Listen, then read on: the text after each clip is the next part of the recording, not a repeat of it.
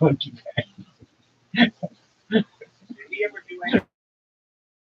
when he killed the grocery store, and he was a bookie. Everybody was a bookie back then.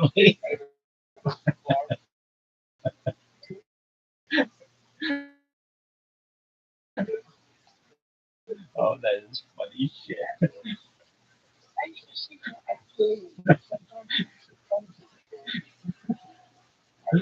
That is funny shit. Kids, that is funny fucking shit. Wait a second. So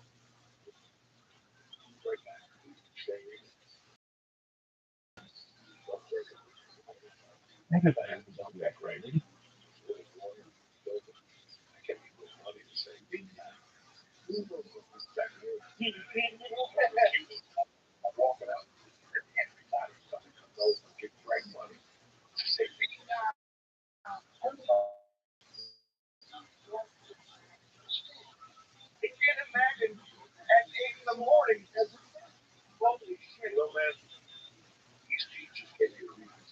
Everybody was a boogie back then. Me.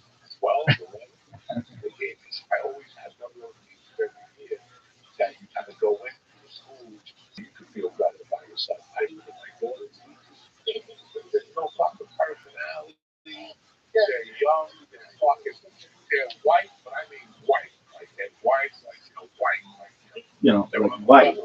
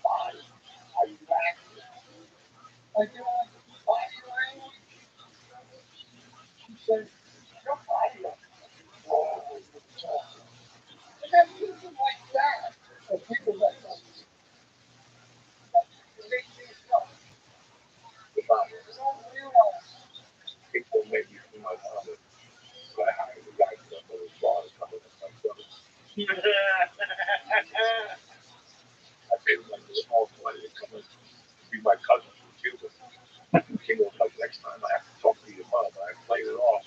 The next time he goes, this time I have your mom come in.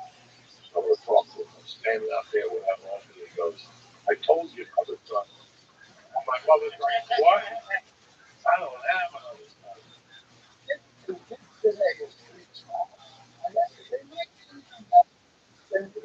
No, no fucking way.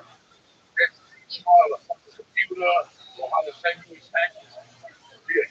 They know how to send the balls to the school, and shit like that. But they don't have what we have. There's no way I see it every day. I see the kids that my daughter plays with. I see it in the kids. That if we're gonna have a hard time. Look at 20-year-olds. A lot of 20-year-olds just come with fucking come with it. They just walk around. They don't know. And they go to college for 4 years and somebody pays them a bunch of money and that's even worse. That's even worse. They don't know. They don't know anymore. Listen, there's one of these motherfuckers on a Friday night who paid $2 for 120 $2 to make the quick fun. They will hustle with football. There's no more deliberate payments. See, that was the backbone of America. That was the backbone of America. That, now look at the job. You're 14, you gotta play baseball. It's school, listen, when we were kids, you walked into Tom again, you need somebody in the afternoon, you have to go back to 1, 2:30. But they don't keep following me, all these things were away. We lost paper. If nobody knocks at your door, very hard association that says, walk around Hudson County Park, give me a nickel for every fucking loot. You think I would? You think I would get? I kept that the money in, but I have a hard association. Yeah, they don't have that. How many people rob St. Michael, CYO, for all the police? And I was selling for $1 and take them back. Come on. And I'm not saying you gotta be a bad kid. I'm not saying that. But they don't have that mentality. You can't learn that. You can't learn that. And black things, me too. And I have an 11-year-old daughter. And I see this. I don't see it as much as parents. She does homework. She does all that shit. But I see a lot of boys, about 40 people. I've been in college. I sent my daughter up for a ballet class. The class had 6 months. Kids, four of them girls. And the one of them there with the silver shoes. The whole fucking guys. But that's out there.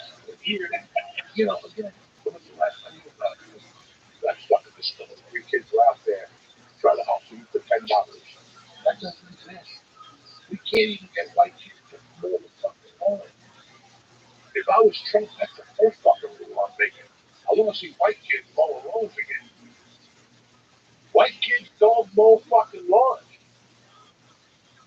This is not good, guys. We do not, they don't have the mentality we were having at those young developmental years. You see a child, when I was a kid, my mom was, doing that today? You gotta go to the bar, stock the ice and stock the beer, 20 bucks. Instead of stick me up for a 10, I'll give you 20. They don't do that. It's unfair. They have no social skills. Have you gone to a restaurant lately? Have you gone to a CVS? Have you gone somewhere and seen the process they put you through? You just don't have. So go on that name. You can't buy it over there. God forbid.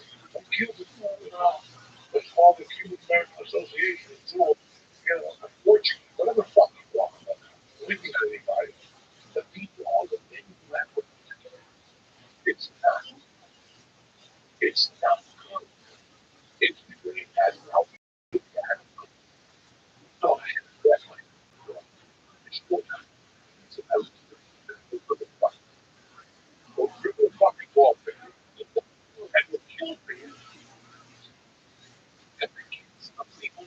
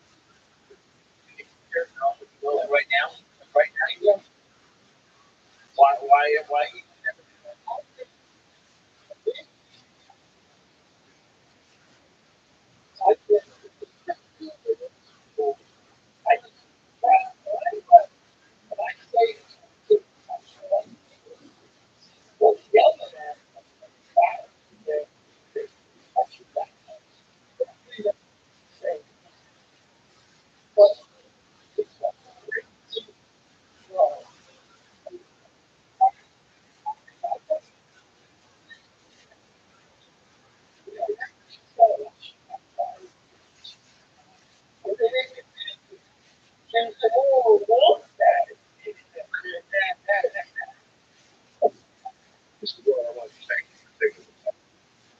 Thank you for being a great guy. I need to have everything done for a ton of kids, especially me. Changed my life. That's it. You guys have to change the flavors finally. Hey, tonight I'm at Freehold. This was all right. Park Casino. Then I'm going to fight again. Wednesday, Jersey City, Party Ball. So that. So I don't know what to tell you. I had 4 days like this week. This week I'm going to do.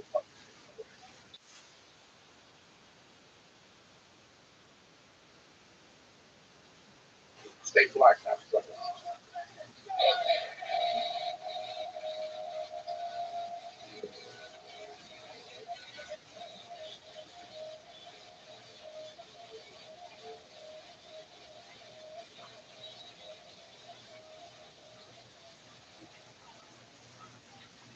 The Church New Testament is brought to you by Blue Chew. Listen, if you've been wondering if Blue Chew is all it's cracked up to be, the answer is yes. Blue Chew is an online service that delivers ED meds right to your door with the same active ingredients as Viagra, Cialis, Levitra, but at a cost. You cannot go wrong. I love Blue Chew. You know, I'm old, but every once in a while I get a little loving to me, and Blue Chew never lets me down. Don't miss out on the best things ever. Blue Chew got you covered. You understand me?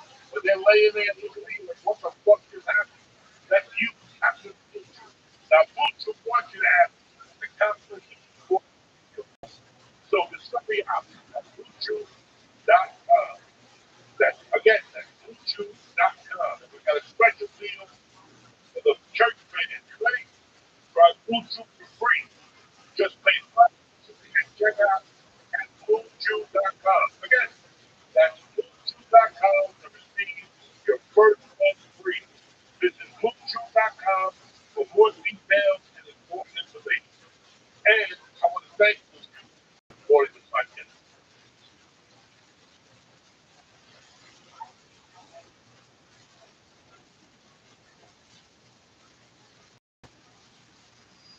What's happening, you fat motherfuckers? It's Tuesday, December the 3rd. This is the church, the New Testament. And I got a friend coming on in. I've known him forever. His name is Lucio Bonanza. He's going to cover a couple of little situations. He leaves here, his feet is dangling off the little fucking chair with the back seat. I got to get my french fry from Wendy's, and that's it. We're here. Let's get this party started. Greetings from Podcastville. The Church New Testament is brought to you by Freeze Pipe. You don't need to wait for snow to smoke. Freeze Pipe sellable pieces that give you a good time with no throat burning and no coughing up a lung. I love freeze pipe. Each freeze pipe comes with a glycerin chamber that you put in the freezer. When you're ready to light, you take it out, put it in the bong. Once the smoke passes through it, your smoke gets cooled by over 300 degrees. Again, I love the pipe. Whether it's the bubbler, the bong, the pipe, the dab bricks, you're going to find what you're looking for with freeze pipe. So do me a favor. The holidays are coming. Somebody in your life needs a bong, whether it's grandma, the priest, somebody. Right now, you can go to freezepipes.com and press in code DIAZ, DIZ, for 10% off your order. You hear me? That's a Christmas breather right there. 10% off your order when you press it, code Diaz. That's the freezeplant.com, code Diaz for 10% off. Order today and get free shipping and say goodbye to harsh smoke forever. Activities, it's over. They didn't put you on this planet just to give up. The local Joey can do it. I can rule the world. That's what you got to think.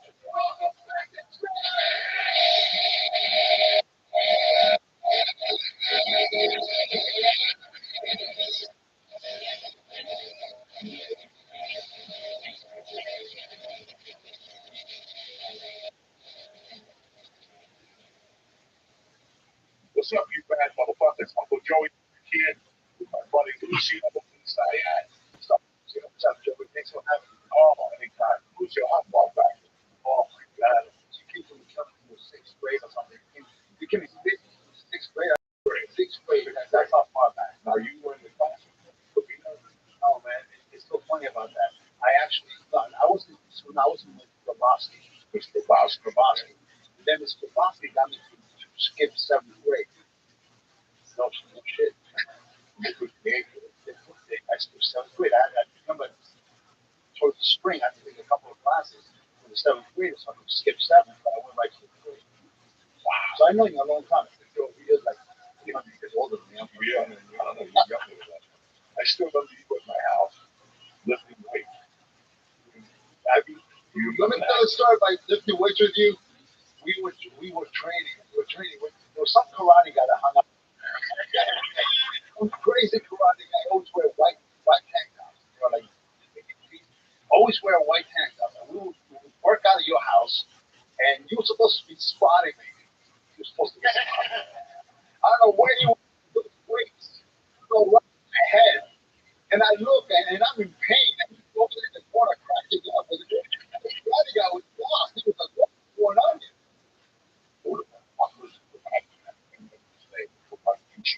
Always wear a white hat.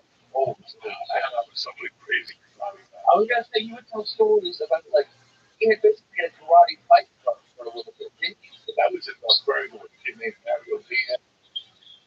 Chinese people did. He was a doctor. Mario Diaz moved out by uncles. I went issues and you figured out. What do you have already history? No, the one kid that was moved out by uncle. And then it was we should do karate. Kevin in Orlando, Wayne in Orlando. He was on 16th Street, New York Avenue. The guy used to check the report card. If you walked up the fourth street, he would make you jump in jacks and then put you on the side and over or everybody was flying through the air. It was tremendous. But we had, we're talking about Thursday, right? We're working on Thursday. When did you leave? Right here, 77. Okay. I didn't want to go. I wanted to stay. I had to set up in high school. I was going to be playing baseball. I was going to be basketball. I was going to be running track. And all of a sudden, my mom said, "No, I'm going to take you to the city." My whole life, since that summer, I got back to the city. Big change, big change. I went to Union Hill, Union Hill High School. It was different. Union Hill, it was different. It was different. It was all most of his time, but it was a whole different ballgame. I mean, Kelly School, the teachers really cared. They cared. They wanted you to learn. They were, you talked about Mr. Ramon, you talked about Mr. Ramon, you talked about Mr. You talked about, the Mr. Miss. People cared. How great Mr. West. Mr. Miss was in the classroom today. There's one of our teachers who has sick or something. Mr. Miss was up with the blonde. Girls loved him, just like Robert Redford, with a mustache and a joke. And he was okay. And one day he was the teacher. They put both eighth grades together. They said, we need to talk to you, my son. We have an organization for 12 kids, helping them out. Okay. Mr. Miss comes in with the white dude. The white dude opens up the briefcase. I'll never forget. Opens up the briefcase. Starts taking notes on it. He goes, how you doing, boys and girls? I'm here to talk to you about a disease that's hitting kids. They can't walk. You start walking, something fucked up. But then he goes, and they can only walk 3 steps for every 30 minutes. And the guy goes, yeah, he's and Richie all this time. And he goes, get my roller skates. The guy looked down, closed the case. I'll never forget that. He goes, he told me not to talk to this class. That was one of the last times. I don't know when was the last time I saw Mr. Miss. Which was Mr. Miss, like you say, he's a good looking guy, strong, and became a basketball coach. And man, we were great in basketball, street basketball. We played for the East. Played there all the time. David Rubens and stuff. A bunch of us back then. Yeah, lefty. Chuck was Chuck. Really nice. Right? It was really tight. Remember Chuck? Yeah, it was fast. Yeah, it was fast. Anyway, so this coach, we were great at street basketball. So when we got in, yeah, let's talk. I remember one year they pumped the second ballot like 10 times. We got to know how to play that court. We never practiced. I remember they used to say, let's go practice at Kennedy School down on 10th Street. We used to walk down there in the rain, the snow. I go, coach, now they got stuff. If anything, one time a week. So we were playing against all these other schools that we stunk. But it said, oh, no, no, wait, no. We would start winning it. Every game we were winning by halftime. And then we would lose every single game. We lost every game. But Mr. Lee said, you guys dress up. Dress up. We'll get all the girls. You guys will get all the girls. Just dress up. Doesn't matter how bad you play. You guys will look good. That's what we did. Put our little polyester shirts on and whatnot, the bell bottoms and stuff. And we'd go there and pick up the girls. That's what we did. Who was on your team? I'm David Lewis. I don't know. I can still play. You met Marshall? Sure. I still go. Yeah. Yeah. And yeah, I don't know if I play. You know, Chucky played. He was chicken. We had some crazy motherfuckers in that school. Now, it's funny that, listen, basically we're both sick. I grew up in Montgomery. I went to high school and grammar school for a few years, but I've been going to Union City since I was in fucking diapers, you know. And I went to Cortinico. This is how this whole shit started. I went to Cortinico one day. I was there with my daughter. You're sitting outside. It's 80 degrees. I'm looking around. I see this building. I keep looking at it. Looking at it. And that's what I thought about. North Hudson, North Hudson House. Across the street from the Dairy Queen. Yeah. I went on a ride with my daughter. I'm like, oh, I know a lot about this city. Like, I know this kid 48th Street, just cigars going down the street, which is cigar shops. Fucking cigar shops. If you went from Burger Line down to like Palisade or York Avenue or whatever the fuck it was. I mean, you have the Colony Theater on 48th Street. You have Colony Theater on 48th Street. You had that other theater. I didn't even know this. Fucking, what the convenient yoga. Oh, I never heard. He must really be city theater. Your grandmother, his grandmother grew up in Union City. She told me a story about up to the bell when she was waiting on the bus. The bell was awesome. I didn't know this nothing I was. What did you tell me? She was like, a week later, he went to Dallas. Like the Bell Star Revolution. And Union City, that's something. Yes, yeah, and where they got arrested. Yeah, he got arrested in Union City. You talking about that? Yes. What was he doing in Union City? That's where the revolution started. Union City, whatever part of Florida. The Tampa was like in Miami. They all before the Bears, they call it but he's the fucking job. But that all like that. Are you there as well? Yeah, it's not my fault. I was born there. I don't have born there. I was born there. I was driving back from Jersey the other day, and you would told me, Joey, that like you moved, like your mom moved here partially because of like the sewing industry. Yeah, and they had a sign right at the Lincoln Tunnel in New Jersey, the home of embroidery, 1837. That was from the 1800s. You know why? Why? The German machines, there's two machines. They have to stand in solid rock, and they only carry that solid rock from stone to stone. So that's the only thing like they can whatever two-time machines. So the embroidery is just big huge. They did all the patches worldwide, and everything. You what's Unity was embroidered capital of the world. So also the burlesque capital of the world. The burlesque capital of the world. Do they need to reinforce it for that? They don't have no burlesque capital. Oh, no. You know how many? There was a lot of theater in the city. You had the cinema. You remember the cinema? The Hippodrome, the Lincoln Theater, the Twin State, which was on 48. CBS is 48 and Bergman. The Clown. He was going to the city. There's a lot of people that's going to the city. Frank Sinatra, when he was with whatever for the group before he was even solo, they sang at the Lincoln Theater on 32nd Street with Davis. You remember Davis food store on Bergman Avenue, 32nd Street? It was right there. Around the corner where the bandera was. That used to be the Lincoln Theater. Okay, before the they had most of the stores. Other parts, right. The best BLT, the fucking idiots. I'm going to stop there at 3 in the morning and get me a BLT and shit. Tremendous. How do you have the best BLT? It's really good bacon. It's really good tomato. Okay. Thick bacon. Now, turkey club there. The turkey club. The turkey club. They made turkey clubs. No, the turkey club sandwiches there. No, they just closed. That did not close for that year. Really? Yeah. And my florist across the street. I had a florist. I went and bring florist to my mother. I went in there. We're in Colombia and never coming back. That's how it works out. But it's so funny how, like, I was driving that day with my daughter and I started telling her, like I remember, I don't remember nothing about New York City till my father died. And then I remember we lived across the street from Grammar School on 29th and Central. So I went to Bravo Walk, lived on that street. We had a garage. I was like, what happened? And we ended up in New York City.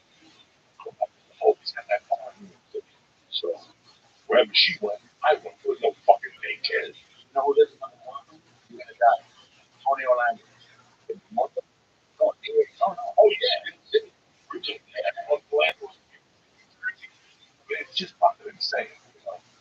And then I would just go this and I would walk because you had my mother had Welcome, welcome. How you doing, big dog? I'm good.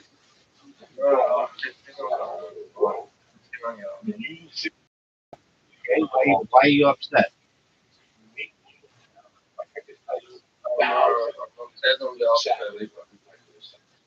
All right, big dog. Well, well okay, man. Peace, dog. They always had the midnight show, and then you walk down the line, and you had Costco fruit, like the toy store, that's right, with a lot of boxes. Oh, that's what I'm talking about, Davis. Beat the fuck out of boxes. They'd be all over Burger Line. And then we'd run away because the cops were going to chase them for fucking cops. Fucking crazy. And there was a go-go bar there, right on 32nd. Yeah. Yeah. Now, when I first remember being at my mother's bar, there was an Italian deli. This is 66, 67, 68. I was old and they picked me up. I stick my hand and he'd always give me an apple or fruit or an orange or some shit. Orange, you can't, bigger than can. He left. Check me.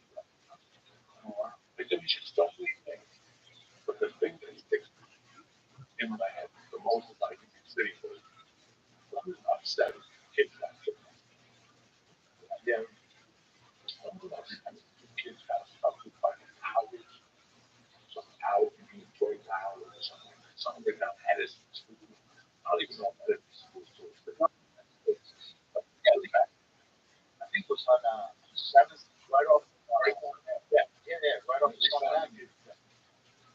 Again, just because I went to my mother's bar, like doing things in New York City, I felt like I had to go. I told my mom, I was there waiting. She was like, "What are you fucking crazy? I gotta go." And I went down and had it in 2008. I'll never forget this. I was like, "This is Human City. This is real. These people are walking around, and they're gonna find this motherfucker and kill him when they do, you know." And then I remember that fire on 28th and Berkeley. It was Bolea up the block, Nantes, which was talking about where we had school these motherfuckers at the heart of the sandwiches. Yeah, these motherfuckers don't know nothing. And that burned down overnight for a holiday. And I still remember going to my mother's bar at the front. It's just filled with people giving money. And I don't know how old I was, but you get these boys of age. 1992, I moved to Georgia. I go with Jimmy, my brother. Then I dated my sister. And they're like, you know, this is family. Kids, your money. You remember when you took care of us? See, when we were kids, they stuff on that. The kids work out here for free. And we're fucking free. Wow. That was all fucking New York City. You know, New York City is a small, not big. It's just, it's like New York City. For the longest time, it was the most populated city in the whole country. Until just a couple of years ago, Gothenburg became the most popular, most densely populated city in the whole United States. But Union City ever was the most densely populated city. That is Gothenburg. You have the record of the bars we have. I have no idea. I'm just blown away. You guys kind of like look, not like not, but like you guys have almost like the same beginning. And then when you come and you have a little thing in the suit jackets, and you guys start with exactly the same. And I'm like, I can't. It's just crazy. You guys came to the same place. You can't get another person. So you graduated Union Hill. I graduated Union Hill. I went to Rutgers, and I was going to go to Oxford. I was already working in New York, so I said, "See, self-torture. That would be good." I was acting. Holy shit! Yeah. I'd never joined a movie. I was born to be a physical. And then all of a sudden, I'm going to think myself. Freshman year. Freshman year, I wanted to dance disco. So I won a disco championship in New Jersey and New York. So that got me into this. Remember So Fast? That got me into this road band. They got me into a TV show. And I used to be so funny because I used to go to So Fast Disco. I was underage. And I remember my cousin was outside by the side door. He used to, give me ID so I can go. And then like, young also, whatever. Which tell you, I got into a TV show, and every week I was on so disco. I had to got speeches. I was just a crowd. And this freshman year in high school, nobody saw me. No, nobody like guided me to show this. I mean, nobody. I can't believe it. Can you just explain what Soul Pack? It sounds like it was like what was that Love Train or what was that Soul Train? It was like a Soul Train American band or something like that. And it was just disco music. And you were just dancing the whole time. And then you saw Karen Young. Remember Karen Young would come on and the Commodores and all these people come and perform. Lip sync, but it was perform. And then just little skits that they had, and we were just dancing. Sometimes I got featured because I wanted to sing. And there I met this couple, Jeff and Donna Shelley. They were dance team, and I started taking dancing classes with them. And then that was the beginning. And then I got something. Oh, then when I went to this kid that was, with me said, "I want to help you." He goes, I want to do something. I said, "Where?" He took me to Rutgers, the Black Box Theater in Rutgers. I saw the Black Box Theater. I said, "Man, that's what I want to do. I want to act." Within a year's time, I was signed in New York. I was spending soaps, and I couldn't act to save my life. I couldn't dance. I couldn't sing. I had no ability, but I had the desire. Obviously, you fucking dance. Yeah. So I got into all these shows, and I got into soaps. I did a bunch of films. I did a bunch of soaps. I did a bunch of musicals. And that took me all over the world. That's what I did for a long time. For a very long time. Sounds like you were pretty good. Yeah. I was all right. I was, I was losing this plan in my head. The director said, "Do this," and I was just doing that.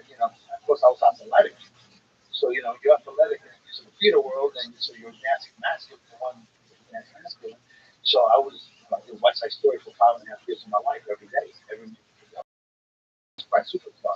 I did Glass and Dolls. Were you on Broadway? Or I did the Broadway National Tours. oh, I did the one that would travel. yeah, I did the West Side Story. Did the Paris company. They Japan company. He was supposed to come to Boston. And they did West Side Story in Japan. Well, I did West Side Story 5.5 years of my life, every single day, 8 shows a week. Are you still doing right now? And, 8 shows. I can't imagine doing 8 shows a week. and it felt when you got off the tour, it felt like people having to war. Everything, everything. My knees, my back, my. I played Chino West Side Story, so I should be done. So I had a knife, my elbow. Every night. It was a lot of fun. It was a lot of fun. There's a lot of work. People don't realize. People have no idea the deal. Like I've done auditions here for deals.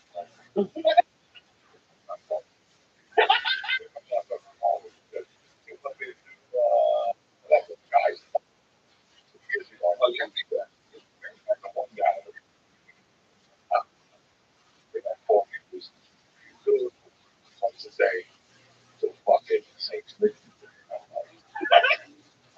think Guys and Dolls with Lona Love. Remember Lona Love? And Liza Minnelli. Okay. Lona Love. I did it with. You remember Steve, the guy who plays Steve in Married with Children? Yeah. He was in the company I did. You remember? Oh, Fish. Remember Fish? What's his name? Dave Pagoda. Dave Pagoda. Came in and had to let him go. Couldn't do the role. No, he's too old. This is like this years ago. And I know he can't dance. No, He was 100. He was 100. I just seen him in a restaurant. They always play out of it. They Broadway guys. Get the fun. But he was old then. He was old then. So when I went to Rutgers, I was doing all the stuff in New York, and ICM signed me for a commercial. So I would do all these commercials and stuff. So I was making a living at it, and that's all I did for a long time. And then until I ended up back in the city somehow. So you have your SAG card? Yeah, that's SAG after and equity for forever. Equity. I don't even want fucking thing. After it's done, they're like, this is SAG now. Yeah. It's not the same. Yeah, it's not the same. So I mean, you done. So I guess have you ever done play shows? If you guys like, you told me to do it. King and I, when I was watching.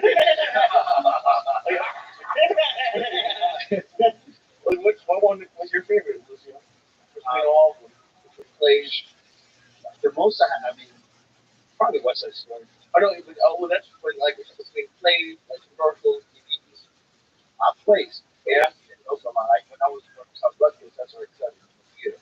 I wanted to be a theater actor. I never thought I knew to get to become like a film producer and stuff like that. That was like my favorite. I was a serious actor. In fact, I worked at, I don't know if you guys ever heard of Spanish Repertoire Theater in New York. I worked there for 3.5 years. It's the premier Spanish speaking theater in New York. And I worked there as a lead actor for 3.5 years. And did everything. So it's a repertoire company. So on any given weekend, one weekend, 3 days, Friday, Saturday, Sunday, I did 5 different plays. Well, actually, so you're a true repertoire company. So you're running all these plays at once. You can do a concert play, a walk-up play, and then you do a contemporary play, all in Spanish. It's insane. When I got off the tour, I just met my wife. And I checked out on these tours. And I started working on Spanish rest. The first script I got in Spanish, I was like, what? And my wife, she had teach me. I was script. But that, I didn't know what I was reading. I was read in Spanish. So I was there for 3.5 years, and it helped me out to later on when I becoming a commissioner and stuff. It helped me because I was there with my language. That helped a lot. I can speak Spanish. I could read Spanish. I could write a little Spanish. But Spanish audition, I just have a. No, I can't. Because listen, there was a show on the early in the late '80s on local. Not. I can tell you what that got. I'm not can't wait. And we're not gonna cost money. We're going in. I go down. There's all these people. They're very nice. But okay. So I'll never forget. Like I read the role, booked it, went on the next day and doing rehearsal. I said a line, and they all. Right there.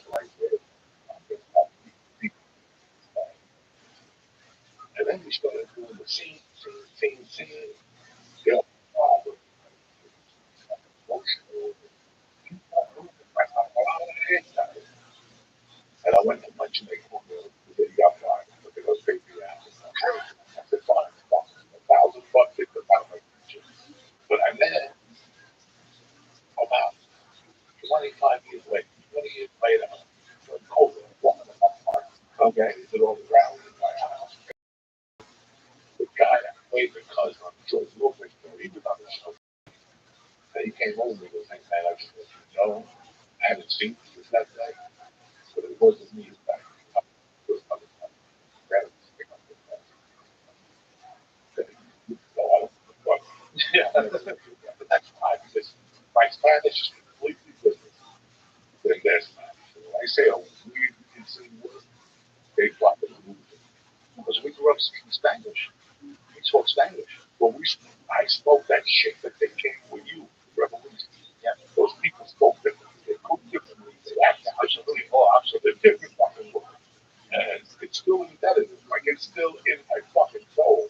How to walk around and how to just I tried.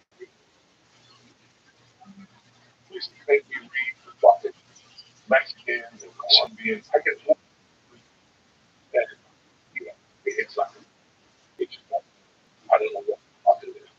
I remember when you started this. Okay. And I said, oh, I know Stephen Bauer is in one of Cuba, but where are the Cubans? The Cubans are the Cuban influences were there. You know, I mean, Chino tries, you know, his best, and there's that cult classic. But where are the Cuban influences that I'm machismo, the way that the Cubans talk, my stepdad talked to them, dad talked to them, the Cubans go on to tough dude. But it wasn't just the way they talked. You know what I mean? It was a whole different kind of people. And that wasn't represented. But when they would get ready for that, no angels following them. Yeah. That kind of refugee to a lot of stuff. It got so bad that they have no people. And when they're working in the fucking in the coffee shop, people, yeah, right before that scene, there's a guy who comes up and says, oh yeah, I said it, Mahamon. You know, that's Angel Towers on coffee shop. Oh really? It had no and they're the you know, they and the other. A lot of people don't know what cast in Miami was shot that. That's what I and no over the years now I got so I would ask him why. In fact I shot him. I mean so I had a dog he told me he stole the extra arm and he sold it for 75 grand. The whole fucking thing.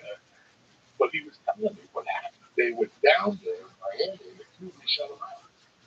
So they had to shut down and pay everybody for 6 months and go to California and start over. Like Texas, I think that was Miami. Yeah, that's under 405. The mother, the house, when he goes to the mother's house, that's a little house. That's airport. Like where they put fucking migrants. I don't know what they do. But all stuff. And then the two guys that she there's a one guy was talking about. Told me the whole story. He was an extra. He was an extra. Well, and fucking able to call. And the director came up. For Brian De Palma came up and said, hey, what do you wait? That's the big thing. It made him laugh. He was doing the lesson. I was his first actor. Wow. So he was telling me about they just had a lot of fun. They finished that, but that last scene, the shooting scene, you ever know about that? No. That's stupid. They were in Miami for a fucking director's conference. If you see who's shooting, and they're like 10 cameras. So Brian said every director come down here and get on a fucking camera and shoot. All those motherfuckers are in there. Really? All like the director. Like, that's what the bench was at. But listen, if you go to Hollywood, people get pissed off. Look at fucking Major League. They put Serrano. He ended up being the president of the United States on that fucking show. it's fucking the movie became a cult classic. It had a ton of money, ton of money, and it came out on December 25th. You know that? Finally, it got released on Christmas fucking day. So people, it was a family fucking movie. Did you see the premiere on it? Yeah. The premiere, the funniest was the funniest. When they said, "Well, you think it?" She goes, "I heard enough fucks for a lifetime." There was a lot of iconic things with the show fight that comes down in the elevator, one shot. The one scene that when he's going out of his mind, and he's talking to her, look at you, have whatever as a wife, joking, that scene is just unbelievable. So many great scenes. It's great. Yeah, it's a great film. It's a great film. I don't know. I remember when that movie came. I'm gonna change this area. New York City. Listen, man, when you look at the statistics and shit, like the Cubans took it over, like you were talking about the Germans, the Dutch, the Indians, there. And then the Cubans started coming in like in 50 before the revolution, you know. And they just built this beautiful little country. They really worked hard. When the Cubans came, Bergen Island, they thought Bergen Island, there was one place to go. You got a bunch of Italians selling food carts. My dad came to 65. Because Bergen Island is an older shop, so it's pretty much closed. The Cubans built it up. As they did Italian shop, Italian, Irish, German, and but Bergen Avenue is they built it up. Golden Embroidery, that stayed for a long time. You remember Bombello on the way? He was across the street from the center. So if you were lucky, you had fun. Go see how people sit in his chair. So then you sat down on the legal made a fuck this place. His haircut's one of the goods. When you got a hair, it was like a truck. You fucking thing. And it was like dust and shit. Then it came up your hair. Eat up any food. I truck with the oil. I didn't know much to eat. You cut your hair. No. Stop. At least one half of it. Stop. And then you go. And that's the end.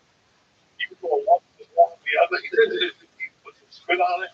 And he put purple lights on it. Yeah. Oh, remember the lights? Remember the lights? Oh my God. Yeah, the lights. It gives you shine. And then he lets you shine. Music on. And you move with you. You're like, oh, that looks good.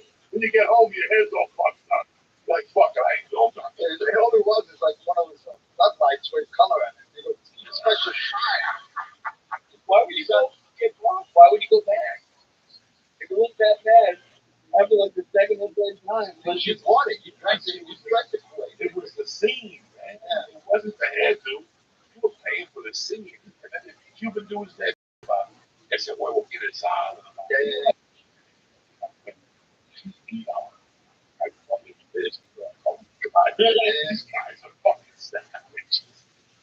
Savages. Asshole. That goes like a couple of years ago. Pocket, it just, when I was a kid, it was before. Every time I came back, for there was a strip club, not a strip club, it should have been a strip club. There was a club there in the 90s called the Players Club. Yeah, where was that? Right next to Pastor. Yeah, that's the company there. And he was there. And I went up there one day and there was 20 lookers, like 20 bucks to do the show. There had to be 20 lookers up there. And one of them was an off resident. I was like, dog, I know your sister. So, like, you guys explain that I have no idea, but you go what if it's great that you go like Starbucks or all these, what does it mean to like be from Cuba? Like, how does that change your life, or how does it explain your life now? It seems like you guys have a lot of people still. Yeah. Growing up in Cuba, you're born in Cuba, but you're raised in an area where you have this mix of all kinds of people. Like I said just before, we had the Italians, we had the Germans, we had the Irish, and everybody called each other names, but everybody got along great. You got a fist fight with this guy, so you called this Vic one day, and you called McKinney, and the next day you were hanging out. It was a different kind of thing. There was no one waiting to be the corner. Everybody took care of each other. It was a different kind of thing. Everybody got along. I remember I drive with my son, 27. I tell my son, this is why you used to hang out. This is big ball right there. It's big ball, manhunt, tag, hide and seek. We played everything. We played football. And you remember Nabisco? Fuck yeah. We played football in Nabisco or center forward. We used to play football there in the snow. Oh, bloody, the elbows bloody. So we grew up in an area. That was like a mixture of people. And everybody got along. It was a great place to grow up in. You know what I mean? So it was different than being born in Cuba, growing up in Cuba, coming here with this culture. No, you create this culture of a mixture of people. So would you like, obviously you're Cuban, but like, would you say like you're more like this area of New Jersey? Like that's more of your personality? I probably have more than what I keep with that. Okay. You understand that conflict, you understand the food, you understand the people, you understand the language, the attitude. It's different. Some people come now, you can't really read them, you know where they come from. But some you can see, you know where they come from. You understand? Some people come from, you know where they come from. You know the walk, you know what you know. And when you know. Right. And it's different. It's different. So when people ask me, like even my son says to me, sometimes you go, you're American. I'm American. I'm American citizen. I grew up in this years ago. I'm American. Going through, I love this country. I do anything for this country. This country gave me and my family everything. It's a beautiful country. Man. There's nothing like United States of America. Nothing. Like if you walk inside of movies, stand, and they want to fucking talk shit, Cuban house, with the fucking thing. The stuff they thought my mother was throwing. And if I hung a little bit, I couldn't hunt. Because they felt, we fucking Cubans felt that they saved their life. We have to fight for them. I mean, that's really for America. They got fucked over the whole thing. And some people today, Kelly, you go to some Cubans' houses, they got a picture of Kelly with a bullet hole in the fucking thing. Still, that's some Cubans. That's the way it is. But when I was young, I didn't really know what it meant to be Cuban. I didn't really know. We came through such a, one day we were at Ashley's house, one day we were at Johnny Black's house, one day, you know, you don't really know until you become a man and you become older and you see what you're made of. And there was a lot of times when I walked into auditions, comedy clubs, I go over the line and I go, you know what? I'm older. For me to really fuck. Like, my mother didn't fucking leave her family to come here for me to be a fucking punk. That's number one. Number two, they just, I don't know. I don't know. But I've always started feeling guilty after I did come. I went to prison. Locked up. That's what it just came up.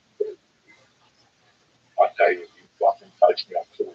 Motherfucker. And it was just a state of mind. It's just a state of mind. These are very state of mind. Yeah. Those days never happened, man. I look at those North Bergen football team. Somebody was 360, and they fucking won a state championship. They were number one in the East Coast. That's little talent. Hoboken. And nobody knows the story about Hoboken, how the Irish wouldn't let the Italians pass 9th Street. When you do that to somebody, those motherfuckers get hot. So they came up here and attacked Irish people. I don't know what to do. At the end of the day, all blind for Rome, to the Astley's. I mean, there's a thousand that I'm Hoboken. Thousands of them. And I want to know what happened in Hoboken that made the kids like something, the kids you animals. We were fucking animals.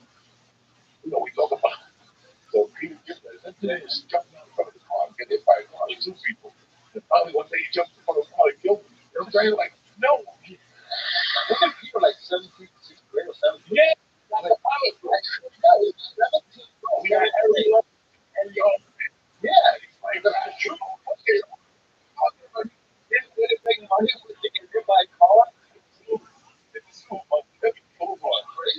20 years ago, he jumped out in front of the car. You remember this guy, Burke? You remember Burke? Danny Rose.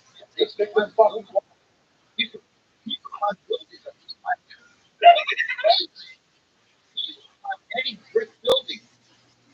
I think didn't you guys think? No, he fell off of the building? Even other guys look like this pump was able to. Yeah, exactly. His name was fucked up and had these little bottle glass. Yeah, yeah. That motherfucker was the style. He fucking statue. Yeah. It was crazy. Yes. Tell me that you were 36 all around. I lived from 27 to 10, right off Kennedy. So you hung out with those savages. Yeah, I used to work. Liberty Island, going down to Liberty. But you just go to 26 for the project. You go to 26 for the Puerto We used to, I understand we used to Puerto Rico. Oh, my God. Yeah, Central Avenue. You go over now. 26th Street. Yeah. That's where I was. Yeah. Down 26th. That was great. My PCK lived there. I was great guy. And I worked on my hands together. And she had a ride. I think it was her brother. And she let me drive it one time. Then I got there. I spin the wheel. What are you doing to my car, man? The gas. You're burning up the tires. Great girl. But she comes to my show. Great girl. Big. Like a brother. Really?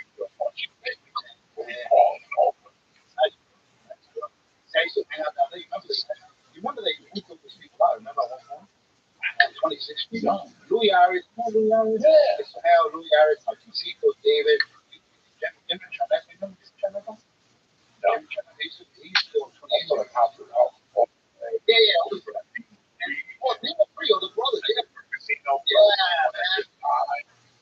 That was down there. That was like North Bergen had all these neighborhoods. 26, and they all was up. But that neighborhood down there was off the chain. Yeah, and they would always battle in the city on Halloween. We walked there with fucking, oh my socks, flour and eggs and shit. This trip night? Oh, this shit. The thing I remember the most was the light bulb company. Doing that theory test. Yeah, they used to throw their light bulbs out and all their bolts. Like they were the back. Yeah. Juan Ali, the Ali brother. Yeah. Juan and the other brother. Juan de Carlos. They used to go to Hooker House. There you go. Yeah. I come out. There you go. They were in the sixth grade and their dad was in the city. And they would come back on Monday. I went to the cinema. I went to roller skating right there.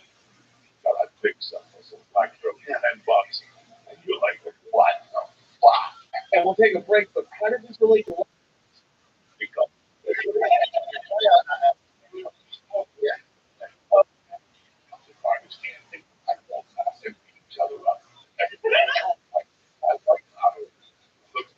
everybody had something white powder. He's one of the first guys talking to me about girls. They did it gritty. But you got to do fucking hookers and oh man. So we had a kid from Kelly Juan Soto. I remember. He got a girlfriend. Seventh grade. I got a girl. I gotta go. I didn't even kiss anybody in the seventh grade. What's happening, beautiful people? I don't know if you know this, but this episode is brought to you by Better Health. December's over. Getting comfort. Therapy is a great way to give yourself some comfort that never goes away. Better Health is 100% online, so it's easy to use, and your therapist will be there for every step along the way. Video calls, phone calls, and messages. Listen, I'm going great. I'm at peace. Anxiety levels are low. Why? Because I had Better Health about a year ago, and they gave me some exercises, and now I'm doing a lot better. So do yourself a favor. Just fill out a quick survey to get started and to get matched with a licensed therapist. Listen, if you don't like your therapist, you can switch them at any time at no additional cost. You're going to love Better Health. Find comfort this December with Better Health. People from the holidays. Me too. I got no parents. I look around and I say, what am I doing here? But do yourself a favor. Visit betterhealth.com/Diaz to get 10% off your first month. That's betterhealth.com/Diaz. This episode is brought to you by Better Health. online therapy and try and get on your way to being the best version of yourself. The church is also brought to you by Aura Frames. Listen, even digital frames, Aura is so easy to use, even with the most tech-challenged relative you can figure out, like somebody like me. It's the Wi-Fi digital picture frame that shows all your favorite photos and videos. My wife loves Aura. We got the frames. I put pictures in there. It's unbelievable. You can add unlimited photos to your frame from your smartphone using the app. So you can change how what's being displayed at any time. If it's one of Oprah's favorite things, you can't go wrong with Aura. Save on the perfect gift by visiting auraframes.com to get 35% off, $35 off, Aura's best-selling carbon matte frames by pressing in code Joey, Joey. That's auraframes.com, promo code Joey. The deal is too good just for church listeners, so get yours now in time for the holidays. Merry Christmas, and show support to the show and get $35 off Aura's carbon matte frame. Use code Joey. We're back, bitches. So what happened with the Ali brothers? No, one of these. First guy that talked to me about girls. But the nitty gritty, what to do, how to do it. I just came up with grade were you in people. I was in grammar school. And that's like up to fifth grade? Sixth. I know I met him in sixth grade. And every weekend, him and his brother, he was on the level. His brother was on over there. He got him there. Or something, because he wasn't all there. And one day we were outside at his house. The function was starting. Julie, God rest his soul. They were throwing shit at me, and I was on the roof. The rock, like, threw it up in the air. Just threw it up in the air. Going for the hip. Oh, like the younger wasn't all there. And he had a big lump on his head with a blood thing. And he just got up, like, I'll take a soda. He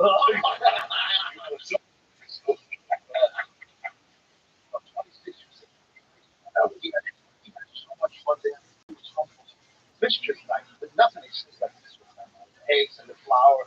You know what I did one year? I was still Cuban. I didn't know about the white flour. I put the real not the kernels, but the yellow flour. Oh, I took this powder.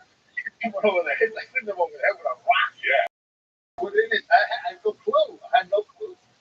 I don't know if you were there that night. You were all stuck on. It had to be 76, 75. We were all stuck on buying glue, writing your initials on the tree, and lighting them on fire, and then blowing it out. And honey, you walk around. That's funny. You said West Philly got no trees. Up and down fucking North American. They got all these trees, all these things. They planted good ones. You know, one night, home from somewhere, so me and you, somebody else, there was a couple of them, was sitting there watching it on the steps like a lookout. He's putting Abby, Pete, and all of a sudden, he looks at us and he lights us up. It's like a tree. This cat's on fire. And he's hitting it with his hands. He goes, Mark, it's only for 4 months to stay out a little fucking fire struck. Like a little distracted and threw him on the floor. He's still in jail? Who had a murder? Oh, good kid, really. But at some point, in the 70s, this big boy moved to the city. They had everybody knew how to put it. So I ran over to the door. Oh, that's right. And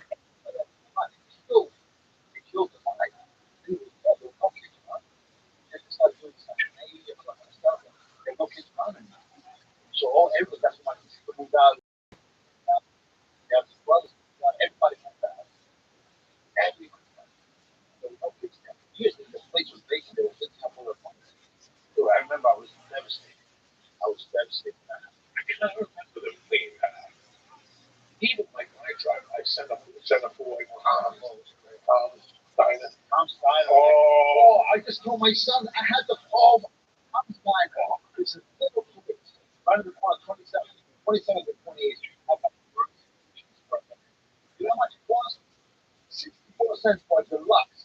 came with fries and a drink with a second drink. Before it was a French burger.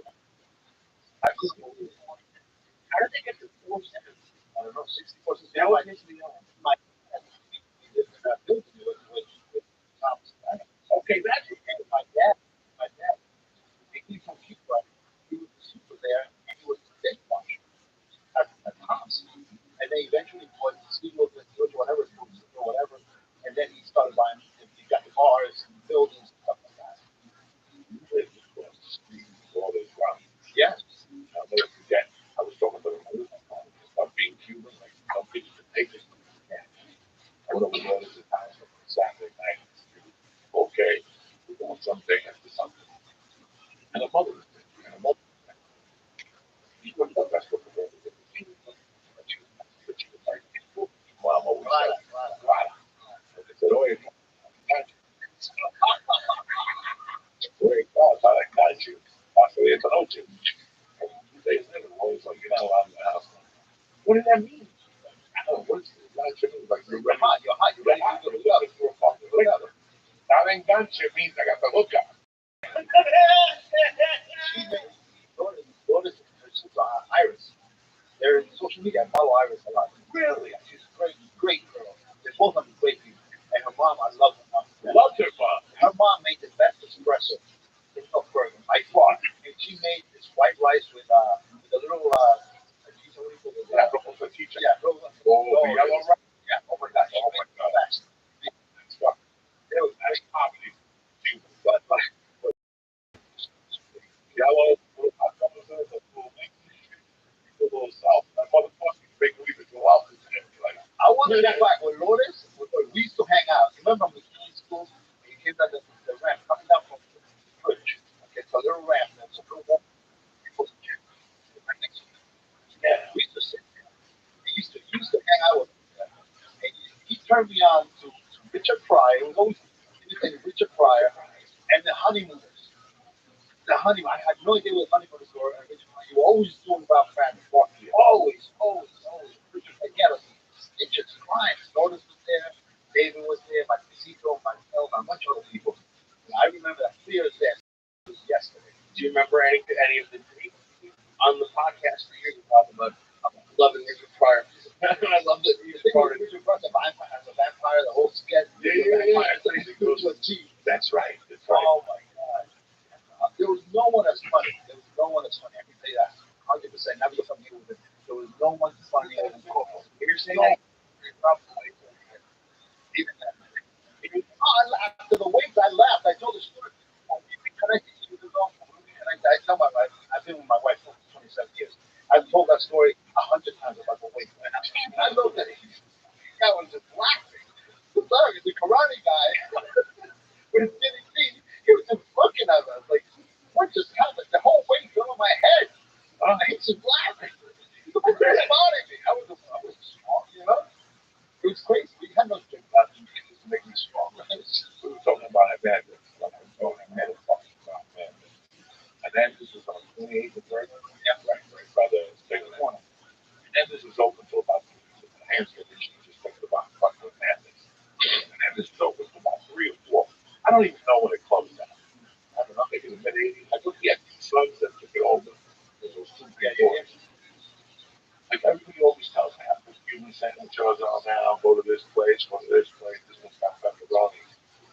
Listen, I mean, that wasn't, don't look at me. I didn't tell you about a pepperoni. No pepperoni. fucking Hernandez, you went in there and the ham twists were already on the bread. And it was packed, it was a big one, and they were warm. The sandwich bread with the Swiss and the thing. You come in right there. He had a glass in front of him. Yes. And you want to remember right?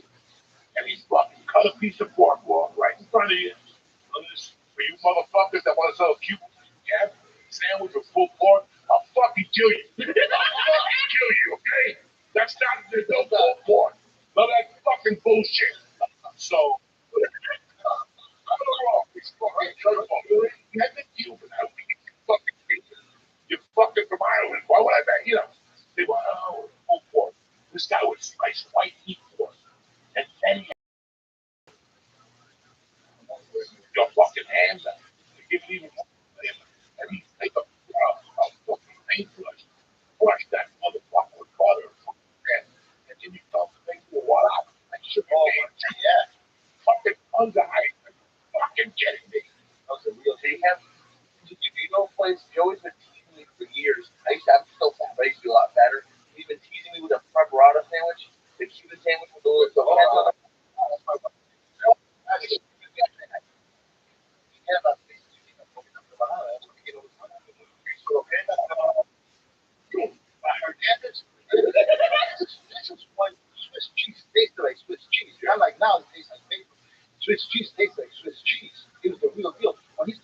ham.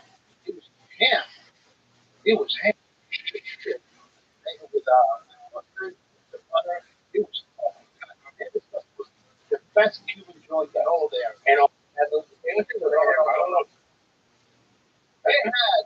I love to brag about they had the best empanada. You know, meat empanada.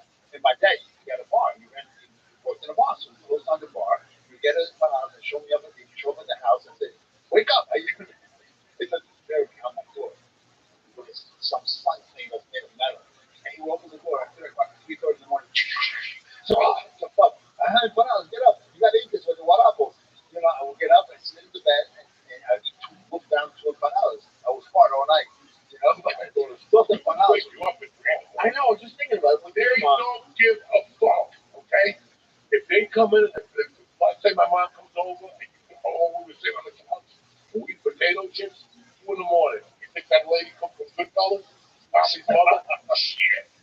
Shit. I'm talking about paella late night and wake me up, a bucket, holy shit. That's the shit they cooked at 3 in the morning. When you went to school, you're like, well, what the hell? It's not like fucking. My mom was used to have the pressure cooker. Okay. Make the beans. And she used to go to work. Make the pressure cooker cooking the beans. She used to prepare them the night before. Marinate. Eat the pressure cooker cooking. Come back from work and get up the beans and get this every single night. You know, whatever. My mom cooked that oxtail, rabbit, moved. She cooked. It was she cooked everything. Everything was delicious. So, and to me, everything was chicken. Chicken. But chicken. But yeah, it's everyone here. I got it. I remember when yeah, They dropped the poop on the front of your house. Like little bowls stacked on each other. The thing, like white rice. yeah, the white rice, like meal prep before meal prep. Yeah. No. Most people are no fucking meal.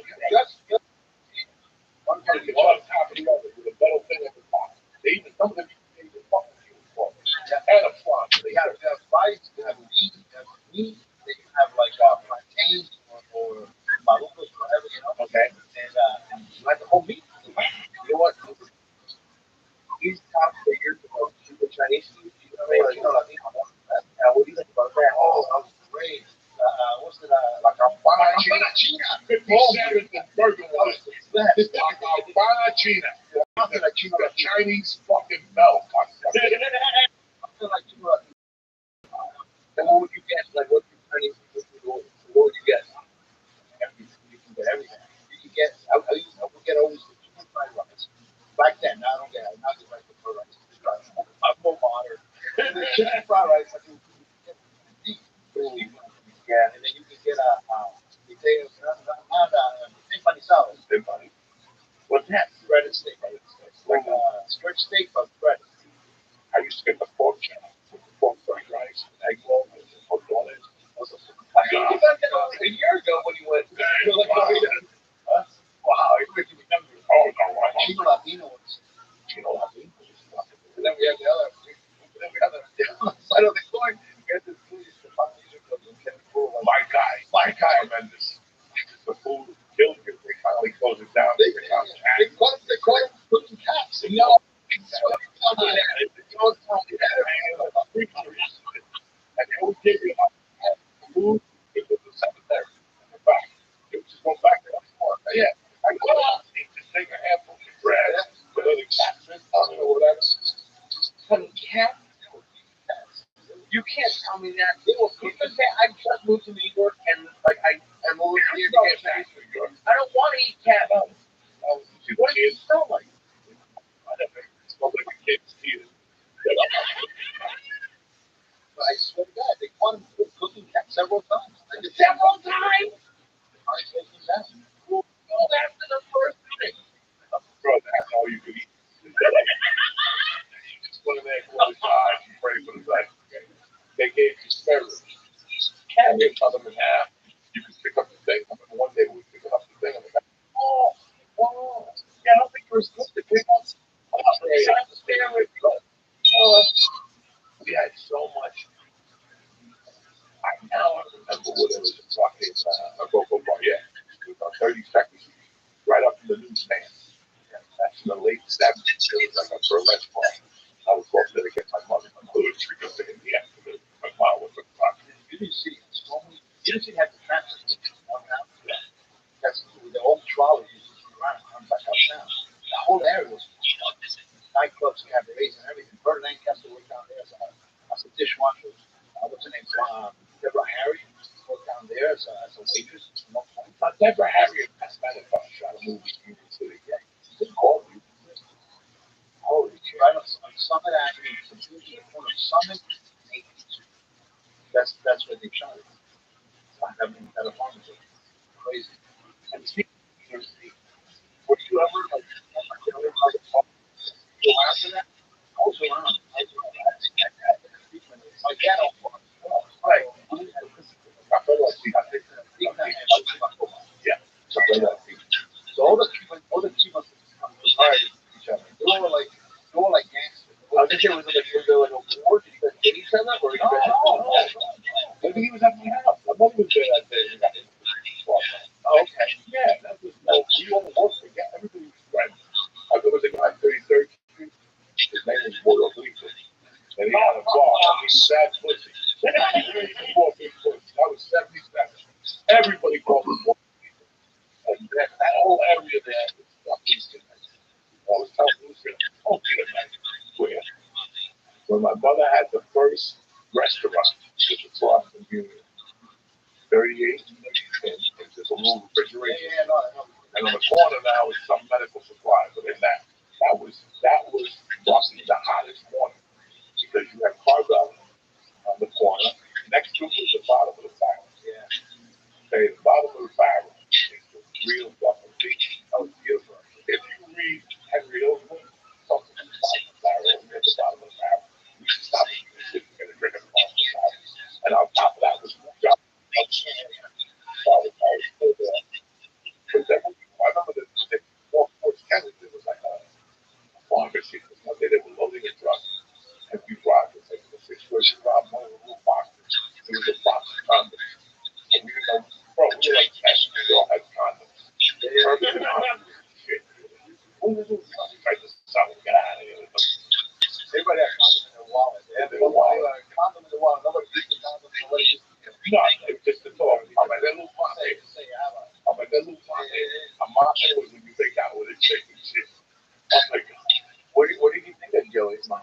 I don't think I've met anybody else who knew Joey's mom. Very nice.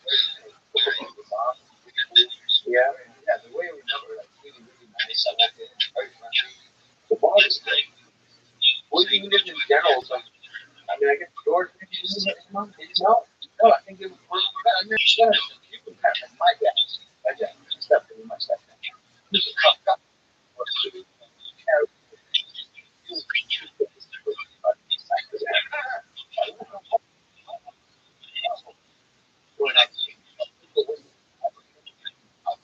No kidding. But at the same time, he was showing me the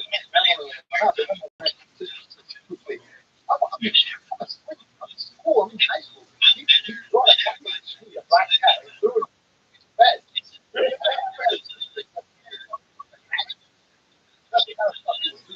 And one day, I got my hand. He was on the homeless man. The homeless. I never forget that one day. Brought him over to our Christmas house. A homeless man. That's what that was. You know, so it was other people that sweep us. We laughed about Joe's mom, right? She thought she had to be the one. All the stuff was him. But at home, he was a mom. He was a mom. And she was but anybody got along with my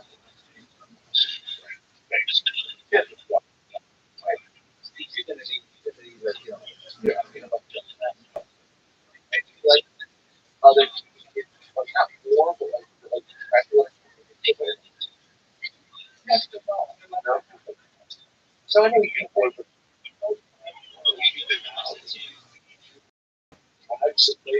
it was great. I remember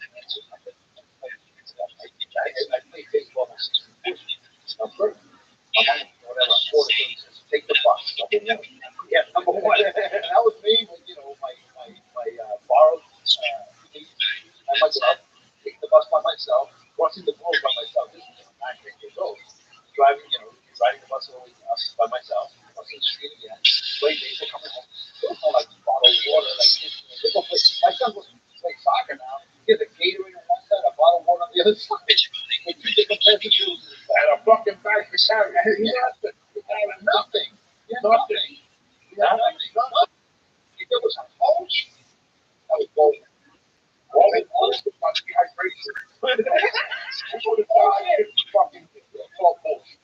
That pain, dehydration, rusty water, I don't know if he's fucking camps. Dehydrated. How do you feel fucking dehydrated? 90 degrees. You think your grandfather stopped double? With some bag this year? Nobody was dying back then, right? Every year now, somebody's dying. Oh, it's too hot. Nobody was fucking dying. They were running fucking dummies. Okay? So,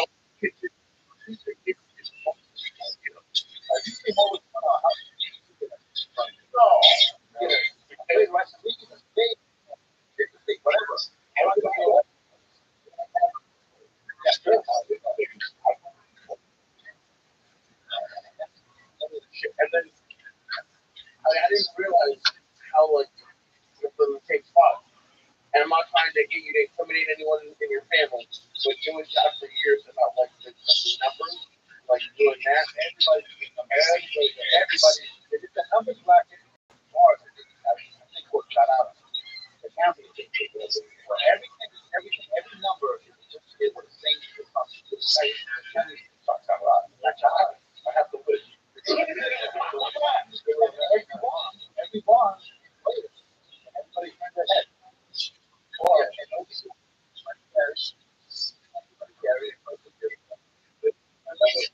One time. Oh, what? Oh, okay. That's the one nobody wants to go out of my head.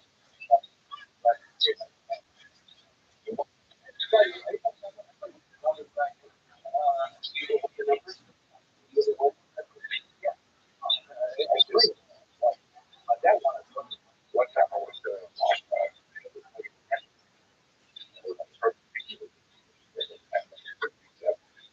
walking around.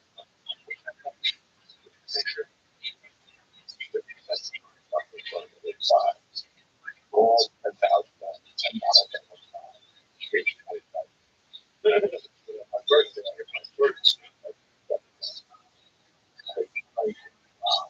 went to Jersey City. And all those cats that was the cocaine. That was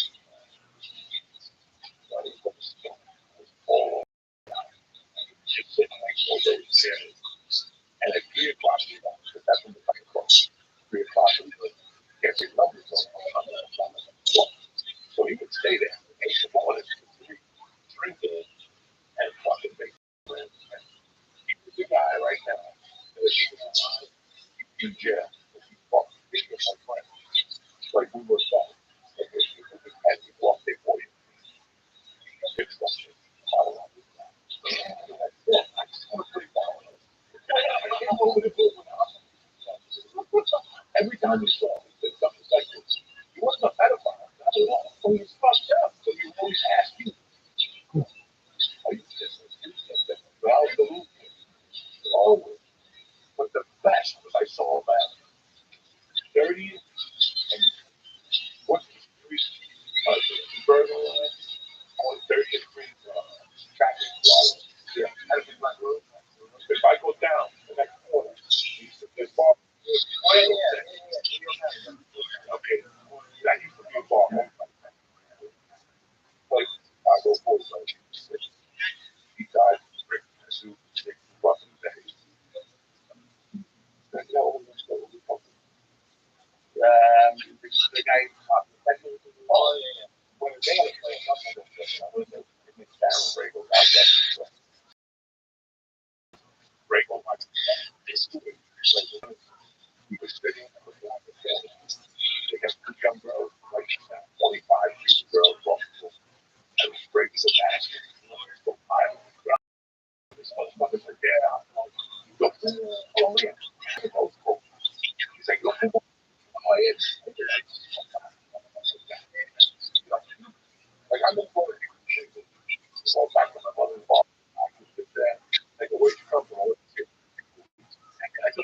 beat him up in Cuba like 3 years ago.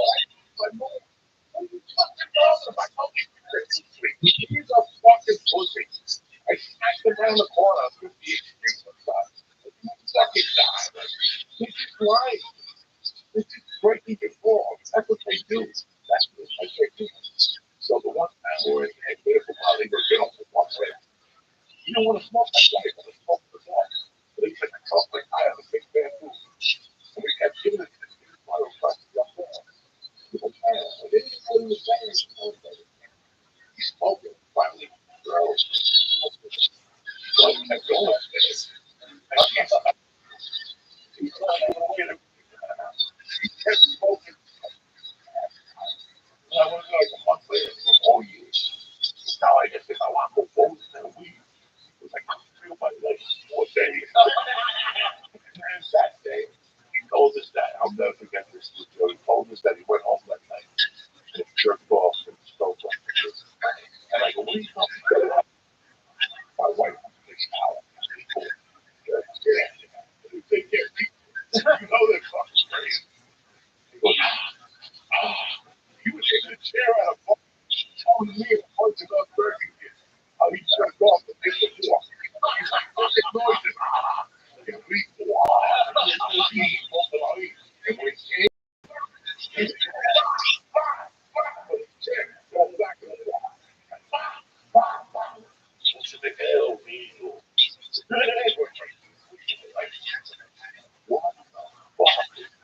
And that's yeah. Because that will help me later on. That little quick thing that goes off you just, I don't know if you can get that later later on. My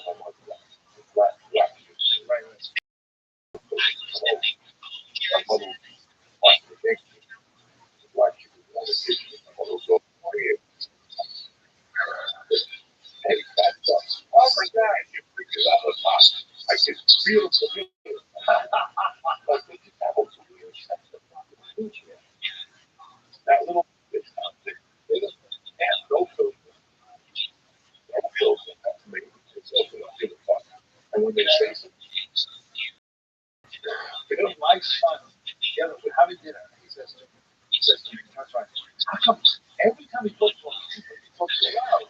Yeah, I'm so like, every time I know you're talking to someone, your decibel level is like a thousand times higher.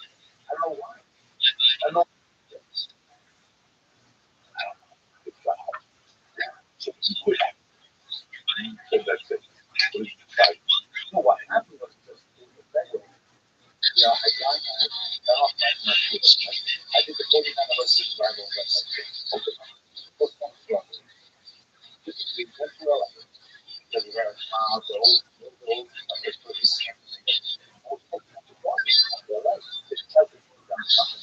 so they said, well, we made our money back after the first month.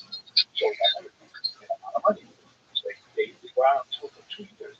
So they were making old fat previous because well, we have all these equity guys making all this money, they just take this on the commercial. They just close down the school and take it out back to the so now we will make X amount of dollars.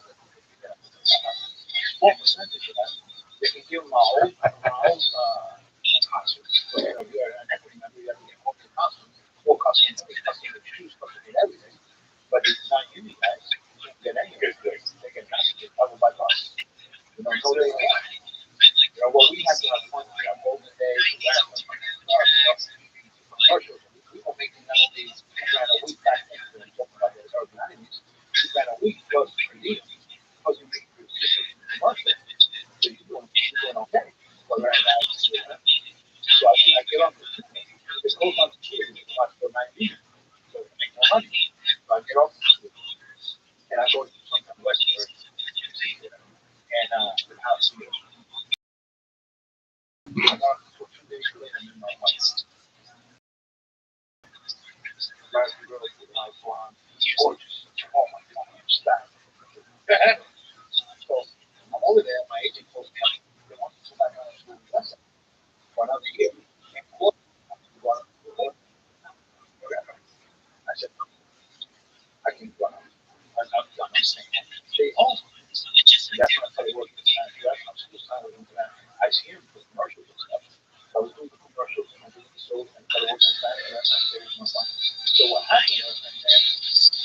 started writing. I had a notebook. I worked at AT. About this time, I was working on my children.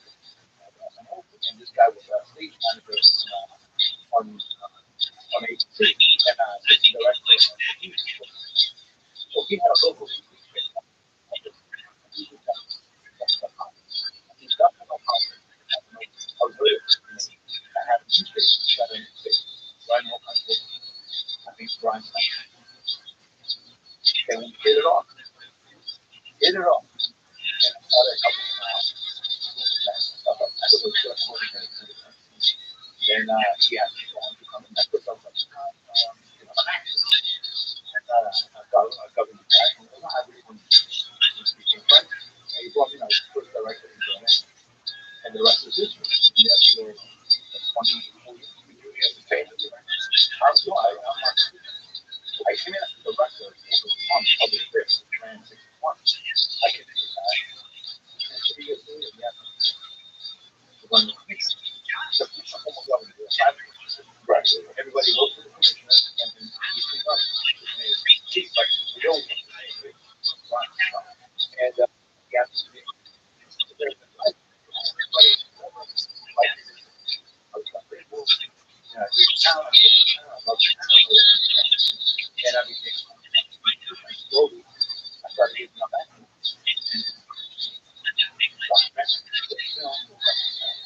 And then that's why I wasn't, and I'm still, I paid my dues. I paid my dues today. I paid them late. I paid them late. I was in the spring. They poured out. I was, if I knew I could pay whatever, $30 something, like whatever. And then I just paid for this. Yeah, no, they call you.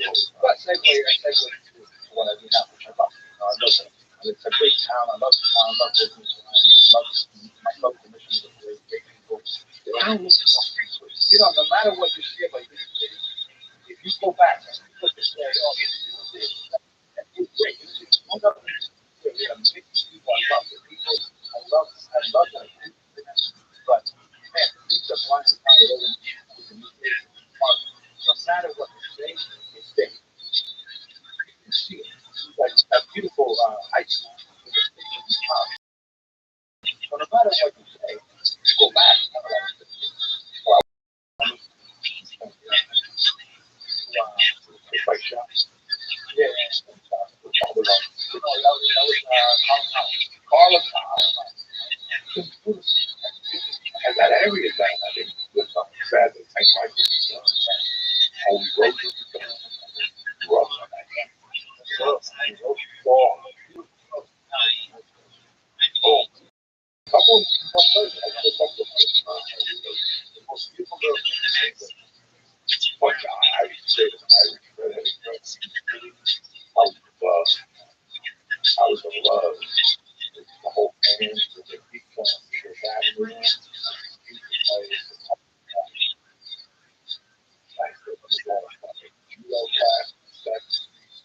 I still remember seeing it all these English, the other way around.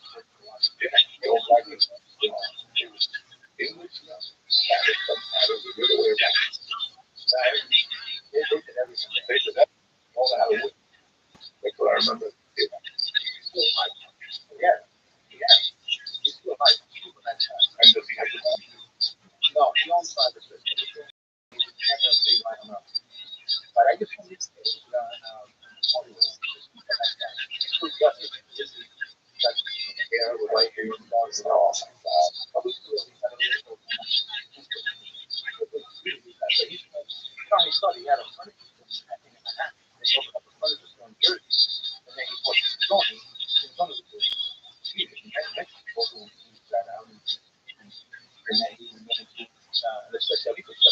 No, what's that newspaper, Oi, or whatever it's called. He used to be the biggest no, but Oi, what I think this was the biggest Hispanic newspaper in the country. And Colombia, shared it for a long time. And then he started a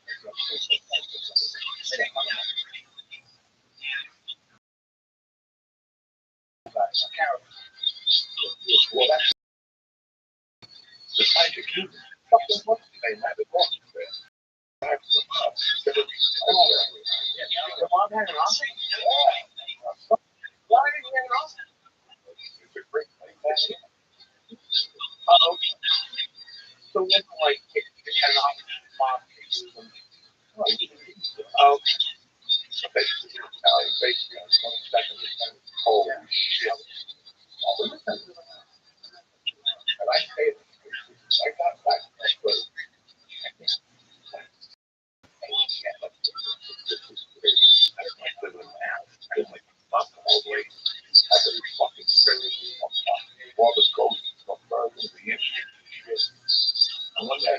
my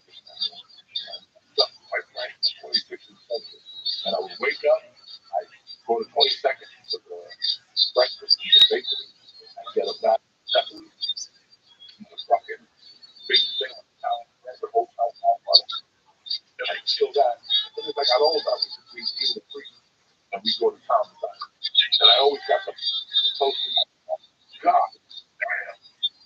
Walking up the grill, Tom the Can, that's not a board. Then you need some fun passes. Oh, I don't catch those up. Fun pass, fucking shit.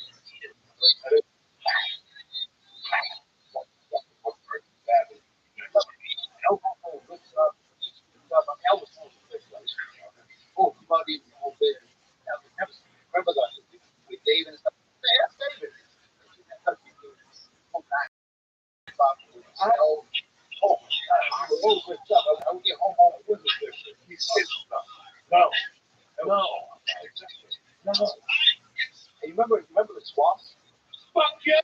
The swamps. These fucking things. The light of the swamp. Yeah. Remember? Swamps. Whatever the fuck that is.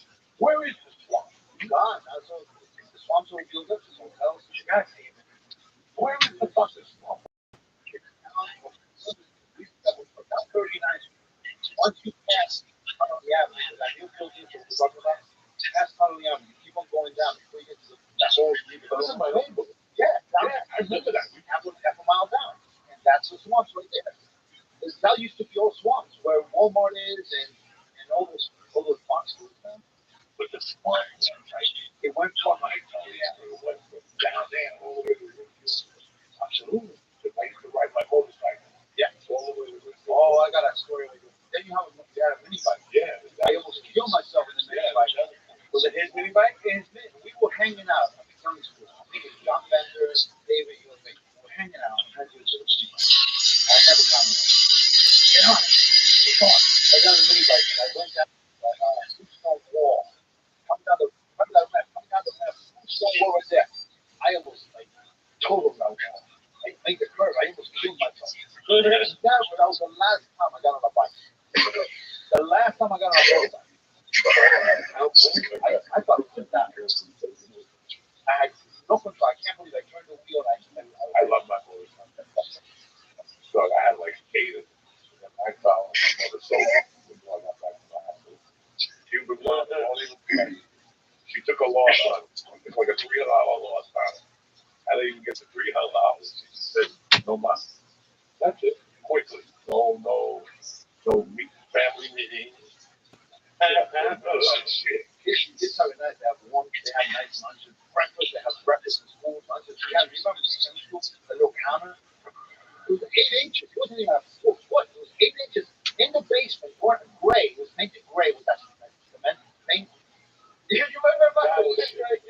All the way across the basement, where we ran track there. That's All right, if anybody can hear this out there, I may be doing myself in, kids. Alfredo and Rabbi's lactose intolerance never go well. So in about an hour or two, I may be making a sacrifice at the porcelain throne. But in the meantime, Me too. I love it. I fucking love it. Like Jim, you talked about Verone, that Jim. I had a class right here. I forget what class that was. I was placing the window. I don't know if it was a breakfast class or whatever. The first in the basement. We saw, you remember when they built the Holiday Inn? Yeah. Okay. So they started building the gym like a year before the Holiday Inn. They finished the Holiday Inn 2 years before they finished the gym. 2 years? That's what's up. The construction money just get lost. It took like 3 years to build the gym. It was a box. In the meantime, they took away our blacktop in the back. Remember? Yeah, the blacktop was back. Crazy. Fucking crazy. You still from the Conway? Yeah. With Anthony? Frankie, yeah, I gotta give him a call. Give me a Thanksgiving. Yeah, one of those. Yeah, bro. Yeah, those you remember the last time. I had to think, like, when's the last time I saw like the McKinley? Is that the McKinley? family, a lot of kids disappeared. A lot of kids just marked. And I couldn't think about the first 30 years later. And just remember, I never forgot. I don't know what his uncle was. He's a nice guy. Oh, he's a great friend on Facebook, whatever. I sometimes meet him. I said, David, I tell me at one point my uncle I never called him back. I got to call him. He's a good guy. He called me as he's back in town. Like all those guys.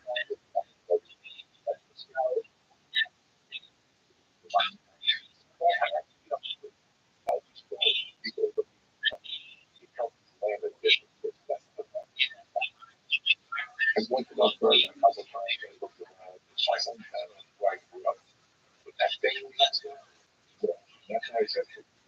It wasn't my place. It was a state of mind. It was a state of mind.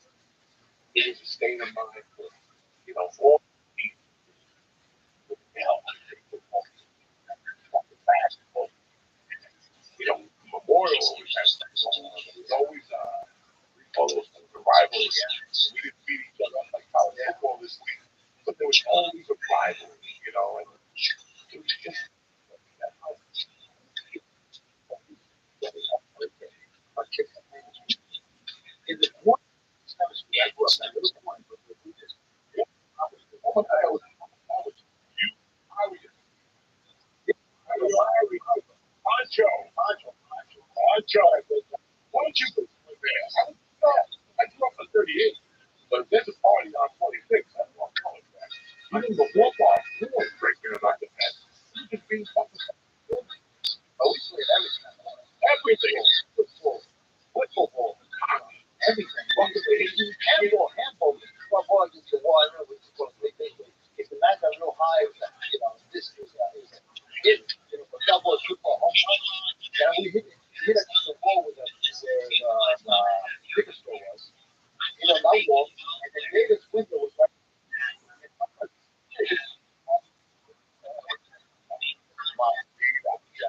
Benny,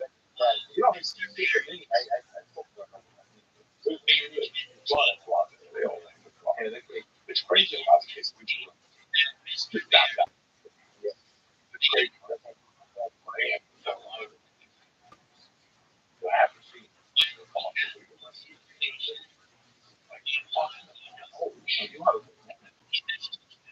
You want to bring. No, I do, but there's some people. Listen,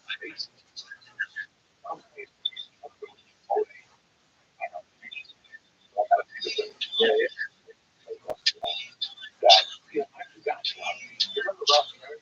Fuck yeah, Elvis. Yeah, he's performed in the he's a good guy. He's crazy. Yeah, crazy. Just can't shake him. Yeah, I think he was old.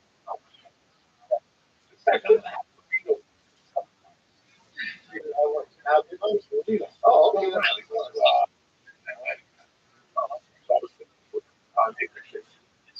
What happened was some sort of to see if I remember. They put that fucking tube. Like some fucking tube together. Yeah, someone's phone. Castle. Okay. Yeah, I called him. Let's get this over. Wait, let me call the beat off. I called the beat. Two, right in front of the so you have to walk the stairs. Oh, really? So one that stairs, right? So instead of going that way, I don't know how those stairs. Oh, we know what to do. Walk up some stairs, and we had to jump those fucking stairs. So, before we finish, one story I want to get your memory on it, Lucille, is the cab. The guy got he delivered drugs and they killed him.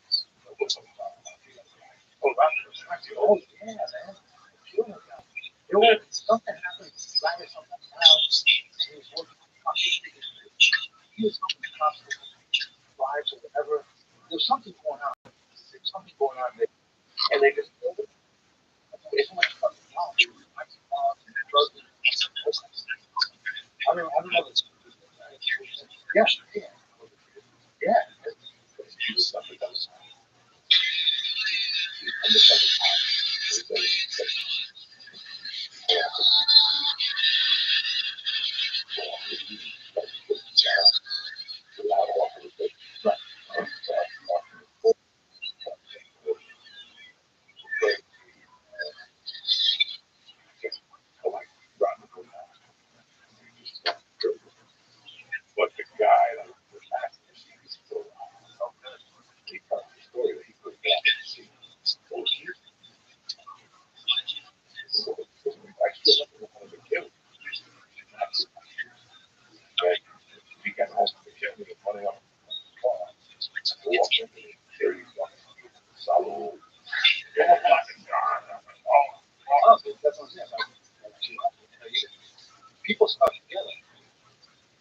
Just to kill an undercover cop.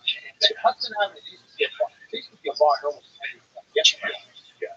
Almost every corner. And everybody knew each other. Yeah. There's a one on the corner on the other side of the corner. I saw some unusual shit that area. So it was Hudson. With, I don't know if you remember the yeah, for the for my hands, all across the field. So People City has a fucking tremendous pictures. Nobody knows. There's this Brian Jack. Remember every moment. One day he retires from being a man. He ever got on the retires, he write a whole book to a film stuff over the will happen. He had all the so he's been involved with a lot of this stuff. Everything and everything. He's seen everything with that. And he's never surfaced. So one is hard to do. He also spoken about heaven. Spoken about football, about the past. How well, how smart he is.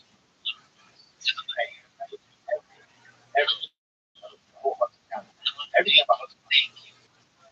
I think that corporation, everybody should be done. Pretty much. So I think it's a there's a couple of things I'm not accurate. For instance, I'm also in bars. If I read it, if I read it, I don't know. Yeah, it's one of the first. If I read it, one of the first people that keeps doing it. And then, it's like a ton of them. And you remember that. But that the corporation, I don't have the single feature. They just now we got a situation going on where, like, so why is the mayor we were everybody saw at the time now that you think about hindsight had something to do with that war. Really think of it. And something happened over the youth got plugged down. So when he saw the DJ and he goes, battle, opened up the door. That's why they hold that up. And I thought it was a contact. That he was having some fucking goes all the way to happen. Something crazy. So they're gonna come on. So just one knows what it is. He's on here the whole fucking thing. And I'm looking he's gonna fucking I have no dogs. I don't know what the others they just wanna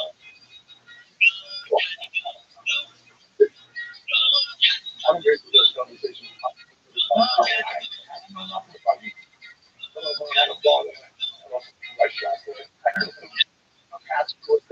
Pastor was there. I don't care. Real ball, everybody else. I had to walk in the LP.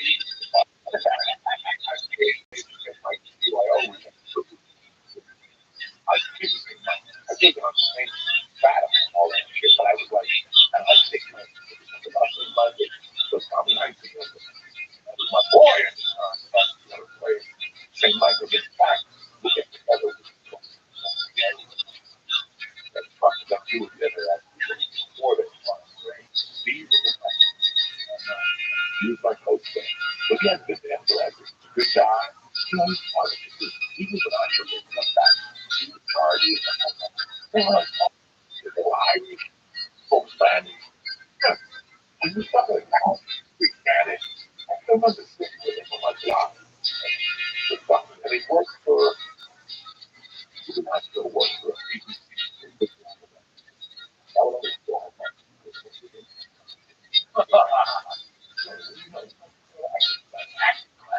everybody has a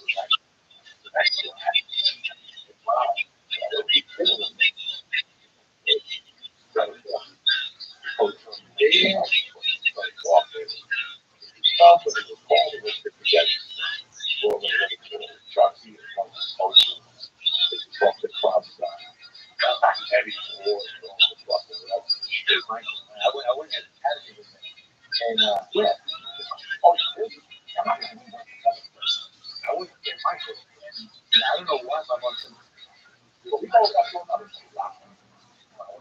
What's the one on 30th? Right by the time 30th Street, that's the Holy Family. That's Holy Family. Yeah, because we college. I was in the fucking pick up no trees. So I said, go hang out. Go hang out with some fucking trees. And we lasted about a month. They threw us. I was like I said, Michael, she got the real unfair. Couldn't take it. I said, Mama, I'm not going back. I would have Saturdays or Sundays, whatever day we had to go. I'm not going back. Who's your question? I know you follow it. No, I was managing after South Africa or some films. I started managing the band for National Record, which is the number one reggaeton band from Cuba.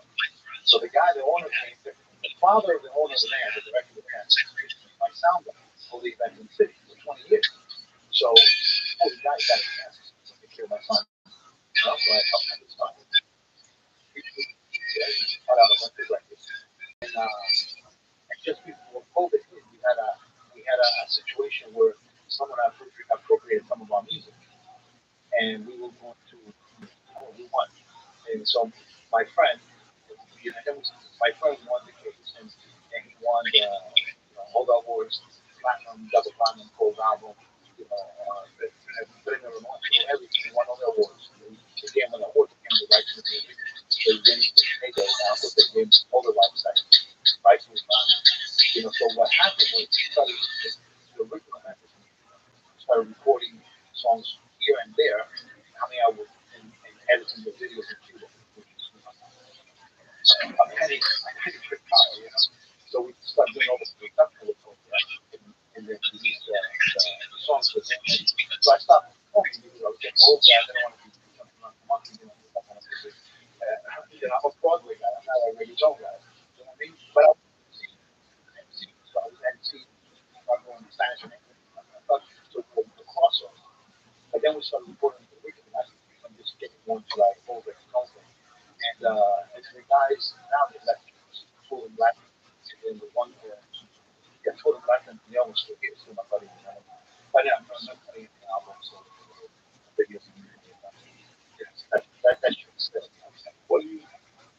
I wish I probably clear. So I run municipal court, veterans, cultural affairs, and the history. So all the events that come out of the city, pretty much my team. Wow, teach yourself that. And I was, I want to watch it. So I looked at it, watch it. 30 inches, that's watching. Oh, wow. I look at that. Look at that. It's like, wow, it's great seeing you, man. No, that's it. It's great seeing you. Absolutely. No, that's it. Great reviews, discovery questions.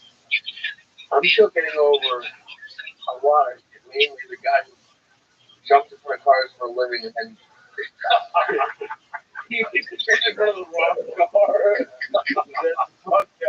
had a guy, what was the guy that he was walking trains and he jumped off the train and he got caught in his arms and he lost an arm? Yeah. Yeah. He's a cab driver. So if you forget the capital one on two, he's going to you had really well, it was fucking insane at that. When I first moved to North Bergen, it was scary. It was fucking scary. These guys went down and robbed trains every day. These guys were 12. 12! And they're robbing fucking trains. How do you get that motorcycle? Yeah. The motorcycles are coming to box now too. Throw the boxes off. And you had your brother come down. Then you had to clear the box out of the weeds. That's a 1,000 mosquito bites. And that's fucking, that's how crazy. He was murdered.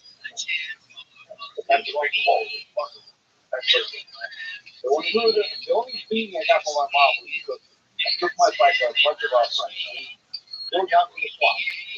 Holy, I mean, they're 10, 11 years old. That's a long way. Then we took it all the way uptown. Whatever, Western Avenue, or whatever. Oh, yeah. And they came back down.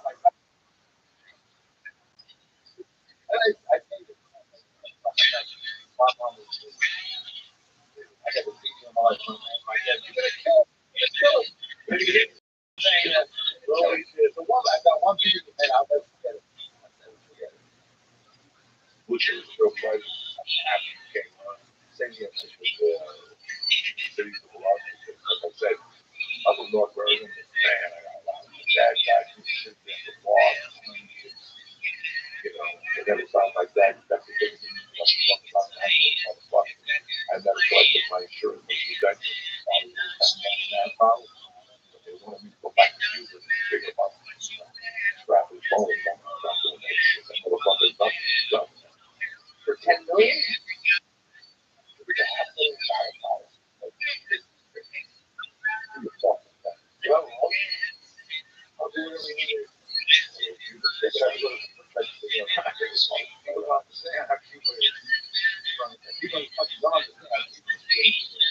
When we left Cuba, we didn't own there was nothing to eat. That's the problem. My mom comes from 16 brothers and sisters. What are you going to eat? You eat if there's nothing to eat. You eat this, you're fresh.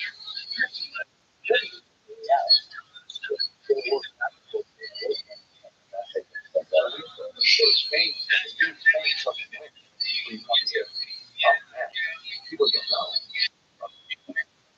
It's struggling to do it. Struggle is people that is struggle with our life. Only for people, also for people. I had no idea. And after time, I'm old enough to see the big fucking thing in my childhood. I can't believe we're still here. We all went through shit. People fucking disappeared, but we're here still. I can't believe that. We're in the city forever. Don't forget we're adding some shows. I got 11th of December at the Sweat Factory. And I added the 17th open mic at Uncle Vinny's Tuesday night. Working on this business doing stupid shit. Anything you want to talk about that? You've got nothing coming up.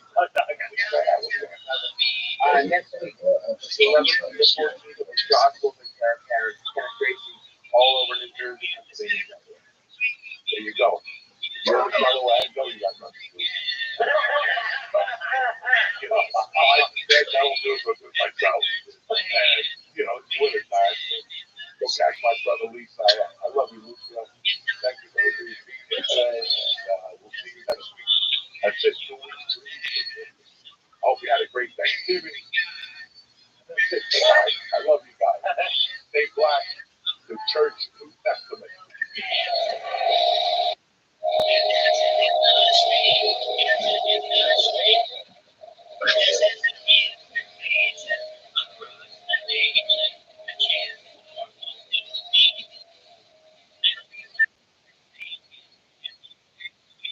The Church New Testament is brought to you by Breathe Life. You don't have to wait for stuff to smoke out of an ice cold bar. Breathe Life has you covered. Breathe Life makes chillable pieces that give you a good time with no throat burning and no coughing up a lung. I love Breathe Life. Breathe Life comes with a glycerin chamber that you put in the freezer. When you let it light, you got to put it in the bottom. Once the smoke passes through it, you smoke it like it's over 300 degrees. Again, I love the pipe. Whether it's the bomb, the pipe, the dab break, the find what you're looking for with Breathe Life. But the holidays are coming. Somebody in your life needs a bond, whether it's grandma, the priest, somebody. Right now, you can shop at thepriestlife.com and press in code DIAZ, DIAZ, for 10% off your order. That's a Christmas breather right there. 10% off your order when you press in code DIAZ. That's thepriestlife.com and code DIAZ for 10% off. Order today, free shipping, and save the $5 smoke for us.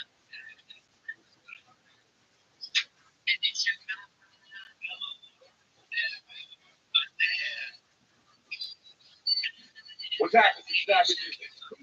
Today, December the 10th, is the Church New Testament. We got a tremendous show for you tonight, but let's get this party started. What's happening, you savages? The Church New Testament today is brought to you by Bluetooth. Listen, some people want to hippopotamus for Christmas. Some people just want a big, strong, perfect thing.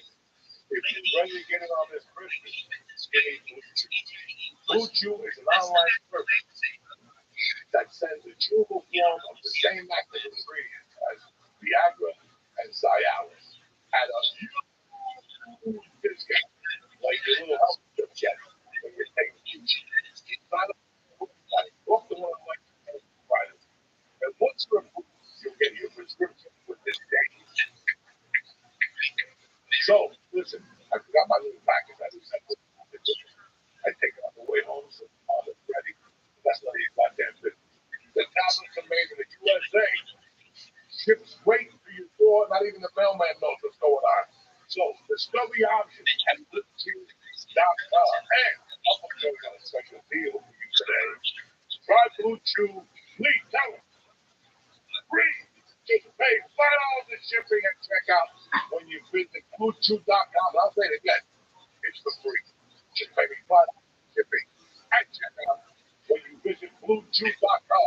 Again, that's BlueChew.com to receive your first month on the offer. Visit BlueChew.com for more details and important safety information. Also, want to thank Blue Chew for sponsoring the show and making you guys a big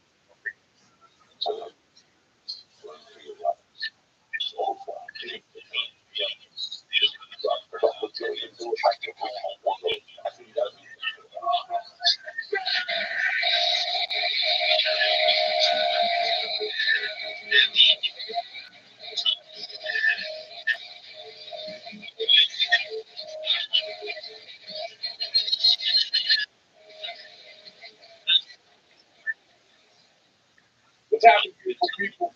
We're here for another fun show Tuesday morning. There's no guest today. We just want to catch up with you and tell you what's been going on. As usual, my beautiful co-host is here, Mr. Ricky Booger Saya.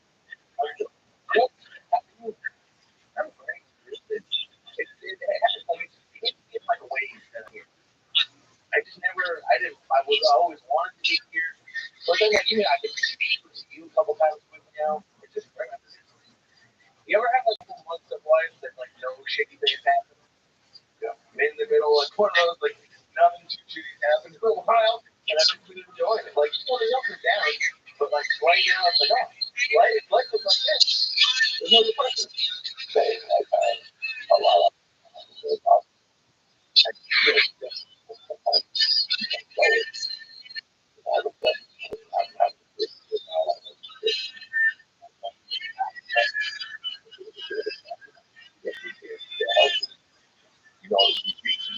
not working. Yeah, look at this. Yeah. I gotta go home. Really changed me. You don't want to just realize I learned a lot. I discussed what I'm sure is the guy that I didn't know this guy.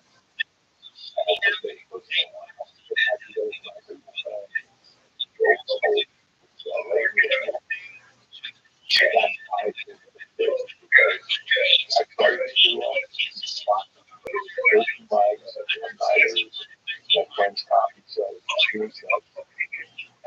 I would say unless I want to get over it's not going to work. That's just bad. Next copy, that's not going to work.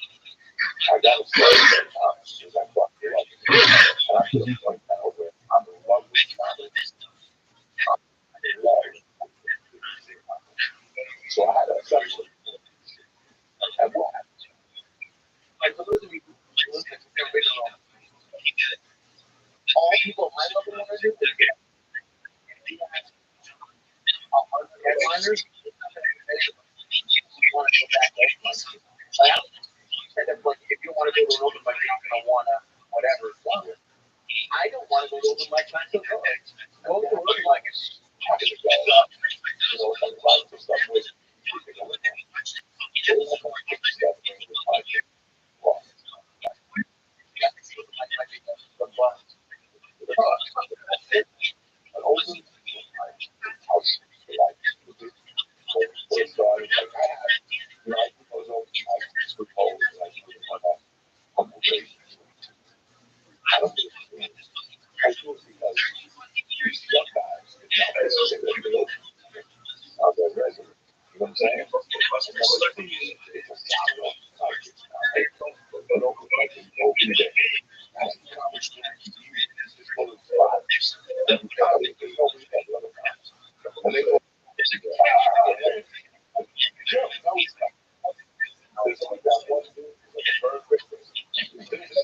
always you're like fucking going to the bar every fucking week. You always have that one good guy in the bar or the like sucks. So that's why I started. But it's like, oh yeah, there's a lot of action. I got the in the headlines. I'm down the headlines. God damn it. Oh my mind. What's my going on? 38. One number three. Wow. You gotta go to work the next day. Dude, that opened my computer. For sometimes, and I there were comments, there's nothing against their comedy, but for some of the people who were there performing, that was like the biggest donation. And it's so weird. And then I go, like, yeah. Like,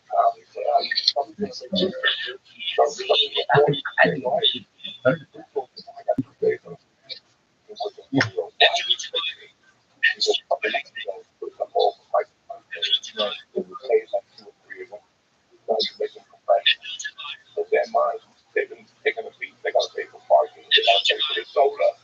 They gotta pay for everything now. Some guys give $40, $20. Yeah. Because I remember the first time somebody gave me $20 to do content. I shot myself. Yeah. I couldn't understand. I was up there. I couldn't look at all my guys. I was pro. You're not a pro, so knock it off. I remember when I came to this game years ago, way before the pandemic, the weekend was headlining airlines. And he called him and he had to do a death set. And he gave me $30. Like I think my first paycheck in New York. I got $30. I got to perform an airline before it's going to lose. I didn't know what like that's the coolest thing for me about going on the road with people is like I spend half of my thinking about what I'll do for people who listen to me. Like you guys are obviously great to me, Josh is great to me. Everyone, like honestly, I haven't really had a bad ever. I've had some people who I love, but they weren't work with me. Yeah. It's just fucking things didn't work out for them. And now they go to a small town and they pull their weight. Well, because now that is because now that they go to Kansas City or Wyoming, they're like, fuck you guys. I want nobody cursing. You're like, what happened? You know? Please, comedy is not a money business. It's a making somebody's business. Life is a making somebody's business. And it's just simple things with comedy that I remember. You know, all of us got comedy feeling fucking bad for a long time. Go, you do it fine. You gotta go to your job in the morning. And now this guy's done. And in the back of your head, you're like, I can't wait to listen to stand-up comedy. Now you start losing. Like, you don't care about insurance. You don't care about the rent. You don't care about your car payment. You're like, I just don't want to do this job anymore. And I can't wait to work as a professional. And I remember somebody told me, Mark, the week of the host,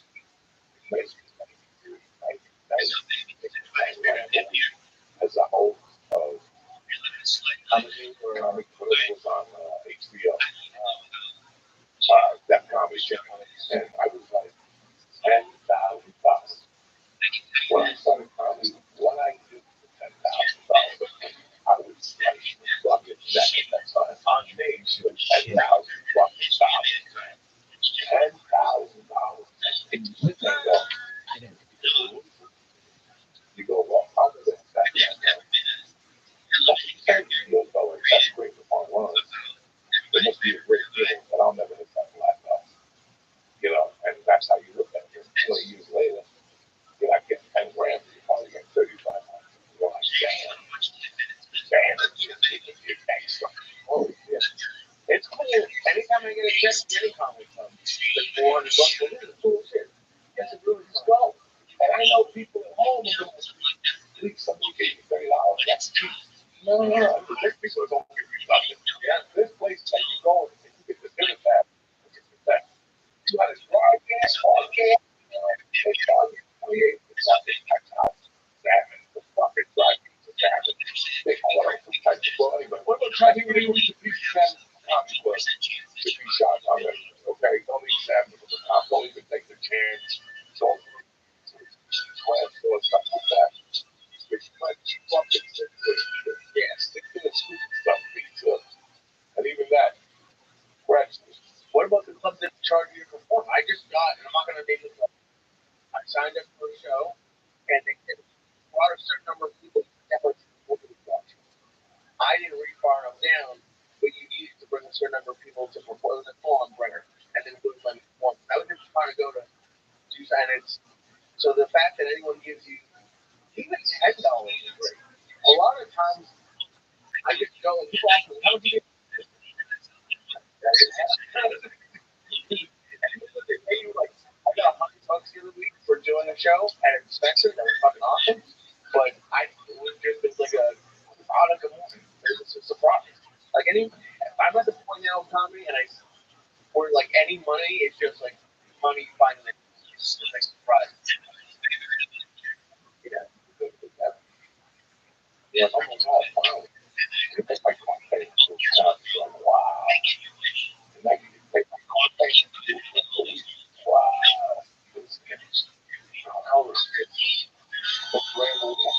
I'm so happy. I'm happy that I never had anything. The worst thing I have is like I can't imagine trying to. Put it in. What do you put in my thing? Oh, I know that. You see what I special on My toenail dust. I shaved the toenail for like the waist. Really, open like the belly up. Looks good. Hey, you guys have been fucking Jackson, man. Oh yeah. So last week, and it was a breath of fresh air. I got more of those powers coming in. I wanted to give you guys a brief just to inhale what you saw the last couple of weeks and get ready to plan like this. I got a lot of these guys that come around and a lot of numbers. I mean, talking about shit you never heard before. And about, I don't really big time celebrities. I don't want half the people you see, every day I get emails. Put Theo on. Put Theo on at the same email. So for right now, we pulled off this fucking set of rules. Listen, man, everything's changed. I mean, everything's about to fucking change. It's December 10th. About 14 shot cooking days. Enjoy it. Have a good time with your family. Because it's going to change. January 20th. I can't wait. I first wake up to fucking a bunch of Spanish people flying helicopter. And they're scared. They're fucking scared. It's a fucking Mexicans are starting to leave on their own. Have you noticed that? A little restaurant, not as quick as they were 3 years ago. Even for black and open. That's it. I went to Home Depot today, and the Americans didn't know what I was talking Oh, about. that's right. People are scared. They're like, you know what? We're going to get blown out. You know what? We're going to leave all our home. Yeah, they're going to ask people in the cage and fucking stop. That is that fucking forward. You know, that thing. My heart goes up to everybody involved. Already, mayors are opposing it, the police people are opposing it. You know, it's going to be interesting. A lot of things going to fucking change. But me, I'm fine. I'm going for like a month. I ain't on the pay list. I ain't on the EFT list. I ain't on nobody's list. How many people have to be on the list? Fuck, I think this is some bullshit. It's all bullshit. Like last night they released more info. This was bad. This book was gone. Fucking Brooklyn 666, whatever. Brooklyn 99. He raped a 13-year-old girl. Come on, at the end of the day, nobody really knows what the fuck happened. I love the movie. We just did the TV on lately. Diddy's Takedown, episode 3. He hasn't even done the court yet. And people just, I just watch that. But you don't know what happened. And right now, people are fucking coming out of the woodwork. Now you're going to hear all the words. I mean, fucking lawsuits. Just the things that happen. Right now, they all want to raise their hand. And you know what? I hate to say this, but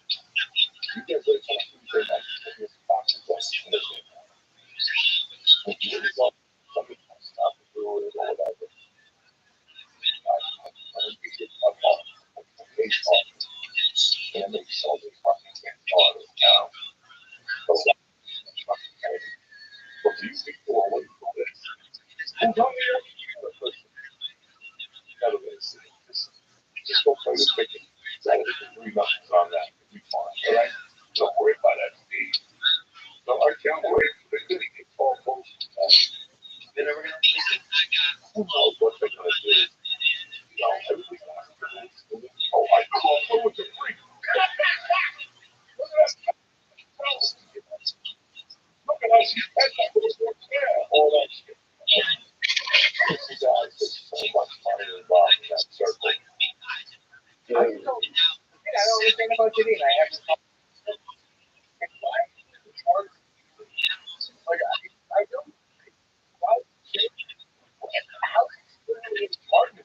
It's a totally party. It's a fucking ass. So a lot of people would think this. You know what I'm saying? Did you think about that? Yeah. Right now, I'm a car. People come up to me and take pictures. I think it's pictures. You know that? Where people can fucking ass and have a baby by themselves and shit. You know how popular I am. So did you ever think of that? He was popular because he was throwing the best party in the fucking world. Yeah, but I wouldn't. You want to go to a party where there was a chance you were going to get fucked in the ass? No, and I didn't go myself. But, you know, when you talk about football, you know, like Lady Gaga came out, I went, and when I felt things, I left versus Lady Gaga stopped. I say, you know, it's nice that there ain't one motherfucker. It's unnatural. It's natural. It's natural. Party of the fucking Gentile. Understand? I saw people watching some blondes like fucking sucking in the corner. What are you gonna do? You really gotta, oh, my car's over here. You're gonna watch that blonde suck that pipe and watch all the women go, oh, she's disgusting, don't she?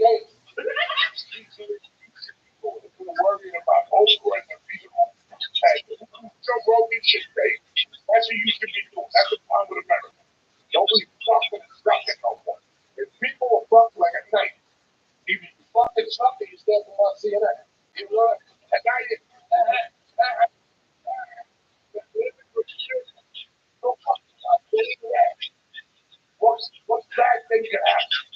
But that's the problem. I hate giving their ass in America now. Like this list is going to make you money. This list is going to do something for you. What's this list? What do you get? You're never going to find out. They're going to kill your mother for what I just said. They will tell you, they will take your dad and to the alligator. Before you think of it. All the other stuff. How much money does Jay-Z have, guys? He's about to get $20 million richer. We can pay the attorney $50 an hour. He's got a fucking 20 attorneys at $1 million an hour. They don't even budget. Because he'll just be out there and keep singing things. You know what I'm saying? Country, let's go with Chinese stuff. Let's do something. You know what I'm saying? You didn't win the Amazon Grammy. Let's try Shakira. You think of that shit? Shakira? Yeah, Shakira. That was the one shaking her ass. And I'm supposed to get fresh. Well, but I don't like it. You like it, though? Oh. You know, when I was like 12, you know, like, there wasn't porn like I could see back then. That was basically porn. You don't like Shakira? Still looking like that? She's not. What's up here? Probably not that. What am I supposed to do? You know, They go, this is fun. it is. Listen, the cover charges isn't high. They got good.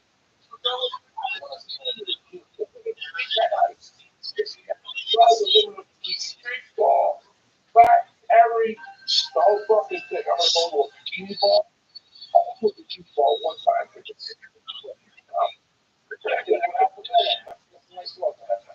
Who walked the most with us? Will Chambers. Will Chambers fucked over that very much with some chick. Jesus, he was great. Now, I could have followed this around. I know he's gonna get his dicks up. Right? I didn't follow it around. This is the boss. Well, maybe they didn't get it there. Well, I got they didn't show me Cuban egg water. I don't fucking know fun. I just say, but I thought, well, hey. I said, fine. He said, well,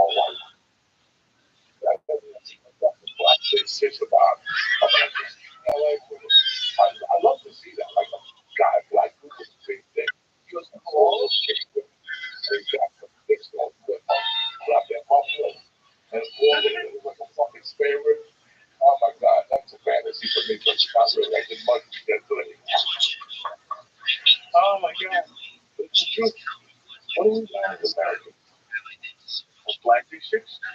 Did you see what the flight victim? Did you see that? Well, he beat up finally got up to my shot and get broken. I'm sorry, I said things like that. I apologize. But there's only one man who can make another what did Joe say? Joe just looked at him like, oh my God, I gotta stay in Texas. Oh my God. Speaking of the bikini stuff, have you seen like they have like barber shop photos, coffee shop there, they walk around in bikini? So that's not like funny at all. No. If they move up, I'm supposed to have a party. It's gotta like, I don't want to see that. I want to see a waitress, not me. She's got that imagination. Right. No panties on she wants. Who cares? On the floor, like fucking real action. Little flowers.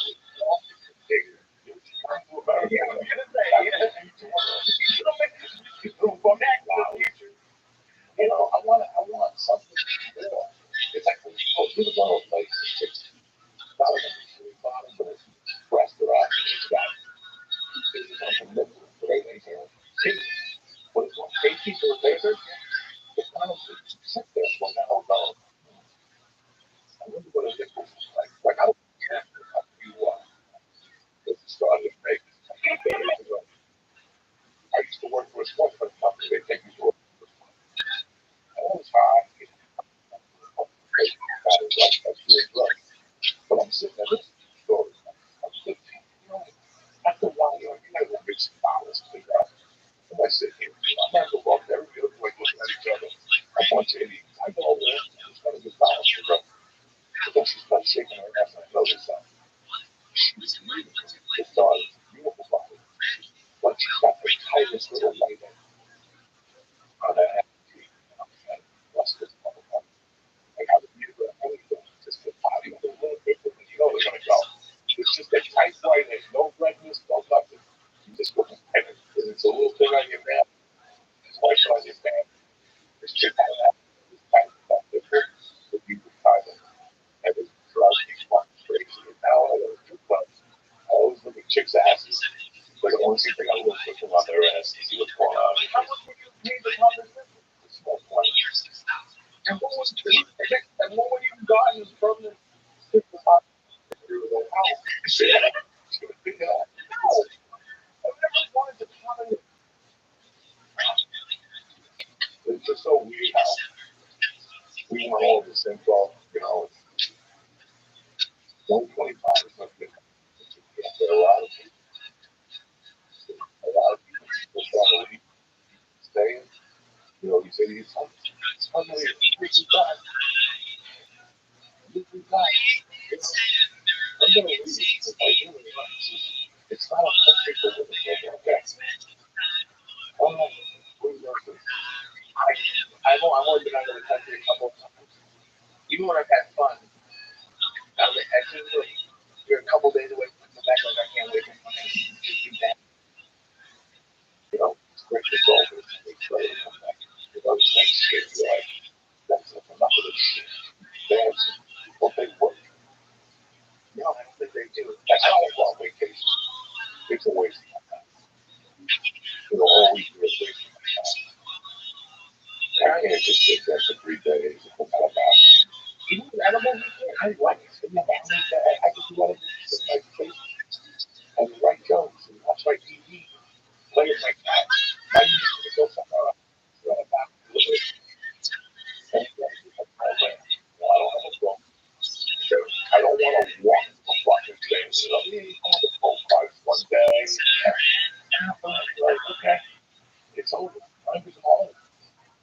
I'm not good at vacation. I'm great at fucking. You know, they get me on nowhere. I'm going nowhere. Nowhere. I'm ducking those guys. I have this twice. You know, they called this week to figure out LA to shoot something. And just going online and getting my so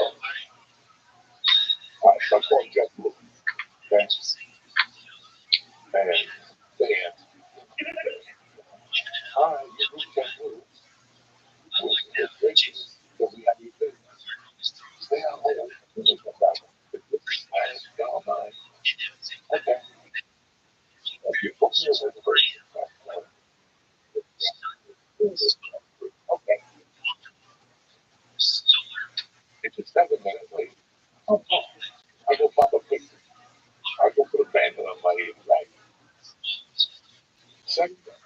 7 minutes every 30 seconds.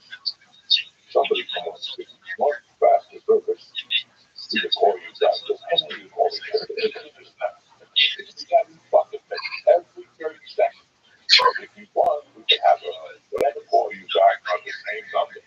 On hold, you won't lose your place. I don't want to listen. I really see you, by the way, come.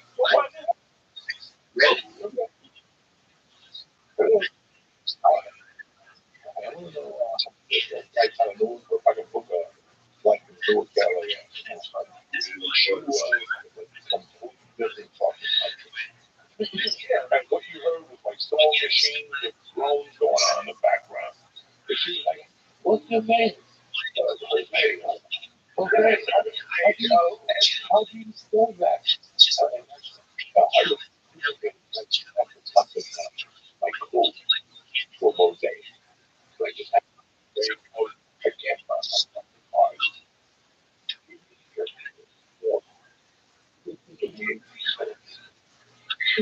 Yes, no. Yes, no. Okay. Okay.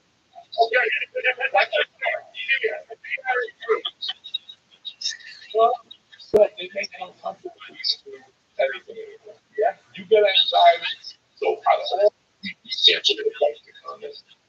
Just to talk to is out of the way. Because and again, I love truck control. And you know, it's of course this is not this is outsourced for fucking some fucking Pablo Escobar telemarketing office. Right?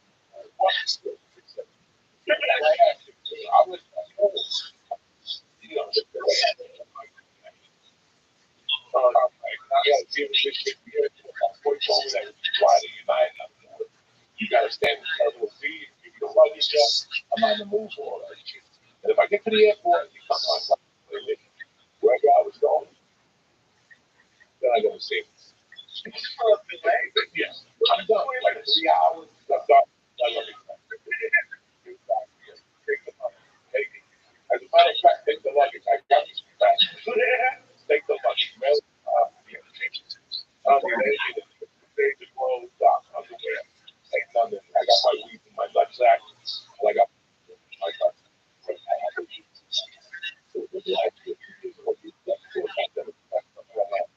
yeah, it was fucking all day. We need to we can send that out of the way. I think I'll take that. We'll get a break to get there to rush to a show. Get the fuck out of here. Everything. We can see it.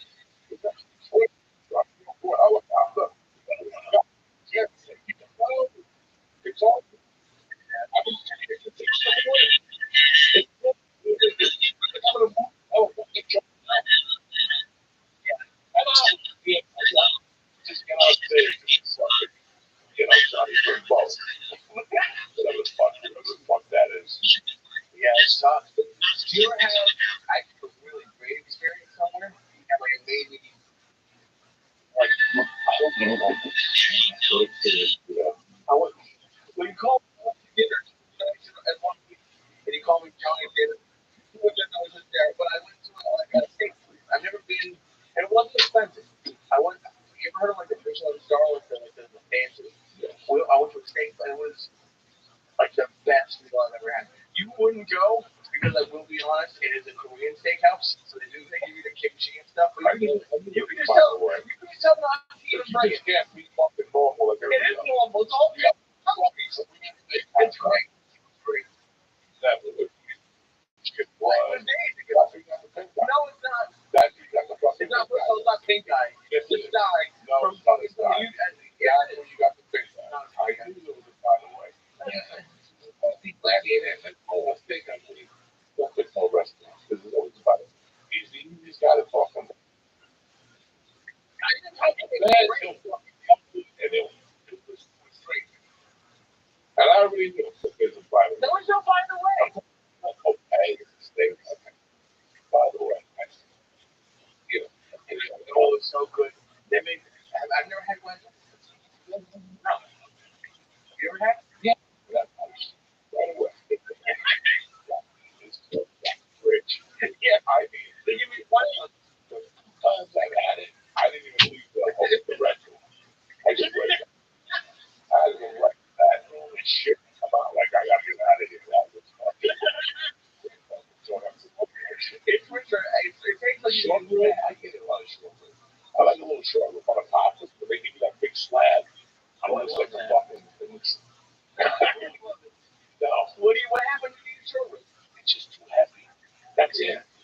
shit I could eat when I was 25, 34. I ate a piece of fucking shrimp with that next some call. I went to, I had shrimp. No, the one, my brother, the joke president, the particularly with us, Chef, what's our film? With John.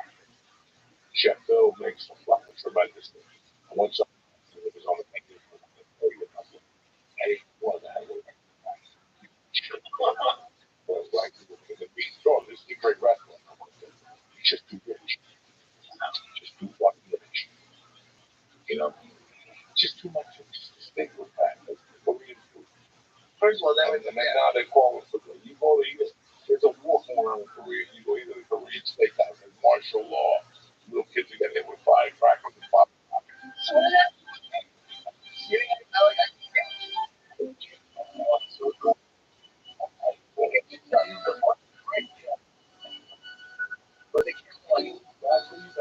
Nope, not.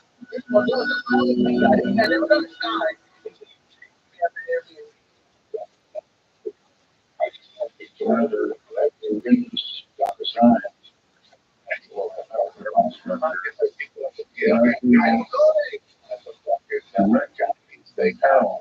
We're not telling nobody about websites they're telling.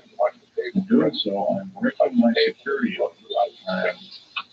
also looking at breaking my major federal law. How long I'll be able to do this? I work on somewhere. My wife mentioned. I hate that shit. I hate acne. 36. You hate that? I do.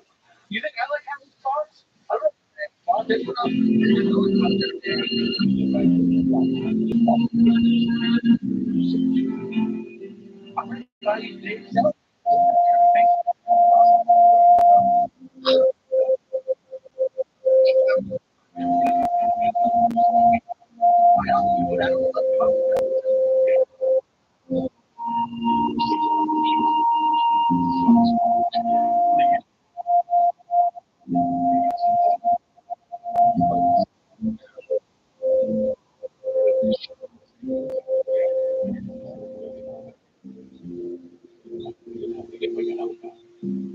There's no more to zip to the city. I mean, you can't zip to the city. No, let's get it out of the fucking whatever. But my intention to this casino by Hudson fucking yards. I guess I can always start off by saying loose lips sink ships. That's almost a pun anymore. I'm Phil Schneider. I worked 17 years for the United States government as a geologist and aerospace engineer as well as a structural engineer. I worked for such elusive occupations with Morrison Knudsen, Bechtel, Page and Page, Aerospatiale of France, and a host of other EGG and a host of other Los Alamos Laboratory. But rather than bore you with all those statistics, I've got cooked up a real mixed bag here of different topics, and it might be a little bit like brain overload, but I'll start from the beginning. Like I said, I worked 17 years. I invented methods of shape charge blasting as well as laser rock deflagration, which means the rock is literally melted or powdered by a special laser combination. And the residue of the rock underneath, like instant agate, if you could imagine a hunk of agate, which is a hard silicon and also rock. But here we have another topic. This is an area where I worked. I worked 11 years for 17 years at Groom Lake, S4, S2, Cinnamon Air Force Base area. In fact, Groom Lake is, I'll show you a picture right here. It's right here. Groom Lake is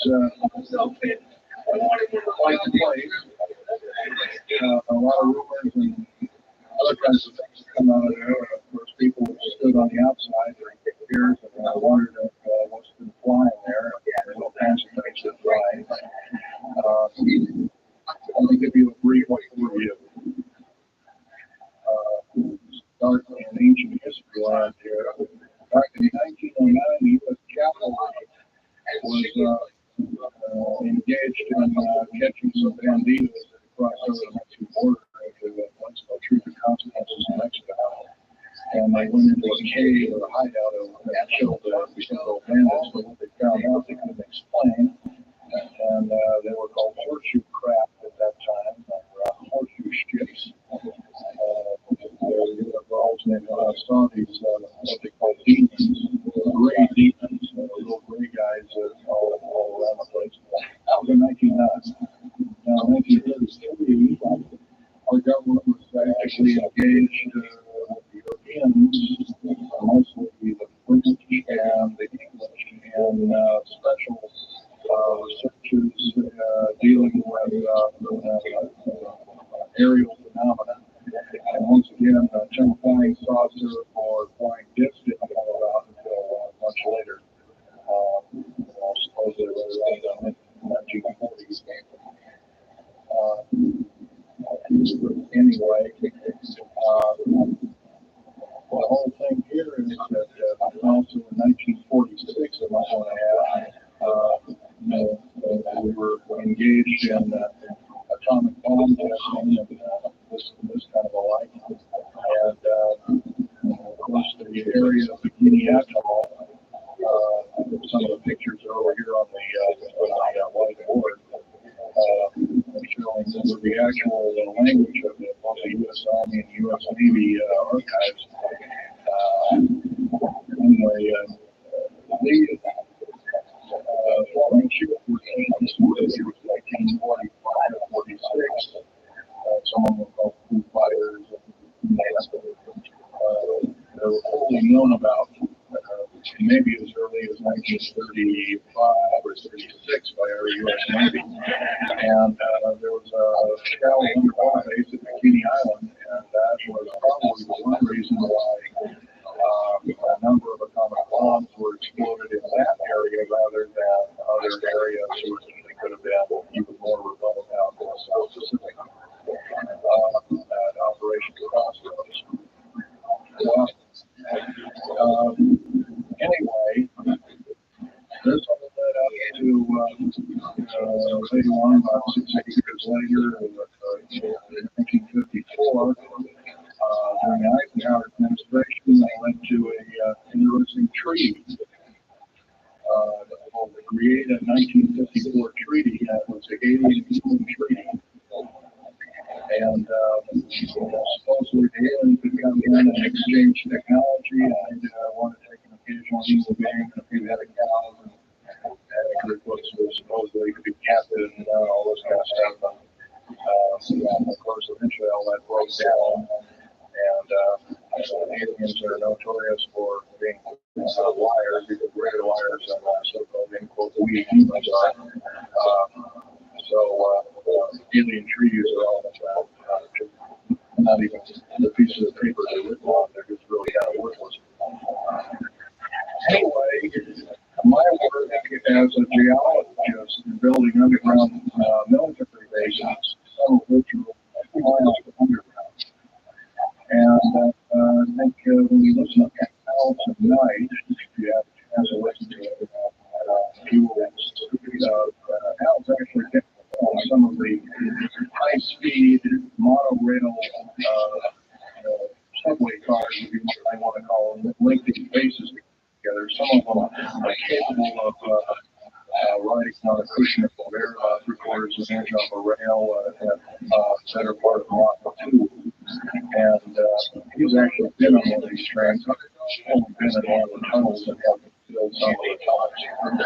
Incidentally, I helped work on 13 on-the-ground military bases, actual hands-on experience. One that they'll say is southern, southeastern, southwestern side of the Gulf of Mexico. Also, almost laboratory that we built.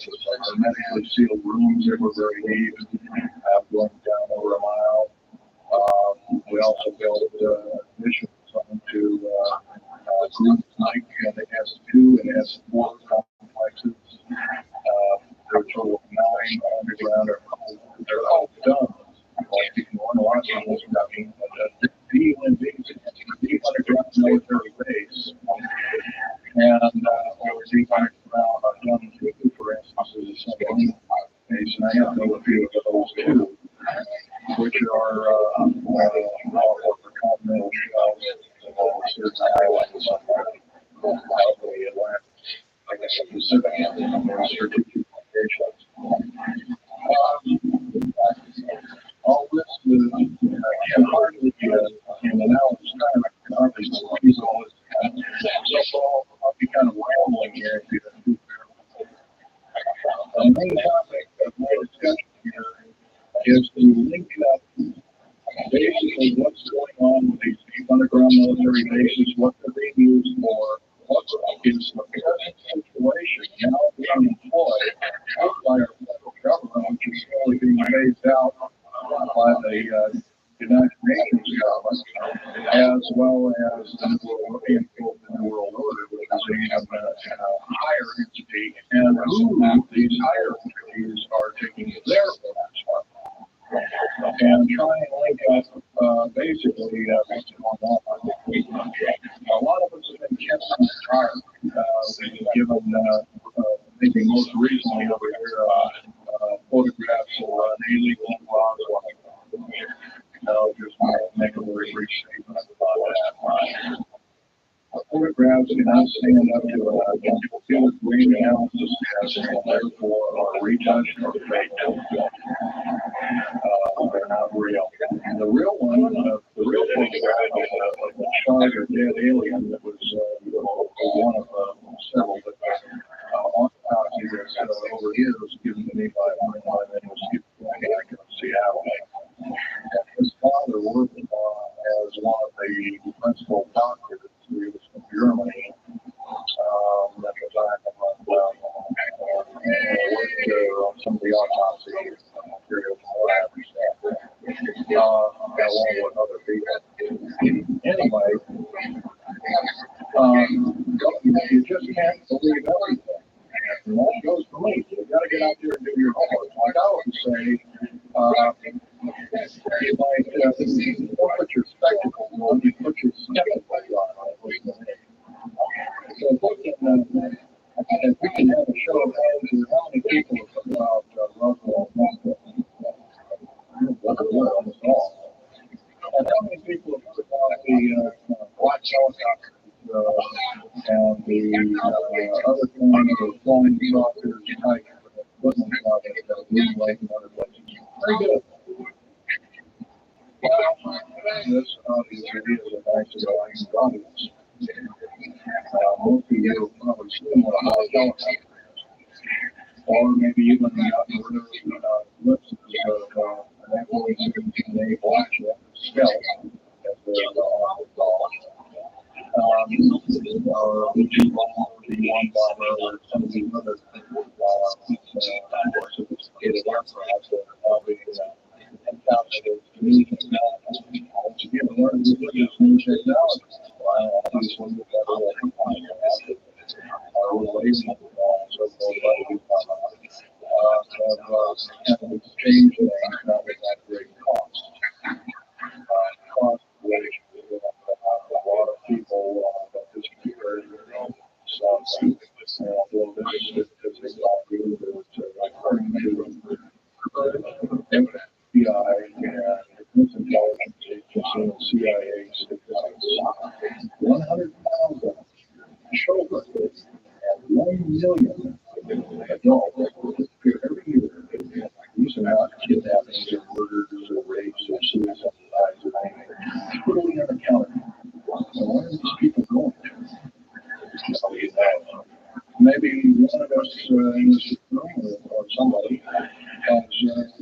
encountered such an individual and lost a loved one or a friend or something, and that's unfortunate. My best friend, Ron Lee Rummel, several years ago, got himself murdered because we figured out in Flint, at that time I still working with him, so it was P. These are the so-called Strategic Defense Initiative, or Star Wars, as part of the New World Order, and it takes its actions. It was originally written as a kind of a joke. We had one of these alien graves, right? I had New World Order, then of course that wasn't taken very nicely yet. When they got himself murdered. It was called the suicide, and now it's been turned over to special authorities and technology and all of that. Other than that, I'd like to also mention something about my father.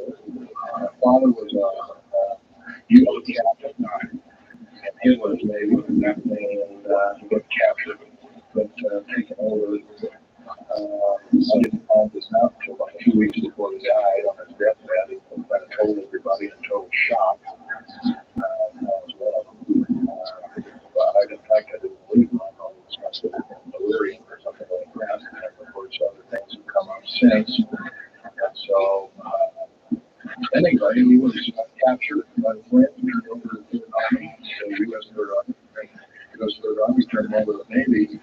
And he was a master machinist. That's not a journey. A master means that they can take a block of metal and make a gun or a watch or some other fine instrument. And he's a master machinist. He later became an MD doctor, part of the aerospace medicine group of the United States Navy. He was instrumental in helping build the USS Nautilus, its first nuclear power predecessor, the Enterprise, the first nuclear power and other ships like it. He pioneered all the ways of building very small miniature nuclear engines.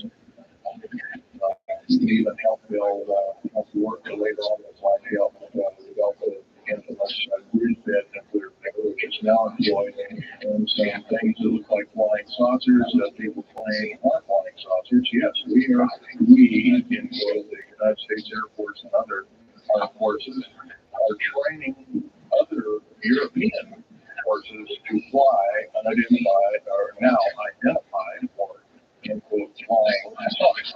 We've actually built several prototypes that are flying under the names of black craft.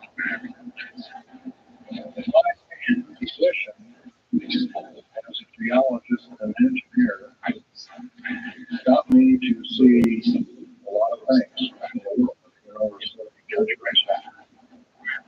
I also work for NATO. I carried a level 3 security clearance for my highlighted the hardware factor. Normally given out to a handful of civilians, maybe a couple of hundred military I thought I was doing the nation, the United States, as well as the world of labor. I thought I was kind of keeping my end well, I didn't work out that way. And I was later to find out that these underground bases are now being employed as strategic bases for in case there is martial law in this country. Right now, military professors that used to be in war colleges and the like are training people like ex-Russian KGB and Spetsnaz people right here in America. Along with other people, great geologists. I went to a geologist for the geological survey work. However, I don't work for the government anymore. I took my security clearance and all my government and stuff, and cut it up and signed back to the Department of Defense.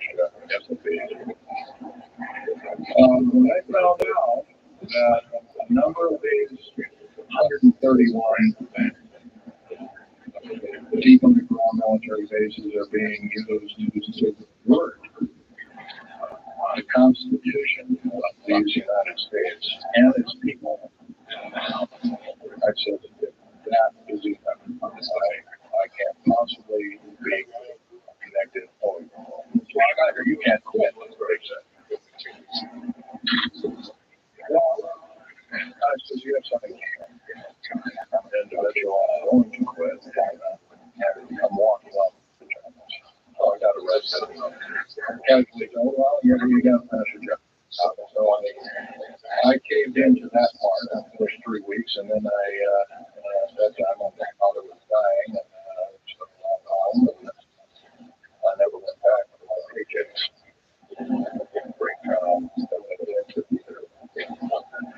These people are beginning to show signs of being our utmost enemy.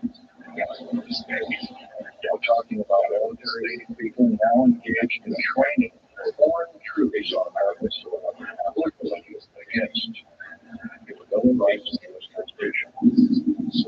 It's why we formed the government, why our forefathers formed the government. Our republic of the United States was 200 plus years ago. Because the drawing of soldiers, taxation without representation, law on edict, what is known as today's version of executive order, among other things. The very reasons that we became a free republic, a free society, possibly one of the greatest nations to ever be nation on this earth.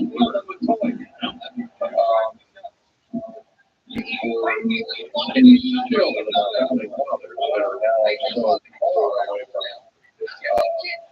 from people now running on their structure. So I'm going to touch upon a number of studies. One being that these underground bases are roughly over 3 of them per state. There's now, instead of 3 camps, there's 39, almost 1 per state.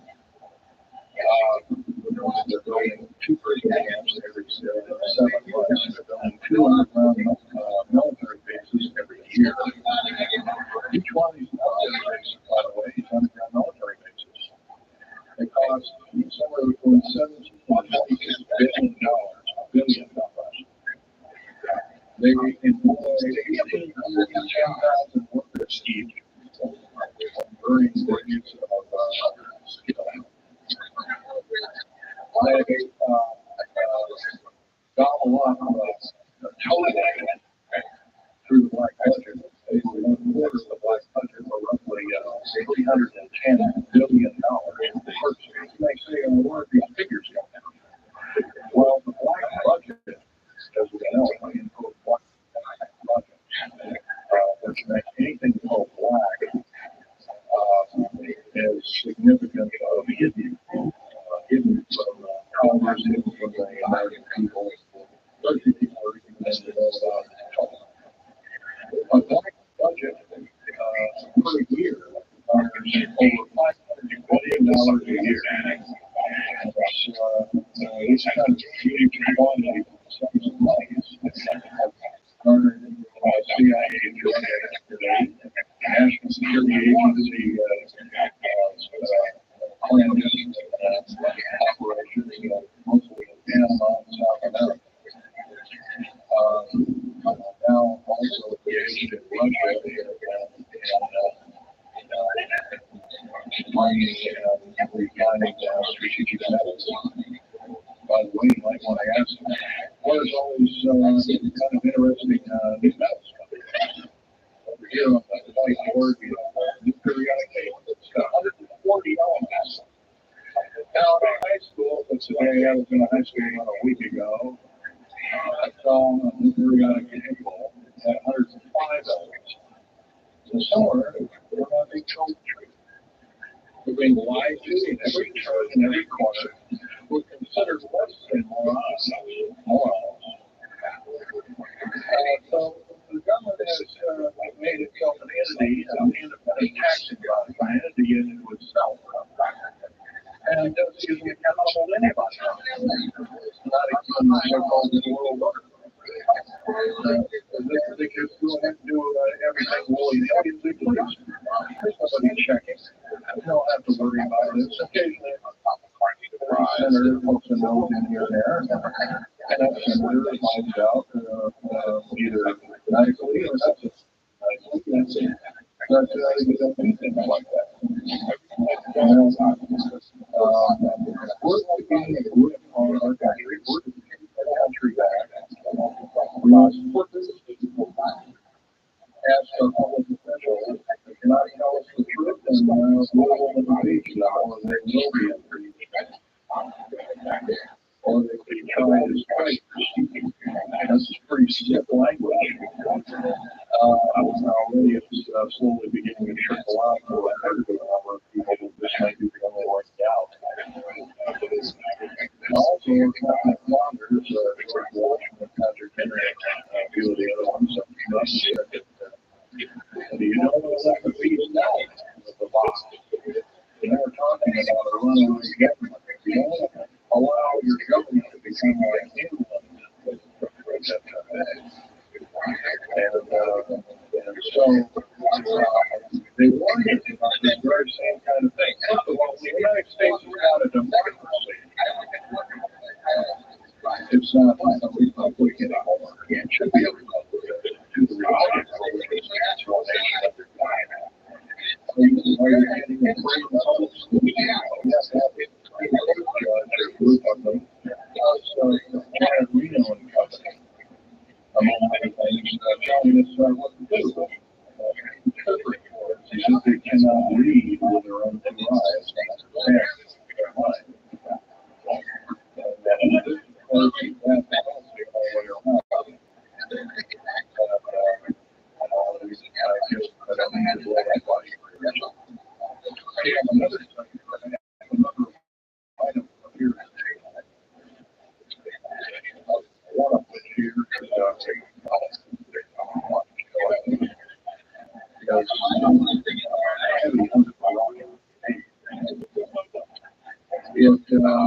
it has a weight of about 200 times the weight of the uranium. It's not radioactive and never repeat radioactive. Rare earth clays and now that metal as well as helium element, helium element. Actually, retrieved flying saucers of the kind that have stands to crash our deserts and backyards. Oh, no. This is in every stealth aircraft, every flight path throughout the Black Country. Also, in very small quantities in the skins of black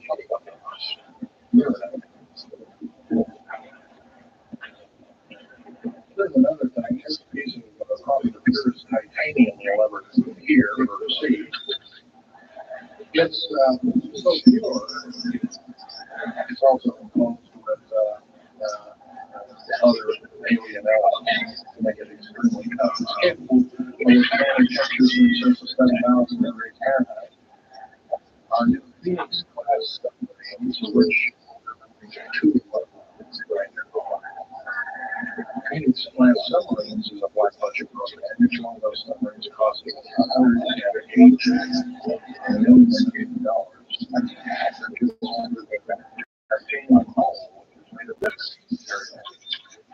Approximately 10,000 pounds. Now, hopefully, he has a big right now. We've got 106 of these taking a dive to a depth of over 10,000 feet.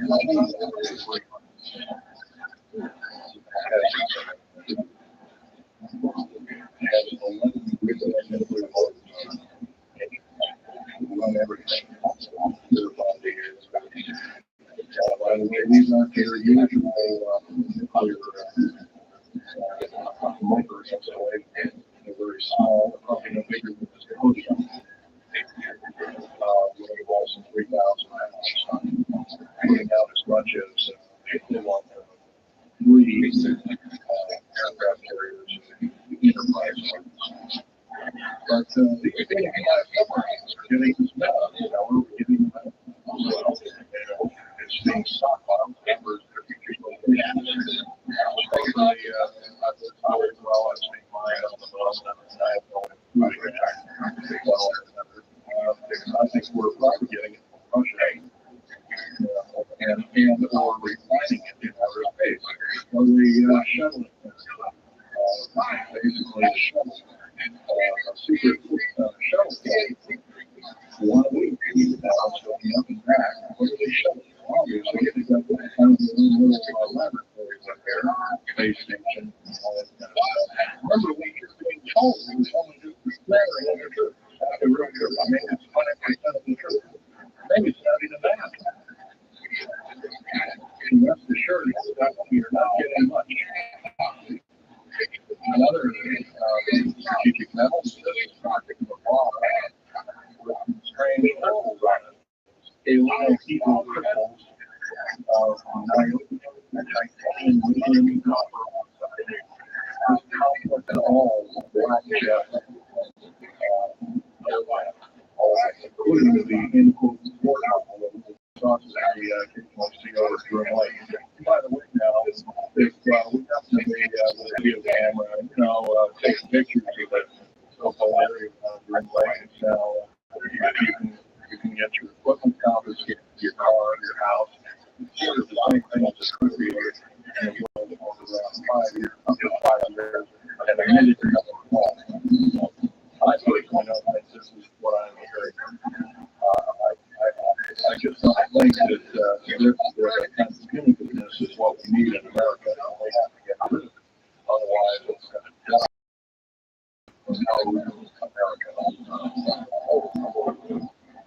Here's some other things I found. This is a very wide element. It's lithium metal, as well as a alien element.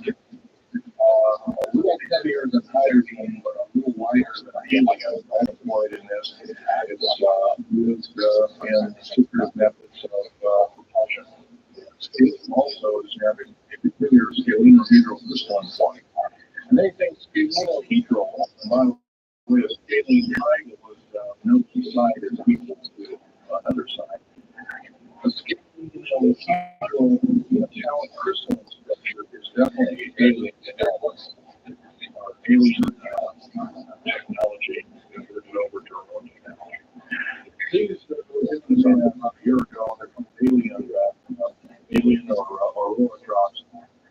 Supposedly the skins of the black jets, some of the ones that are coming in at very high rates of speed, they're still glowing red hot, white hot, and they'll sit out there and cool them, and they're dripping their material off of them.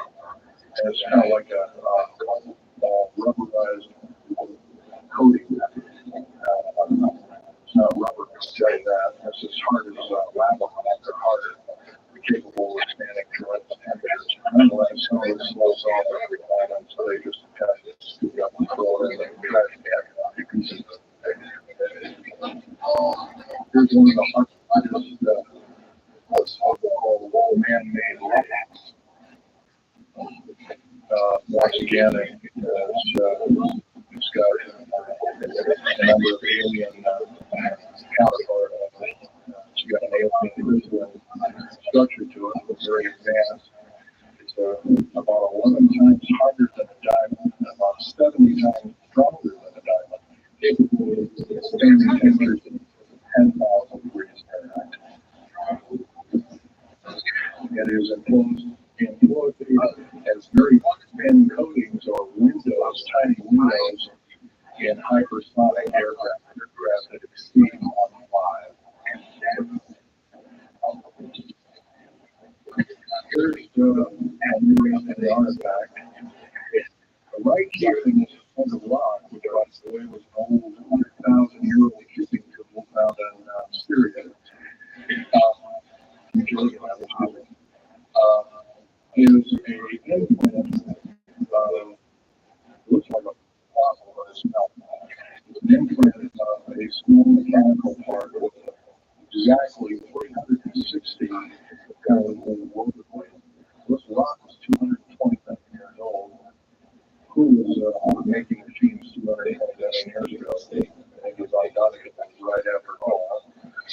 Here we have the actual piece of agatized fruit, or similar to a log, and it's even been pecked by a bird at one time, and that's still there.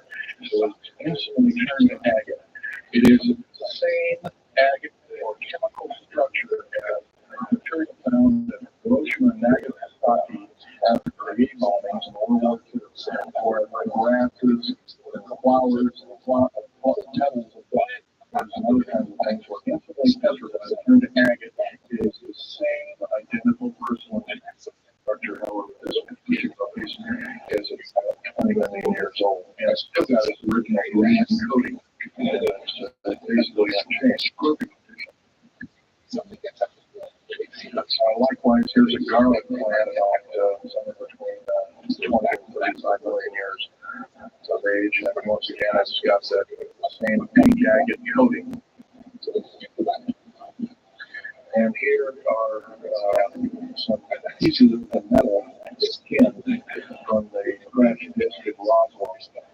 They're keeping me when I was 14 years old. My father was visiting one of his old friends and the Navy archives as well. She was at the Royal Navy in England as a 14-year-old boy. I said, "Hey, can I answer something, Johnny?" "No, no. Go ahead, get anything you can from it, you know." This is from tea. Do you think I can have a piece of this? No, you can't have that. Oh, give it to the kid. He won't have it very long anyway. I don't have it. Kind of a unique thing. They were able to break the skin of that crab, by the way, by dropping it into a bath of liquid nitrogen, hitting it with a mechanical or hydraulic hammer, and shattered it a little bit. And it was later analyzed and adapted for our own technology. All these artifacts are fine. Once again, the main part of the stock is where's it all leading to. We get very little spin-off to where any of this is leading to. Occasionally we'll get a new computer or maybe a quartz watch or some little trinket to get a kind of like giving the Indians deeds a couple hundred years ago when we're getting these little spin-offs. But the black budget still rolls up, garnering up over $1 trillion in 2 years. It's between 1.023 trillion and 1.31 trillion dollars every 2 years. And every year goes by and the black budget is unchecked, unaccounted for. It's just subverting our country. That's number one. Number two is that these underground laws, first of all, if there was something like a nuclear war or there was a definite enemy out there where we were going to be under attack, like from China or someplace like that, I could see maybe a couple of dozen underground bases for government, so it could theoretically come rise up like the phoenix out of the ashes. Well, not 131 of those. And if you were going to so-called round people up, put them in prison camps, so what better prison camp than underground, where nobody knows where it is anyway. So once again, these underground bases are most likely been planned as underground prison camps and slave labor factories. Getting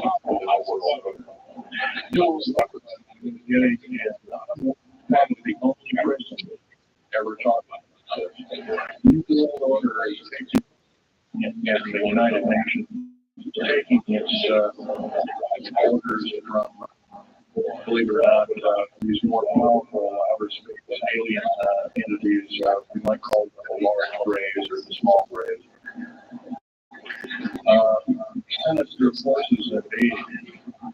And you might want to say, well, gee, how come we don't see more of this kind of thing? Well, we can just imagine if you're only being told that 5% or less of the truth, there isn't very much to go on.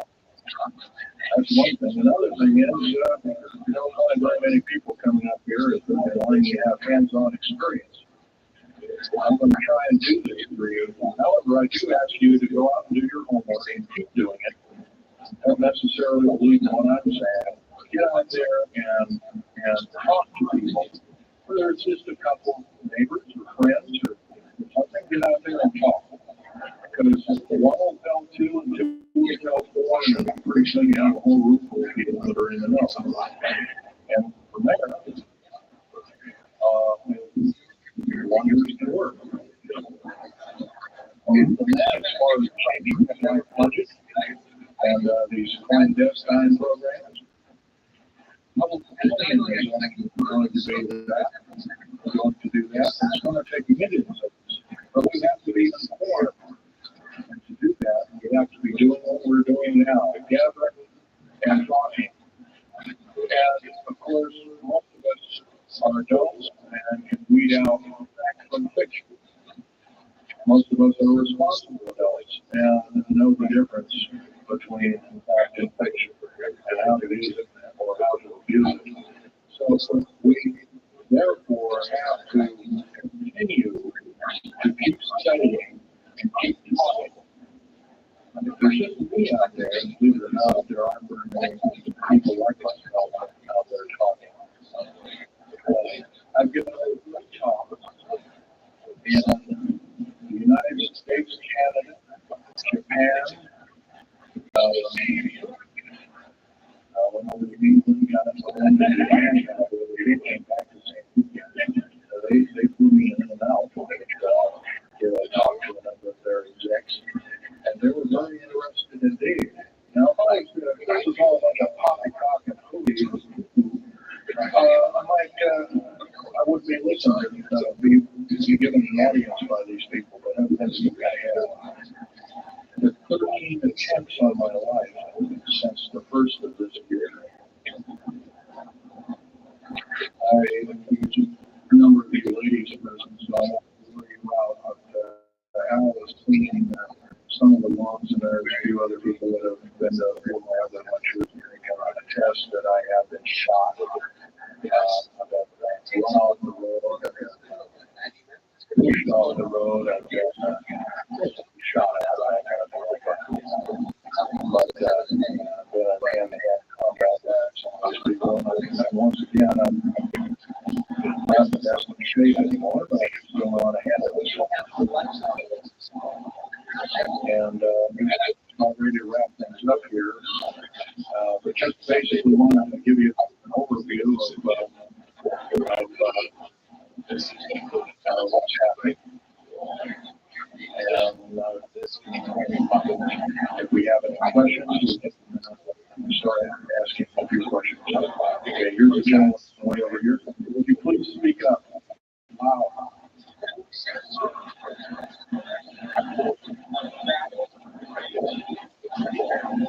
Yes, I was involved in 1979, in August, late August of 1979.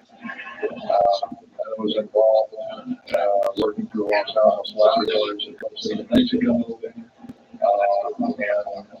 what's now known as the alien human war.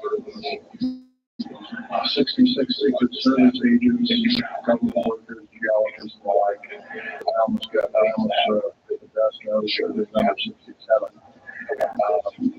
Lost their lives that day because the government lied and knew full well what was underneath. And what we've done is out in the desert there, we had drilled 4, and in a period of a couple of days, we drilled 4 of these holes that went down several thousand feet. And one of these holes kept bringing up dirty dust, putrefying odors, and broken off machine bits and other kinds of things like that. Boring machines as well as lasers came up with damage. There was a probe that was sent down, and that came up totally missing. And so people were sent down. And when I got down there, of course, the odor was in an odor. I was in a safe suit environment. All I had was a small tool belt with special sensors, a small block hammer, and a rucksack for mineral specimens and other kind of things like that. I had my little pistol. And I engineered it to have time to carry a big pistol with green berets and stuff like that. I felt like berets. I hear a little more for PPK with a gunshot. So as soon as I got down, this whole standing about me to this gentleman over here in front row, 10 or so feet away. Feet away, something like that. Was one of these 7-foot tall stinking guys. I knew what he's saying. I'm like, yeah, I'm not going with you guys. There you go. And I was in the rear view that was luring that was me or me not a cooler. And so basically, you keep trying to follow each other because you were not. And with the fact that his ass started aliens in the area, of course, the big question was, and that was the big law. And of course, 66 people died that day. But everything was holding like gas.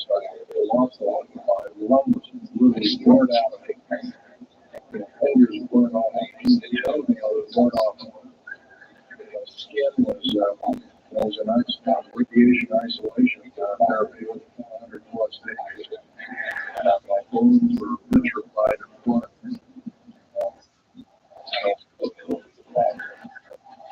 And then I survived. They're telling something other than that, I'm the only survivor. There are only 2 other survivors, and they're in nursing homes up in Canada. Canada refused with this to allow the United States officials to come. They're very bad by that shape. They want to get talk. They're Canadian. They're regarded as Canadian heroes.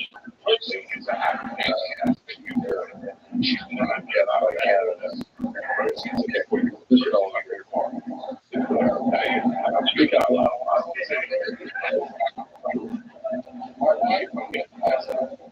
Actually, there's in fact, I was coming to this talk. I was supposed to be here by plane, but there was a subsequent follow-up. Anyway, I drove all the way and did it in one day. But as I was coming over near Cheyenne, I noticed the military airports in the Army are building a so-called new boot camp. Right up in Cheyenne, brand new. And I was here 3 months ago. I wasn't there. So it's not brand new. In Colorado, yes, there's about 4 underground bases. One being at Denver International Air Base.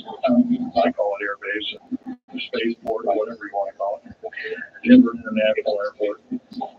No wonder your luggage gets flying. There are 8 levels underneath the airport. Tarmac there, tarmac or cement bank. And so those bags could be there for an ample time. I just imagine if this was made so we turned agate 30 or more million years ago, those bags could very well be the same way. So yeah, there's a number of them. And I wish I had a map with me and I wanted subsequent talks to have a map.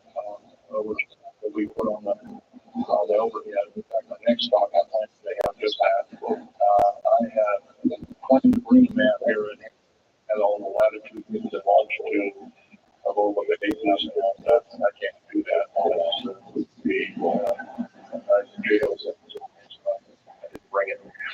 So, other than that, I have that all researched for you. Yes, this one.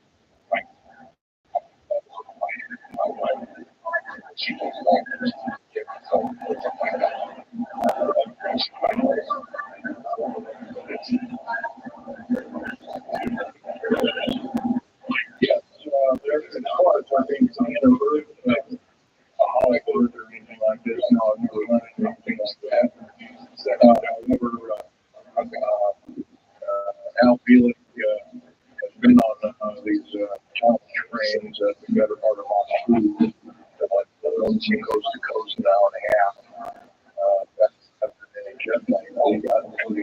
the SST,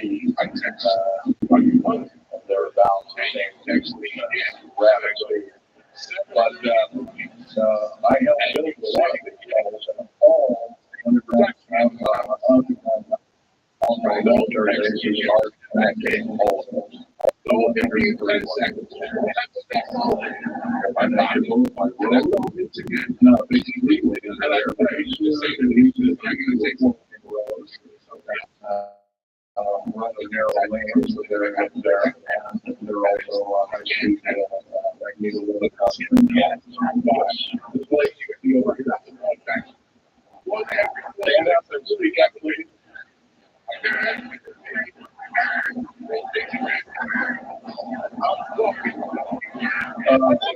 What levels of military personnel know about this?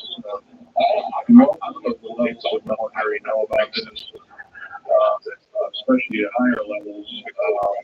Higher officer levels, the enlisted up here don't, are basically definite like we are, again, what we are.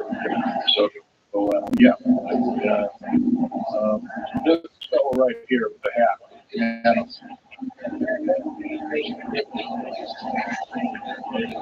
well, there's 131 of them in the United States, 127 of them in the lower 48. There's Canada, not counting those, some more than Mexico, not counting those either. They average about 4.25 cubic miles hauled out underground, an average depth of 5,700 feet underground. Average cost $17 to $31 billion each. And most of the land is very large ones now being built in Sweden, one of which is repudiated to be 30 cubic miles. It will take 5 years to build that one at a cost of about $2 trillion. And that's only supplied by the United Nations. Yes. Anybody over here? Speak up, please.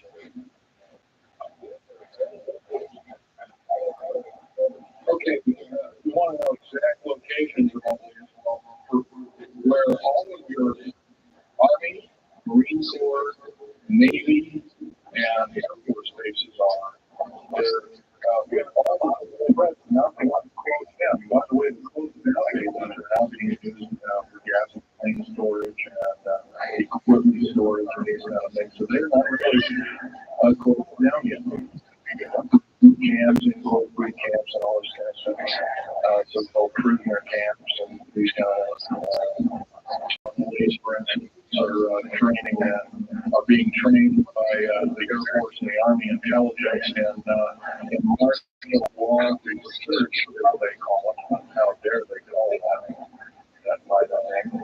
Where these are, where every one of these strategic bases are now in Colorado and Denver, there's 3 of them, and they're really small. Some of these bases are only 2 to 3,000 feet in depth.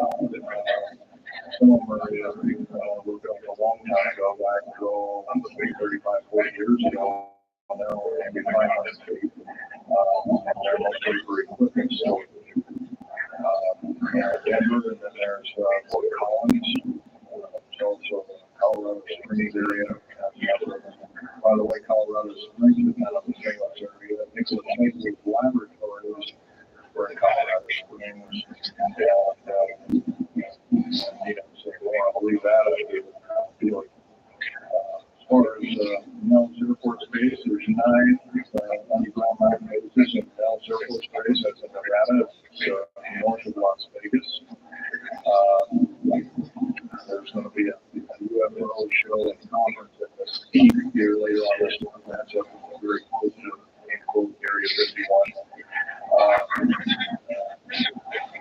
That whole area, by the way, the state of Nevada is 81% managed or owned by the federal government. Land is either restricted or run by the federal government. That's why they have. There's rising as we speak, and dealing with the problem very, very seriously. And senators are now getting involved. So evidently, waking up is occurring. Yes, it's John over here. Speak up, please.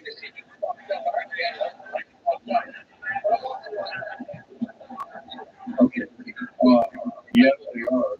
The gentleman asked, are these tunnels connected to large caverns? Yes, these large bases are basically like this Coliseum. Everything's underground. Everything's a city underground. Most of these bases have military bases, all the accoutrements of life. However, each one of these costs quite a bundle of dough, and some of it is our tax money, and most of it is clandestine operations, and that's definitely under the country. Yes.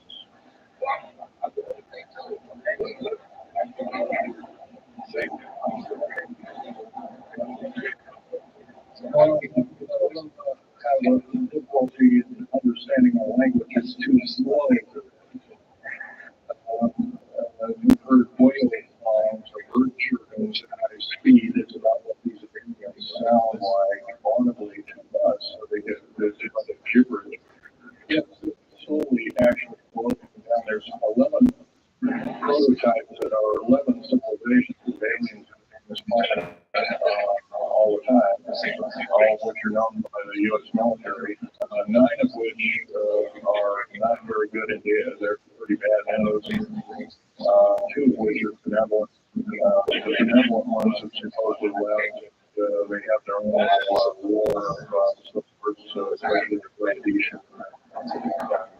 Whatnot like that, which Al Fuller was created to be a Venusian, but other people will look pretty more like a radiation. It was normal human, except he's just 6 years and so he's got one oversized one, he's got 2 others, he's got all kinds of weird stuff. Well, bigger. Yes.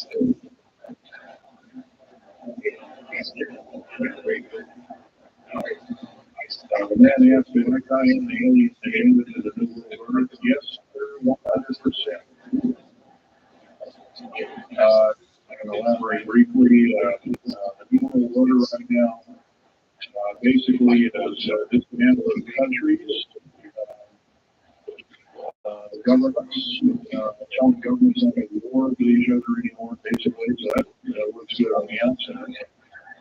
They're taking their orders directly from the aliens, and that will look good on the outside. They want the New World Order because they want the planet for themselves. You've often heard of the night Global 2000, that's a supposed sinister plot, or having been a group of sinister plots produced biological weaponry to reduce thin out so-called ethnic claims of the population of the planet by 5 to 6, or roughly 5 or 6 million people, enslaving the rest to work willy-nilly with the so-called people in the world order. Now, another peculiar thing is the alien agenda is not really well believed nor understood by a lot of these warm workers. They don't believe it. They think they've been singled out for their own end of glory. What they don't know is they're just another human being, and according to the negative or bad aliens, they're just another considered bags of food to them. They don't feed us like we think of a cannibal eating meat, but they use our glandular secretions as part of the food base. Our glandular secretions like adrenal gland, and in fact, in the Atlanta Center for Disease Control has figured out ways that we can combat this. It might be where these little designer diseases like AIDS and Ebola, alzheimer's, and all these kinds of things that come up out of nowhere. And these diseases almost have a mind of their own. That's this lady here.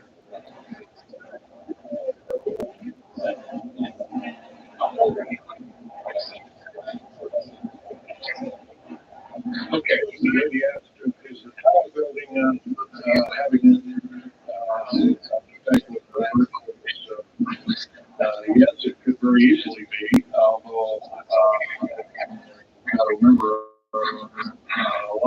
underground bases are constantly being repaired. So a lot of people have to be hired. As far as U.S. government, second part of the question was the U.S. government modifying whether yes, that's an affirmative. And we have the U.S. government has been working with the Russians for at least since 1972 and maybe as early as 1966 on weather modification. That's a well-known fact, and that's well employed. And by the way, we can literally weather modify a hurricane or a tornado out of existence. And the reason they don't do it is pretty obvious. Yeah, right. They could actually send a plane inside of a hurricane. Atmospheric bomb or a shock wave bomb in the eye of the thing that would fully dissipate. They don't do this first. There's probably other reasons for that, see the way it goes or how to have it, how we can study to have it. We'll go from there. Just on that, how do we learn more about it now? Well, there's that particular fellow, his name is Richard Sauer, PhD, wrote the basis and how, what is the government trying to hide? That is one book.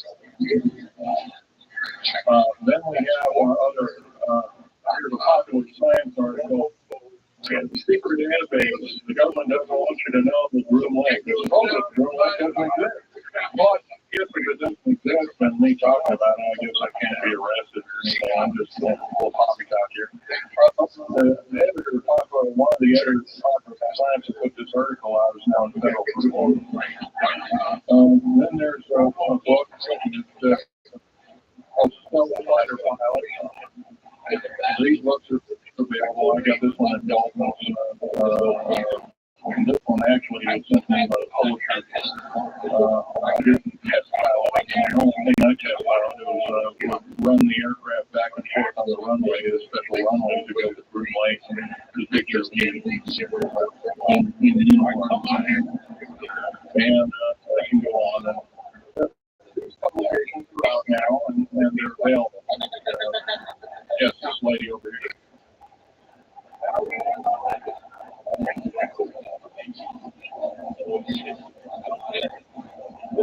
I can't hear you. What?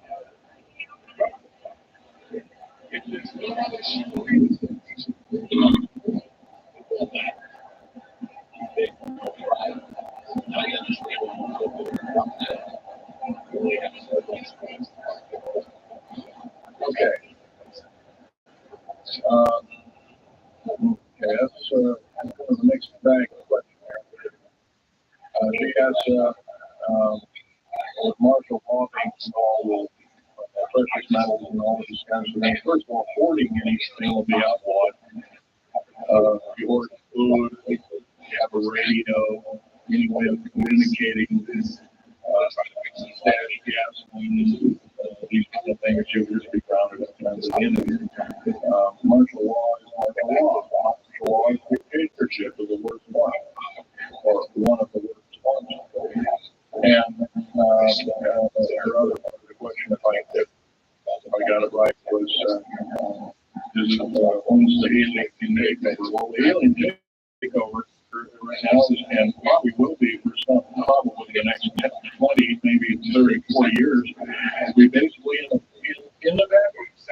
The idea that we get the one world beast-like government order in place, and it depends on the population of the planet. And then, of course, then all heck will break loose from then on. And whether it is, I don't know if it makes Bible talk, but some people have learned, well, this is already mentioned in the Bible, blah, blah, blah, and all this kind of stuff. Well, that may be, but all I can tell you is I've been face to face with one of these sinister characters, or a couple of them named Williams, and most people would just the shock of them seeing such a thing that causing them to not be in very healthy frame of mind as a physical as well as mental. This man here in Luca.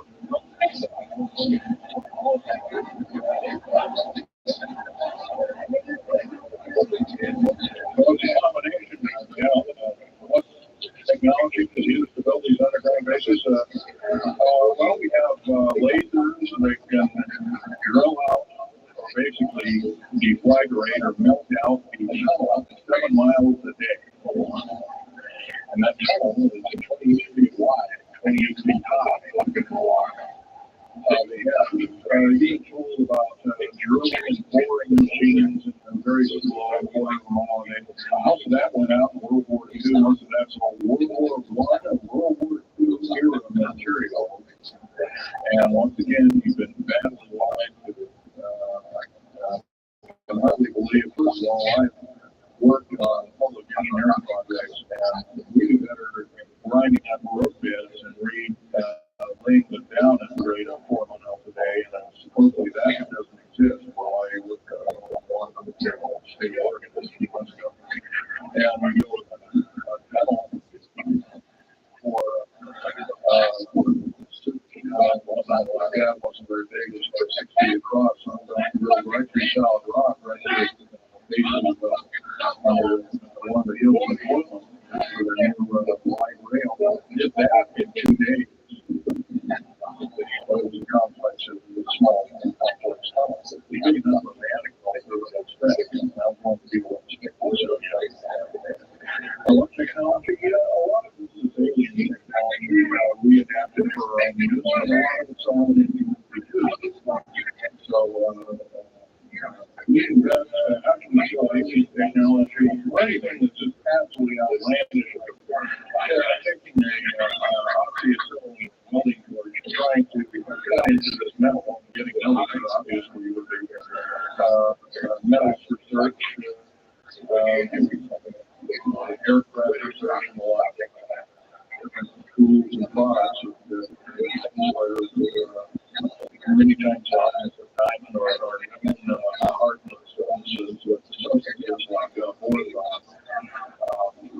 Obviously, that's nothing that we came up with on our own, but we do have several hundred years very much. You got to remember too that the military technology is outstripping public sector technology. At the rate of 45 years of technology for every calendar year, every 12-month calendar year. This time in 1996, the military technology was 45 years more advanced than we ever did. So it's quite possible that way back in 1943, now the U.S. Navy not only caused the ship to disappear, it literally disappeared. Basically, those technology right now is possible. 2 years more advanced than space technology. Computer technology right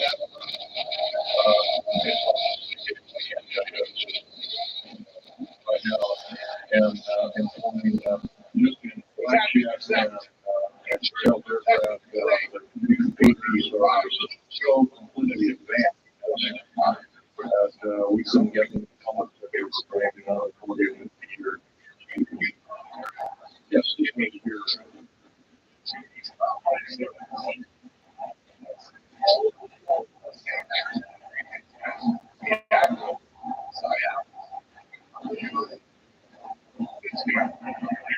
Well, they can really slave labor only the entire cast. Are they going to be executed? Basically, will be executed. Keep investors on dollar. There actually will be these things. It would be more.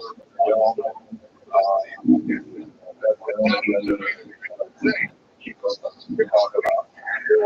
But other than that, yes, I would imagine so. If you look at all the 39 prison camps that are presently built, and all boot camps were. Of course, these new trains they have 143 shackles points on number of trains.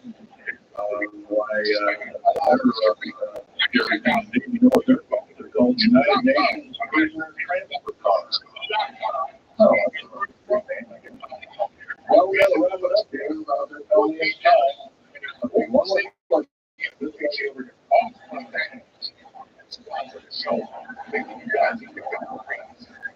They don't brainwash you. How did they brainwash 18,000 people before it came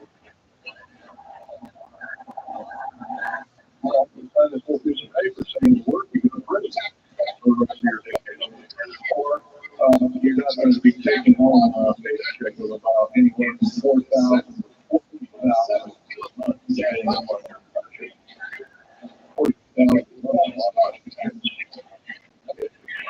wrap it up here, folks. So I'll be asking now Felix, I think it's over number 125. I think any questions there, let you look at artifacts. Once again, on these artifacts, really 3 minutes, don't handle them. Just look at them.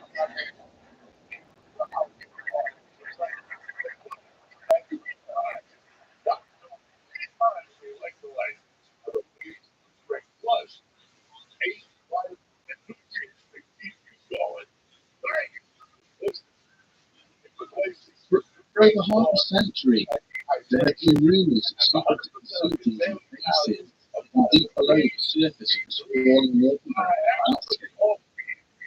This week, we examine the most infamous of these sites, an underground base beneath constituted also in Mexico.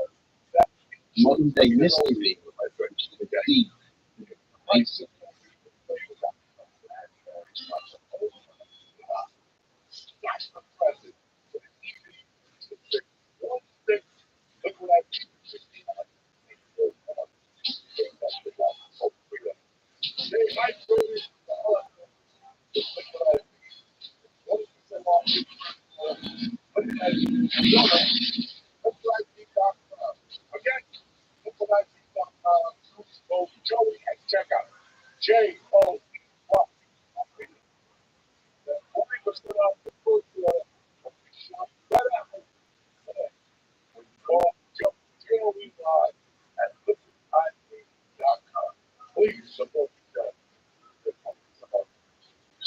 Bringing his patrol car to a halt, Gabriel Valdez stared out through the driver's side window at the dark mass while not far from us.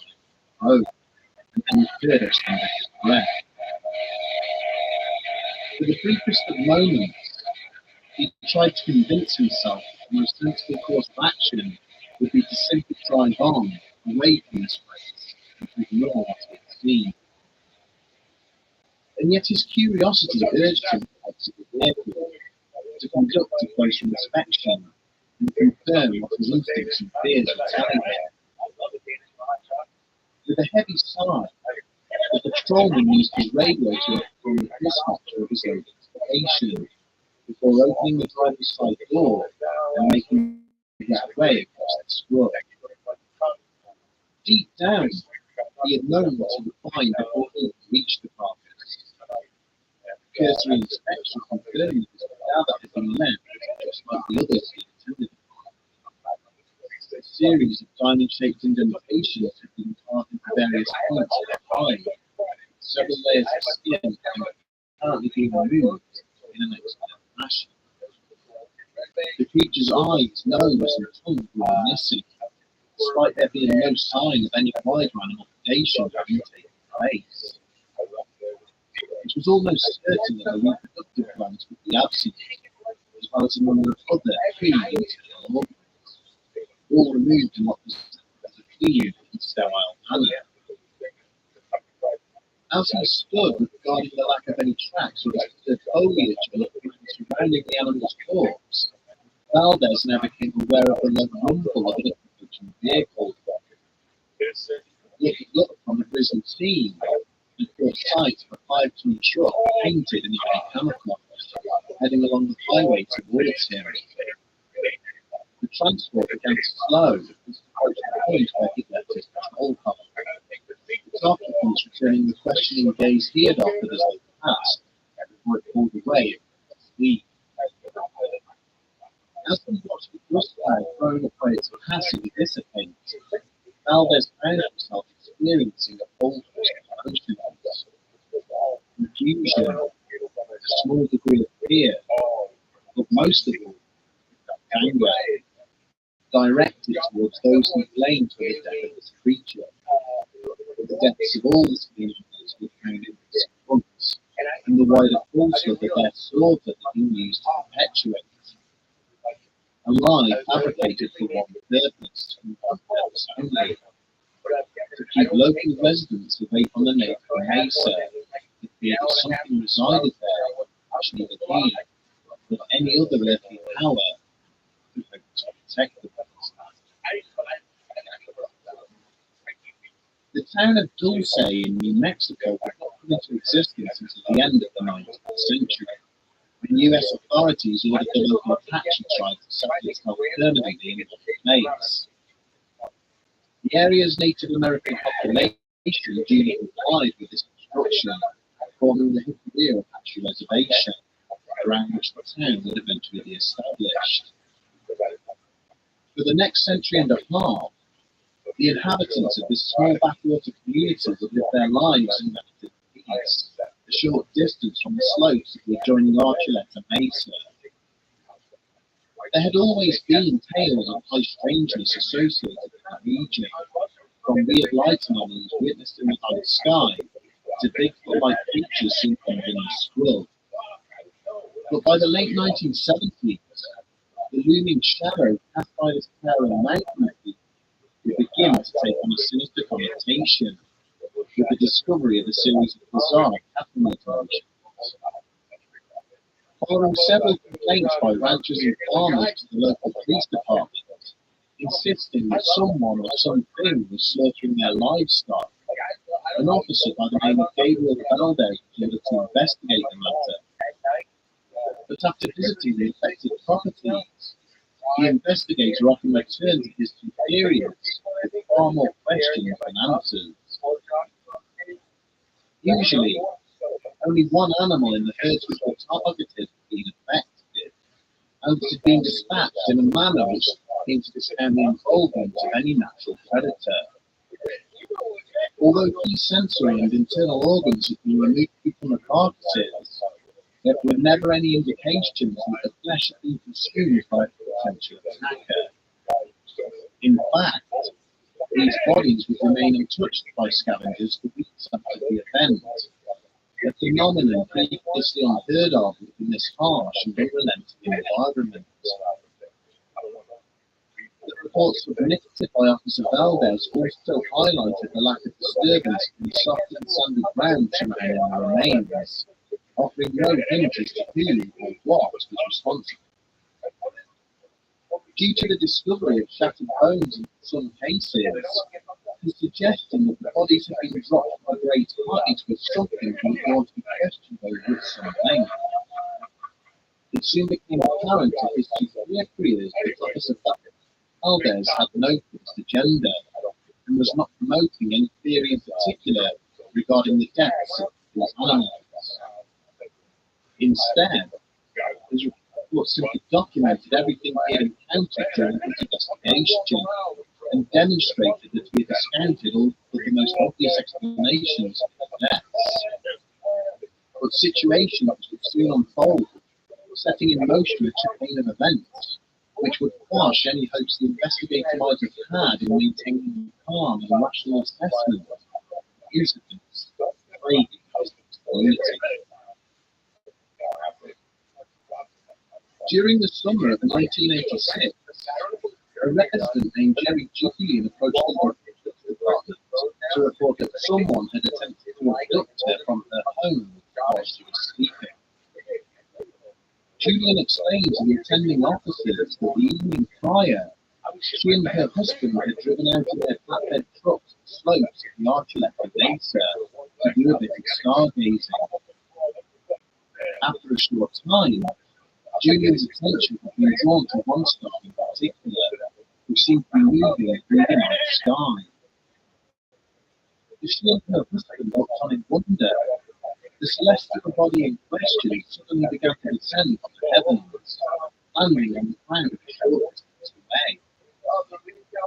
Gradually, the bright light before them began to diminish, revealing a metallic structure from which a small set of steps descended.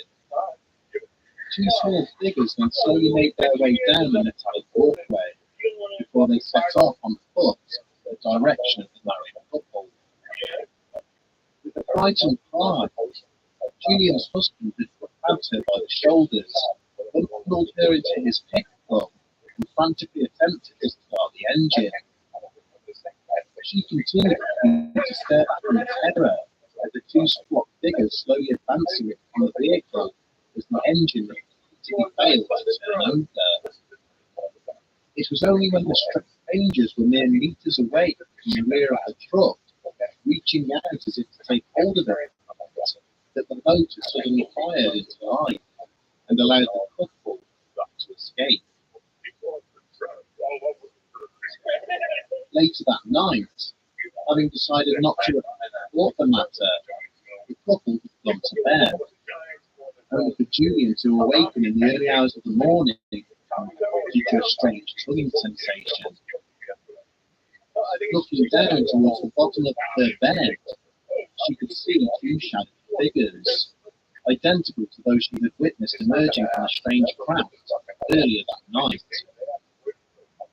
Suddenly realizing she could feel her sheets being pulled off the bed to expose her lower body, Julian attempted to scream, but nothing more than a hoarse, raspy sound emerged from her mouth.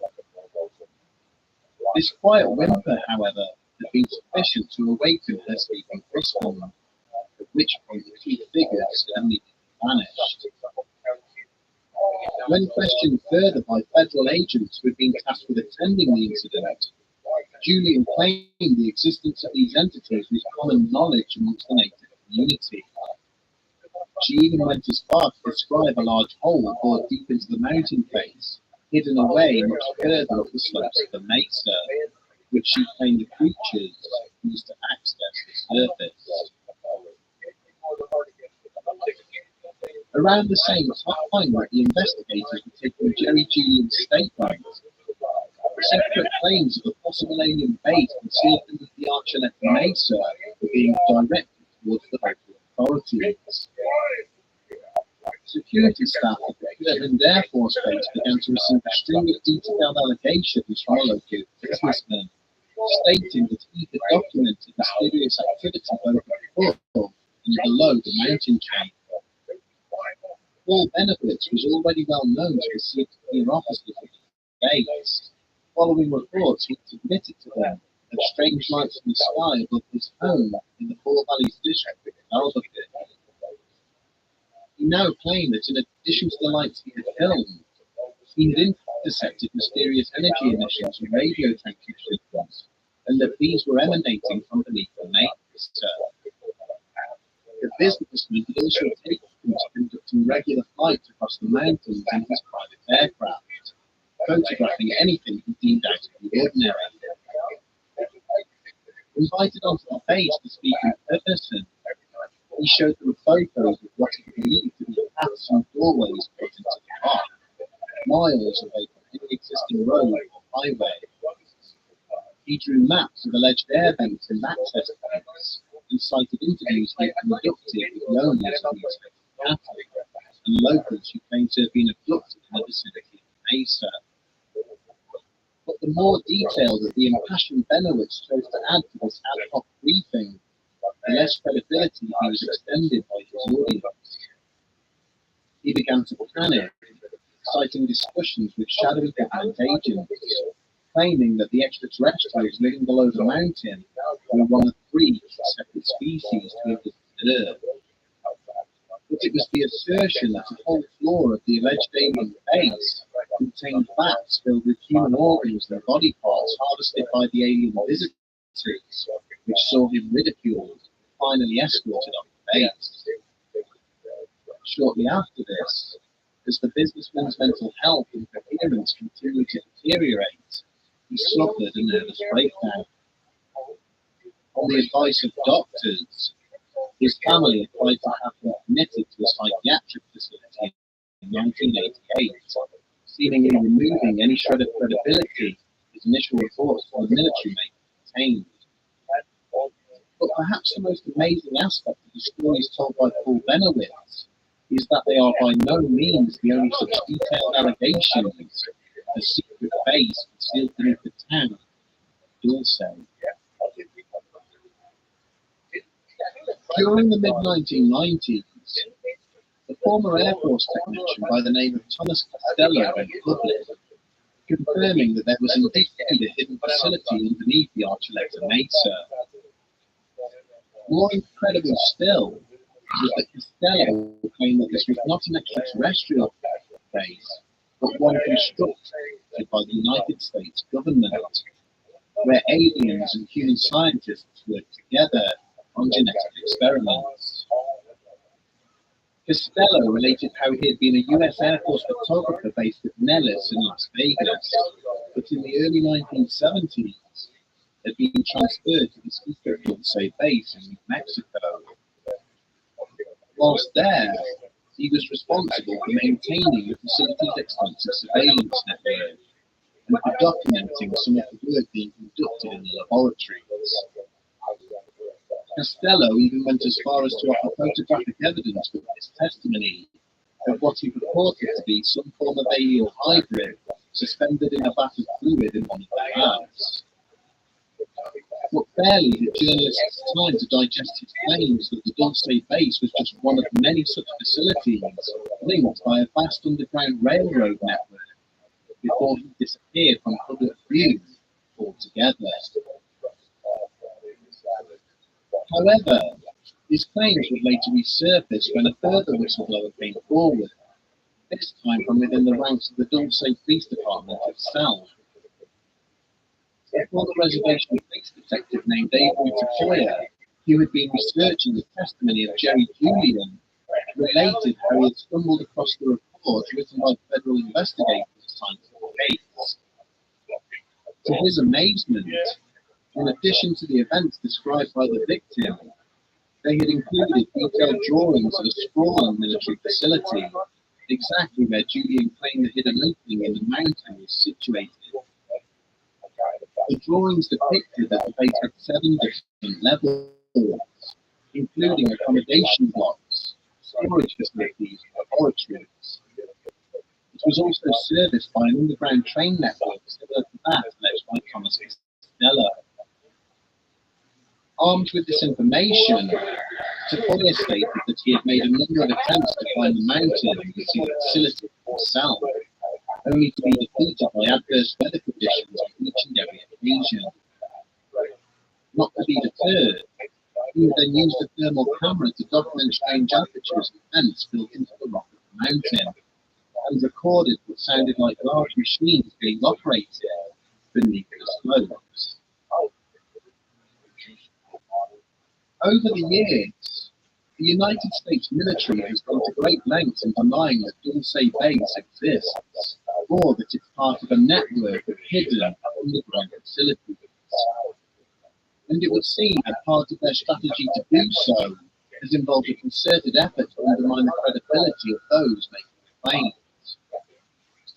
The background of Thomas Costello remains shrouded in uncertainty, with attempts to locate and review his military service record seeming to suggest he never existed. Photographs associated with his testimony have proven to be forgeries, and no formal interview with him has ever been unearthed.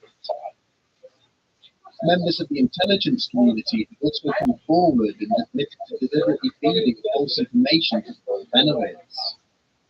It is alleged that having become uncomfortable with his obsession and surveillance of the secure Manzano weapons storage complex, the Air Force invented the fictional Dulce base in order to distract the businessmen.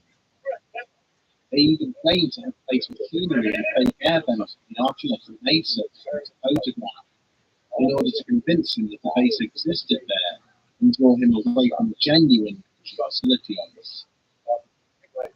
Gabriel Valdez himself has always refused to believe stories of the base of the Mesa, extraterrestrial or otherwise. Prior to his death in 2011, the former police officer told his son that he believed it was humans who had mutilated the cattle near the town, and not aliens. He cited secretive nuclear testing in and around New Mexico through the 1960s, claiming samples had secretly been removed from local cattle to test for radiation poisoning. There are equally detailed cases both for and against the existence of the base beneath the Archuleta Mesa, and the secretive work which is allegedly being conducted there. With so many stories, it is difficult to know which sources to trust. It is not beyond all possibility that the US government was in possession of secret underground military bases, constructed well away from prying eyes.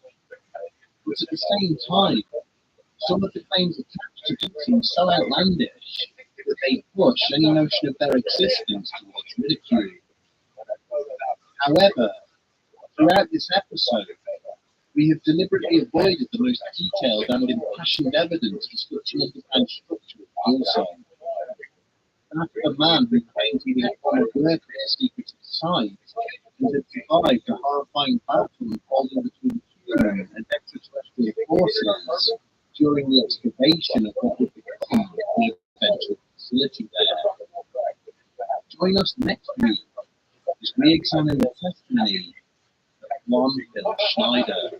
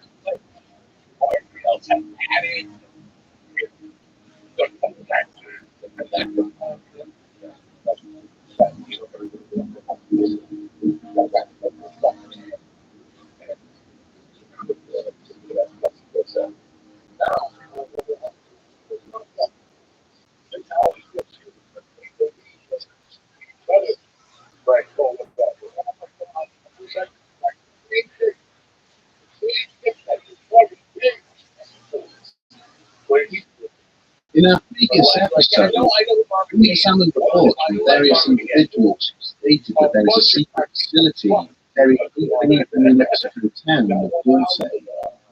But we deliberately avoided the testimony of one man, who is arguably the most controversial figure in the allegations surrounding the possible existence of Dulce base. A man who claimed he was the survivor of a war in the Mesa.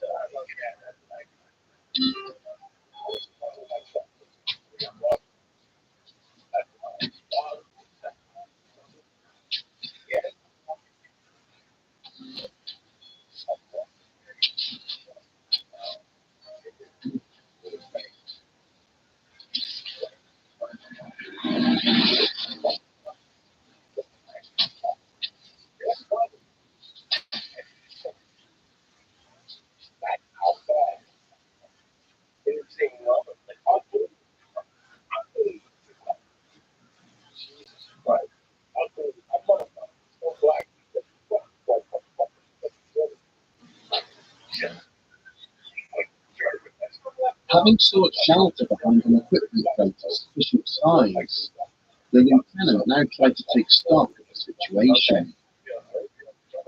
At least 3 members of his platoon were gone, their bodies charred beyond all recognition, following exposure to the horrific weaponry employed by their opponents.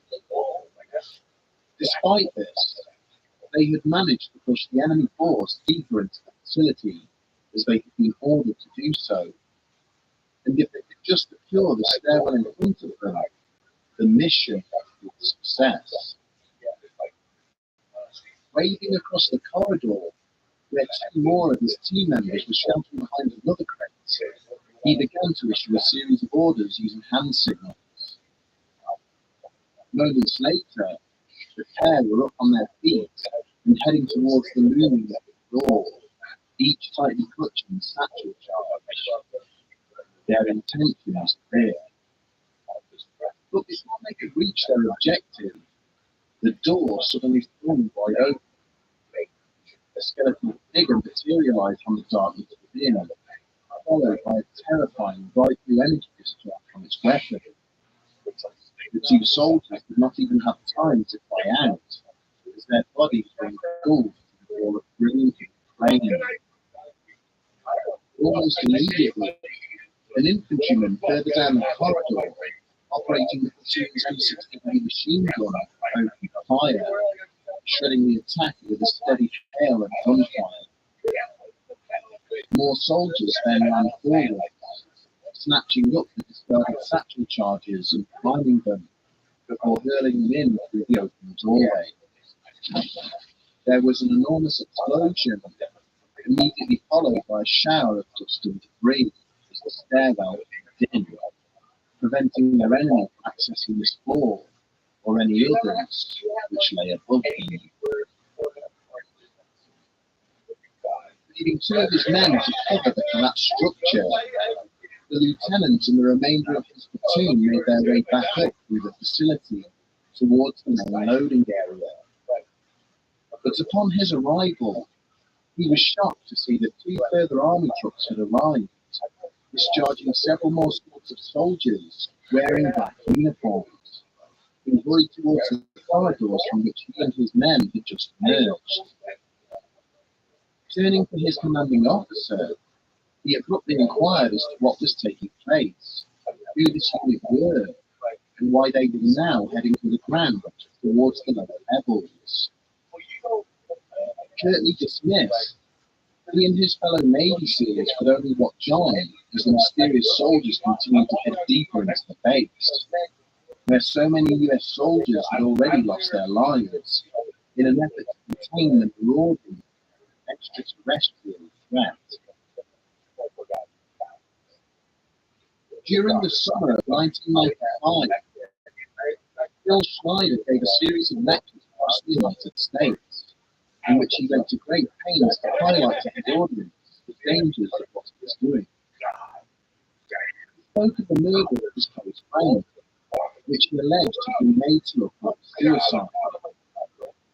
Then he related various attempts on his own life and threats to harm his family in an effort to stop him from sharing confidential military secrets with the public.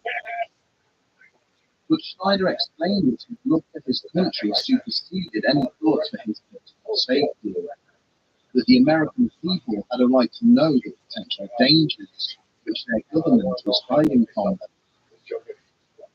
He would open his talks by explaining how he came from a family of public servants, how his father had been a military officer who worked on the Manhattan Project. Then he would reveal to those present the fingers missing from his left hand, relating how he had lost them whilst fighting to regain control of a secret installation from extraterrestrial attackers. Schneider would hold up silent metals and minerals, claiming that they were products of experiments which had been kept hidden from the American people. It has been explained in great detail how there was a vast network of underground military bases beneath the surface of North America, linked together by miles and miles of magnetic train tracks. Finally, he would close his lectures by saying that when his time came, just like his friend, his murder would be made to look like suicide, reiterating that he had no wish to end his life. Less than a year later, the impassioned public speaker would indeed be found dead in his apartment. His death, perhaps unsurprisingly to anybody who had ever heard him speak, ultimately being ruled suicide. Much as the former Air Force Sergeant Thomas Costello had done before him, Bill Schneider told anyone who would give him the time that there was a military base hidden deep beneath the Archuleta Mesa. But unlike the enigmatic Costello, Schneider chose to deliver his evidence in a far more public manner, speaking openly to rooms full of interested people, fielding any questions they might have concerning his account. He described how, since the end of the Second World War, the United States government had been building a vast network of underground bases around the country. Schneider explained that to his knowledge, there were 129 deep underground military bases, or DUMBs, hidden beneath the plains, mesas, and mountain ranges of North America. 9 of these were clustered in close proximity to one another, located in and around Green Lake, near the infamous Area 51 testing facility in Nevada. All of these bases were linked by a seemingly endless series of tunnels, which housed the maglev train line, allowing workers to travel between the locations at speeds of up to Mach 2. As they stood and summarized how these tunnels have been created and how each of the secret bases have been constructed, audiences found themselves visibly impressed by the level of technical detail Schneider used. Having listed his credentials as a geologist and structural engineer, he related how he had been brought onto the project to assist with the complicated and advanced construction methods being used. The maglev tunnels had not been drilled or blasted through the ground, but had instead been created using laser technology that vitrified and melted its way through the previously impenetrable rock. In order to create each base, 4 gaping holes were bored deep into the earth. Each separate floor was then blasted out of the rock before being linked up to these 4 gigantic corner shafts. And it was amidst the construction of one facility in New Mexico during the late 1970s that Phil Schneider became an unwitting participant in what would become known as the Dulce.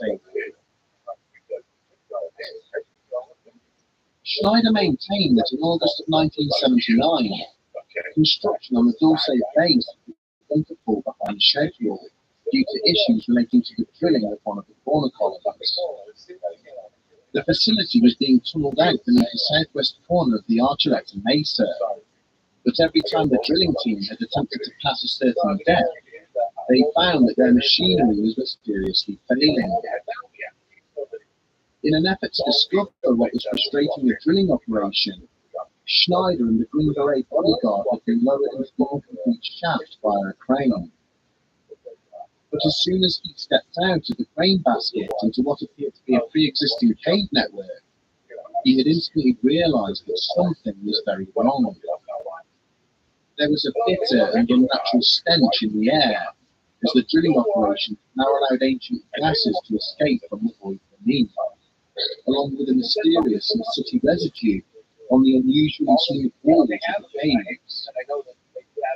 It was at this point that a tall and slender grey figure had suddenly stepped out of the shadows in front of him, carrying what appeared to be a weapon of some description. Utterly terrified by this creature's unearthly and intimidating appearance, Schneider had used his sidearm to kill it, only for 2 more to then emerge out of the darkness behind it. Backing towards the crane basket and firing wildly, the engineer had managed to fell one of the pair, only for the other to then use its own weapon on him for retaliation.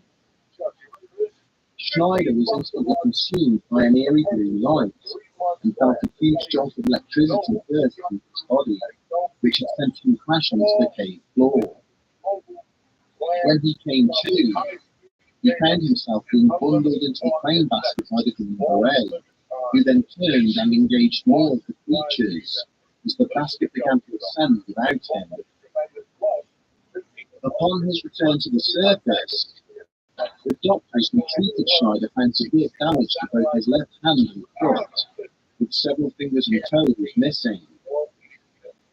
After he had explained to his superiors what had taken place, he was removed from the project, but later discovered that construction had continued despite his encounter.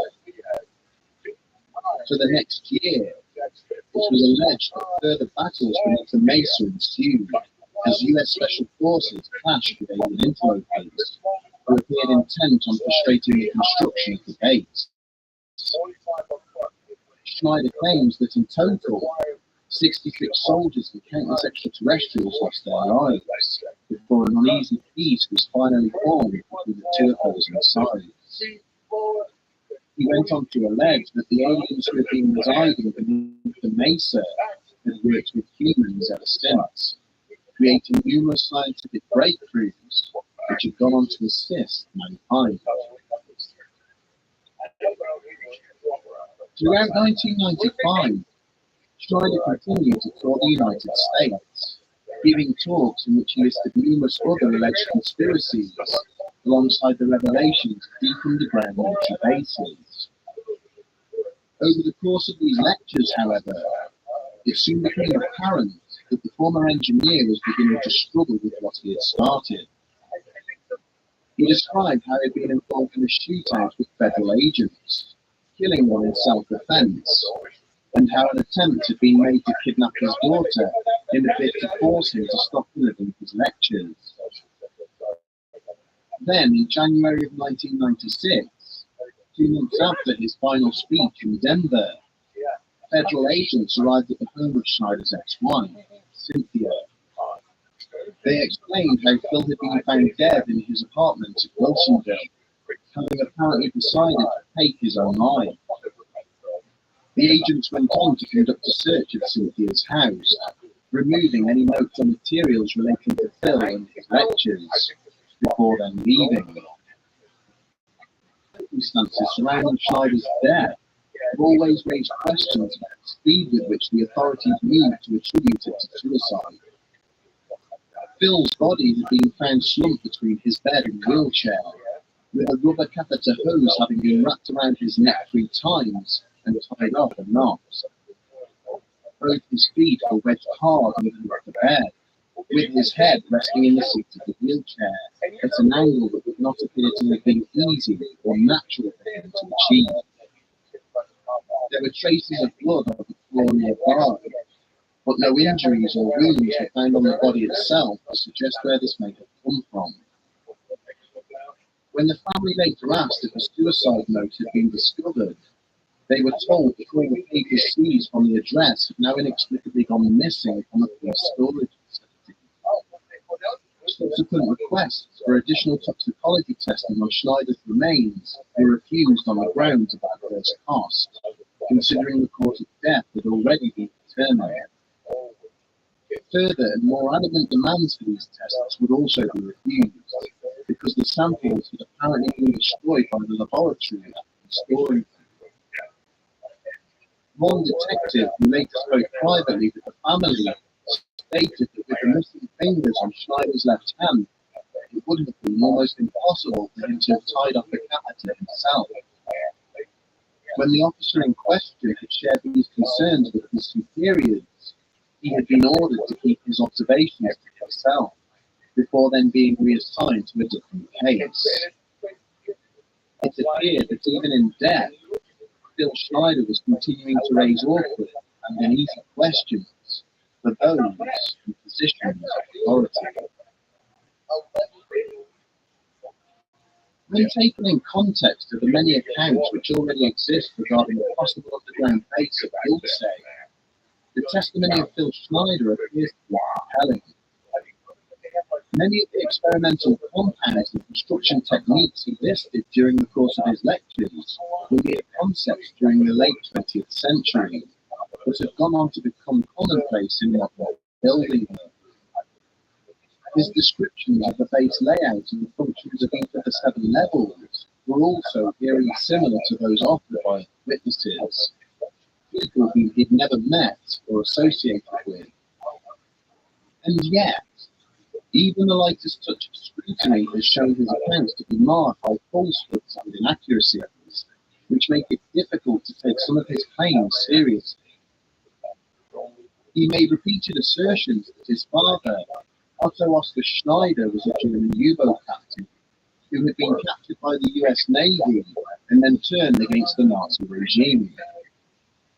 Yet a cursory search of both German and American wartime records shows this to be an apparent fabrication, with Otto having been born in San Francisco in January of 1906.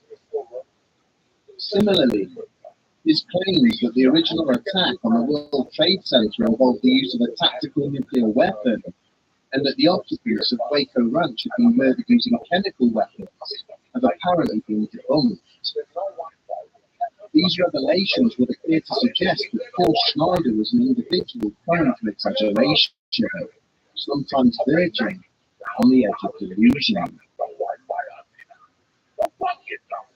But if this was the case, then where did he sustain his life-changing injuries? And what happened to the missing samples and notes he brought with him to his lectures? Why is there so much evidence that he was silenced by unknown persons, and efforts made to present his murder as a suicide? Schneider's detractors argue that he was not a wild man, and merely seized upon the alleged testimony of Thomas Costello, using it to conjure up a fantastical backstory of his own. But to his supporters, the inconsistencies in his account are explained away because the US government was writing his family history, designed specifically to undermine Schneider's credibility and keep prying eyes away from the Goldstone base. They point to the same methods used against Bob Lazar and his removal from college and employment records as an example of the lengths the US government will go to cover up such revelations. With the advent of the internet, each passing year sees more information on classified military projects slowly leaking into the public domain. It is therefore entirely possible that at some future point, evidence of the existence of the underground military bases will finally materialize. Or it may be that advances in technology enable investigators to finally disprove the existence of such facilities once and for all. For now at least, it seems there is a lot more digging to be done.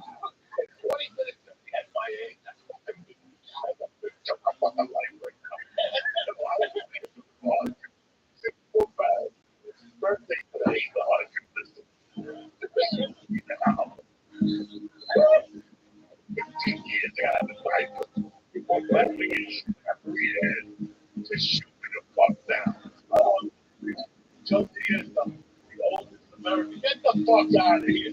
You understand? You just have a dick no more. It's going cold. There's no hell not going. The fucking people. There's no point in that. There's no point in people. I only live he bitch to me, bitch on the fucking phone to me every time I call him. But, he still wants 5 pounds of that. He still wants you to have to have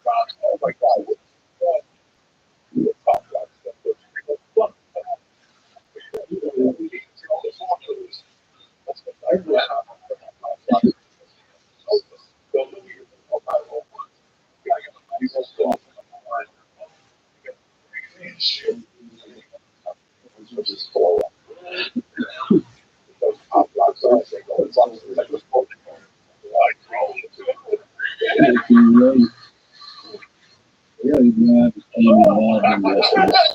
Started out in the early afternoon, probably 1:30 in the afternoon. I received a talking call from fortunately the office and inquiring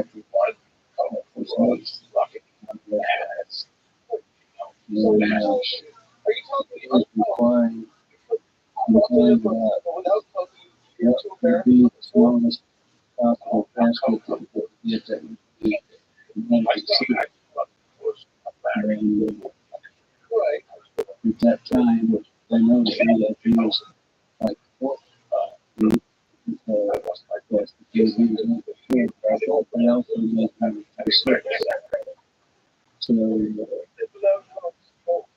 even at the ready to stop, that I could make up on that, that's up all that. So it's like, and, that was the first time that those goals. Then he called back, probably 45 minutes or so later. And he said, I need to ask you some more questions. He said, in case something like this should happen this night, you need to what preparation, what your preparation is. And so you need to know also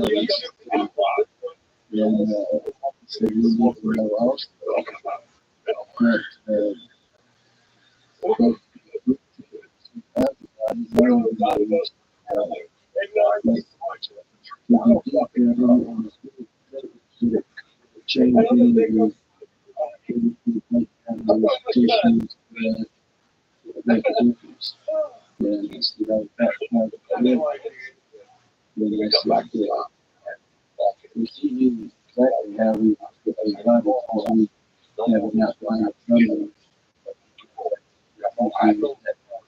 Yeah, I did that. No, no, I said, if you have a problem, you have something like that, you don't really know what to do about it. No, it's going to cut up. And he said,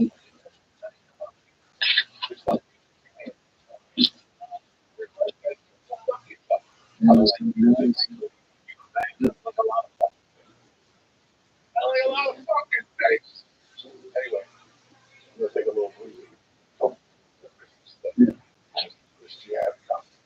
so he said, well, we don't really have it. Maybe it's not great, said he was paying it. It's pretty sure pretty involved in something like this,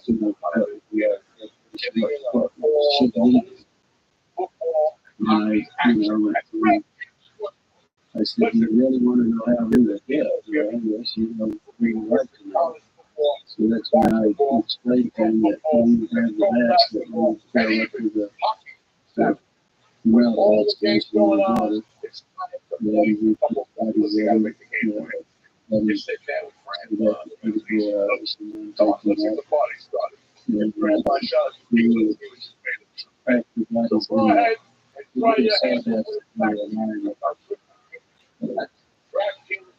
we would come to. That would be less that. So these are good people who come out. If you did fishing, you would have to be back every day. When you did, you have to be fishing. Then you would have to ask me to carry these and that was very cool. So that's pretty fun and interesting.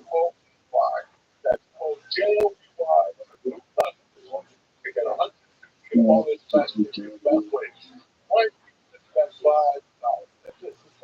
This is right where we don't really like this time, but they would be just in case something like this should happen, then he said we would be prepared. Then we got back onto the subject of maybe not damaging any of the chemicals or compounds in the bodies and tissues, whatever. How maybe they pick bodies up like that, but they're not to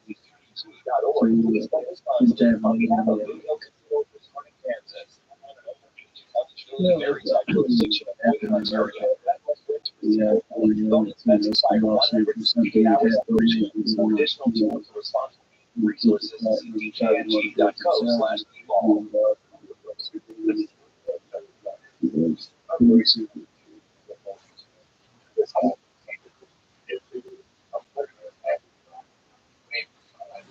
Well, I didn't go out to the basement. Yeah, I was good. Well, I didn't go out to the basement. Probably a couple of hours later, and my dad brother just called. It was a woman that was an accident, and I took the ambulance to the basement. He wouldn't be able to me, but I took it back to the office. And that's where I could do really well. I didn't go out to the basement.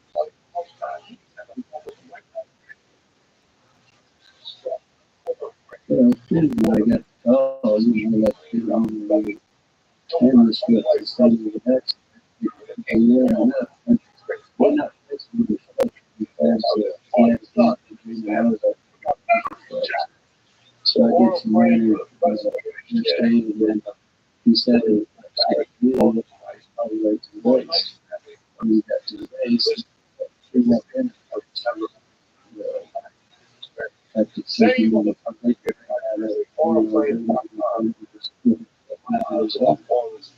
And then I could see that then I had this friend that wanted to talk to him, say he was and so we take notes and we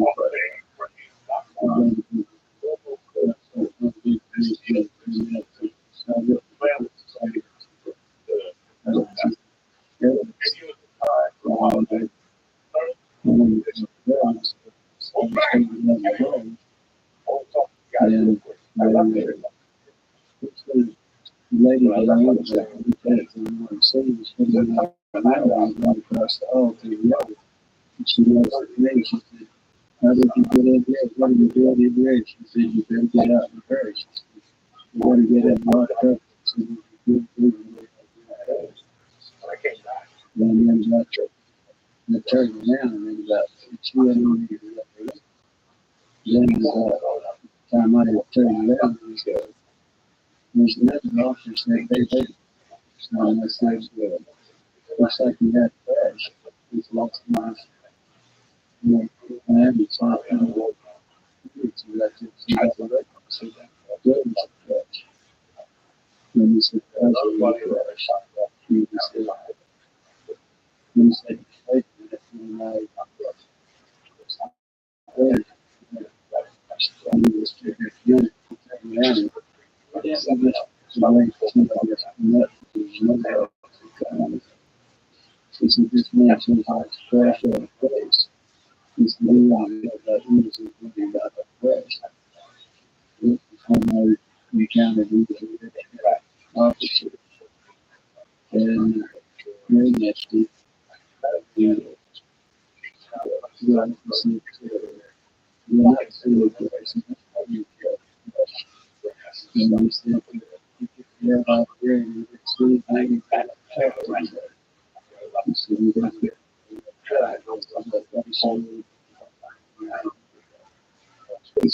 somebody about what I said. That's what I made.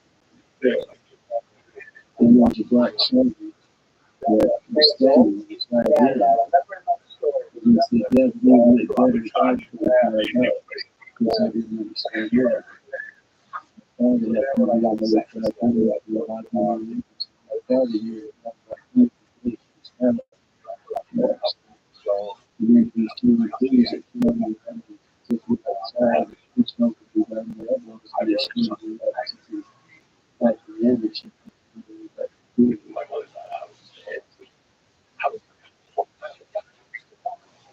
Yeah, I mean, after the right park is really cool.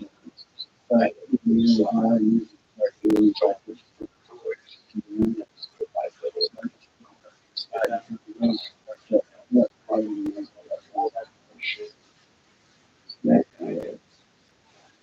Next time we got it, said something there. I was talking it's really into it. The dog what was odd about it, it was the one piece down inside each one of the video.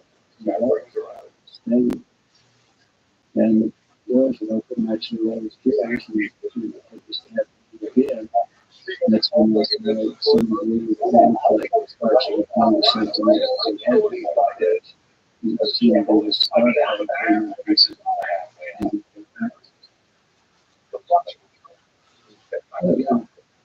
the notes in the two of the edits and things.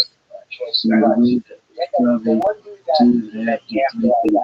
And then it wrapped up in the side of the other side. And then turning the shape of maybe like a hat for me, like the front of the and it's like it looked like it, it looked more like it. I didn't know how to say this guy. And that upside about it looked like one of the favorite part in front of the movie. It was like it's the design just something that not indicates it just something that probably got priorities and probably with solid topics. And the same pages and the other state is practically the same thing. So increase the practically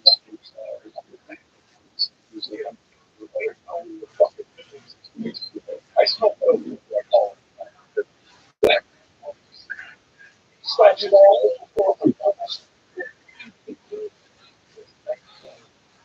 no, really, I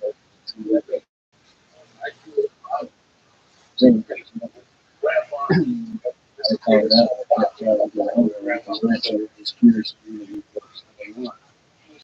It's one part of extended body and like, so when you try to hold it, all that, and she said, when did you need to measure? What time you feel something much longer and Jim, we got all that time, we had some of us, and I feel read that. And much of that crowd was in the associated. So the problem is I go place in the 3 outside and these guys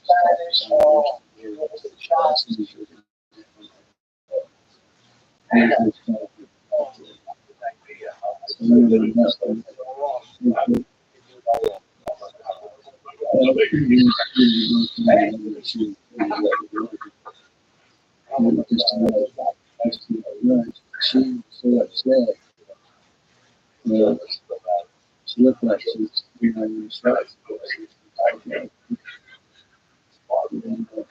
she said, I said, well, I'm just supposed to be. And she said, no, I'm not doing it. I thought, well, I guess I'm not really sure. And then she came down with the person who acted and she got the big diagram that she had announced the drivers. So now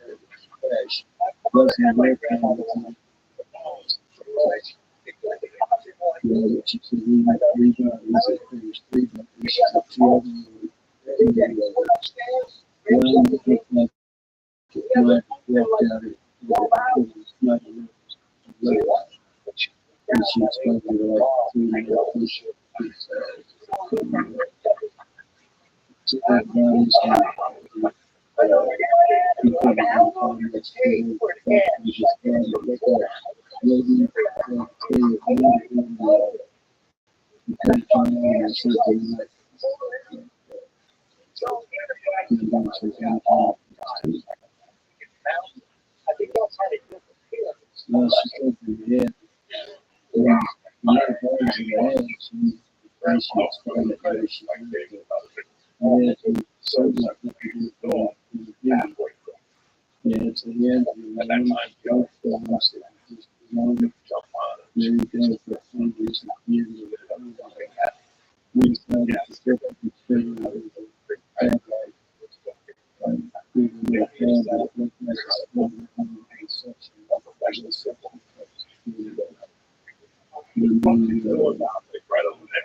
Get things we had the extra Vegas to love and realize that I'm not there's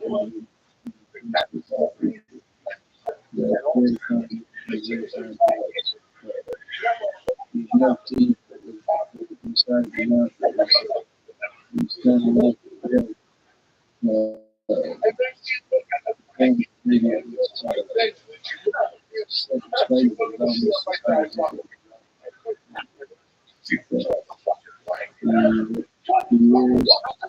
years was over 2 years inside of the world. We thought the country was small because so many like God that was not a world. She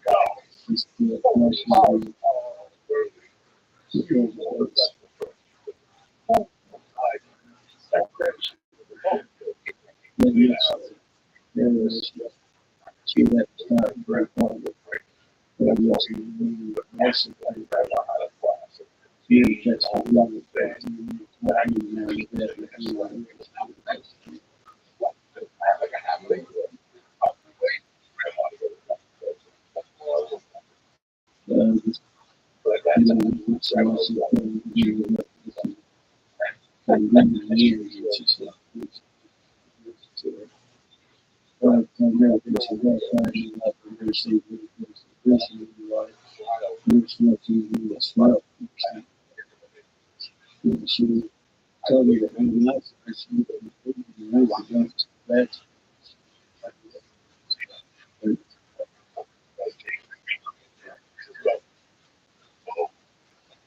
told me she said, I asked question.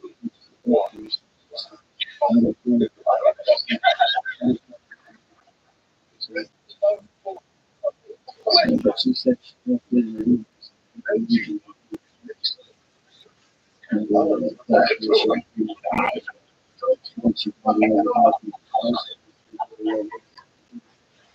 examination they have to do because of that and they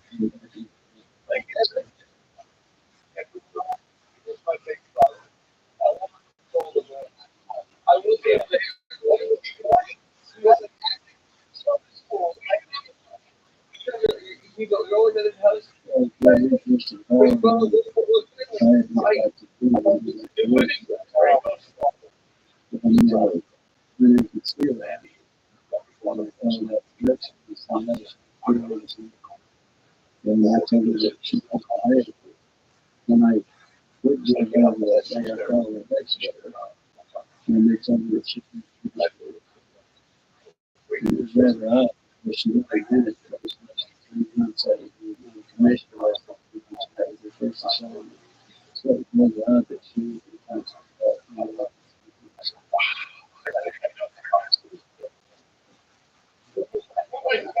and about 2 weeks, probably 2 weeks, at least 2 weeks. I got over here, got those 2 weeks. She didn't have interest in she was all the way up. She looked, she said, "You're good time, right?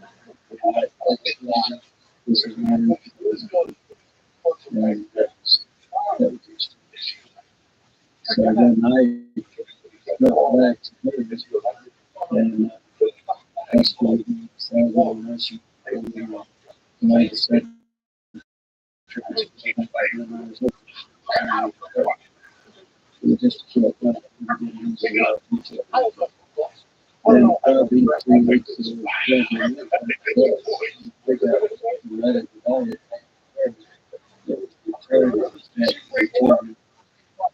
also doing the radio. And that's not then Friday, showing up to the base. A few days later, one of the airstations, you know, that one pretended. She said, well, the rumor, like you heard, she was killed with 5 other nurses in the train wreck in the place.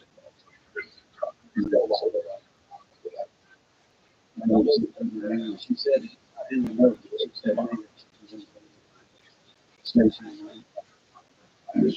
That's less than like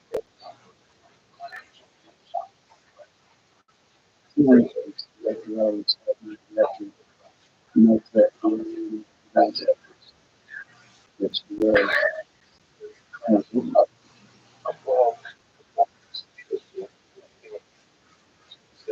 so that I just knew she feels that she should be like electric videos.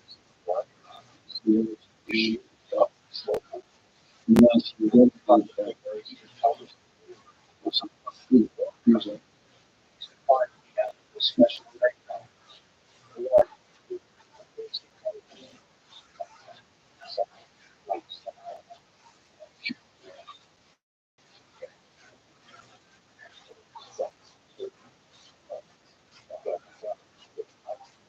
Okay, what happened there, then the next day after I was, and I had the problem with the South China. I was told my father was contacted by the state club and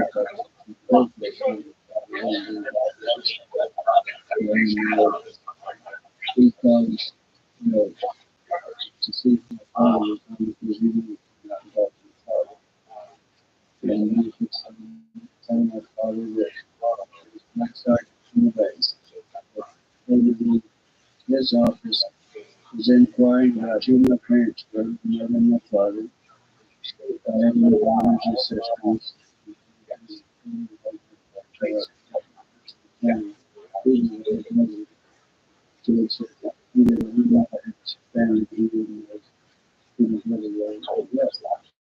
so anyway, I told my father that if I told my father and he can explain why I was to me, you know, this thing is good at this kind of thing. So we have to tell her to see another close. He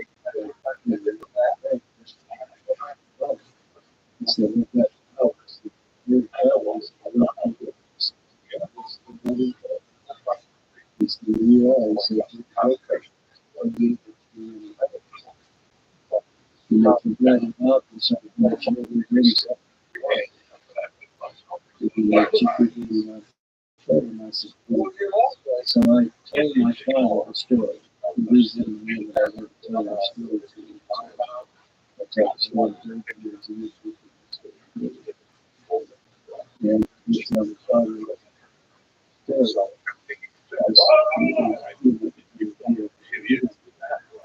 You can be upset. They did threaten my life. That is going to go my family. We would like to be and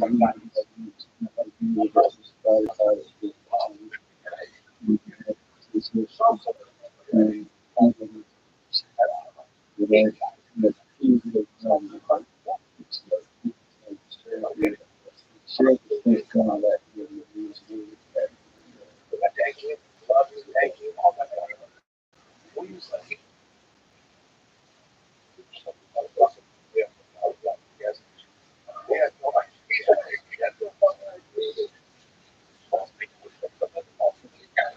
Well, she also really want to share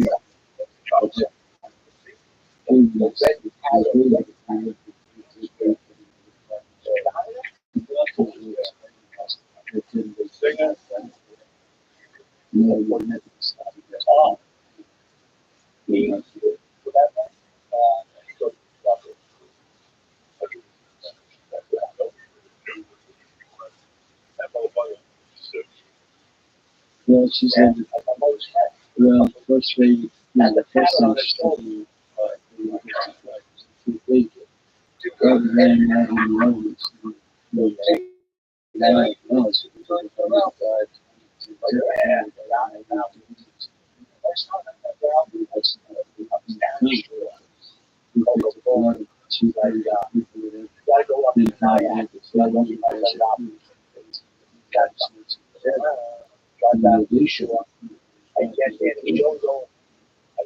you're exactly what you're talking about.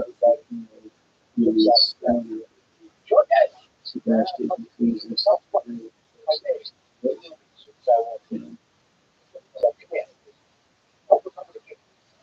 yes, it's like, it's not like stuff. Back stuff. And it was really working. I thought it was interesting also, but she said it's the doctor said it's stone cold, and it's like there's it's probably heavy factors. Well, that's like losing a baby, it's fine, very fine, and that's fine. The family structure, that's main,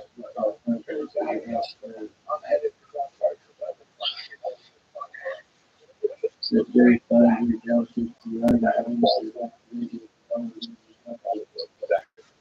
it's so fine, you gotta take it back, you know, she said that, that's why something stuff, but if you don't see it, it's a good she said, look, one that had been, to the extent, it reminded me of the real small things, small hair, any practice, practice, skill.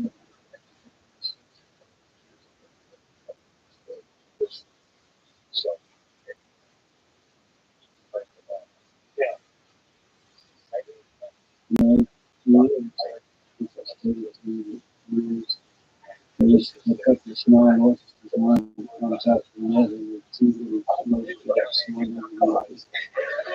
It had usually two small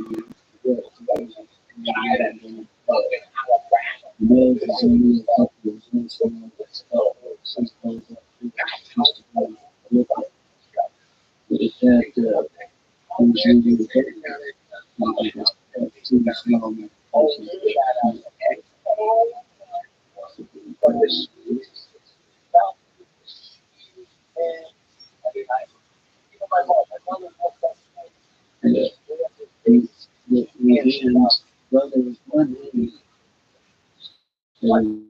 there was one hand evidently that wasn't attached to the, and she said, first you guys pick up the ground,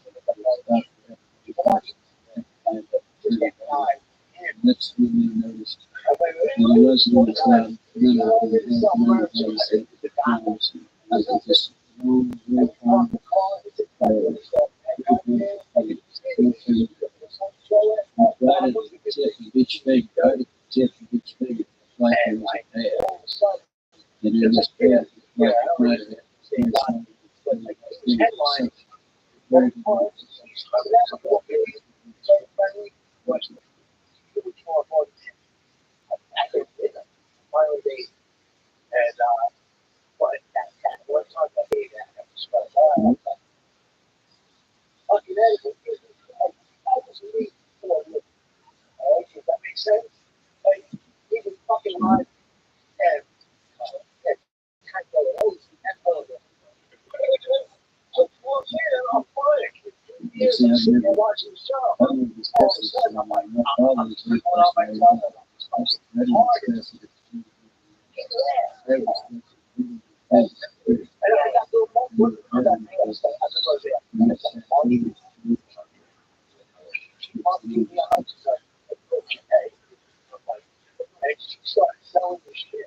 I'd love to, yeah, but I'd like to have it taken care of, make sure we, and my daughter said, you know, I want to take it, so I want to yeah, I'd like to, you know, whatever. guys for the company.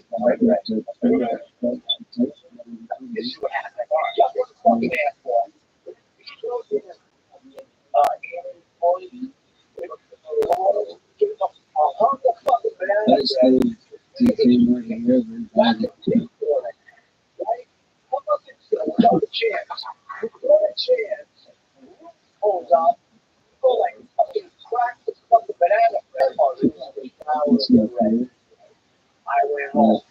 the DT. Times, and this is another thing that we tend to find out that is a very difference between them and ours. They just use therapy. It's probably one of the times longer than the top of the pit.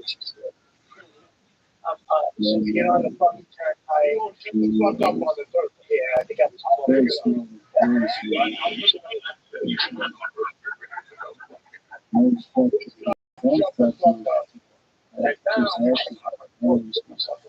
we were talking about the response and the leadership state of the person.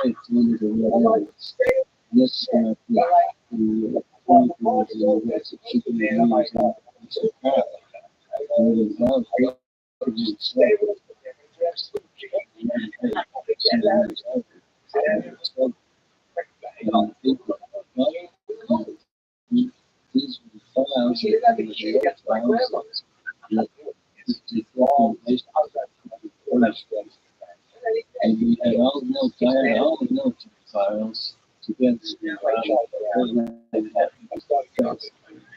Most of them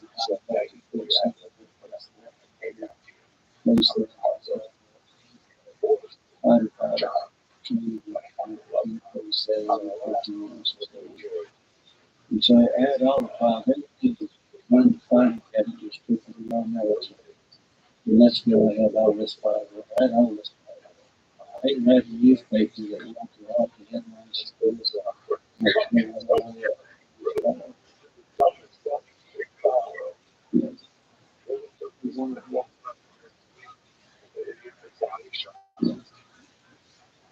Well, no, there's some of the other files, and that's the file. But my file is in the same. Yeah, most all my files, slippage also files. They have really actually destroyed most of the files that we training records that we really just got out of. And they tell you, manager of the animated car also told me he knew my father was there. Joe Lopez, that was the member of the deputy community club. And we're not the first club.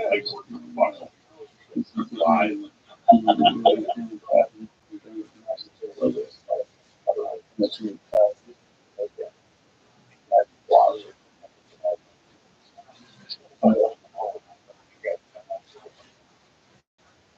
Oh, well, okay, that's okay. That much looks off the book. What would you do if you had to check that out? And what you do the movies don't check. That's the one thing you could do with the others. That's the first thing. If you have a crowd behind you, it's trying to teach you the rest of the video to know the stuff. I would suggest that you get that thought.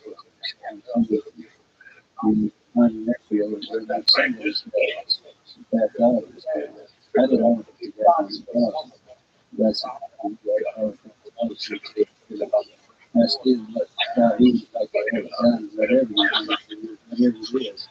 You're going to be like God, you're going to be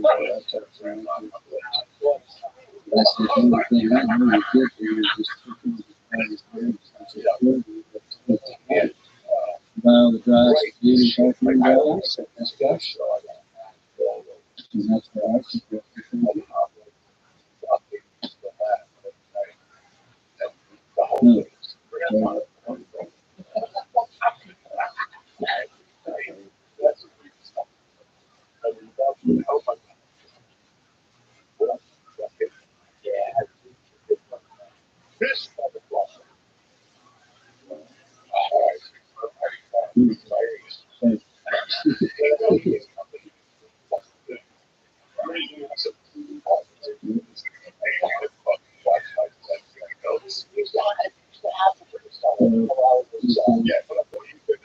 What I suggest is work to the rothschild. We discussed the and I said, kept telling me, if you have a problem, if you got something like that, if you need a service, you have a contract, take care of it. I said, no, this is just going to always be trying this for future use in case you get it. But then I said, well, first thing you better do, you better do it. I really had really place, so I know you probably never talked to myself. Something seemed to work. And this, that's what I said. You got him do those steps, and then you got to do what he tells you. Because he's the one who's going to do the outside. You got no consistency. And I said, yeah, that's right. That you got that is the way you get a sense of feeling. By all the guy I should be in that part of my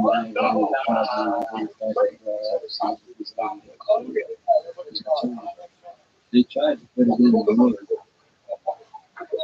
Afterwards, they had two departments.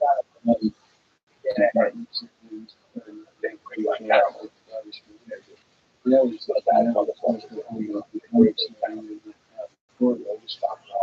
the thing that comes up in the end. Things from Spencer, they were afraid they were going to end up sending everybody in the hospital. So they made it. And that's the last that she got it to do.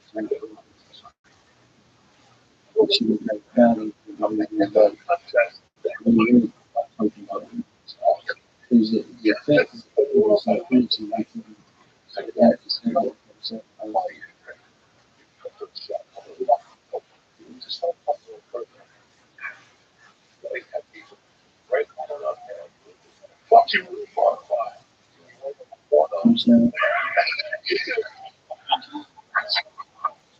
she didn't know. She didn't know somebody. She just said, last year they were discussing.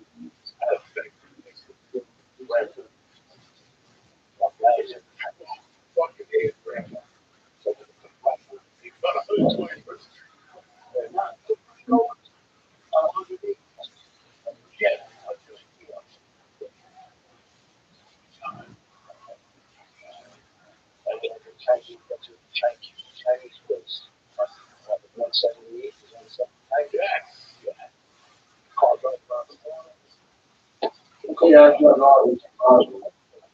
And I was the minority stockholder and the manager of a radio station for back in those days. Radio station is UFL. And we had gotten word that it was the rancher himself. Word of the crap all of everything. It was UFO. Of course, it wasn't a release that came out of all times. PIO was talking about it all the So we followed it up. I think that's a lot. Because I to the press. I went out to the press. People will be so hesitant. So I went to the call and said, "You don't have to release it."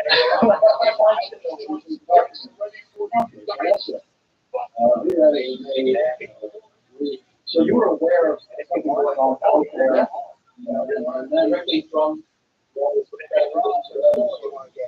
sources. Matter of fact,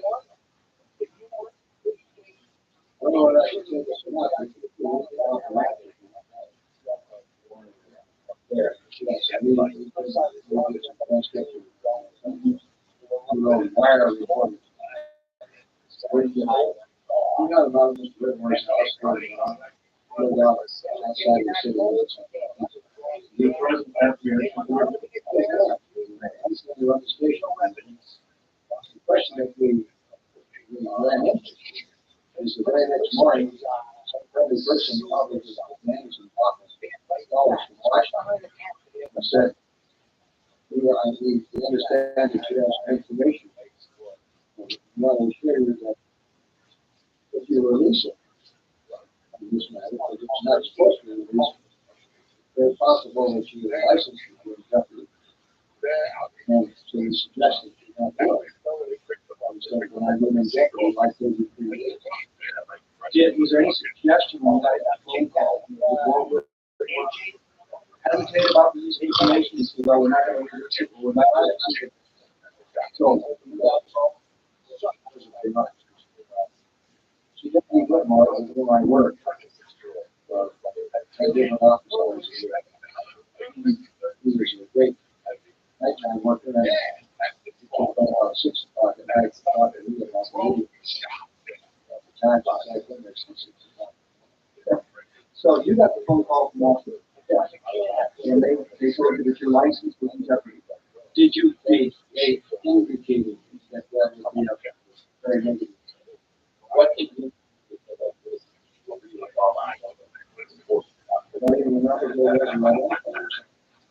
Was there any, but you should have because it's already made such a stir about releases, which is the nation and so forth. And so, in other words, I'm sorry, but this is not unusual because I have been down here for a couple of years and with things like air crashes, the water air police, problems with that stuff. It's not unusual for most people talking to people and they say, okay, we got to release this, not before, not before. That's no because most people take care of it after the release. Well, that was one of my questions. When you got the phone call from Washington, was it he thought about doing any releases for anyone?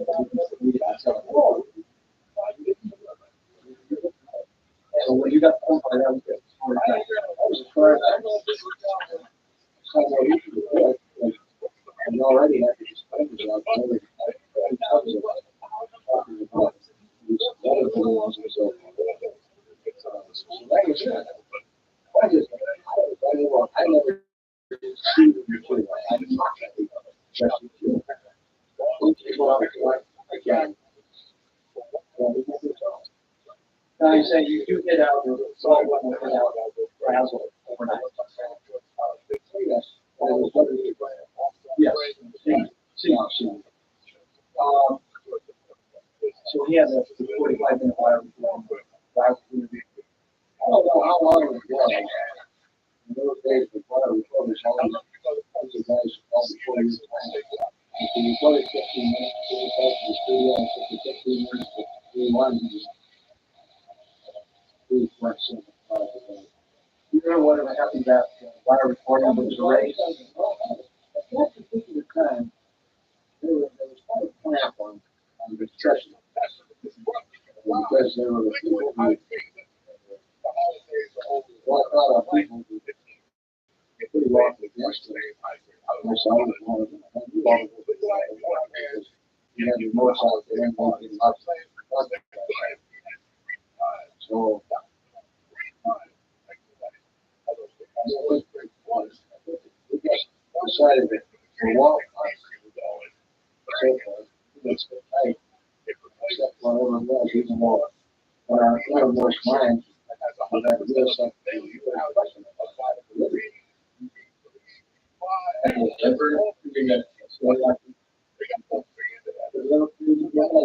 Because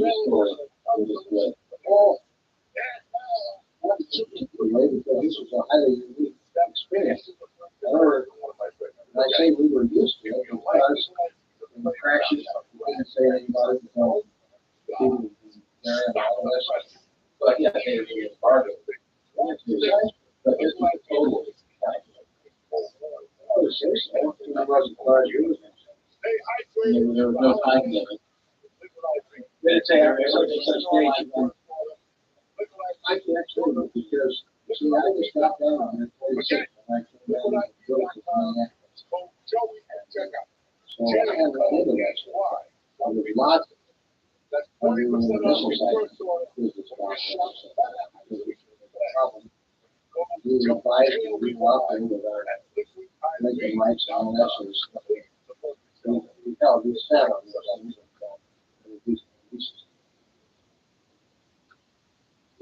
People ask because we did a discussion, particularly after your broadcast. That revitalized. The fact that I was up in Crib, Colorado last week, and a guy who hasn't been interested at all of a sudden he's a fan, and I sent him the book and more, and so forth, and I got home here on everything. But the point is that so far as I was, people say, do you think it was good? I said, I don't know. But I'll tell you this, I started to believe in this infinitesimally small area of the universe, that we're the only people who are in it. So there are another thing that was because I had a friend who had a lot of hours, much less than that. And he had, I don't know how many hours that I was captain. And when he said he saw something off the left wing, here's a guy who, when he makes a statement, if you're a discipline, you put our opening. He said, why do I fly with him? So he puts his own business in there. So, W. Whitmore had Basil over. You actually see Basil. You know, better than that person. How did he it was like we were frankly, we were hiding within a lot of meeting and we didn't want to make much disturbance on it. Whitmore lived way out on these. So that's about it. Did so Basil is with Walt Whitmore overnight. Did the military come and pick him up, or did Whitmore take him to? I think he took him. Would it be fair to say that Whitmore surrendered him to the military, or that's been so long? Yes. Okay. Well, you don't surrender it, yes, unless your name is Kyle or that. I think so. Yeah. But when you went for hiding Brazil from the military or from the rival, we just had a good story. So Whitmore was more about protecting the story than the military finding what Brazil was.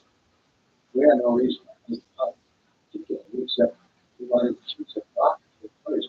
It so happened that all nothing because we didn't use it. Okay, so that next morning, Whitmore decided he wanted to go out to the crash site. No, you decided. Hey, Whitmore, then out to the crash site, or you know, I don't mind getting close to the United.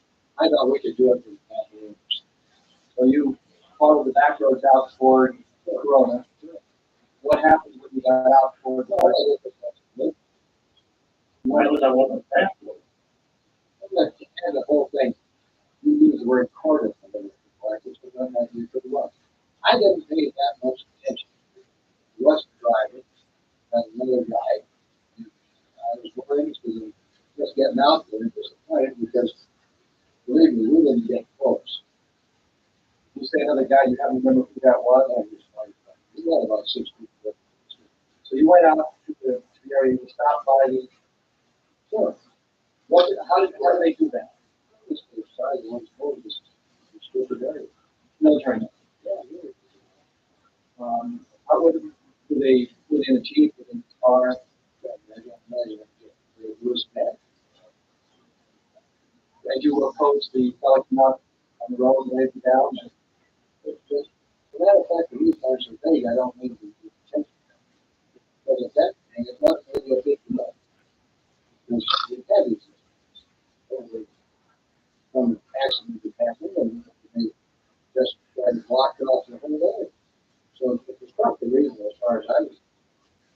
So you didn't get out to the site and turned over and came back well. How close? I know that I wasn't really thinking normal. I don't know. Because at that time, I said it wasn't important. We wanted to see this stuff. Of course, by that time, it was called certain. That's about the story. You said the stuff you heard about. What did you recall? Well, one of the things that I still remember specifically is that the material, he said, was as thin as a wrapper on a Lucky Strike package, that you couldn't break it. But you twisted it, scrunched it up together, it would come back to its own level. Tried to burn it, so forth.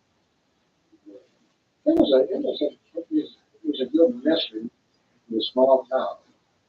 Of course, we had a large, at that time, we had a lot of military people. What was any extraordinary military activities in politics? Everything started watching the sky. There were a lot of fanatics within the town itself. Oh, very aware. Hey, my thought was, looking back to the old days of the invasion, World War. yeah, and the effect it had on people on the East Coast. I thought that perhaps this was a good. I have reason now to believe it was more than just protecting the public from getting upset. Because after that, we got into the Lubbock lights and all of it. And people who were highly respected, people, long time guys who answered the light. We saw some of it, and they had no reason to kill anybody. Standing on the side of their pickup and watching these lights go back and forth. Not the sort of people who needed to do that, or was it their nature to do that? Around the station, what was the general reaction to weather balloons? Or weather balloons were being launched by the Thomas because they didn't have the weather bureau got from. That's how they got their meetings. So weather balloons per se were not that interesting. So you didn't buy that explanation? We really didn't. But we didn't have anything to do with this. And the kid was scared after we drove over. And it wasn't like we were on the street where something goes down and there's a hell of an explosion and that dark. Did you ever have a case to talk to, say, Colonel Blanchard or any people out of the base after the event and subsequent year? With a piece of them, they did something to you off the head of this. Colonel Blanchard was one of the first guys I knew out there, and says, good third one under my outfit, he was a general in the Air Force. In fact, we had 4 guys and we all been students under him, at least we call it. So I always made it a point because the nice people, and we entertained good times and made air food. No, we didn't discuss it. But I don't know why we did it because in the time to try to find out.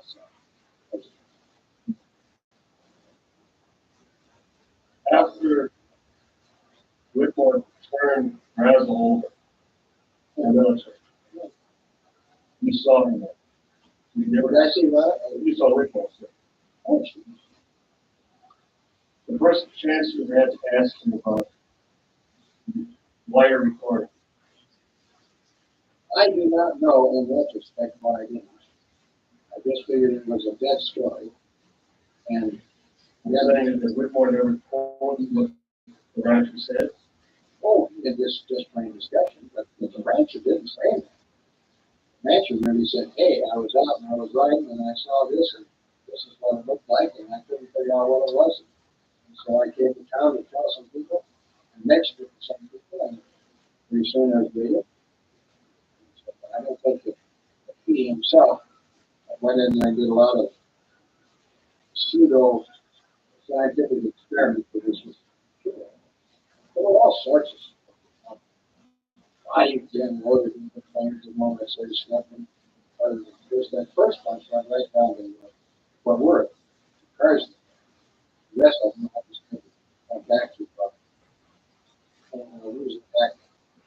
Yeah, You say others mean other aircraft? yeah. Construction. Do you hear any bizarre stories of aliens playing loose in Roswell at the time or anything like that? Or was it that? Probably get too scared to notice it. After all, that was all pre-ET, and we didn't know how perfect these folks are. So basically, all you really know is a little bit of what Whitmore told you about the rancher finding the debris coming into town, and then tempting yourself to go out to the site you turned on, and receiving a phone call. Now, are you sure it was Clinton Anderson's office and not all? That is, he's our senator. Could have been Dennis Shevers. Oh, well, good. So, That was good because at that particular time, you didn't go around last week and actually see what you could tell. Maybe enough trouble that sitting down on a hill and monitoring as a 250 watts. to make sure you weren't putting out bad information. All that information and our ASCAP was out there trying to find the food and find some for stuff. So we had all of the government that we do. Any information about the rancher? Have any question where he was? I do not recall. It's very possible. Well, I know he didn't come back into the state. He never came back. I never did. That's what I knew. These guys all there telling me on the way. We were kids either. I had a small, staff. 2 or 4 guys working for the case. We were working part time. So that was nice way. And the rest we didn't have any idea what we had. But generally, oh, that would have been easy. We really, obviously, they were sat down and said, I didn't have to step back. Did the military ever come by the station and pick up press releases or anything like that? No indication the military came back to make sure there was nothing left behind that might. No, I don't think so. Because we were very close, you know, because they were so like they had one of them. I didn't tell them no after all of these years because it's not that uncommon.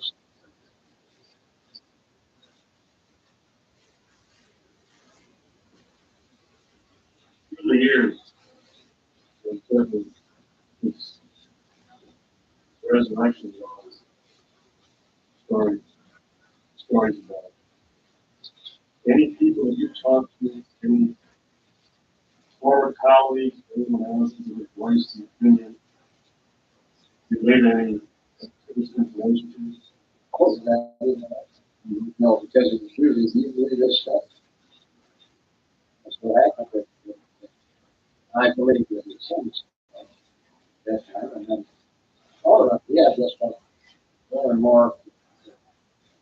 was a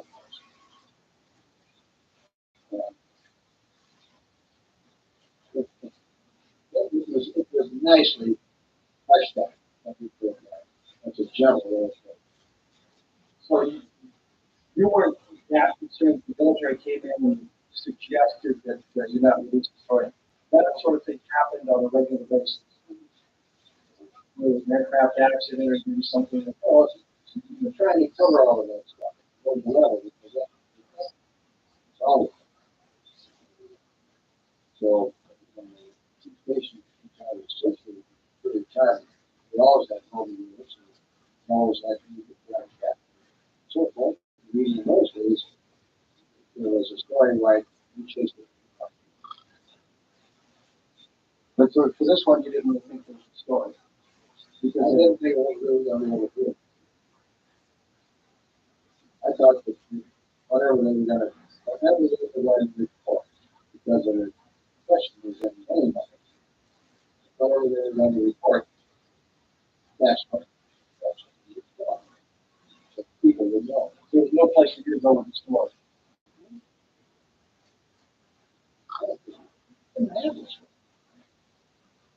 We had a discussion with a guy who found some stuff that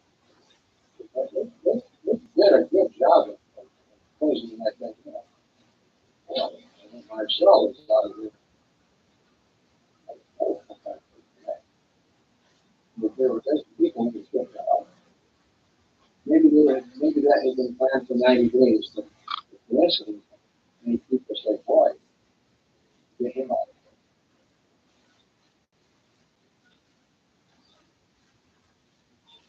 Was there less talk among the townspeople? Yeah.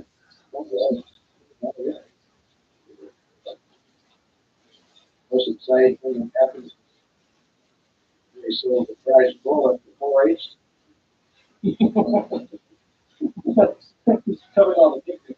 Yes, I mean, secondary story, but eventually football. Was there any general feeling to the public react that they believed it, didn't believe it? I wouldn't have any idea because they were going to flow or anything like that. I would suggest that there were some people who said, boy, that's a story where they wouldn't have made such a message. Others who said something else. And so there was a lot of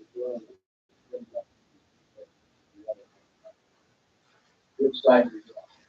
I was in the middle of it. I obviously had gone to the 12 and was, and only on the basis of small bore logic that, to repeat myself, we think of this little dot, it's getting smaller and smaller all the time, even though this thing isn't working too well up and down. But the fact is that for us to consider the fact that we are the only people with the intelligence to do that, and there's been so much stuff that we've done there since those days. All I know is I think that to keep repeating myself, you don't need to do. Just keep cutting myself. But the point is that why should we think from this little weak part of the universe, we're the only people who are doing anything today. You know, people who think they're other intelligence in space and perhaps they just might have been. Maybe somebody came down and said, hey, we saw some flares down on that little over here on the planet. We saw some flares, we thought we'd send somebody down and take a look, see what's going on. So they did. Okay, and he's fortunate to do some bad navigating. Well, that's a new way. How did you use grants?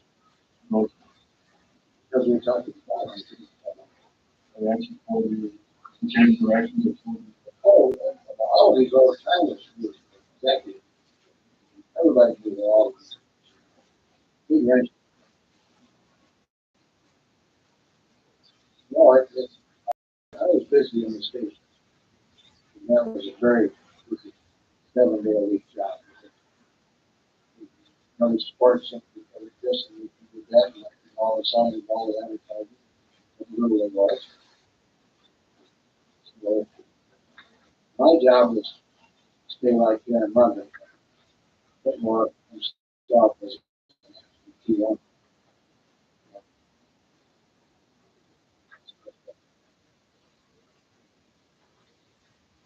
Looks like I did that.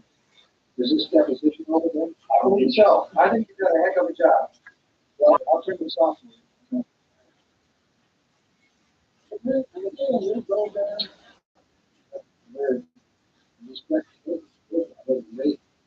Never bought the idea from somebody's glass.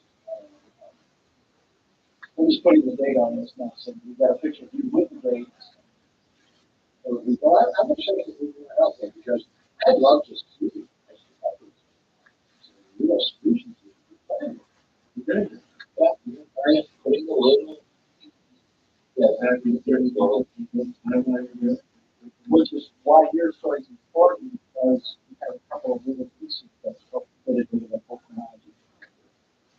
I can never convince you how important story is to it. Well, I realize because I'm impressed that you are the one who takes pieces. That you got to shut it out. You battered and it's all. Oh, yes, that's hallucination. I don't know why. Well, we're rolling now. We're going. So this is mine, Marion Strickland, and we're in Roswell, New Mexico. Yeah, September 27th. It says right there on the official thing. We'll turn that on. And so, that's not. You were saying you knew Mac Razzle. You were the neighbor. And you lived out near his ranch. The ranch is joined on one of the corners. Okay. What's the ranch? It was southeast of the corner. And the corner was in the same direction. So you were farther from the back was? No, he was further. Oh. That ranch belonged to the hospital. You met how long before summer 47? We moved there in 1939. And I had 3 small children. Can we help you out with anything there? Yes, back on that. Okay. You're talking about that travel. Well, we moved there in 39, and I had my youngest child was 100 years old myself. I didn't get anything. He undoubtedly didn't very soon after we went there. We bought the so Hank came by. He would stop.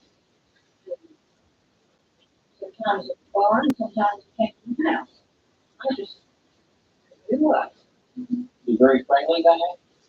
Yes, he was a very self-sufficient country man. He was very dependable, self-confident. He was not stupid. He was not highly educated. Moving ahead to the summer of 1947, a leaping right ahead. You're, of course, aware of the events that took place in July of 47. Now, you have no personal knowledge of what happened. You didn't see anything. You didn't watch the crash site or anything like that. No, I think Matt went to see Greenwood on the spur that was off the main line that went from the Walker Range to Corona.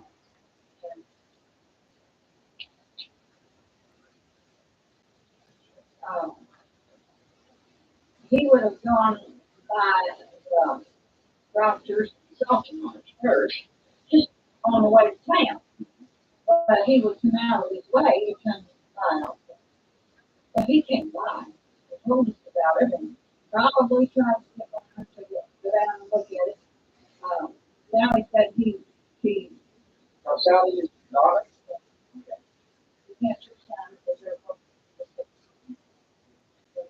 she thought that she could remember him one of the boys come down and kids. She was one of the boys. Literally. And she said that that was a busy time.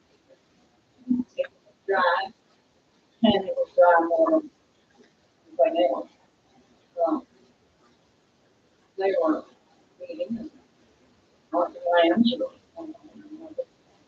You said you took more of the thunderstorm. Oh, yes, because we had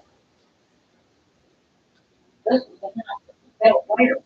We had a little old dinky shack that had a porch that wasn't any wider than that. And my husband said, all ranchers go out on the porch to see where it's from. How much have you got some? You had to stand out there and see where it was raining. There was so much thunder.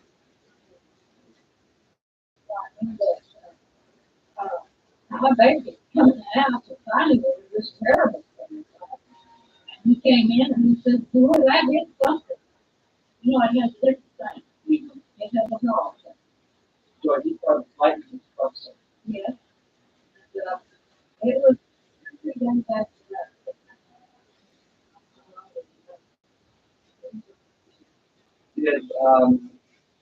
He didn't see the lightning hit. No, not hilly country. And the clouds were hanging low.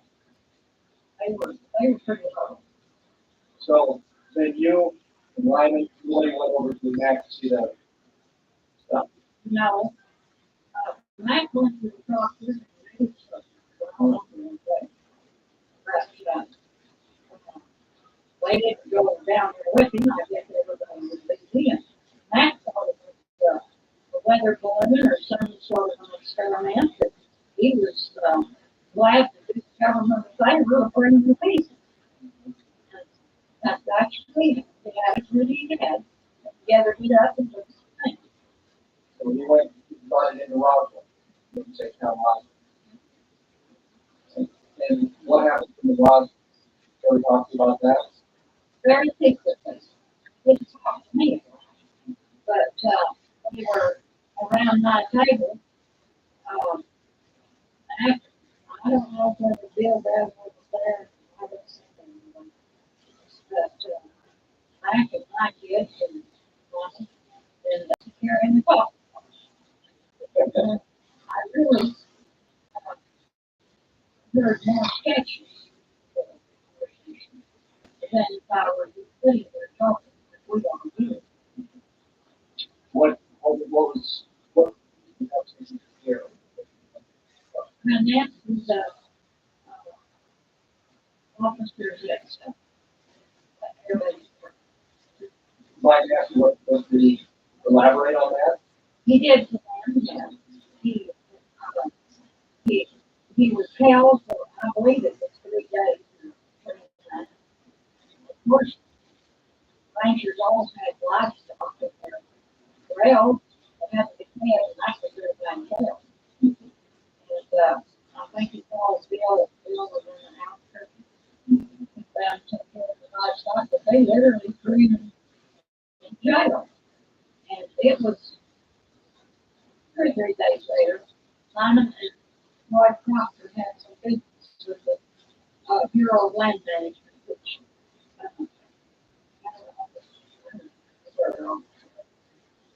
anyway, they came down here to the Bureau of Land Management. And they saw Max being escorted by 2, I believe, 2 army men. And I don't know whether he had handcuffs on or not. I don't believe I ever heard that, and I don't believe he did. I believe they did something about it because we were all whole neighborhood was scandalized with the army, that the service, the trees.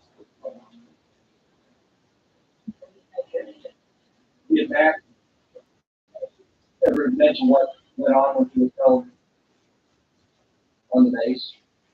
I did, Shirley Walter Hawk there. Lieutenant. I couldn't tell you, because like I said, I was carrying the phone.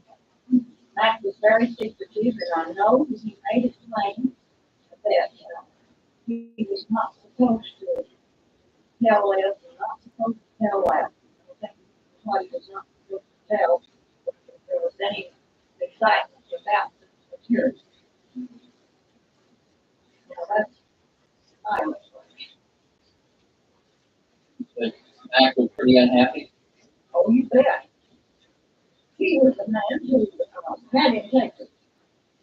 Um, he definitely felt his soul and his youth.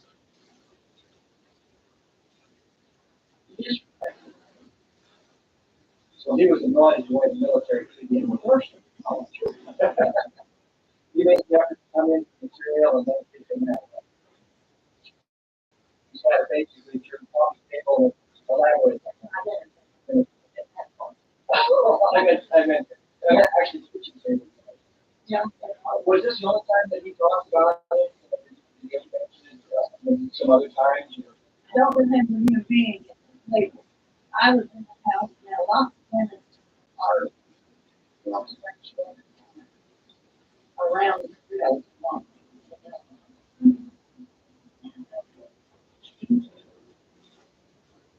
He came to the house, when we built this new house, he even helped run the plumbing, which that was later. But, I don't remember that he ever came during that time of stress. He was definitely under some stress and felt like he had been misused and kicked around.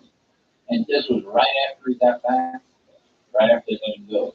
Not too long. And since none of us really knew then what the importance of it was, I don't remember just how long it was. It might have been 2 weeks. I don't think it was 3 months. Did he talk about the material? Yes, he did.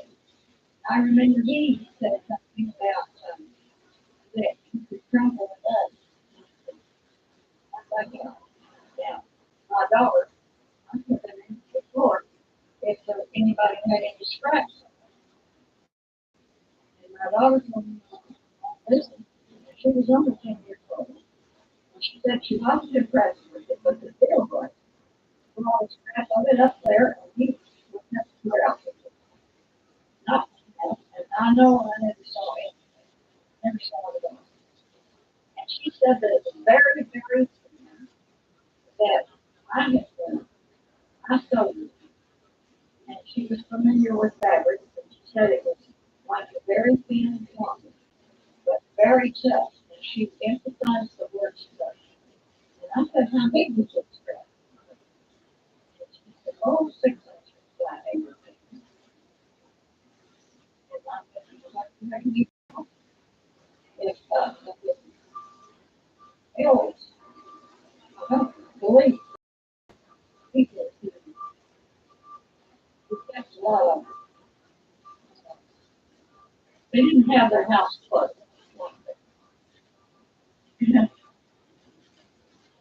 She says, well, when if he's realized the importance of it, he probably would.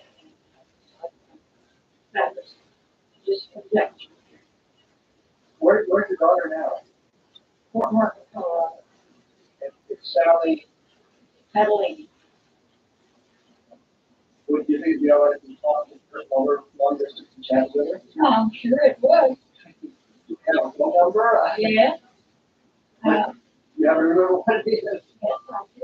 I'm glad you know. No, I have recorded. 1 dash 303 -867-5025. That's her home cell. That's Sally. Sally. Sally. Now, of course, her husband and sons live on this drive. Are they from this area? Or are they from Colorado? They're from Colorado. All of them. And she says Bill Brown bought a scrap of the car from the table. Well, Or just a show. the show, and like I said, now she lived in Colorado. Her daddy had to order him to the house. Had her horses, so forth. And she was out there, and the boys were out there, and I was Bill stopped, and the whole family was going to and I don't. So basically, what you know is that what Apple was held by the people of faith for a number of days. Yes. He came to your house and was irritated by their by the treatment of them. And we heard some of the discussion about what went on at the base. And then Lyman saw back in the company of a number of. If I could say something. Oh, Back on the record. I asked for the thunderstorm. thunderstorm. Did anyone else comment? Did you hear anyone else about the storm? I asked Juanita about it one time, and she said, no, she didn't remember it because she had little children. Her children, about 1947, 1970. Hers were babies. And I think that's what she said, that she didn't remember that. Anyone else in the family that found anything about the About loud thunder? thunderclap. Sally could remember it. I don't know. Thunder singer. Was that saying while around that he was threatened? That they I think he was threatened with something because he was threatened if he opened his mouth, he might get thrown to the backside of the jail. And he gave that answer.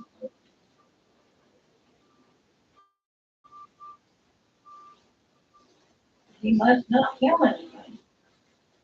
he said that he wasn't going to tell. He was angry, but yet he also took it serious Yeah. that he could say that. Is that unlike him that he would Yes, it's unlike buckle down against something? he was a very upfront person. He would be likely to say what he thought. And if it fit him, you didn't like it. So what? What would it take to make him keep his mouth shut? Correct. More than just a physical thing. I think so. But I don't know the threat that was given. But I was very responsible. Could they have done anything else? Just try to shut him up? My son, Bribe him. you couldn't drive that. I don't think you could. I think that was this, that's the way. Whatever it is. I don't think you could.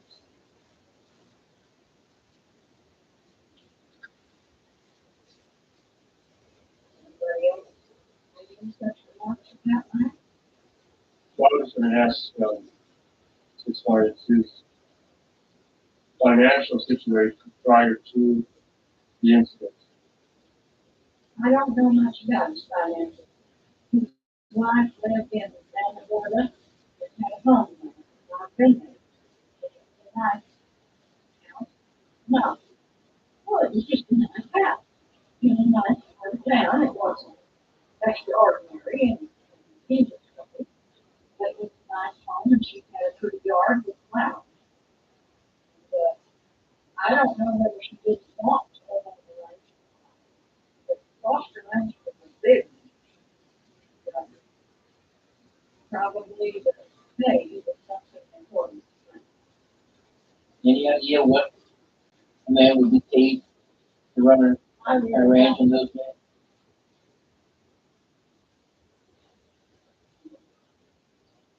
I know what we have to pay higher than part of this kind of thing. I don't think that's mentioned. What did a hand get per day back then? A common hand was about 12.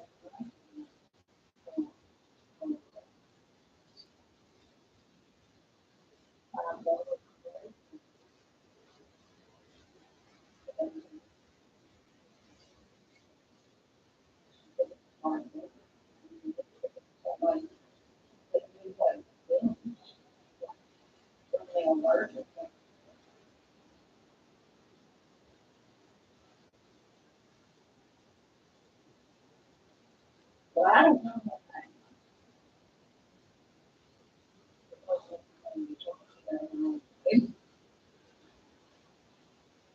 Was there anything objective about him after this?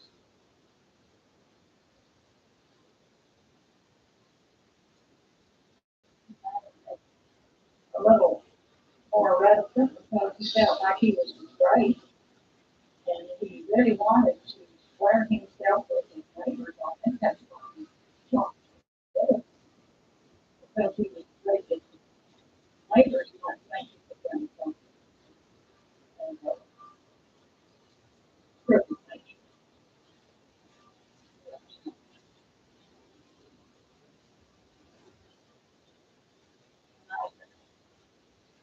I've been a little, I don't know. We built this house up there. House was in the country. I didn't know anything about it. So, we cut two pieces of pipe and they were both short. Mac come up and helped me. And they put in the plumbing together. Now, I don't know if Mac was done that before that or not. Who painted the picture? I'm not sure. Did he paint all the pictures? He painted everything in oil and did all the woodwork. Anything that from China, I did. I was impressed. Did this one on fire? Yeah, Definitely. that's the story. That's a story that's really true. Um, that happened from my husband was about 2 or 3 years old. Um, you want to turn it off? No, I just. Um, my son painted it from his father's story about it. At that time, we had no fences or very few. And lots of cowboys. They ran like kids. They didn't work for kids. Uh, they they run cattle from the paper onto the mountains. And anyway, the cowboys went out to find out where that and was supposed to live in the back. Well, they knew something happened to it. Something happened. But of course, they know the eating and broke the man's leg, but not the horse's. And the wolves could smell the blood. The skin was broken. The roof was broken. And the wolves could smell the blood, and it's National Geographic. And they did, I read it. They want to tell you the wolves won't attack. Maybe they won't. But whether a whole ring of wolves, a bunch, and they smell blood, they would. You know, he had little chips of wood that he would set on fire and threw at them all night long. they found the cowboys army next morning. And my mother, they're supposed to rent a tree out there. That's where the chips come from. My son had never painted the tree. He never painted the tree until I insisted he paint it. He said it was around the house. And so we didn't put any tree in. And her sister just walked up to it and said, somebody else was routed, you know, she was routed, sure wanted to go and answer. So I said, John, thank you. I pray everything here. My son was selling at the time that he died. And it's a little very fortunate. And, the people who had the mission, I kept it because I just blessed it. And what is it? I can't check. And what adhered it? Well, this cabinet is full of it. That cabinet is full of it. And the everything except one or two antiques in these shelves. How about these cups and birds? I think Incredible. now I didn't think the first I did about half the first or something like that maybe. Floors and Oh yes, I did almost. really realistic. I enjoyed doing it. My son was painting at the time that I found the that was I thought, well, I've always enjoyed it. I'll do this, but I don't interfere with his work. Like I said, he has talent that I've never had. God, you've got a lot of talent. But obviously, you have a lot of talent. He can be It was pretty much a sideline going. he was and he really just got me into artistic. He grew talent. Like, well, I'm a mother. Thanks. It's awfully good. Here's one that I hung on the wall and yellow, and it was a cowboy standing by a windmill. The windmill was much taller than much. The cowboy was much taller than the windmill. So you know who was the most important. But both were very good. He was full of good things. But I have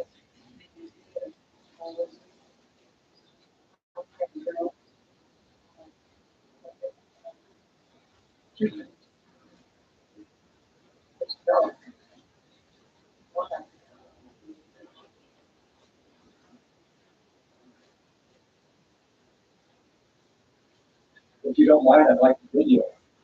Maybe. I'd like to. I don't know if it'll come out. How good it'll be, but I'd certainly like to give it a shot.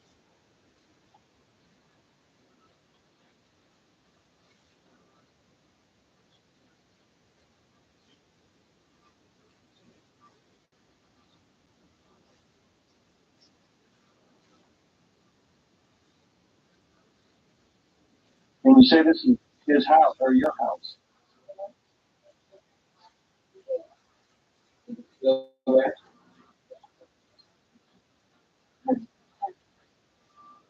after we moved to here and I knew what was going on.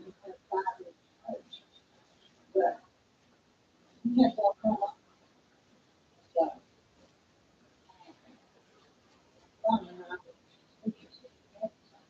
this is what training is it done from a photograph?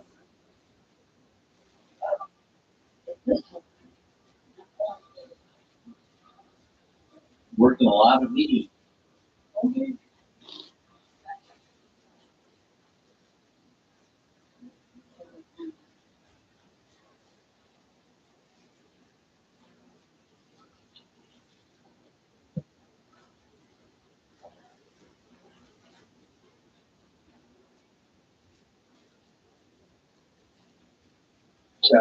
He had bought some on the street for it.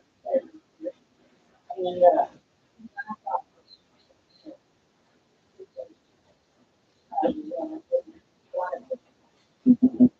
section on the ledge where he was there.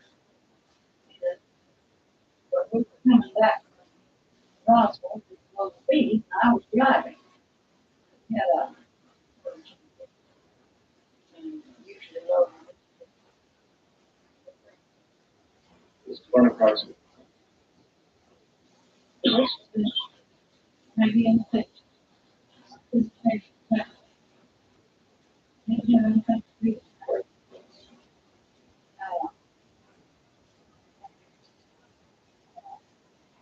You've been, I guess you've been. And had you most of the guys, you know, that's what I was long, straight, road, right on the top of the main.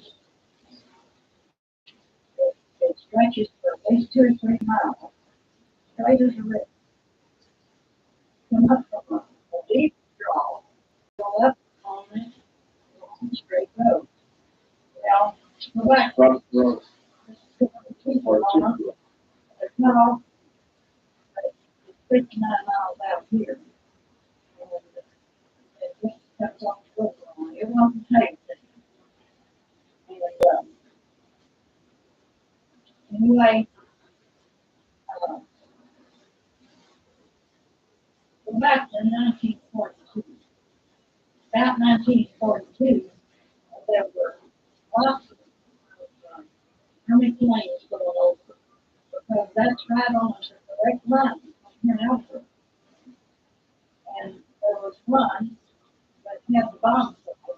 You remember, they had a bomb sight. They detected with mission alive. The planes were fixed.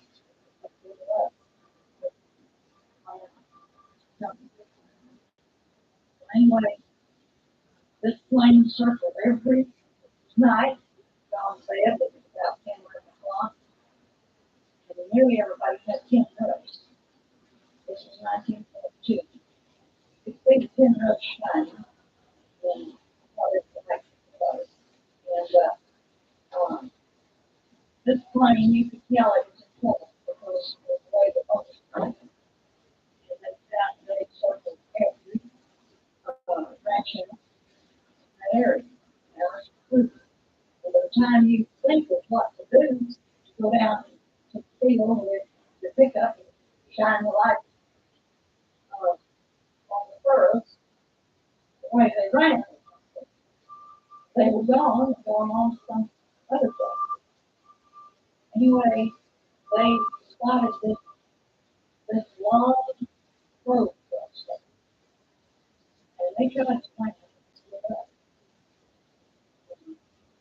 They cordoned that off. Yeah,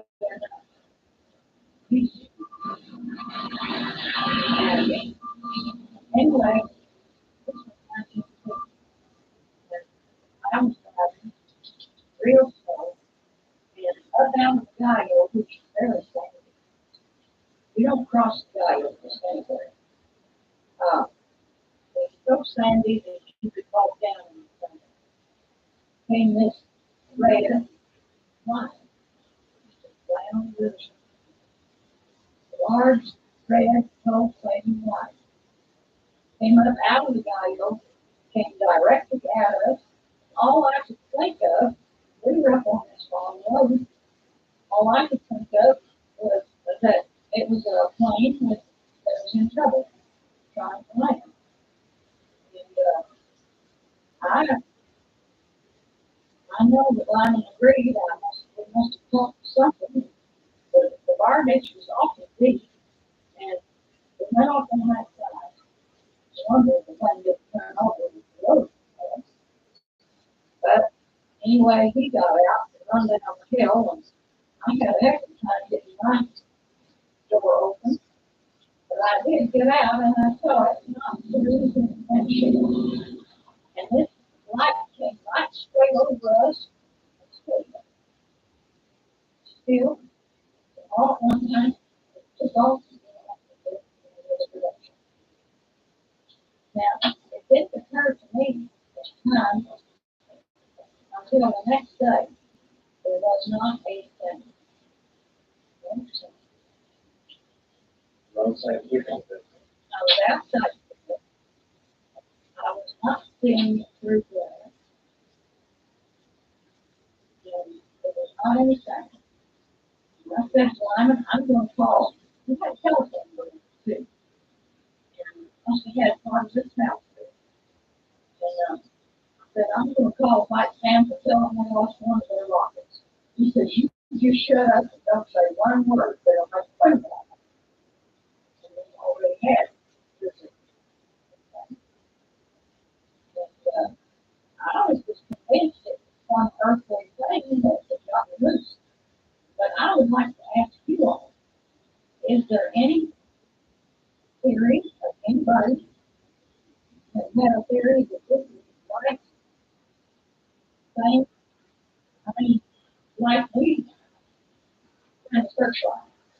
Searchlight doesn't make anything. Well, they call it there. And I can't help but think that it appears that this thing was not over 100 feet above maybe couldn't read that. It was pitch dark. It was something I'd never seen before. And everybody How's else the was weather? clear. Yeah, I remember this. No muddy roads, no nothing like that. There's hundreds and hundreds of people like that. And you heard that they don't want to say. But has anybody said that it could be something that's beaming from somewhere else? Your guess is as good as anybody else's. Speculation theories about holographic projections, and one appears to be three-dimensional from the projector. Not even sound out because the projector is a ball of light. Well, this is a pulsating, red, round thing. What shade of red? It's like a little bit yellow in it. Lots of red, more orange. Yeah. Most of the petals are picking up on red. But it's really not. Well, we even have lots of reports of huge vehicles hovering over people's heads with no sound at all. And I can tell that they just Yes. Daytime. no sound. Well, how do you explain that? Because, like I said, you throw a ball in the air and you don't. The theory there is true that somehow object is able to, with some type of a field that is surrounding the object, actually draw the surrounding air molecule with it. That would serve as pusher and eliminate the friction, the air friction. Something I know it's they can reach. But really, we don't know. there's no friction. Whenever it's full, you go to side boom, it's hard because that's where the air is separated because it's not in and as it comes together, it collapses. So whatever this is positive, It doesn't allow. it doesn't seem to happen. It's field making the air. That's where the theory that it's actually drawing air with it. You see when you have an object that moves that fast, that the friction causes it to start to flow That's where like a meteorite breaks up, or even a satellite, the re-entry will burn up and becomes into the atmosphere. You will get that. Yes, I want to be right because it's there. I would seeing how smart you are, seeing that ask you questions. I don't know. Right at the end. How long did it take her? No, you're under such a stress at the time. It's hard to say. I would say something. That's certainly more than everything. But you are moving in the structure. No, I would say Good stuff. Was it up ahead of the structure? Is it appear to hover or was it overhead? right over there. Right overhead. If I had one truck, I couldn't have finished. I have, you know, it's hard to open a pickup. Look out to the windshield. We look out to the window. It's my first thought here. My husband would come on down the draw and kept hollering at me to come on out his side. And I think I was afraid to pull pickup the turn because that was a deep garbage. I heard that they got that those things. That one was big. Anyway, I remember stepping out on the driver's side and stood there because by the time I got out, I could see that it was not an airplane that was trying to land and come down the road. But that's what it was.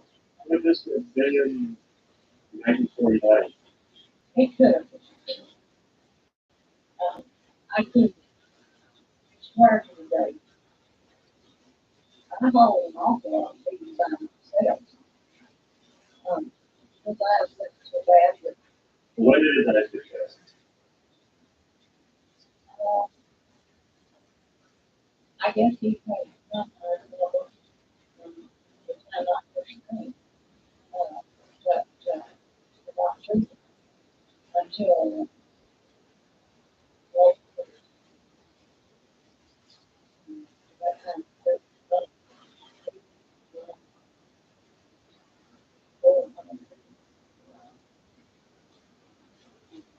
He died 20 years ago. Oh, 6 years ago.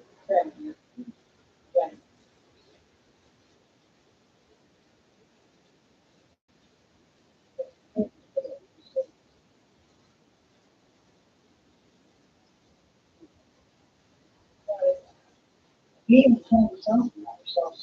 I don't ever go wrong either. And I know I saw one like a campsite. That never fought in that one. Now, this was Prison Road. So nice assets. And, we had a lot of sheep stealing. I've got a snapshot over there of where troops put out, a sign that there would be, um,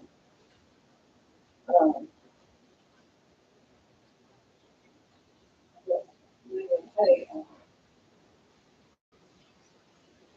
pay for information.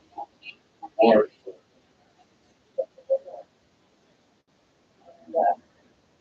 And, I want to know something that's going to that those campsites up above the winter, the things that road washed out for a number of days. I went up there the next one, kind of running at the top side. And they said they found a dead, one way to the fence.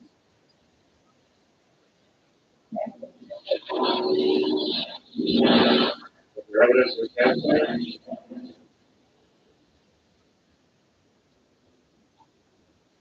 No, I don't remember, but I do remember what looked to me as I passed like light and lantern lights that showed the tent.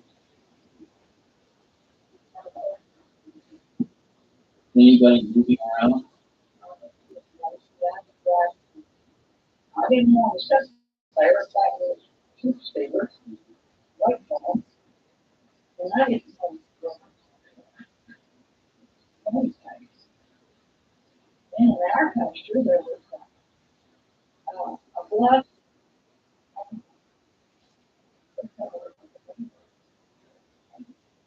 maybe it was 860, but they had a 10 shot, so the guy something they fall off. And it was very rough. You couldn't get up there with pick up or a feet because feet would fall out, fall into the canyon walls.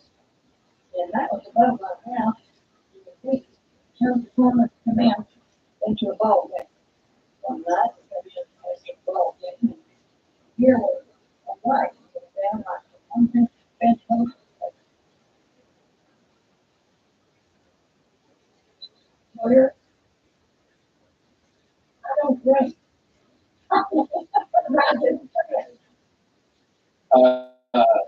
Just all the memories about the weather. No, I wouldn't have gone if the weather had been very threatening.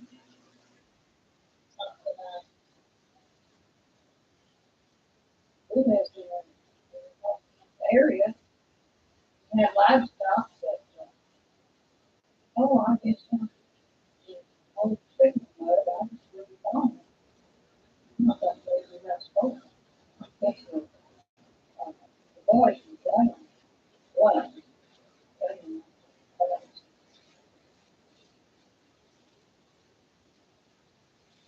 Very interesting time. I think so too, and we saw the first sun come, Oh yeah. yeah, Saw the flag. yeah, and this is true. Uh, My husband was one of those that, well, if you didn't want to get up at 3 o'clock in the morning, you were probably overweight. Yeah, he shook me around and says, "Come here and look." This is an old house. Just had one going about top of that out on the west side. And he wanted me to see this explosion. And I didn't see it. It did not. We were in the direct lines from down the water, uh, behind the mountains. But it was very white, and it got straight up. The mushroom mountain. I got up and looked right back to bed. Was it any fun? We talked about it in for 2 hours. I think we expected the conversation because nobody knew what was going on. We had to do it. And that's what we decided to do. I thought, well, it's an ammunition gun. So what you got me up here for? Like I said, I think he went in and told me. Did you hear any rumors about what was going on? If so, I don't think it's good. We had an awful lot of glass. And we also had planes that we know they came out of the scattered something that you first attacked.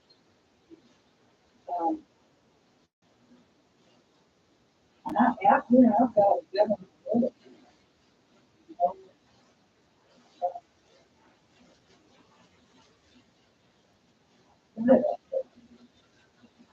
Lost. I don't know where it is. But I'll go find it. Anyway, the ranchers all really, they thought uh, that these hill mowers were doing it. They were buzzing. They thought they were and they made a protest. And there was, I can't remember that lady's name. Anyway,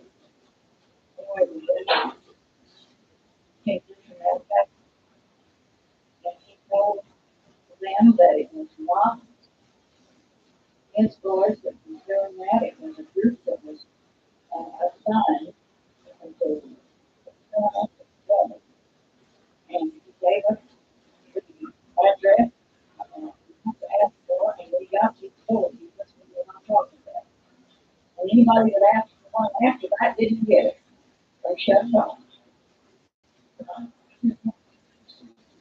Tell us about the experiment. The experiments were going all up and down the rocky, even in. There was a big experiment. Where they looked for that big field on the flat.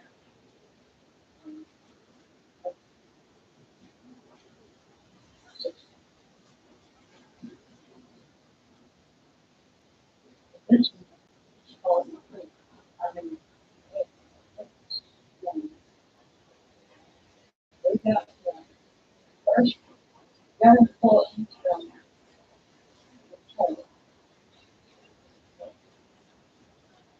Anderson's was center.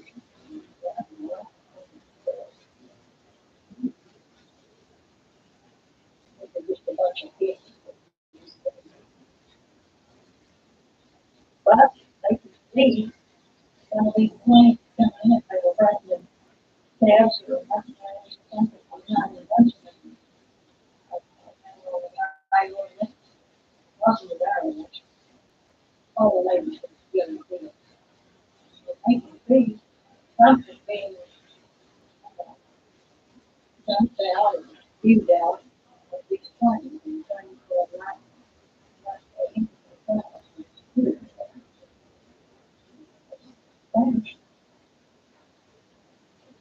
Go buy more food.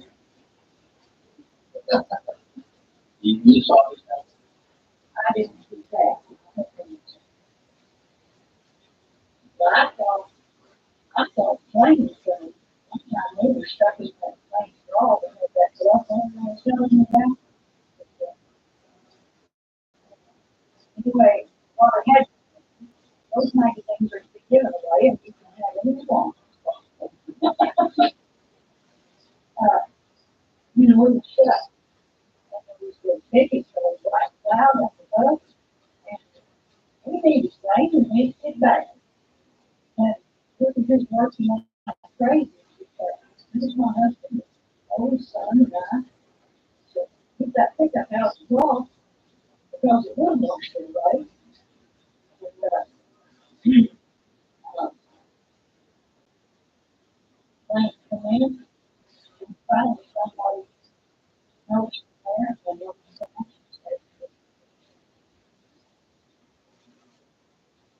this government thing, they said in so many words, they were trying to send the moisture into the area that needed it for.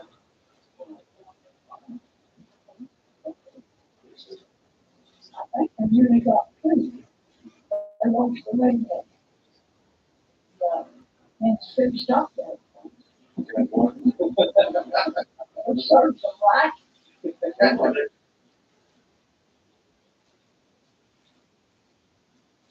I think that's all we really need. Great. That's wonderful work for us. It worked something, I think, after people. I can realize one reason that it's kept secretive. You remember Austin, Brown? You're too young.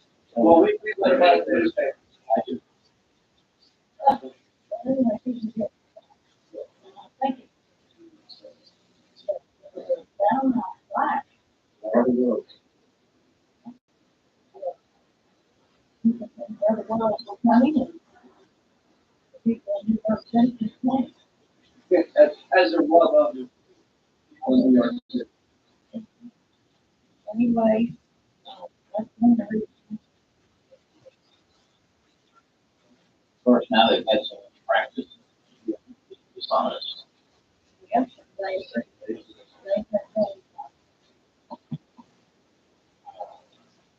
used the idea that there's secure work.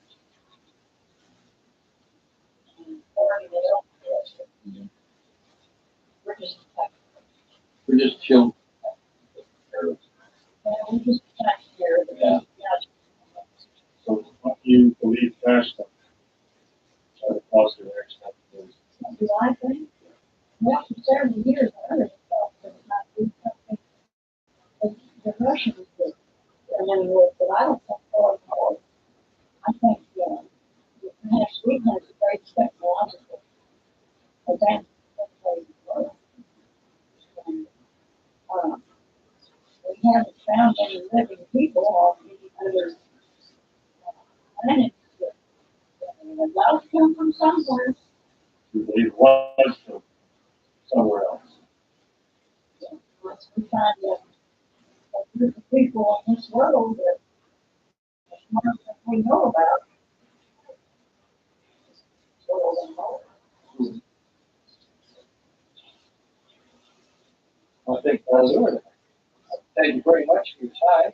We will make a copy of the site. I will promise the quality will be very good. And I'll make 2 copies. Send them. Don't worry about. They're very simple to do and it doesn't cost anything. Get more sort of our favorite fit. You help me next time. Well, thank you. I appreciate it very much. Okay.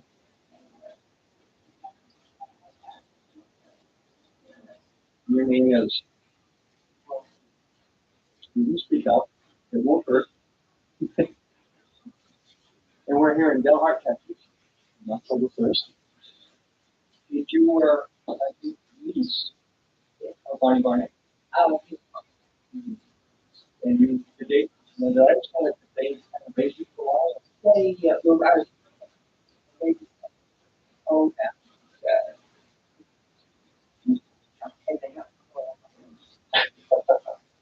they, um, so, Barney was a civil engineer with soil conservation, working in an office. His office was in Seattle. And you can find that at you remember the story that I told. I remember this woman up there married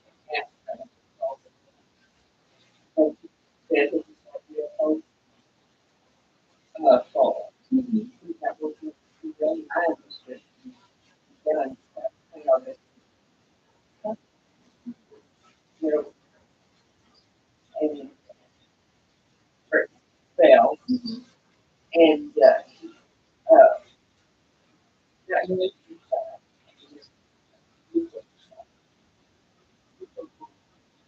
yeah, you like our they were there. I but they got for the emphasis. We had opened and we so they didn't look like and I love them like seven or government using I guess it's someone came along and I don't know, army or I think he was trying to cut it. But they told me one fast. He wasn't specific on whether it was army or just the government. Did he have any clues to where the archaeologist was? So, did he ever describe?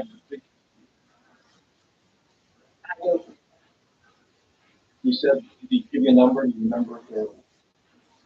And they were all dead. So he never said that one might have been alive, might have been alive. Right.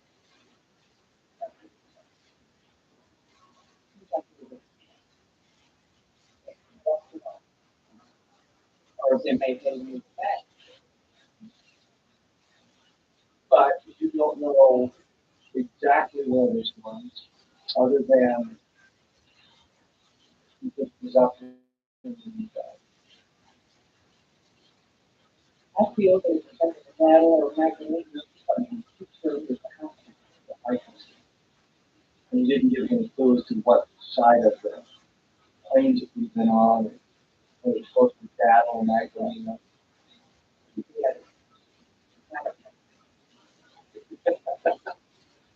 Did he ever describe the object itself?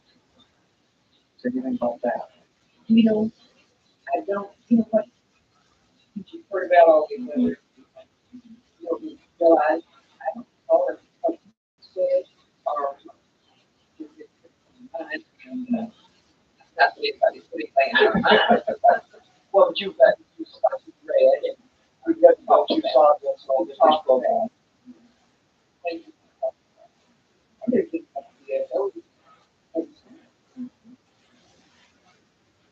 But your memories that are just pretty vague about what you said. And that there were creatures and so. So And I believe this place is rather than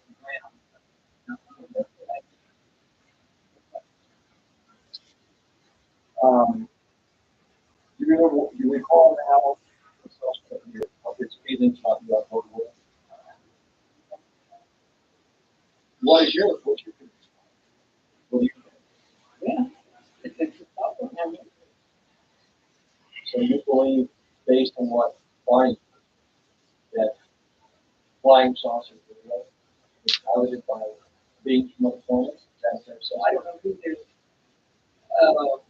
I just think that they're part of it. would you trust that in Barney told you on that idea? Was he ever known to play practical jokes or spin tall tales or anything like that? Oh, I don't know. So he was very. He was very. Did it ever come up more than one time that you remember? So, and you have really no clue. I'm sorry. No, that's That's fine. That's exactly what we want. It's exactly what you remember, not what others may have said or things people might have said, but you just call yourself. So you really have no clue as to when he mentioned this to you, other than it may have been in the 50s. it was in the middle or latter 40s.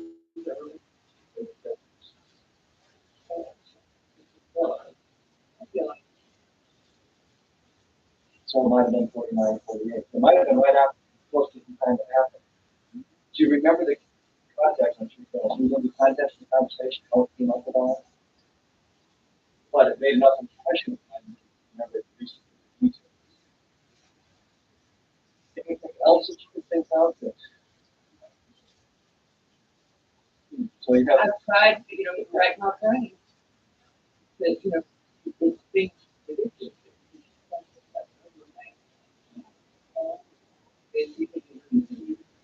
Maybe a day or two at a time. What, given what you know of Barney Barnett, what's your feeling of the government claims no such thing, no validity?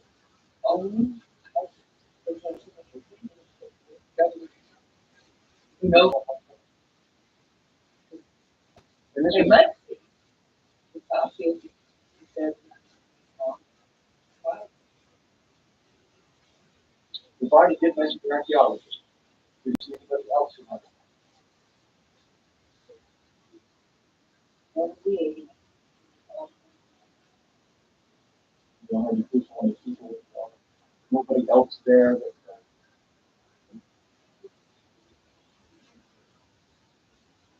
Okay, well, this was sure short.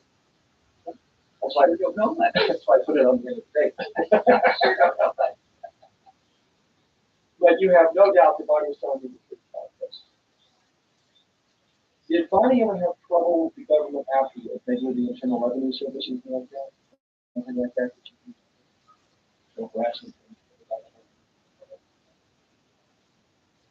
If he retired from the soil conservation?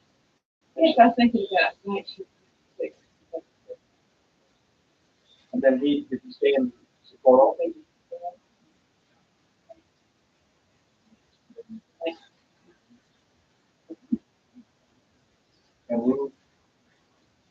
course. Yeah.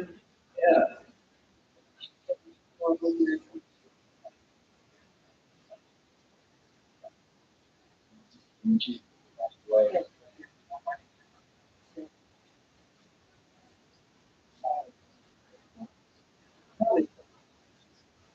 Did she ever mention this at all?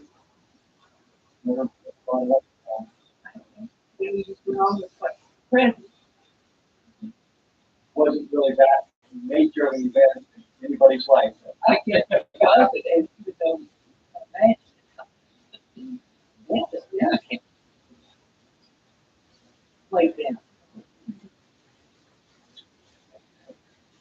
I even encouraged my friends back then. Might have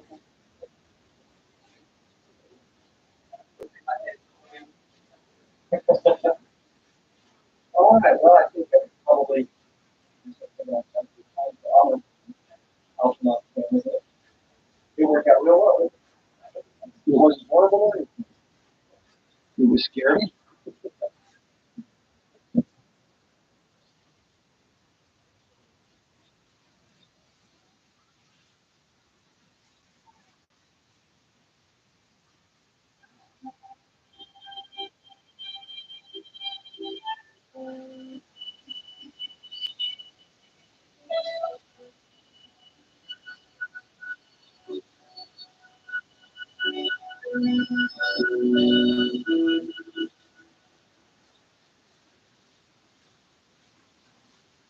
Rather horrendous designs and federal government structure that I feel directly imperiled not to tell anybody about what's going on. In doing so, I'm breaking my security. I am also guilty of breaking major federal law. How long I'll be able to do this in yes. However, I would like to mention this talk will be broken up into four main topics. Uh, each of these topics will have some bearing on what you people are involved in, or even some of you people who aren't patriots that may be leaning in that way or consider it. I want you to know these United States is a beautiful place. I've traveled in over 70 countries, and I cannot remember any country that has the beauty as well as the magnificence of its people like these United States. Uh, give you an overview of basically what I am. Started off at the engineering school, which half of my schooling was in the field. I built up a reputation as a structural engineer with both military and aerospace applications. I have helped build two main concern bases in the United States that have some significance as far as what is it called the New World Order. Number one, Mexico. I was involved in 1979 in a horrendous firefight with alien human type, whatever you want to call them. And I was one of the survivors. I'm probably the only talking survivor you'll ever hear. Two other survivors are under Coast Guard somewhere in the United States. One is not in very good shape. He's living in Canada. I'm about the only one around. Most firefight. I have no global detail file of the entire operation. 66 Secret Service agents, FBI, and five parades died in that firefight. I was there. Number one, part what I'm going to tell you is unbelievable. Well, instead of putting on your glasses and asking to put your skepticals on, rather than your spectacles. But please feel free to do your own homework. I know the Freedom of Information Act is a much involved with conflict, basically, but your local law library, your nearest law university is a place to look for congressional records. So if one continues to do their homework, one can be standing good in regards to their country. I love the country that I'm living in more than I love my life. I would not be standing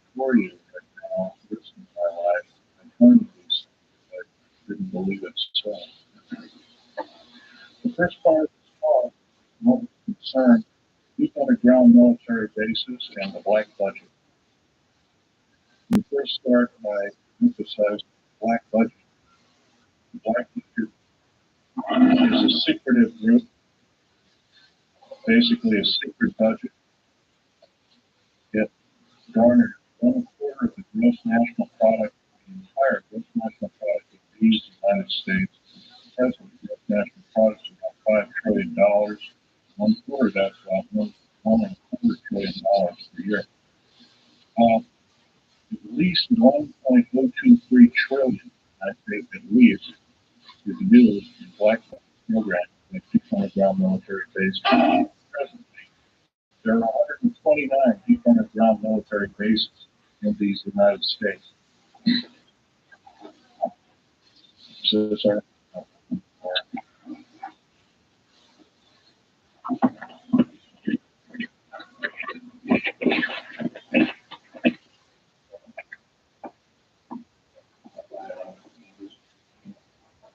Anyway, 129 bases that building day and night on for some of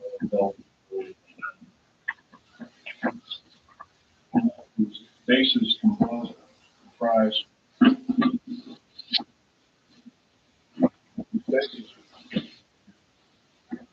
these bases comprise basically of large city underground. They're connected by high-speed monorail, magneto-leviton trains that can go up the mountain.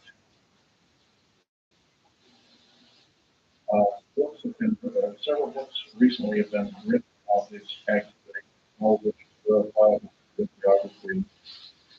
Al Bailey. Al Bailey has my only colleague. Al Bailey here, by the way. Al Bailey? Yeah, please do. Richard Schroeder is a PhD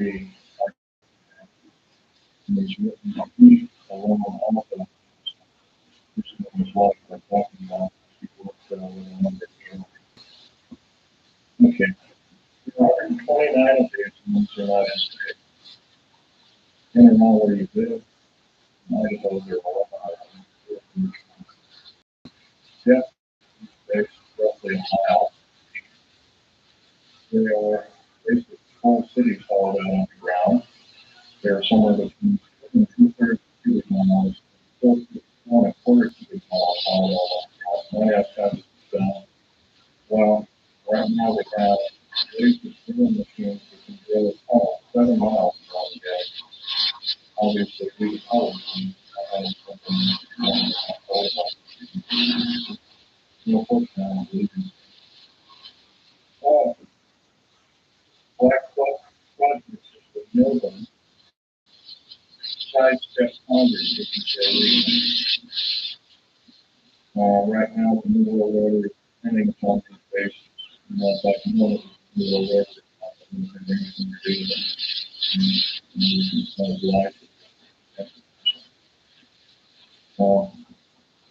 basically,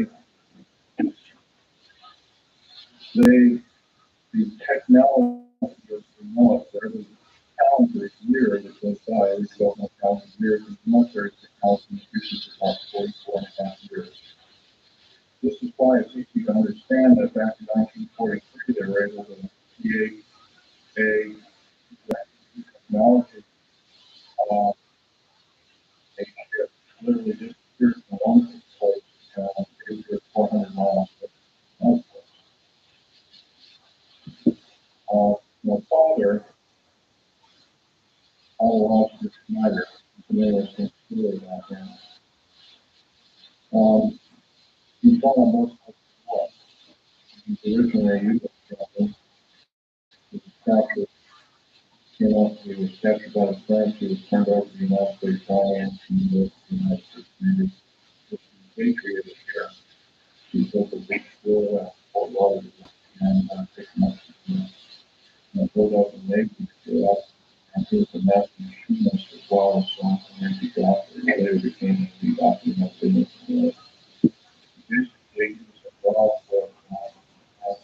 kinds of concerns, such as A-bomb and H-bomb and Philadelphia experiment and these other kinds of projects.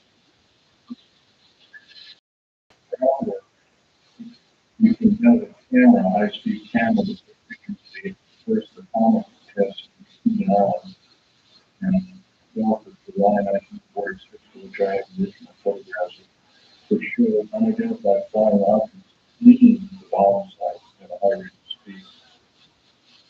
Human Island has been tested in various depths of water. Natives always saw them. Natives had problems with cattle, basically pigs, and other things. Though this story is out, this is basically what happened. So, that time, there were people like Arthur and others who felt that, that General MacArthur was going and saying the term variance go forward, not with people from some other people from this man was, we haven't had a one more two. Anyway, my father had taken groundwork with theoreticians about Philadelphia and their experiments. What does that have to do with me? The fact of that, all I say is that it wasn't, he never told us, it kind of kept it secret until a couple of weeks before he died. I'm regret to say that. I don't agree with what he did on the other side of the pond. I'll tell you one thing. I think he had a lot of guts and time here. Yeah, he was heated in his own land. There was a $1 million in gold reward and still bring the picture back to death with that picture. And it never happened. Anyway, back to topic number one, gun-based underground military bases. We've been basically lied to. We've been lied to for a long time. Number one, the alien question.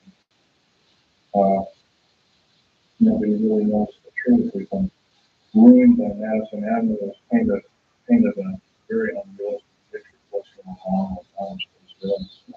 And on the inside of buildings, especially this particular facility that showed, this wasn't originally seen as a local fisher up the dark signal. And the original signal had a skunk on it because I was part of the infamous skunk words.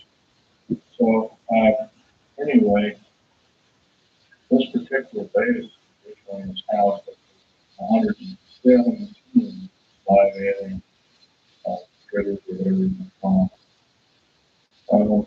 Right now, it's not housing anything. Most of it still hardware has been removed and moved into certain airports. First of all, I want to tell you about aliens and the alien dream.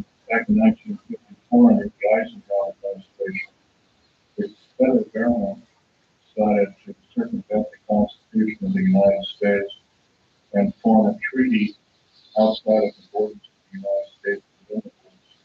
Basically, a treaty from entities outside of the borders of the United States, and it was supposed to create a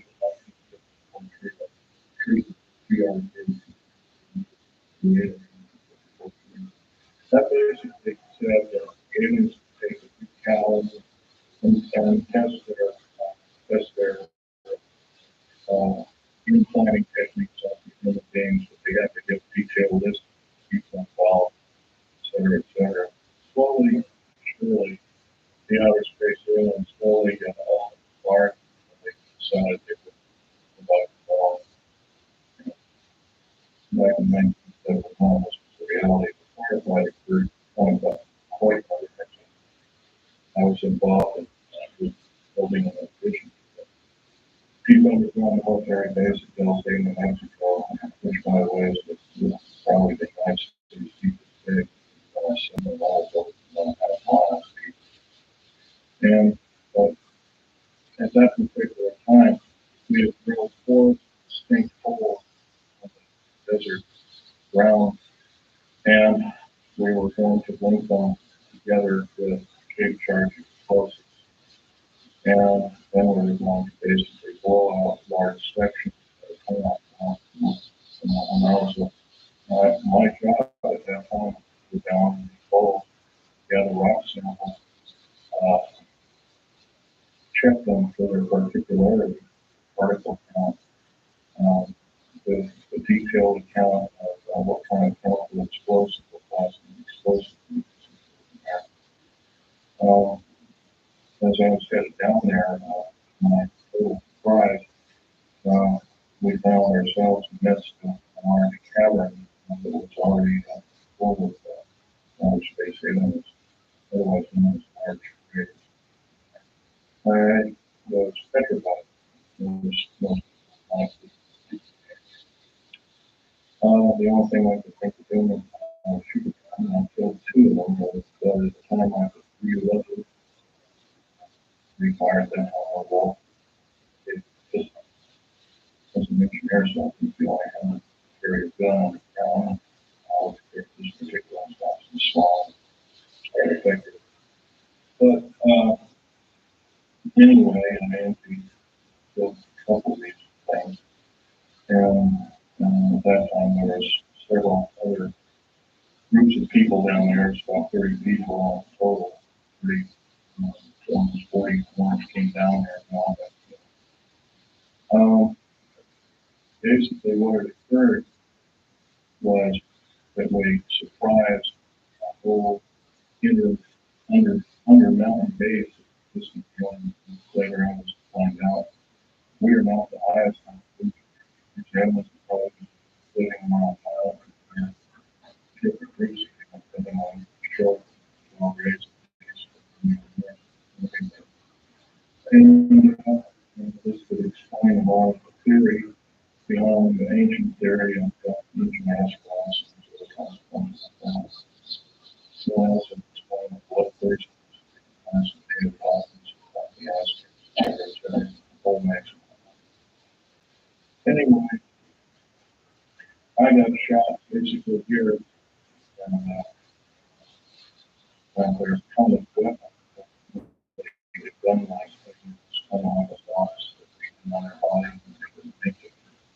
And it got a hold of with my wrist apart, kind of worried.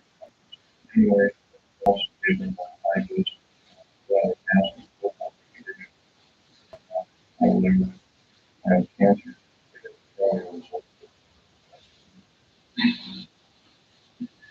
Okay, the second part of my talk, problem number 2, is basically how resolve order.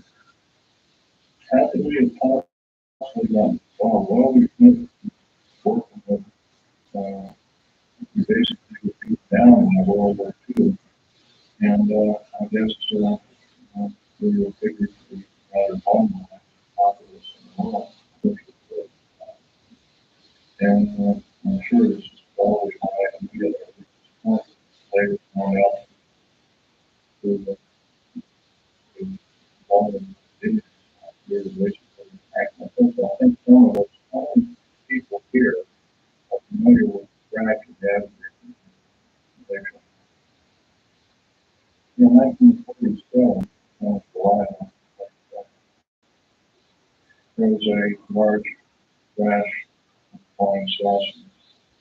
I believe it had 7 or 8 critters on aliens. One survived, I believe, 167. I don't know the whole story of that. And one of the artifacts here on the table was lost ship one out on child for 14 times. I had a friend of my father was Johnny Rollins, had a girlfriend, and he gave us, I asked if I had a piece of metal that was crashed his. My father was down. But anyway, Johnny Rollins was frightened of the piece and just gave me a little piece of that. And I collection. So that's kind kind of like a small starting collection. But other than that, it really wasn't my guy. Their working area for much as something else Air Force Base, Las Vegas. Uh, during going back in 1979 in the firefight, it took me about 2.5 years to go back to what I did. Actually, then I went back to it. The more something is back to creation, construction outfits. Um, anyway, at Area 51, we're testing all kinds of very particular spacecraft. I think that also, how many people here, for instance, are familiar with bottles of orange? Good. That's good. That's because more of you bias teams borrow escape and some qualifications. Give us a business plus almost national maritime. That area that we're trying to distract the propulsion factor of basically the only spacecraft is this and other kinds of so but there's another thing I want to talk to you about other knowledge about people on the ground military bases. We're all basically here as kind of like the captive audience, except that we're all worried about the strange activity of our federal government. I'm very worried about it. These Stonewall senators, they're black and cold, they refuse to tell the truth and they're actually getting that. I can go on and on. Those will take longer than days here. Yeah. So I can tell you that in all respects, I'm rather strong that since I used to be very high ranking worker in our federal government structure, I'm very disappointed to do so federal government very well. It's run by several topics. Recently I had somebody who was in the early this summer before my life. Somebody works at others steel fabrication. And what they do is they make railroad cars. And my fellow I know, part of the year World Series, I believe welder engineer. He's kind of a quiet type. He came in and decided to call me up and I tried to calm him down. But he told me, he says, well, the building prisoner car, it's like the federal, looks like everything we've been talking about, the federal government going to happen. He just went nuts about it. He said, slow down. So anyway, he told me what's happening. He mentioned that Henderson has got a contract with the federal government for 107,200 full-length rail cars, each with 143 pairs of shackles on each car. And there are 11 subcontractors in this giant contract, and supposedly Henderson is more than $2 billion for the contract. Bedlam, steel, steel outfits, fabrication outfits across the country. Anyway, that's a fantastic story, but I was paying. He says, well, I got $51 we did. Really I bought the Phoebeville, USA, it's all on the there's a new car. And he popped open the seal and pulled the door back. Here it was. And he wasn't wrong. That's scary. If you multiply 102,000, which is 107,200, times 143 times 11, come up with a monster figure of about 15 million. 15 million on the number of interested people that I would consider patriots of these United States. Other interested people who don't mind seeing what's going on with our federal government and want to do some serious checking that's going to do that. See, no more can we vote out our elected officials every time things and things. And I hate to say this, but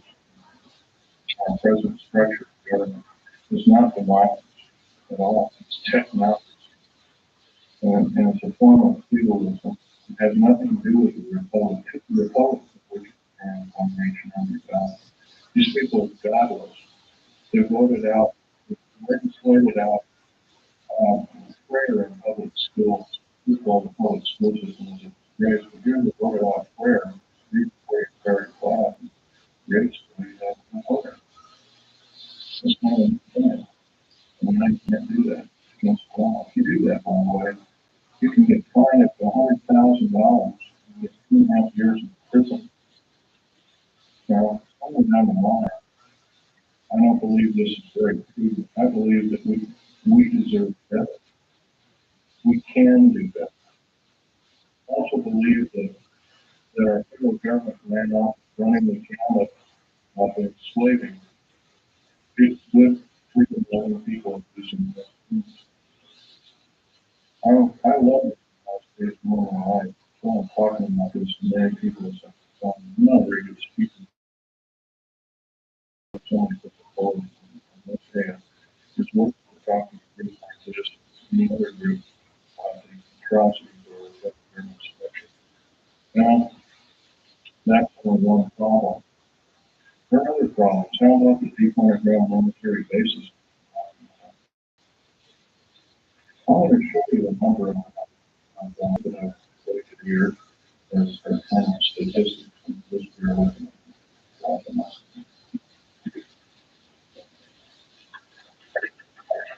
Yes,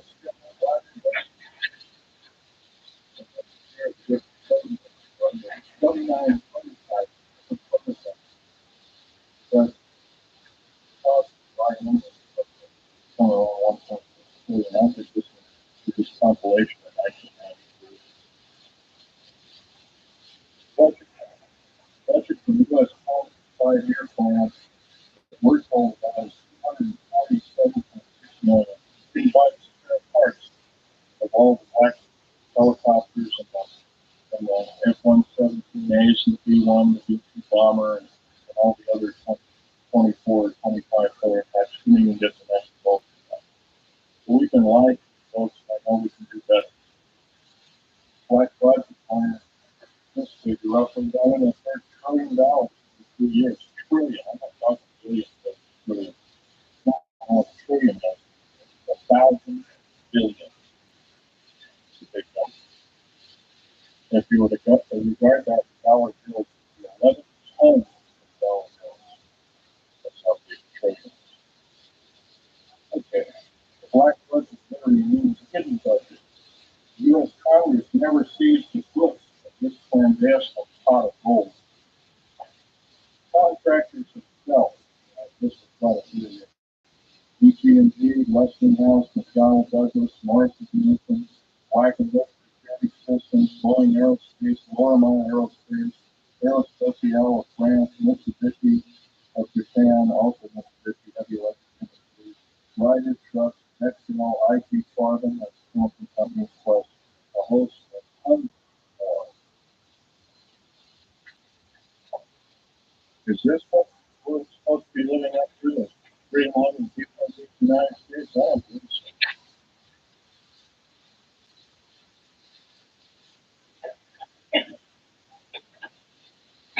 So, 68% of the U.S. military budget is directly or indirectly affected by the black budget. Star Wars, otherwise nicknamed Star Wars, the Patriot Defense Initiative relies heavily upon stealth weapons. By the way, none of this would have been available without us taking apart the fine-tooth comb. Crash flying saucers would either we down or they crash themselves into our deserts. None. All these materials on the table, some of which were formed by our space shuttle. By the way, my ass took the shuttle. I was shuttling large ingots of metal that are used to especially mill down. First of all, the mills in the confines of outer space. Most of these metals cannot be produced on the planet. They need a near vacuum of outer space for their production. That's what we're selling. We're not even getting, I mean, the semblance of what I call tablet. We're not being told anything close to the government officials put shoulders down the drain. Rothschild. And by the way, up until several weeks ago, I was employed in the United States government with a viralrabbi 48 square inspector, one of the highest in the world. Two questions later. Can you hear me? Yes. Well, anyway, this microphone is, I'm a tall person, this microphone doesn't get up any further. Anyway, another thing about strategic defense initiatives, I believe it's there to prevent alien attack on Earth. It has nothing to do with the Cold War. As we've seen before the war, the Cold War, and it was only a toy, an implement toy, to garner billions of trillions of dollars from good-loving, tax-paying citizens like I am and you are. For what? I don't mind a defense initiative against attack from if it be from a real threat. I sure hate to be lied to about there being this kind of communism and that kind of communism, and when we all find out, oh, it's been planned lock, stock, and barrel for the last 75 years, pioneer governmental growth, I guess, then we can't, so I got bread and butter. Anyway, here's another piece of information for you folks. The DEA, ATF, Drug Enforcement Agency, Alcohol, Tobacco, and Firearms rely on self-tactical weaponry for as much as 50% of its operations and budget. This is in 1993. The figures have gone up considerably. The United Nations used American stealth aircraft for over 28% of its collective worldwide operations from 1990 to 1992, and has taken for the Center for Strategic Studies and the United Nations report 392.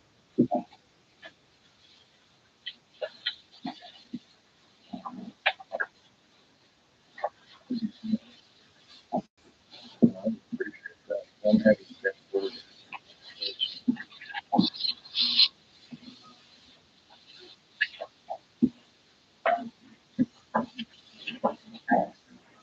Thank you very much. The Guardians of Stealth. There are over 300 distinct classifications special police use to guard one of our most well-kept secrets. Number one, this is the most disturbing flaw. The NJTF, and that's not the way that's finished, military joint tactical force, otherwise known as the Black Berets. Some people call them the Delta Force. It's a multinational tactical a multinational tactical force primarily used to guard the various stealth aircraft worldwide. And by the way, see the picture over here on the table, you might come over there and look at it. Yeah, after the talk, you might be there during the break. You'll find out a nice picture of it there. There was 172 of them built. 10 of them crashed or were crippled. Something went wrong. It was roughly 162 or 3. I can't remember the last count. We gave them away. The federal government gave them away. Bill Clinton signed them away about 6 weeks ago. The United Nations. Is this what we are paying our hard-earned tax money to do? No, I don't believe so. I know we can do better. And I actually believe, I'm not advocating the new government. I don't believe in such. There's something to the main reason. Number one, it always kills the wrong folks. But I believe that I have the chance to tell people about these atrocities. I think that there's some serious letter writing, if not letter writing, some serious conscientious voting in the very near future of various elected government officials, not the whole category of elected government officials. Case in point, I might want to mention this.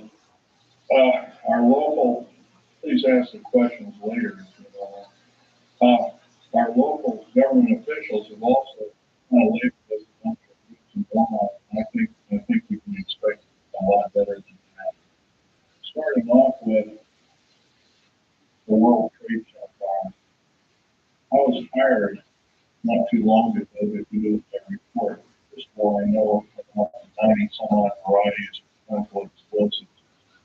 Small pictures that were actually written right out of the blast, and the concrete was cold and melted. The steel and the rebar inside the cement was literally extruded up to 6 feet longer than the thing.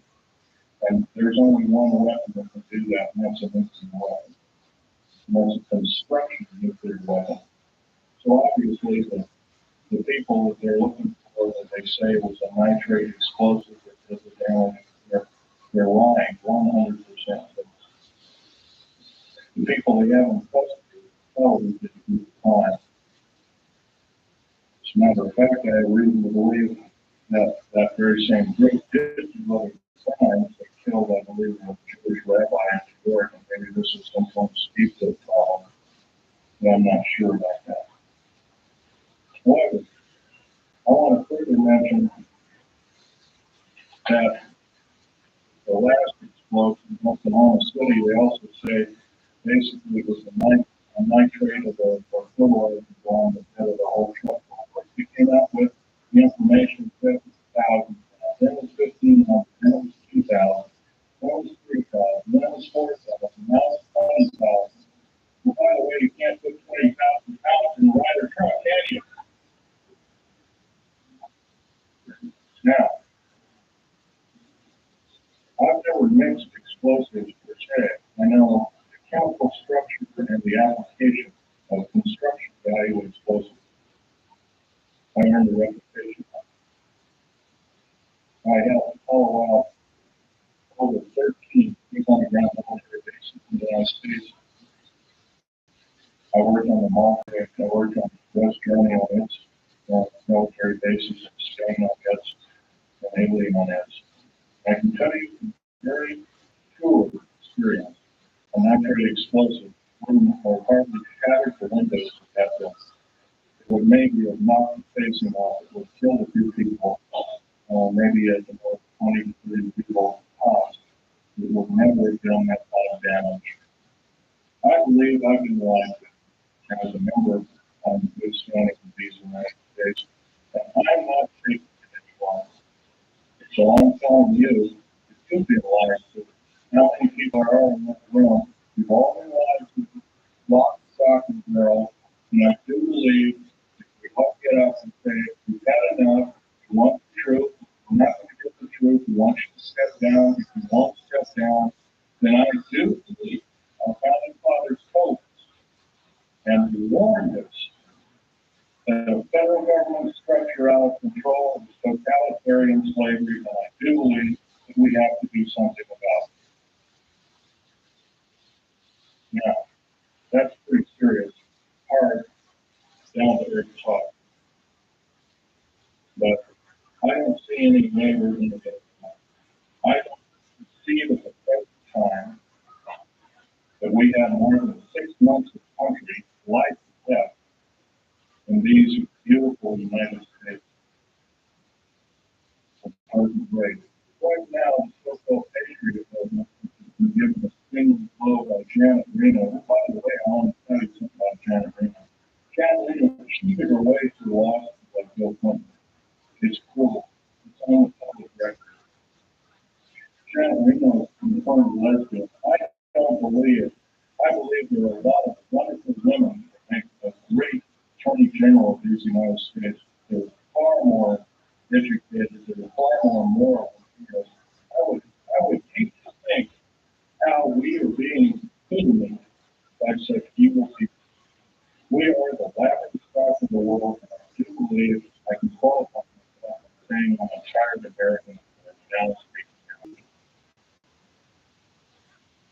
I'll give you one bias scenarios here that are scary indeed.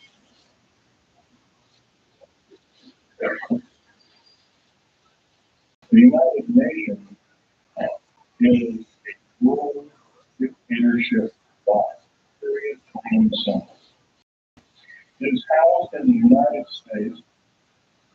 By the way, some years ago, there was an interesting thing that happened. The United Nations sent Uncle Sam, quote Uncle Sam, a bill for $8 billion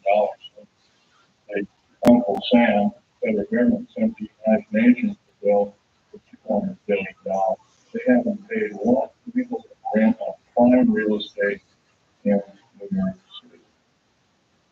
They have special trains that shuttle and pick them up. One of my best friend's wives and her two little boys was killed by nothing different in Kuwait. So, by the way, nothing, our law, by the way, has no effect. I'll tell you another thing. Military law on military reservations has no effect. Public law on military reservations has no effect. So once again, that's our wonderful, beautiful, thin sheet of paper called the United States Constitution and another nice thin sheet of paper called our Bill of Rights has been trampled on beyond repair. We have to stand up and say, this is enough. You as elected officials are going to obey the Constitution of these United States. Number one, by first limiting the amount of your service to our federal government. Like one term. One paying only, the neighbor would say, one paying only. By the way, one term is funny. Because if you're an evil person, one term you can do a lot of harm. If you're a good person, you can do a lot of good. Two ways of looking at it. Our elected government officials, sad stuff, the whole thing is about this scenario like Contract with America is the exact terminology that outfit used to subvert people in 1931. I believe we're not of that same caliber. I believe we can do better. Another contract with America is a last-ditch effort by our federal government structure to tear away the Constitution of these United States and the Declaration of Core Rights.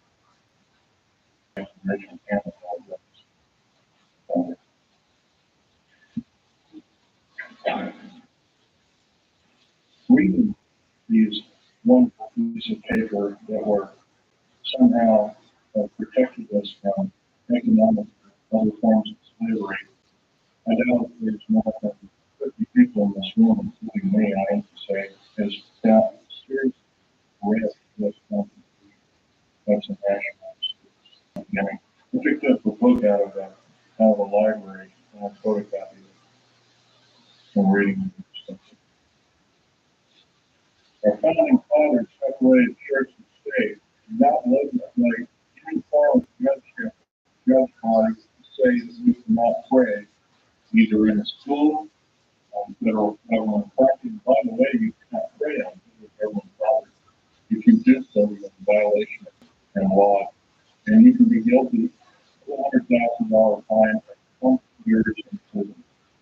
I do believe the people that are now in charge are atheists.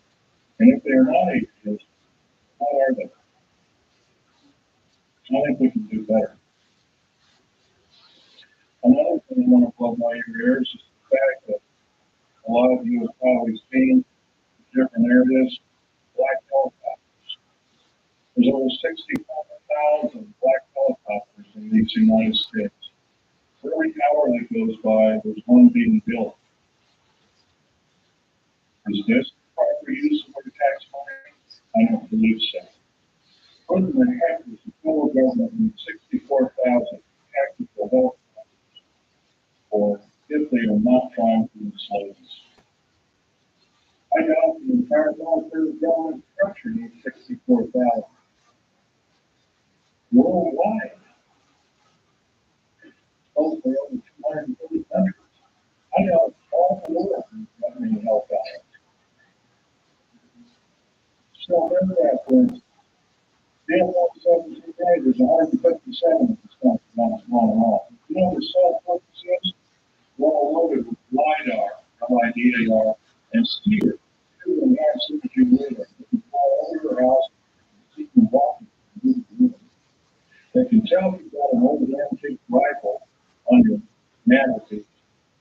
They can see objects in the house with a variation, not with a variation limit and capability of 1 inch to 50,000 miles.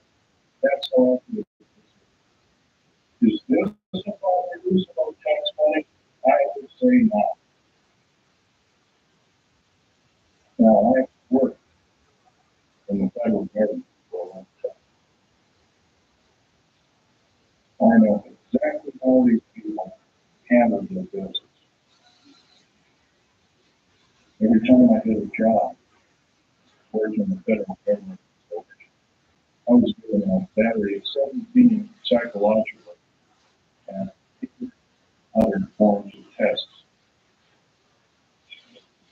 First of all, we were supposed to be the militia, but somehow that jumps the brake and other evil results like it. I don't agree crazy people should use firearms. On the other hand, I do believe vigilance. And vigilance is guided by a good spirit. Who knows the difference between right and wrong? Who loves God? Who loves harmony? And regardless of what position we are, and by the way, in this room, there's at least a dozen different kinds of religions. I might be wrong. Well, they're all good. God doesn't respect what religion is on, contrary to what you have been told. I can tell you, though, that if we're allowed the atheist show any longer, we have to do something about it. About it. Well, some of us are attorneys on the firm, perhaps. I don't know if it is. Maybe somebody works for the firm. Maybe somebody knows somebody who is a good attorney. I know that seems like a hard number to come up with. There are people on that. Maybe somebody knows a senator or a congressman or has had help on stuff. There's one outstanding understanding North Carolina. That man helped me thank the federal government. My father left me pictures what he took at the Keenan operation. And I would have this one out on the deal. The original last police carefully down it, trying to tune the fingerprints on. Right over here, and I went, hey, that was a structure. There's an unidentified flying object. This was taken to 12th of July, 1946. Federal government knew all about bombs, what they were and what they were, and how they want to control us by world domination. Not touching anymore. Let's get on. Al Bailey is their second state. He worked in a very secret government operation called the Philadelphia. I told him my father, by the way. I didn't know this until on his death, and I now have a picture of it. Also have a picture of a proposed non-human alien called Val Ford who Pentagon. In 58 years, he's not changed. He's still changed. Something's wrong. I don't know if you're doing it under permit or what, but I don't think he's still there. I don't know what kind of alien he is. He's about 3 inches shy of 8 feet tall. He's very quiet. He's worked in the Department of Defense and Pentagon for, I believe, 58 or 56 years. One of the two things. Don't tell me, folks. Don't tell me, federal government. Now, this isn't so that when we see something in the night sky that doesn't add up to an aircraft, it's a weather balloon, or that we're mistaken, or I'm crazy, or we're crazy, because it's not. You've been lied to. I think it's time now to realize that, but it's time that other people for themselves and start talking about this bigger stuff. Say only 5 people in this world that are doing what I'm doing. Now, you can't imagine. Just 5 people have one talk in 1 year with work people like this. In 6 short months, we could reach 10 million. That's a form of money. But if I'm just telling you what you're talking, it's never going to do it. Right now, before the U.S. Senate, there's an anti-terrorist bill. This anti-terrorist bill, by the way, is going to kill the United States Constitution Bill of Rights by number one. Number one, it will take away, first of all, it will harm federal government police force. First of all, I think the federal government's got enough to do. There's 1,719,000 federal police officers in the United States. That is more that was in either Germany during World War II or Russia under Stalin period. Now, at the moment in time, 7 weeks ago, Nellis Air Force Base, here and about a month ago, about 13 months ago, because I was there at that time, we entertained the United Nations and Russia showed a Area 51, which is supposed to be our most what is going on. Say what's going on. You're being sold that way. We've got to do something about it, otherwise we will not see this country go on as the United States. And I don't think we'll see it go on for a year. I'm saying I believe, but I will see it go on as the country in 6 months at present.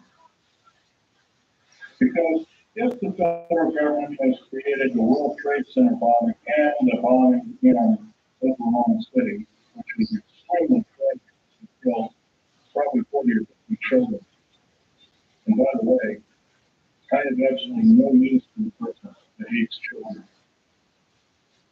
Our Attorney General, Janet Reno, hates children. She hates men, she hates everything that may be wrong. And by the way, if anything is ever space alien, it's her.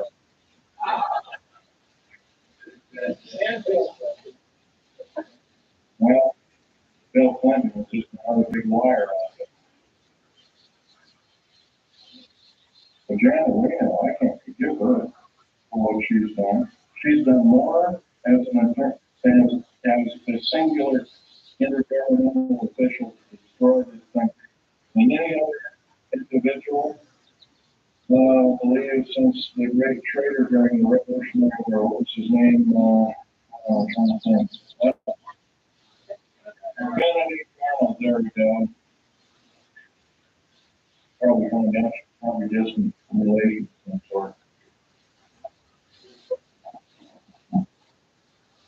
Now, what can we tell our government, the trusted government officials on where those are endangered species? Well, they can first start by getting a bill going that requires all government officials to register. If they're going to ask us to register our guns and our rights, they have to register their rights. They can register their rights and their guns and their legislative abilities through one kind of referendum, number one being the amount of years they're in office. If they cannot do this, by the way, if the contract with America, by the way, is really a contract, and all the politicians, or the Republicans or Democrats or whatever you want to call them, maybe it's just a label,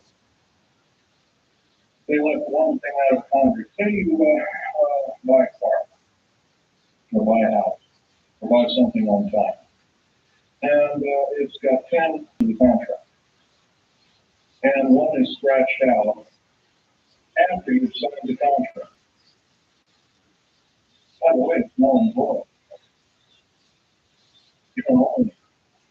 You may be able to keep the profit. By the way, contract with America is not only illegal, it's actually has to change the government. Only damn people that only damn things that change the environment is damn out of space aliens, et cetera, et cetera. And evil people. I think we can do it.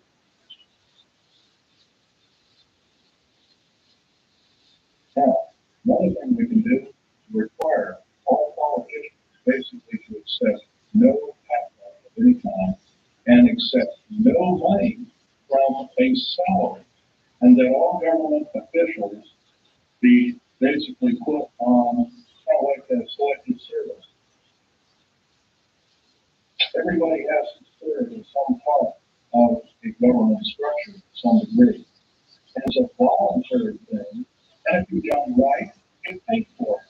And if you're not done right, then there are other ways to make sure that you will be punished accordingly.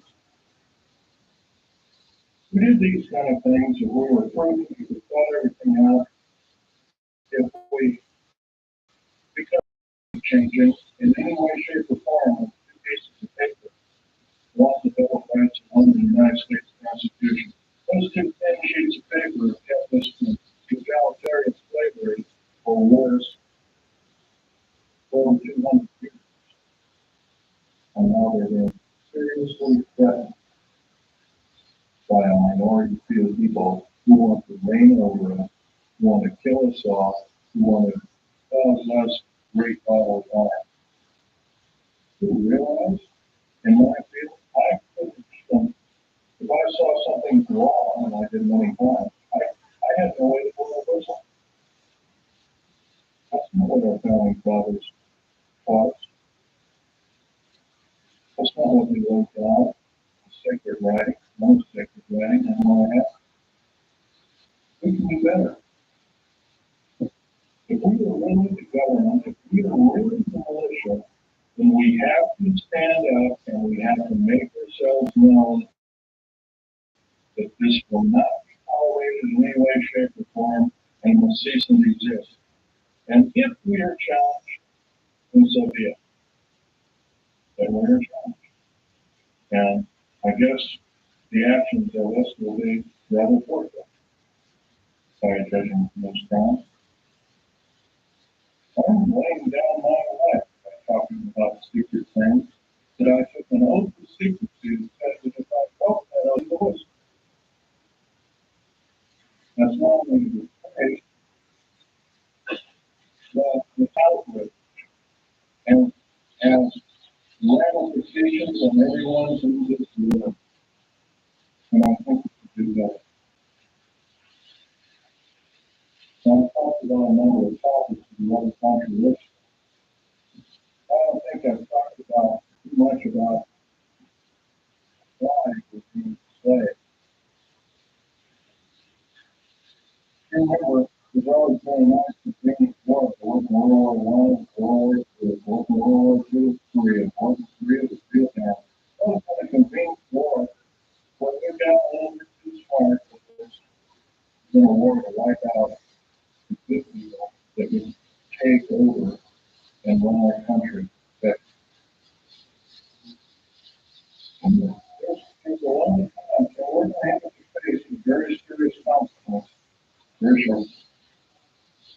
What we call patriotism in this country are being sampled out in war crimes against humanity, and I have to think there are a few people who are crazy, but I would say they're in the extreme minority, probably less than 100 to 1% or 1/10,000 of the whole. And meanwhile, moving that all of the patriot groups are responsible for employing the populace, doing other crimes against humanity, and killing children, innocent children, regardless of race. The unspeakable thing that happened in Oklahoma City is the wake-up call. If we do nothing, we decide to throw our gut, say, well, I don't have to do anything today. I can watch this show on TV or that show on TV. I don't have to talk about all that bullshit. I'll feel like there's some other person talking about it, right? Some other person talk about it. Let them do it. If we act, we're not going to be around very long. If you got rights out there, you might as well start enjoying them if you've never enjoyed them before, because pretty soon they're not going to have them. You got the wonderful freedom of movement. Driving down the road, you don't have to show your ID. Slowly, that's changing. There's legislation right now in the United States Congress, and any person that has worked for the federal government has to have special identification. It's illegal. It's an outrage. And I've already drawn the line, look, and put my foot down, and I say, enough is enough. I've had enough. And I think we can do that. I knew. Well, I'm asking you out of this entire group, how many hundred people there are? 150 or so? Five small people gathered together and start preaching the good things about America to whatever group side you get from among themselves. People say 10 or 15. I think most of us have 10 or 15 people we know, friends, whatnot. If 10 people did it in this room, we'd reach goal, I think. We'd reach 20 or more. Wonder why?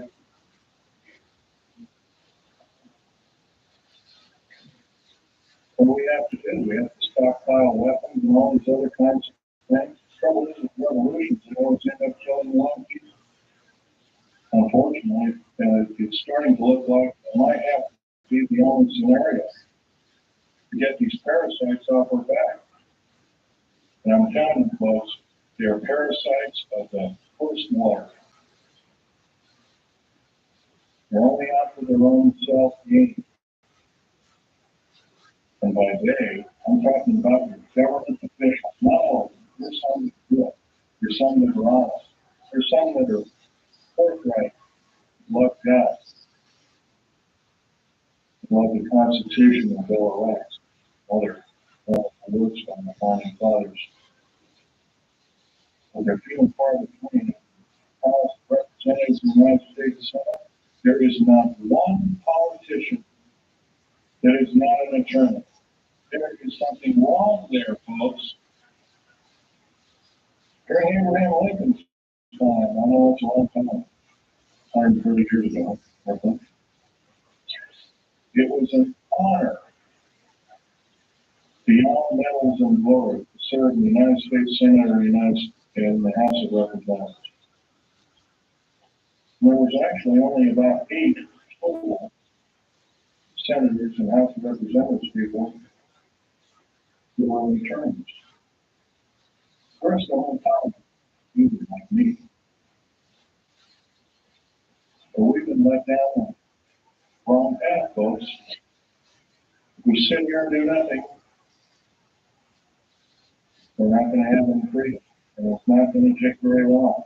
At this rate of speed, the way things are going, what's going to be the next scenario? It's going to be another bombing somewhere? First, it was a trade center bombing in New York City. Then it was middle, homegrown America killing children, innocent people on their way to work on elderly people and Social Security office and whatnot. PRPs and talking about the 61 older people who've been with death in the Social Security office, remember federal government was speaking. So we internal is another concept. By the way, it's another thing. The IRS, there's nothing legal about the IRS at all. You realize I was reading the Oregonian newspaper 10 days ago. President Clinton has authorized the U.S. Mint to print of new money. They've already printed about $3 billion. To travel overseas, you get this pink-looking thing with a picture of the president on it, and a similar thing that the insignia of the little off center. Down that way. On either side of this bill is a UPC stripe. Now, I don't believe in having the mark in my hand or in my forehead like the Bible taught me. But it's coming, folks. If you It's coming, we should have gone standing here telling. It's probably going to be in less than 2 years. We do that. And this is I'm actually saying that it could be a lot sooner. They're going right now with their high tech has invented an earthquake device. That reason believe the earthquake in Kobe, Japan, by the way, on theology. I know exactly what I'm talking about. There was no pulse of the pulse wave. There's supposed to be a pulse wave in any earthquake. There was none in the Kobe, Japan earthquake. No. In 1989, in and around San Francisco, there was an earthquake. There was no pulse or pulse wave. That is a Tesla device. I think Tesla invented it, and he did it not out of evil, but he was trying to make a device that could be actually used for construction, building of buildings, to make that. It's going to take the cerebral building, guaranteed. I want you to know that the black budget throughout the United States have subverted science. We know. What's AIDS, for instance? I'll tell you what AIDS is. AIDS was invented by the National Ordnance Laboratory in Chicago, Illinois, in 1972. It was a biological weapon used against the people of these United States.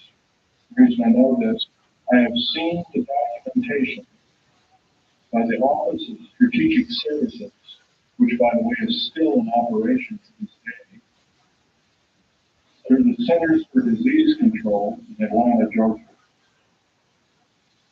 They used the glandular excretions of animals as well as humans, as well as outer space aliens. Here's something about these outer space aliens. They're mortal. They can be shot dead just like you and I can, but I'll tell you one thing. There's bad news in the worst order. We have absolutely no defense against their germs. None. They're a biological weapon of terrible consequence. I advocate that every alien on this planet, good or bad, if they're good, they have to be isolated. They are a biological weapon. Saddam Hussein and other people would kill 3.5 million Kurdish people with a similar biological weapon. And we as people, this planet, deserve this. No, we don't. But we're not doing anything about it. Every moment that we waste, every moment that we don't blurt out and we say we've had enough, that we deserve better, that we're going to get better, we're doing other people in this planet, in different countries, a great disservice. Right now, I'm dying of cancer related to the work that I did for the federal government.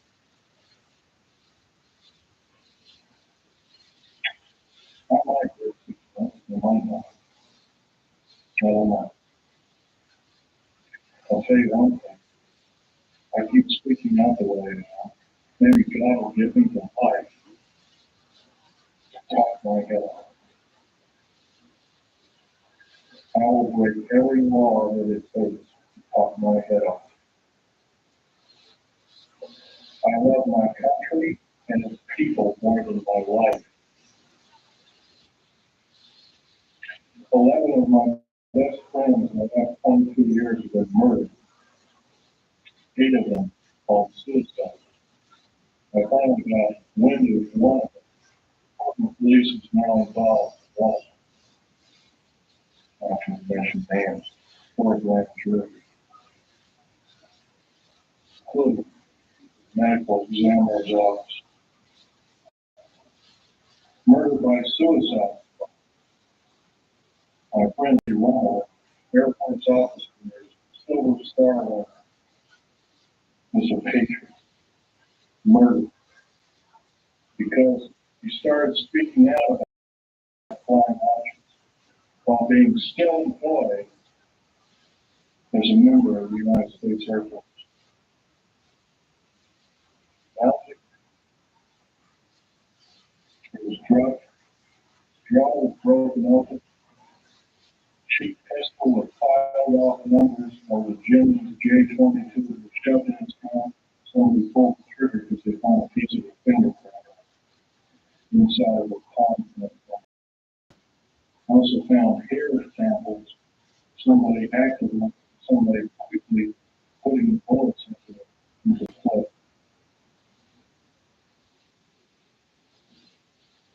That man saved my life. That man had a family of 5 children. A man was a great person. It was a good chance that when I fly back to Greenland, to Vegas, I have to drive home. I left my car down in Vegas. I'll drive home alone. I was scared to hell. Before I went to Las Vegas, Nevada, I drove a friend of mine, a disabled friend of mine, down to the junction.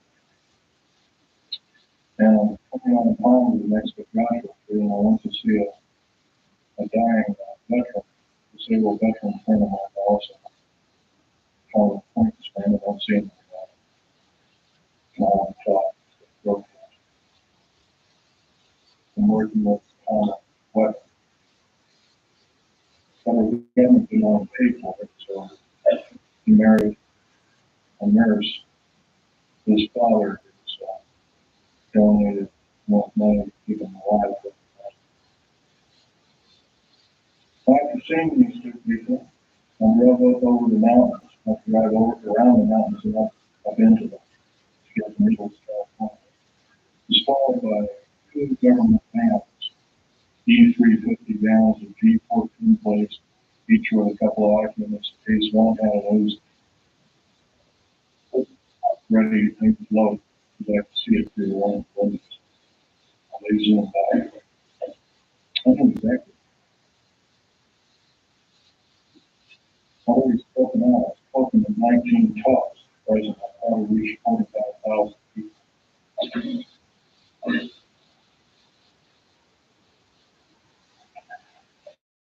Well, they sped up around me. I sped up around them for 20 pictures with my high-speed camera. Then they caught up to me, and it looked like they were trying to force me off the road towards the town. But what they don't know about it, Ford Taurus sedans got police interceptor motors on an 8-liter motor. We'll do 140 in the shade. So I got up the bottom and I come to a screeching halt right in the middle of the road. The road was wide enough for my car and maybe a foot on either side. There was a deep ravine to the left. There was a shallow ravine about 9 or 10, I guess, roughly 9 feet. Something like that. On the other side. One was skidded, one rolled over in the right ditch, one went over to the left ditch, rolled all the way down. I drew a bunch of fries to help crack glass, and I could hear it. With this photo scripture, 2 weeks ago, a man came to my Wilsonville apartment on arrested. By the way, I was violate 38 clearance. I don't know if you know what that means. I was reporting 3 individuals for that clearance. President of the United States, head of the CIA, and over a basement. So this man came to arrest. He called the sheriff. Said, I can't afford you. I'm going to go or what? I said, sit down. You're at risk of your life. You breath. That's the right breath. I'm going to call the sheriff right now and have this mode for threatening my life. Call the sheriff. Sheriff came, Blackness County Sheriff car came, pulled right behind him. I know this man very well. I would trust him. with my wife for what he did. He risked his job. He risked a 22-year career in the police department.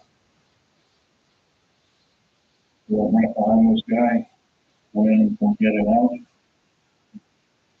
Threw a bullhorn, he says, "You're under arrest."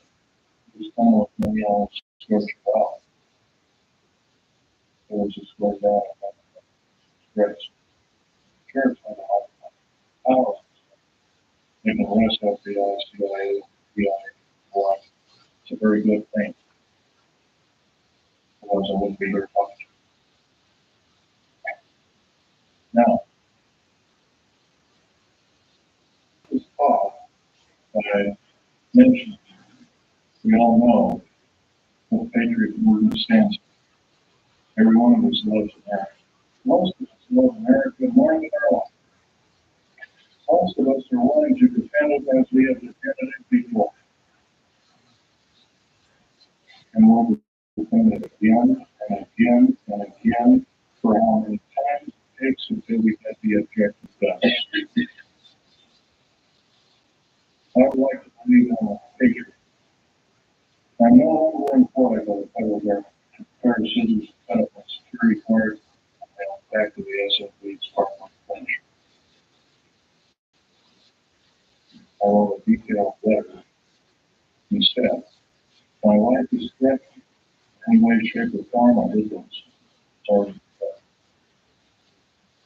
I will consider downloading 140,000 pages of information sensitive to the New World Order, Strategic Defense Initiative, and what it really stands for, and other government structure. That's all. What it can through the internet worldwide. I spent $78,000 getting these kind of pictures away from the federal government out of my father will. We already are these spaces. We do the deal with health. Stanley, Val Fuller is this particular character right here. He has changed what 50 years. However, 7,000 pictures. I have detailed files in writing. I have even a letter fax. Here we're looking at half a dozen or maybe 7,000. I feel these people have to know the truth. As best as I can tell. Thank you very much.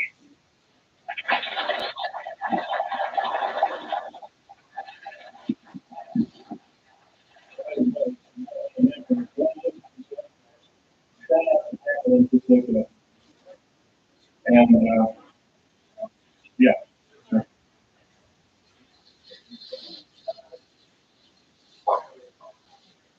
Right. I'll be glad. Sorry, I'm a vote this point over.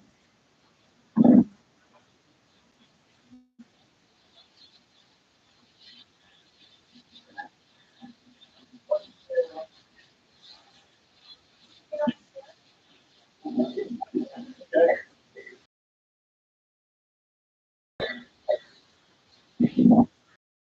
It was some form of radio weapon that had a high dose of speaking radiation from football, or dirty ball radiation. I remember the color of the demon, the light green, the light green.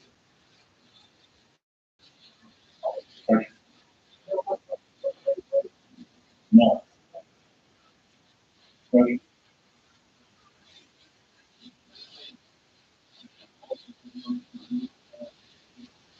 Yes. And I can tell you that there are 50 of them, one in every state.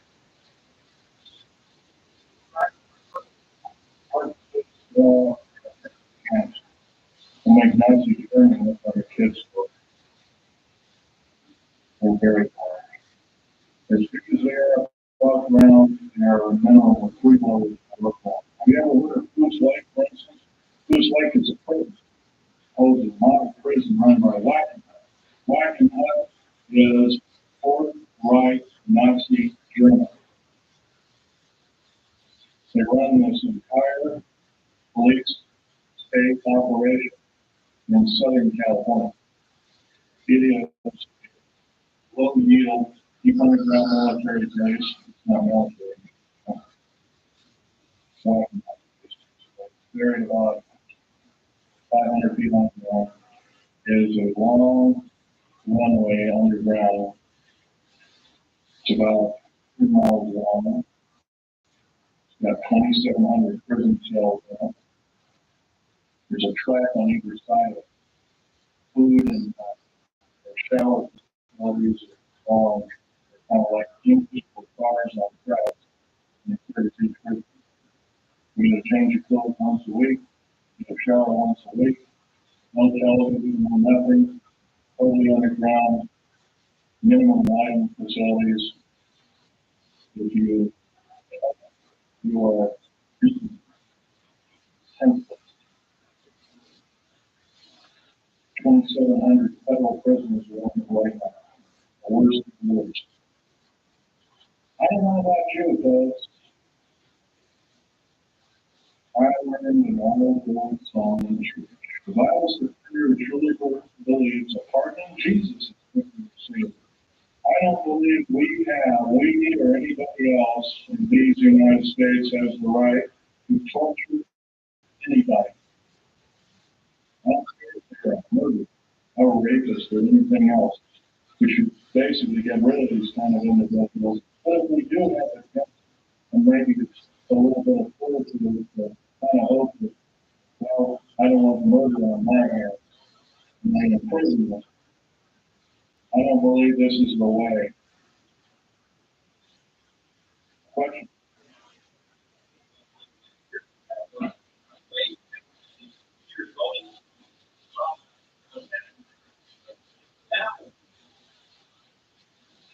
Well, like I said before, start calling themselves enclaves. I hate to say this, enclave has a weird, nasty odor.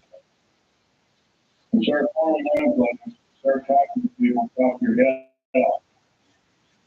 Talk your head off because your life depends on it. I'm not asking you to do what I'm doing. I'm asking you to risk your life for these United States like I am. Question here. Yes, I'll give you my address.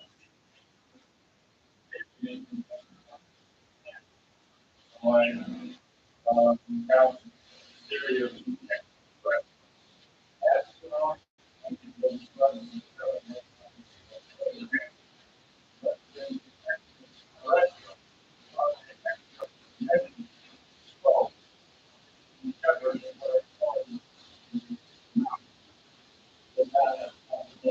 Okay. Let's stick on the phone. Extra dimensional is where you can make out really cool. I'll tell you about that.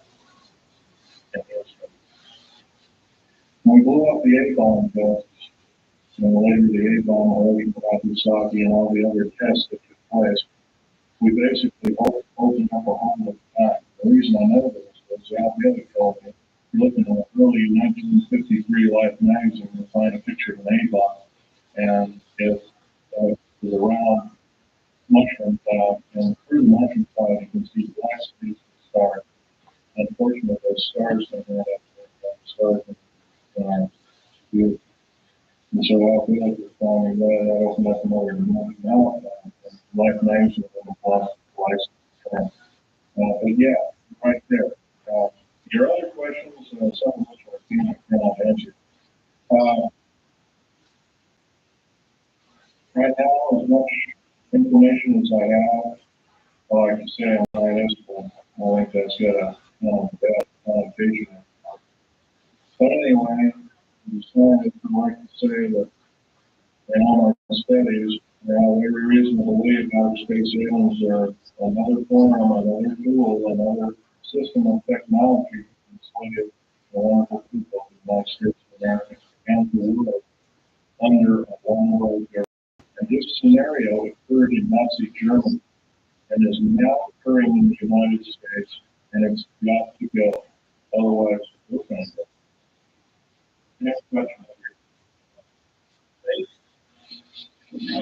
Pretty obviously, take all 129 guns right now, that's the 131. Take 129 or 131 gun bases, 10% of roughly 14 of them. So, you're all cities underground, and it's high-speed railways, magneto-low-ton trains, contain Mach 2, and I'll be able to tell you that man's guy who's Steve actually been on. I've seen the tunnels on the train. He'll tell you that also that Houston has great numbers of people. Well, I'll tell you exactly how many numbers of people.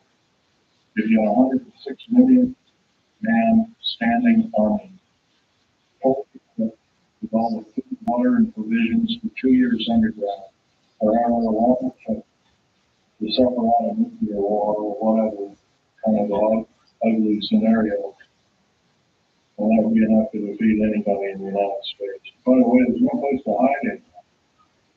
Black helicopters, and there's so many, not just black ones, I'm talking about military helicopters in Vermont too.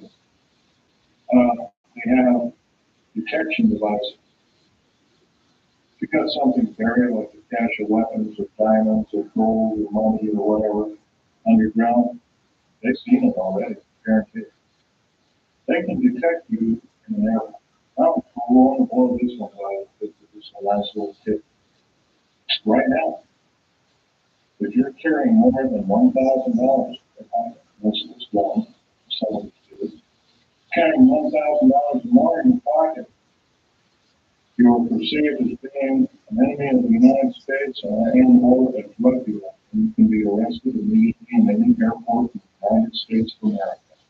By the way, if you look at your money, your 50, 100, 20s, 10s, 5s, not even the ones, you'll find there's a little thread in there. Look at it, like on a $100 bill, it says 100, I'll have a little number in the middle. Kind of like a little thing that tells you that the beast is still there. We don't do anything about it, but the beast is one point. Read one. Okay, question? Anyone? Oh.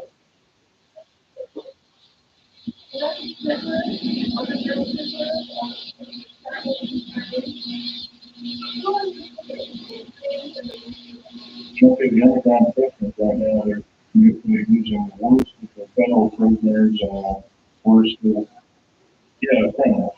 That's correct. And that's pretty obvious. You add up all of it. You add up 143 cars, multiplied by 107,200, multiplied by 11 general contractors, each with a similar contract.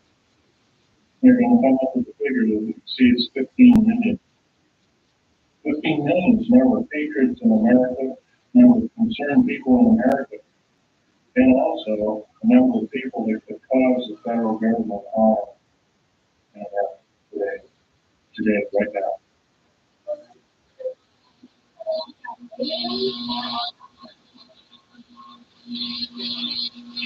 Our federal government blew up Oklahoma without question. Clearly proved, first of all, what did it? If you look at the pictures of the explosion in the plane, there's a large block taken out near the elevator shaft, and there's a smaller explosion. By the way, a nitrate explosive has a maximum capacity of 20 kits worth of pressure stored into kit. A kit was killed on 20,000 ton pressure stored in max. You have the whole truck totally packed.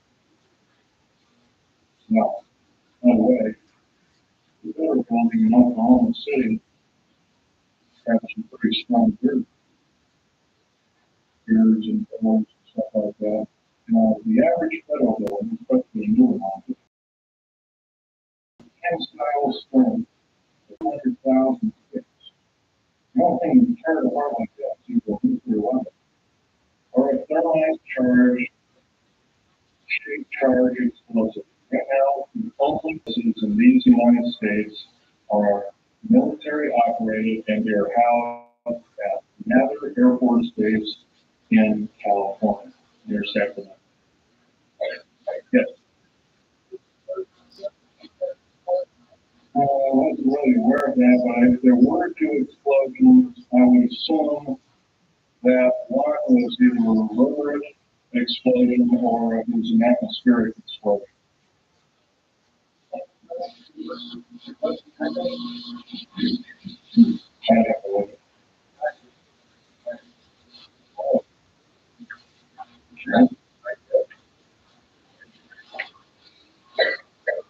Okay. This is the second explosion. Is that correct? Right together. Mm-hmm. Well, the truck bomb shows an explosion of once again with no P wave, but it has a scalar wave. The hidden scalar weapon, electromagnetic weapon, essentially. The train explosion, once again, also has it does have a P wave, but doesn't have an N wave. Therefore, it too must be advised. All right. I heard the director of the interview, who said the tank explosions and what happened. Well, this one here says truck bomb. No, this, okay. It says, oh, truck and bomb. That's a good one is the two that are not bomb. Once again, have the configuration. It's called a squared sine wave configuration. The crazy item. Squared sine wave with no P wave, it would have to be a mechanical device. I proved that. That'd be kind of boring bringing figures out. Okay, another question.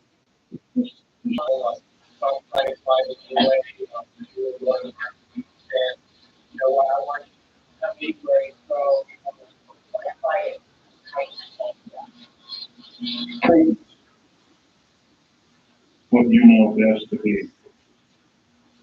Pray about. Prayer. That's the only prudence around word said. Next. Okay.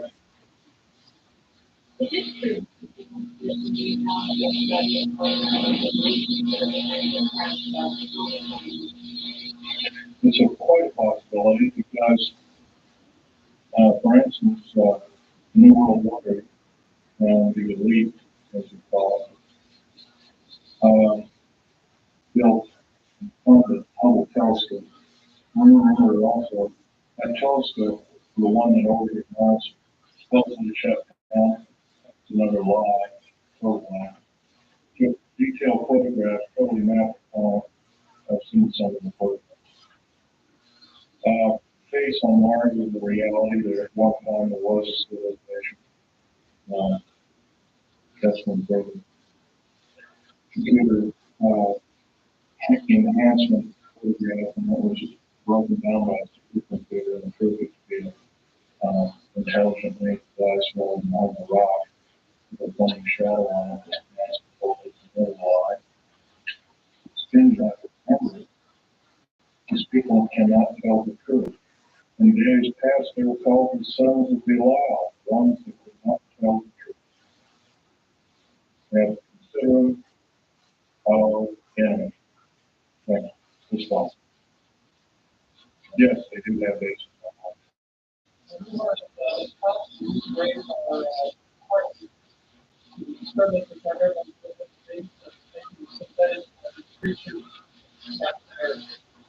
No, sir, I can tell you right now that's not so.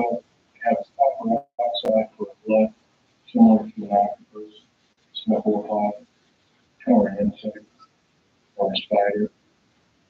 Another thing is, their chromosomal structure is totally different. Their cellular structure is totally different.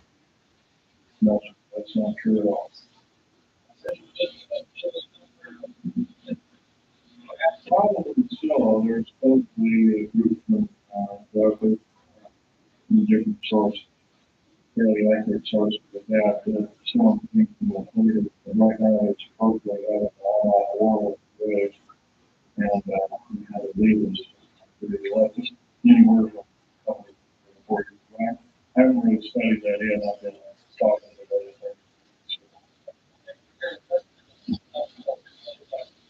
Some kind of question. No, you'll have to go through the internet and do it yourself. That would be giving myself away to these question.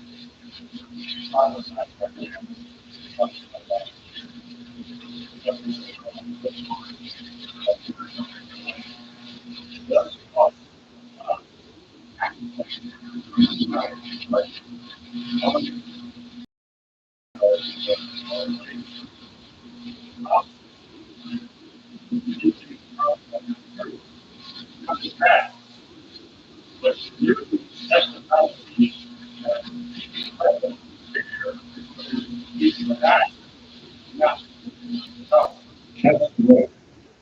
And you do it.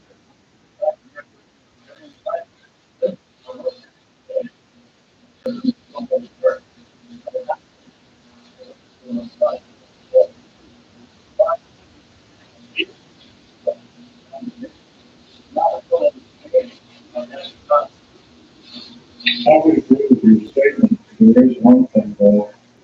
I love America. I'm only one person. I'm only one. I can't make mistakes. I'm not perfect. Not a I will say one thing though. Keep reading the Bible. Just make your heart good. Will also improve the prison and improve the state of mind overall.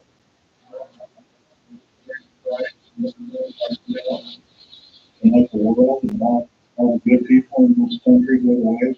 I said, I cannot believe that. Nor will I. And then there's Paul. Christ did not put us to die in a Holocaust of fear on characteristic evil entities or people. No, sir, I cannot believe that would be those people. I love Christ, but unfortunately, I cannot believe that I can allow my fellow countrymen to go up the wayside. I think actually it's a form of disinformation and government propaganda to believe it. Next. Yeah. Okay.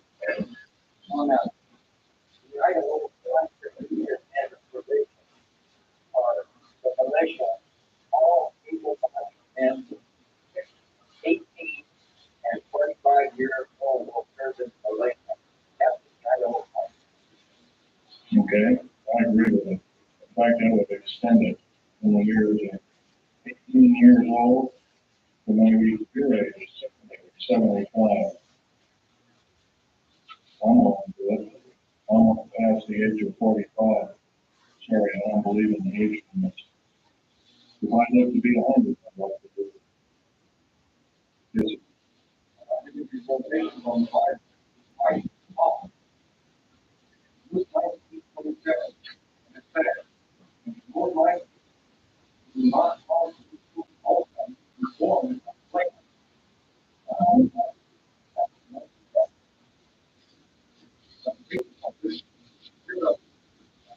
Yes, I'm a good rotation. So I want to plan something like that. Stand project. Maybe I have already done it. Yes. Further,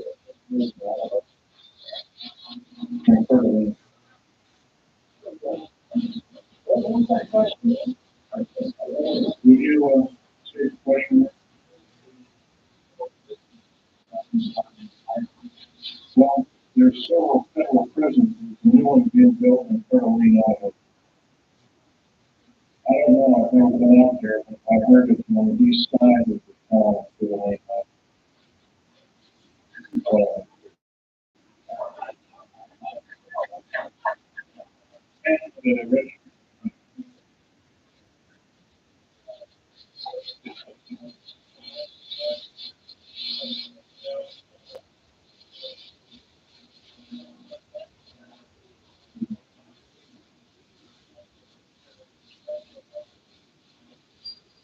I don't. And I haven't heard about such things, but I'm sure there might be.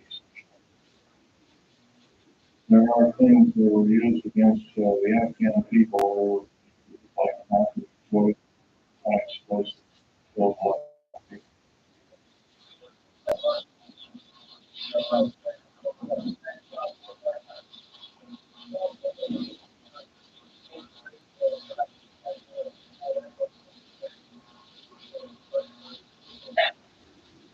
you can put your bottom dollar with some form of setup of American people's way without question.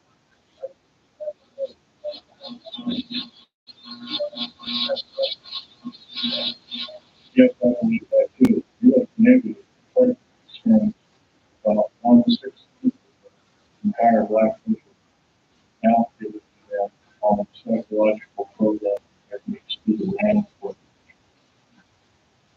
Next question. This is, okay. I can only take one more question. This,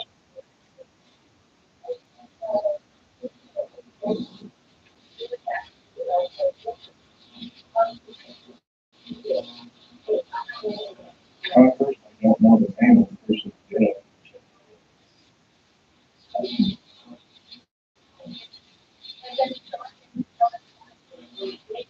Well, this is the quote. The best thing to be done, yes, I would say yes, that is true. You can get the word out. But it's better to get in groups of people and tell your friends that's that, how to say, and go from there. But other than that, yes, that would be the best.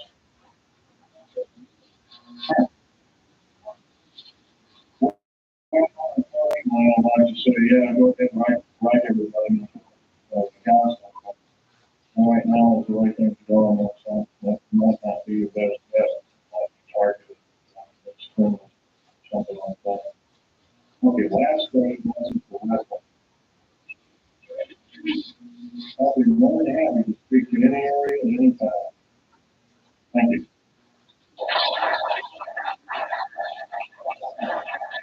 God bless each and every one of you. Thank you.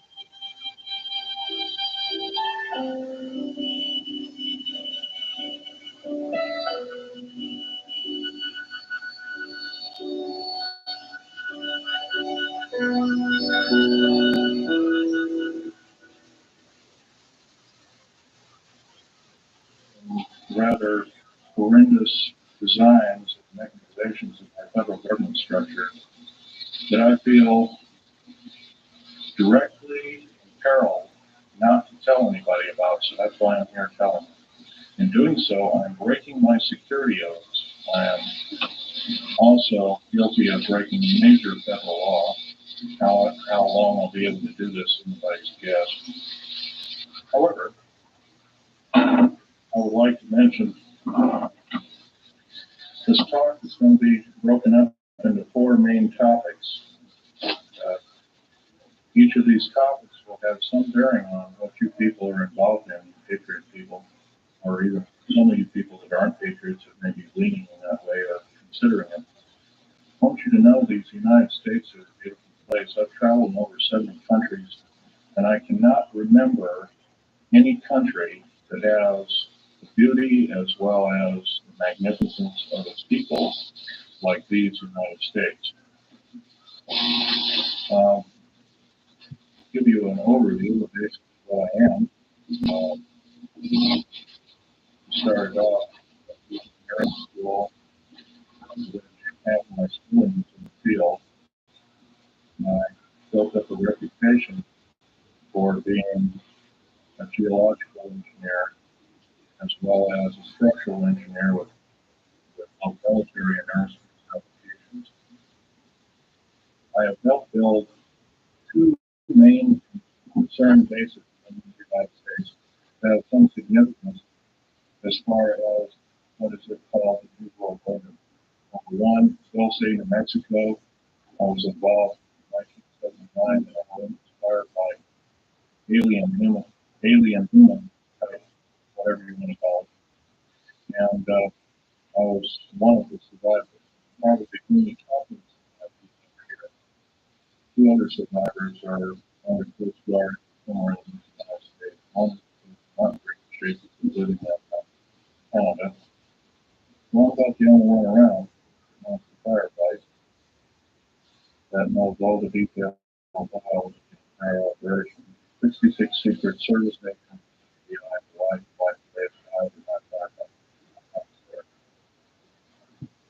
Number one, part of what I'm going to tell you is going to be very challenging. Part of what I'm going to do is probably going to be very unbelievable. So instead of putting on your glasses, I'll ask you to put your skepticals on rather than your spectacles. But please feel free to do your own homework. I know the Freedom of Information Act isn't much to go on, but unfortunately, it's basically this or that. Your local law library and your nearest law university is a good place to look for congressional records. So, one continues to do their homework. One should be standing vigilant in regards to their country. I love the country that I'm living in more than I love my life. I would not be standing before you right now risking. First part of this talk is more concerning people on the ground military bases and like that. In the first part, I emphasize the black budget. The black budget is a secretive group, basically a secret budget. It garners 1/4 of the gross national product, the entire gross national product of these United States. The present gross national product is around $5 trillion. 1/4 of that's about $1.25 trillion per year. At least 1.023 trillion, I say at least, was used in black budget programs on ground military bases. Presently, there are 129 people on ground military bases in these United States.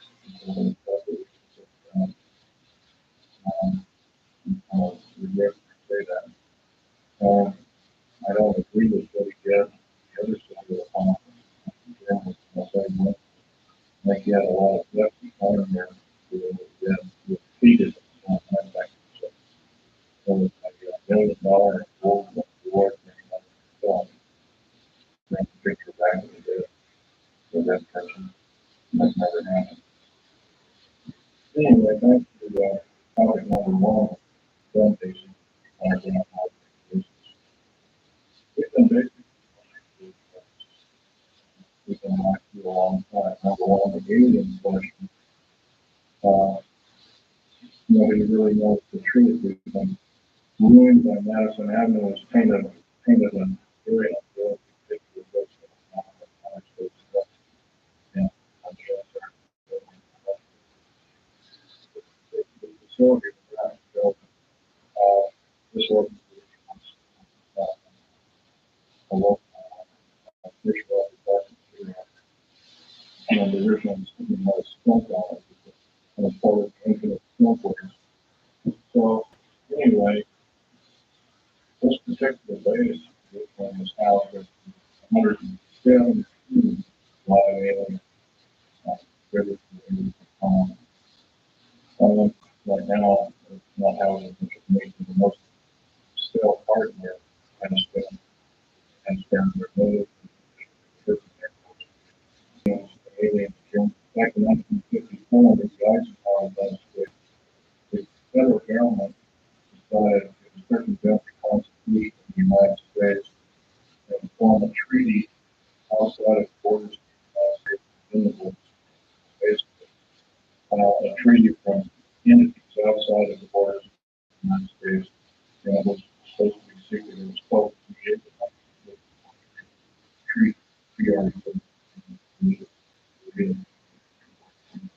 That basically said that you guys and test their in-planning techniques on things. They had like a detailed list of the people involved, et cetera. Slowly, surely, the outer space will slowly and ultimately environment until they decided they would invite it all.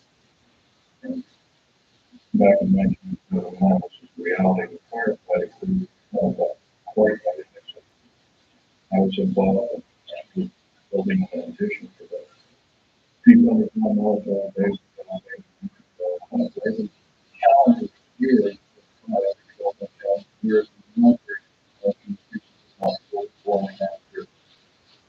This is why it's easy to understand that back in 1943, they were able to create through weapons and technology,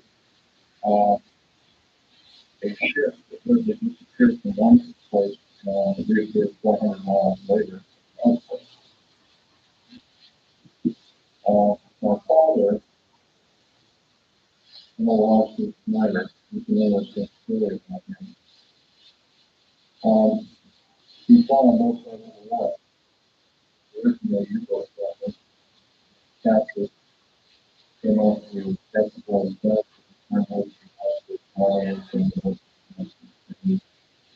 they created we built a big fort and Fort Lauderdale, and pretty much built up the base for the capture. And here's the map. Area became basically he was involved with different kinds of concerns,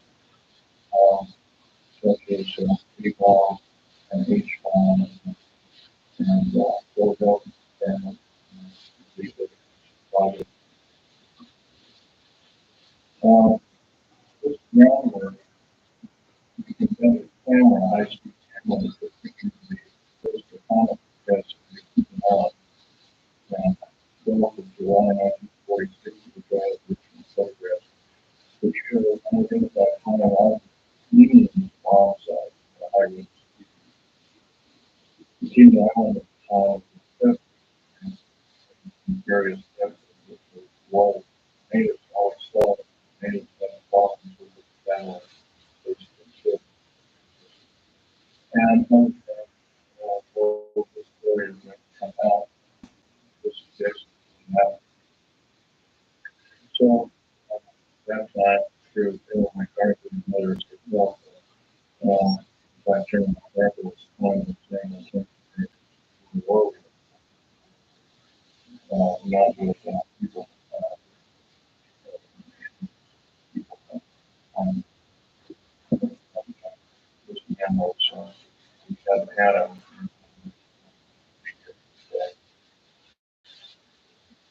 Anyway, my father had taken groundwork for fuel fishing outfit or experiment, which that has to do with me. I'm just back to that. All I can say is that what he never told us kids that it's a secret. So sorry. I'm not sorry.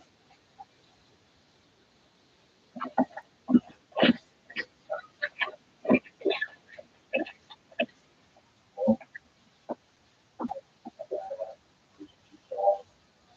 anyway, 129 cases have been billed day and night consistently for some of them resulted in that. Bases comprise bases,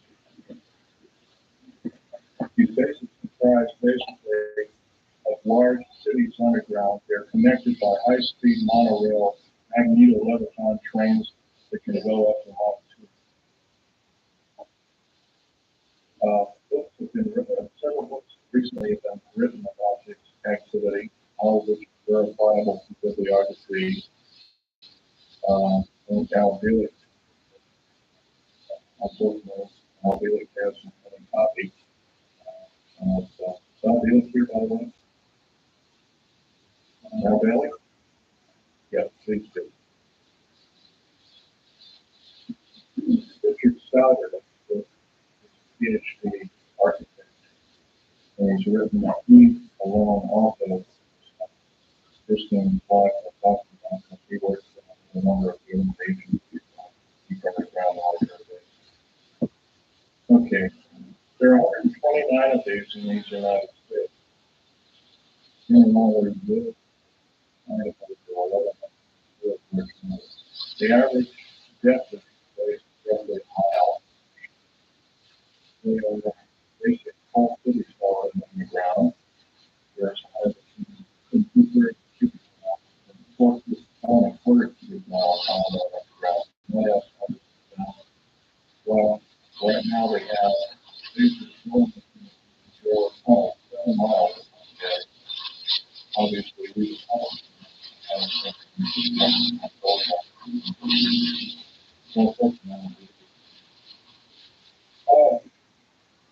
the Black Belt Project in Melbourne sidestep Congress.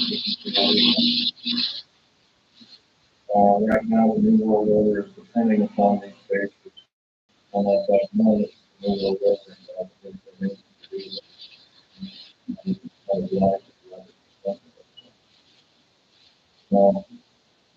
basically, they the technology.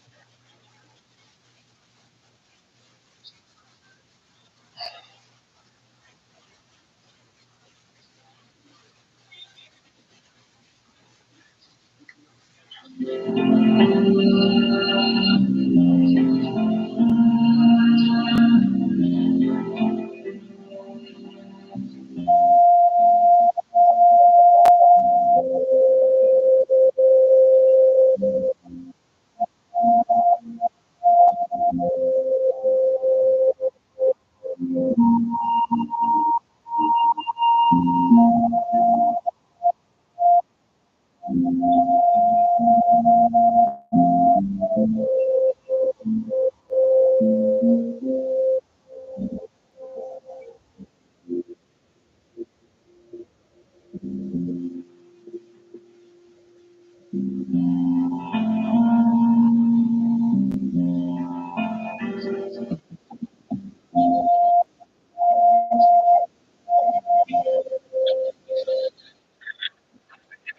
guess I can always start off by saying loose lips sink ships. That's almost a pun anymore. Bill Snyder, I lived 17 years with the United States government as a geologist and aerospace engineer as well as a structural engineer. I worked for such elusive occupations with Morrison Knudsen, Bechtel, Page and Page, Aerospatiale of France, and a host of other P3G and a host of other Los Alamos Laboratory and these kind of things. But rather than bore you with all those statistics, I've got picked up a real mixed bag here of different topics, and it's might be a little bit like brain overload, but I'll start from the beginning. Like I said, I worked for 17 years.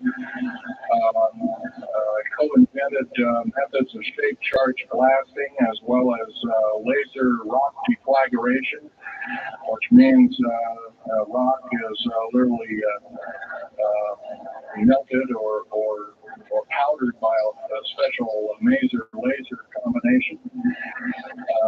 And the residue of the rock, like instant agate, if you could imagine a hunk of agate, which is a hard silica mineral rock, actually. But up here we have another topic. This is an area where I worked. I worked 11 years of the 17 years at Groom Lake, S4, S2. It's in the Nellis Air Force Base area. In fact, Groom Lake is, I'll show you in the picture right here. It's right here. Groom Lake is quite the place. A lot of rumors and other kinds of things have come out of there. Of course, people have stood on the outside for years and wondered what's been flying there and what kinds of things have been flying. Let me give you a brief overview. Start in ancient history land here.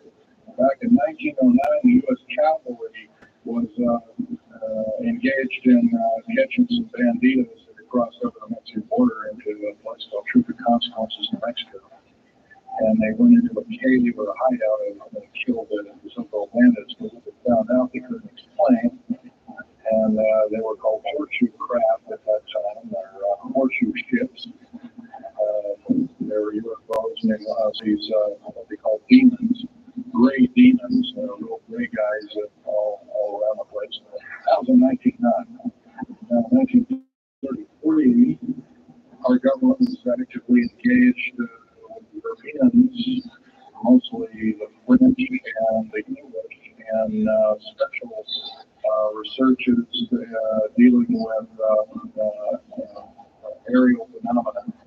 And once again, the term flying saucer or flying disc didn't come about until much later, supposedly right around the mid-1940s.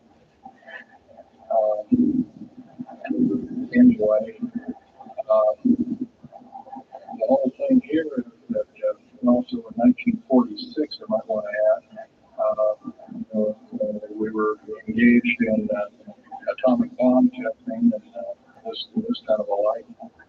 And of course, the area of Bikini Atoll, some of the pictures are over here on the white board, showing where the actual language of the U.S. Army and U.S. Navy archives. Anyway, the flying ship was seen in 1945, 46, Greeks, some of them called Foo Fighters, you name it. They were fully known about maybe as early as 1935 or 36 by our U.S. Navy. And there was a shallow underwater base at Bikini Island, and that was probably the one reason why a number of atomic bombs were exploded in that area rather than other areas which they could have been even more remote out in the South Pacific at Operation Crossroads. Well, anyway, this all led up to later on, about 6-8 years later, in 1954, during the Eisenhower administration, led to an interesting treaty called the Greada 1954 Treaty. It was the Alien-Human Treaty. And supposedly the aliens had come in and exchanged technology, and they'd want to take an occasional human being and a few head of cows. And accurate books were supposedly to be kept and all this kind of stuff. Of course, eventually all that broke down, and aliens are notorious for being liars, even greater liars than so-called, quote, we humans are. So alien treaties are often just not even a piece of paper they're written on. They're just really kind of worthless. Anyway, my work as a geologist is building underground military bases, some of which are over 2 miles underground. And I think when you listen to Al tonight, if you have a chance to listen to him, he will speak of, Al's actually been on some of the high-speed monorail subway cars, if you might want to call them, that link these bases together. Some of them are capable of riding on a cushion of about 3/4 of an inch off a rail, better part of Mach 2. And he's actually been on one of these trains. I've only been in one of the tunnels and helped build some of the tunnels. Incidentally, I helped work on 13 deep underground military bases, actual hands-on experience. Notorious was the one that in and around the North City, the southeastern, southwestern sides of those in Mexico, in Los Alamos laboratory regions where we built some hermetically sealed rooms that were very deep, going down over a mile. We also built additions on to Groom Lake and S2 and S4 complexes. There are a total of 9 underground. They're called DUNBs. Like you can learn a lot from this dummy. But DUNB stands for Deep Underground Military Base. And or Deep Underground DUN2, for instance, is a submarine base. And I have built a few of those too, which are off our continental shelves and certain islands and out in the Atlantic and the Pacific and strategic locations. All this can hardly, in an hour's time, I can hardly squeeze all this in. So I'll be kind of rambling here if you just bear with me. The main topic of my discussion here is to link up basically what's going on with these deep underground military bases, what they're being used for, what is the present situation now being employed both by our federal government, which is slowly being phased out by the United Nations government, as well as the New World, quote, the New World Order, which is an even higher entity, and who these higher entities are taking their orders from, and try and link up basically what's going on. A lot of us are kept in the dark. We've been given, maybe most recently over here, photographs of an alien at Roswell. Just make a very brief statement about that. The photographs do not stand up to a computer brain analysis test and therefore are retouched or faked. They're not real. The real one, the real photograph of the darker dead alien that was one of the several that were autopsy is over here is given to me by the name of Skip Plumback in Seattle. And his father worked on as one of the principal doctor in Germany at the time when I worked on some of the autopsy material from what I understand, along with other people. Anyway, you just can't believe everything. And that goes for me. You've got to get out there and do your homework. Like I always say, you might don't put your spectacles on, you put your skepticals on when you listen to this. So if we can have a show of hands here, how many people have heard about Roswell, New Mexico? Very good, almost all. And how many people have heard about the black helicopters and the other kinds of flying saucers type equipments out at Lake and other places? Very good.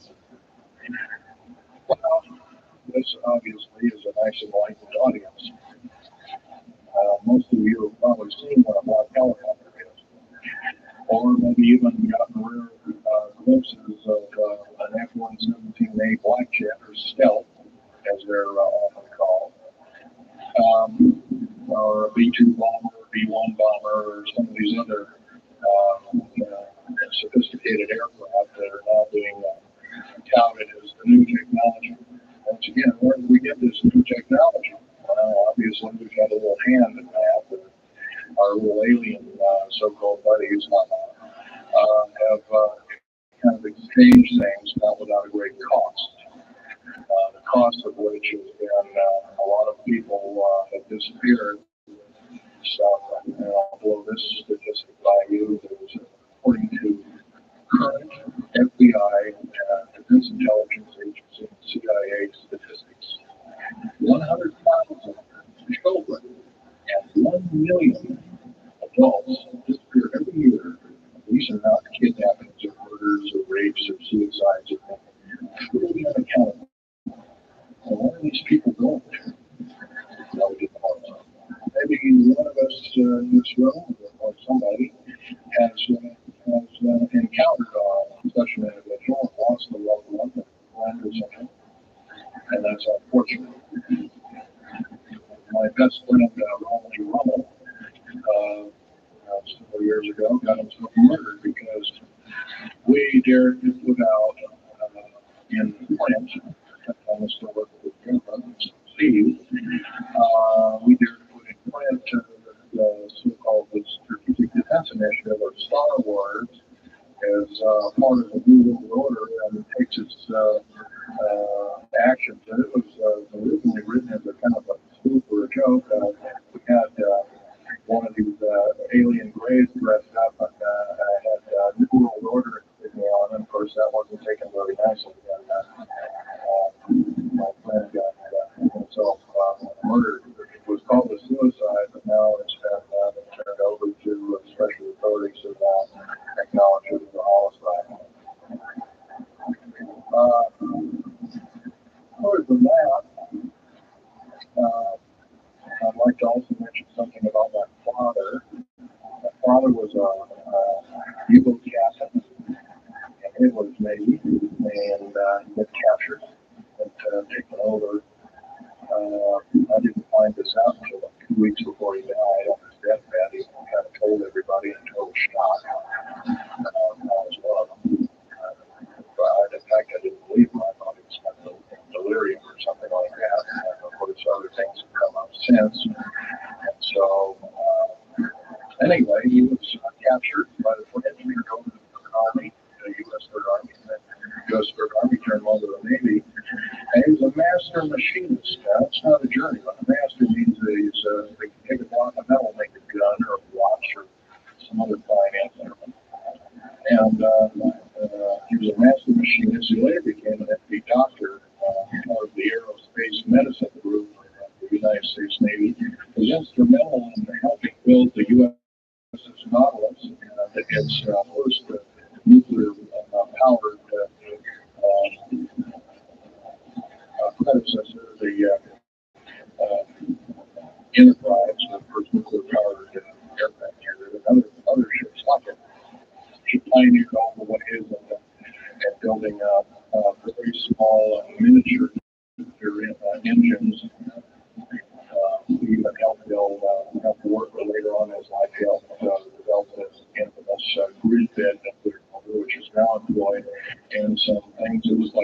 saucers that people claim are flying saucers. Yes, we, in quote, the United States Air Force and other armed forces, are training other European forces to fly unidentified or now identified or, in quote, flying saucers.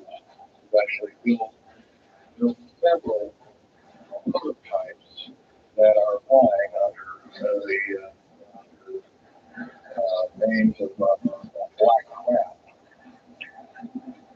My position as a geologist and an engineer got me to see a lot of things in the world. I've been in over 70 countries. Also worked for NATO. I carried a level 3 security clearance for the rhyolite factor, highlighted the hunger factor, only given out to a handful of civilians, maybe a couple of hundred military worldwide.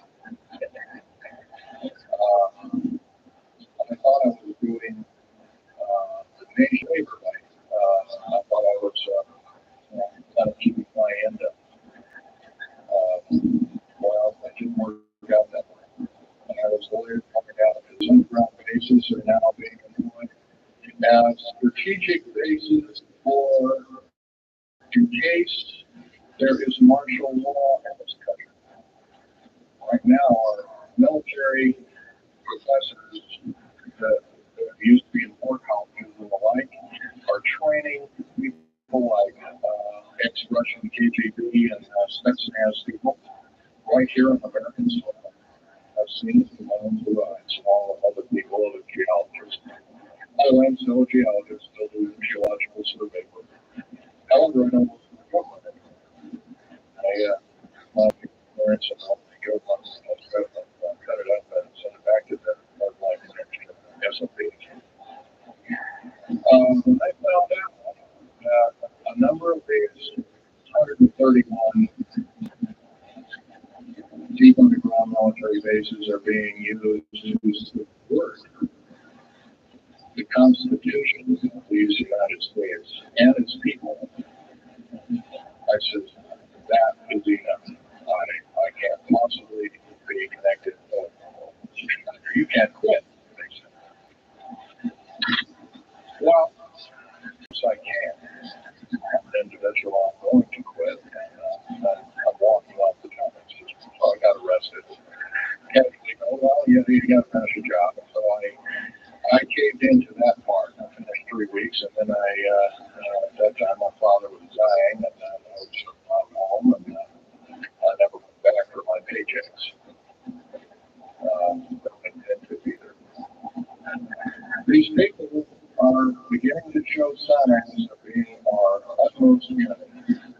I'm talking about military people now engaged in training foreign troops on American soil, quickly against Bill of Rights and the U.S. Constitution. It's why we formed the government, why our forefathers formed the government, a republic of the United States in the first place, way back 200 plus years ago. Because the drawing and quartering of soldiers, taxation without representation, law by edict, otherwise known as today's version of executive order, among other things. Regarding the reasons that we became, in quote, free, a free republic, a free society, possibly one of the greatest nations to ever be a nation on this earth, were instilled in our founding fathers that are now so far away from the people now running our federal government structure. So I'm here today to touch upon a number of subjects. One being that these underground bases are roughly over 3 of them per state. There's now, instead of 12 prison camps, there's 39. That's almost 1 per state. They're building 2 prison camps every 7 months. They're building 2 underground military bases every year. Each one of these military bases, by the way, is underground military bases.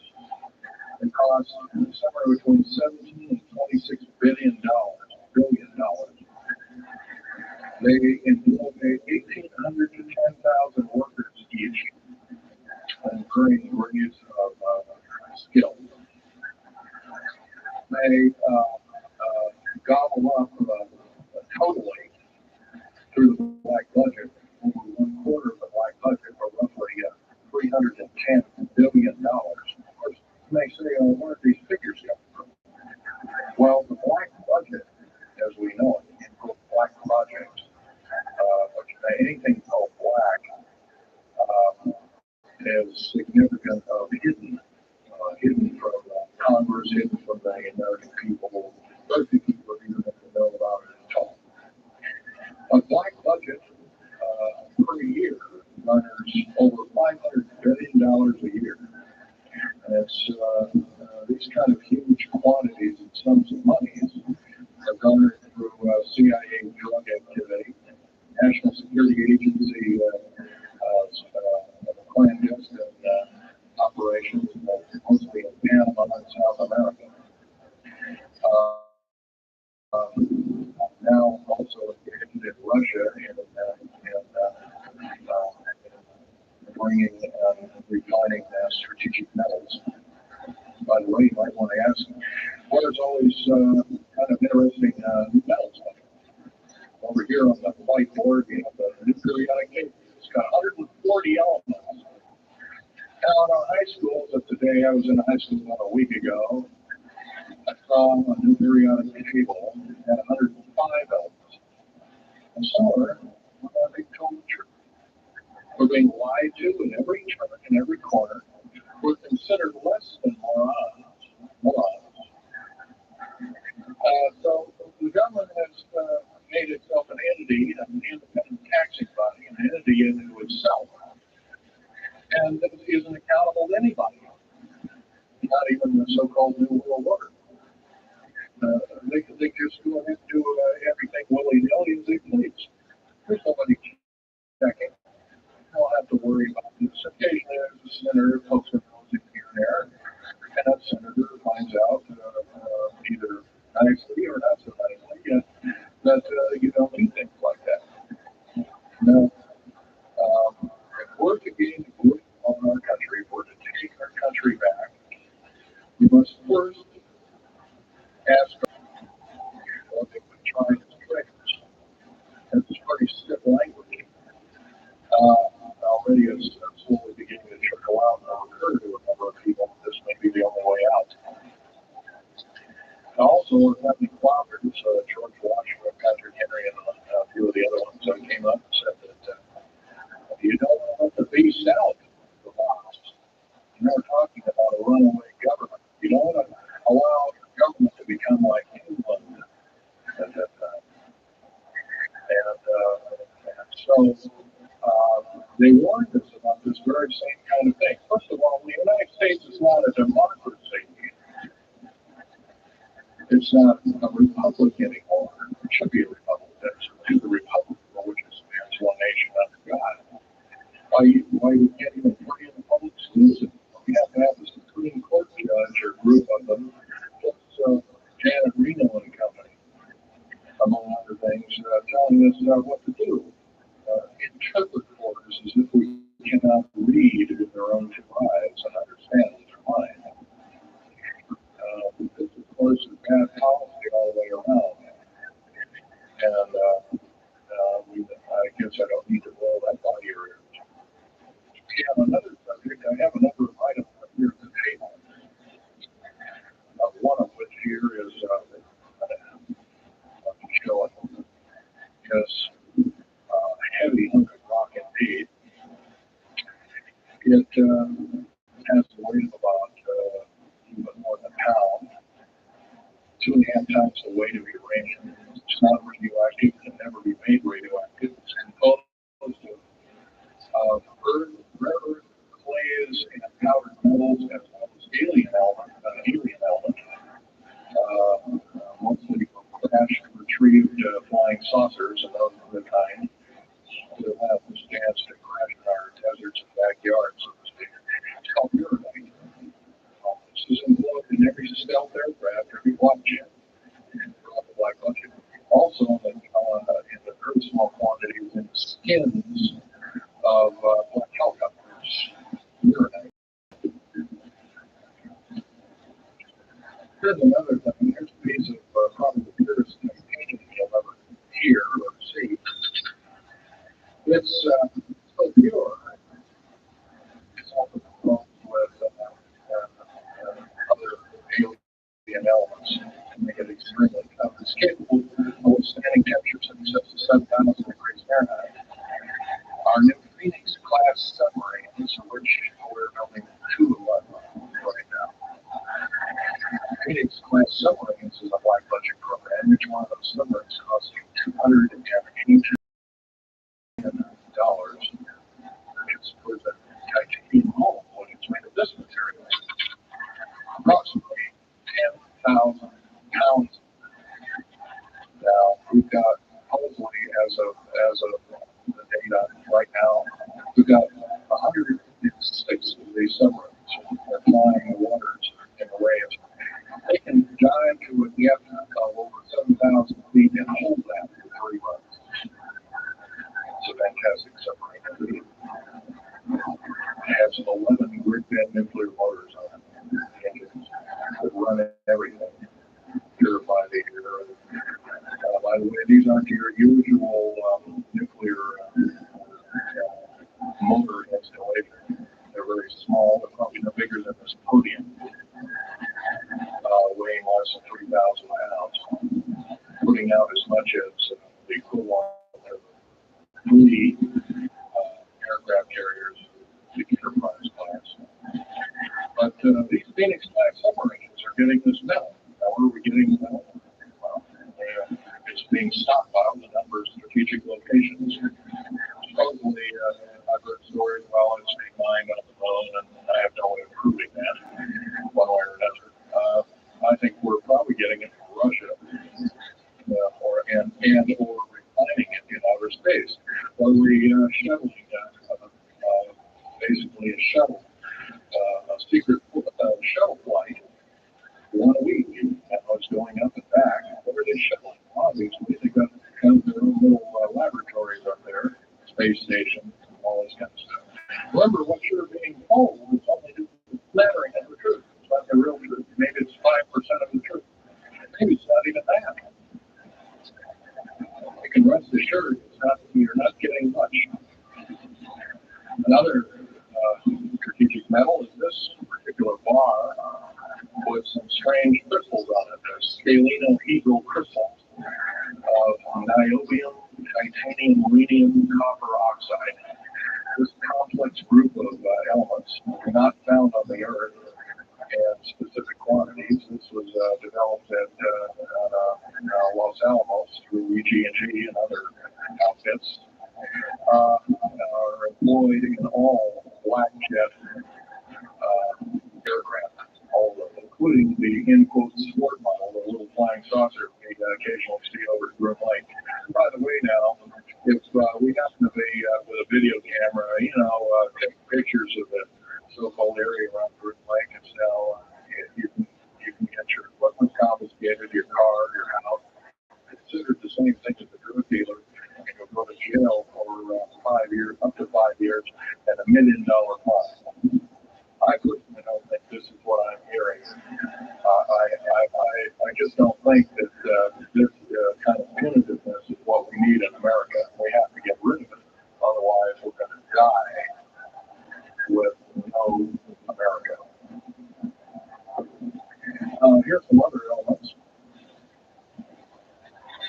Here's a very light element. It's composed of lithium metal, as well as a alien element, a little heavier than hydrogen, but a little lighter than helium, also employed in this. It's used in secretive methods of propulsion.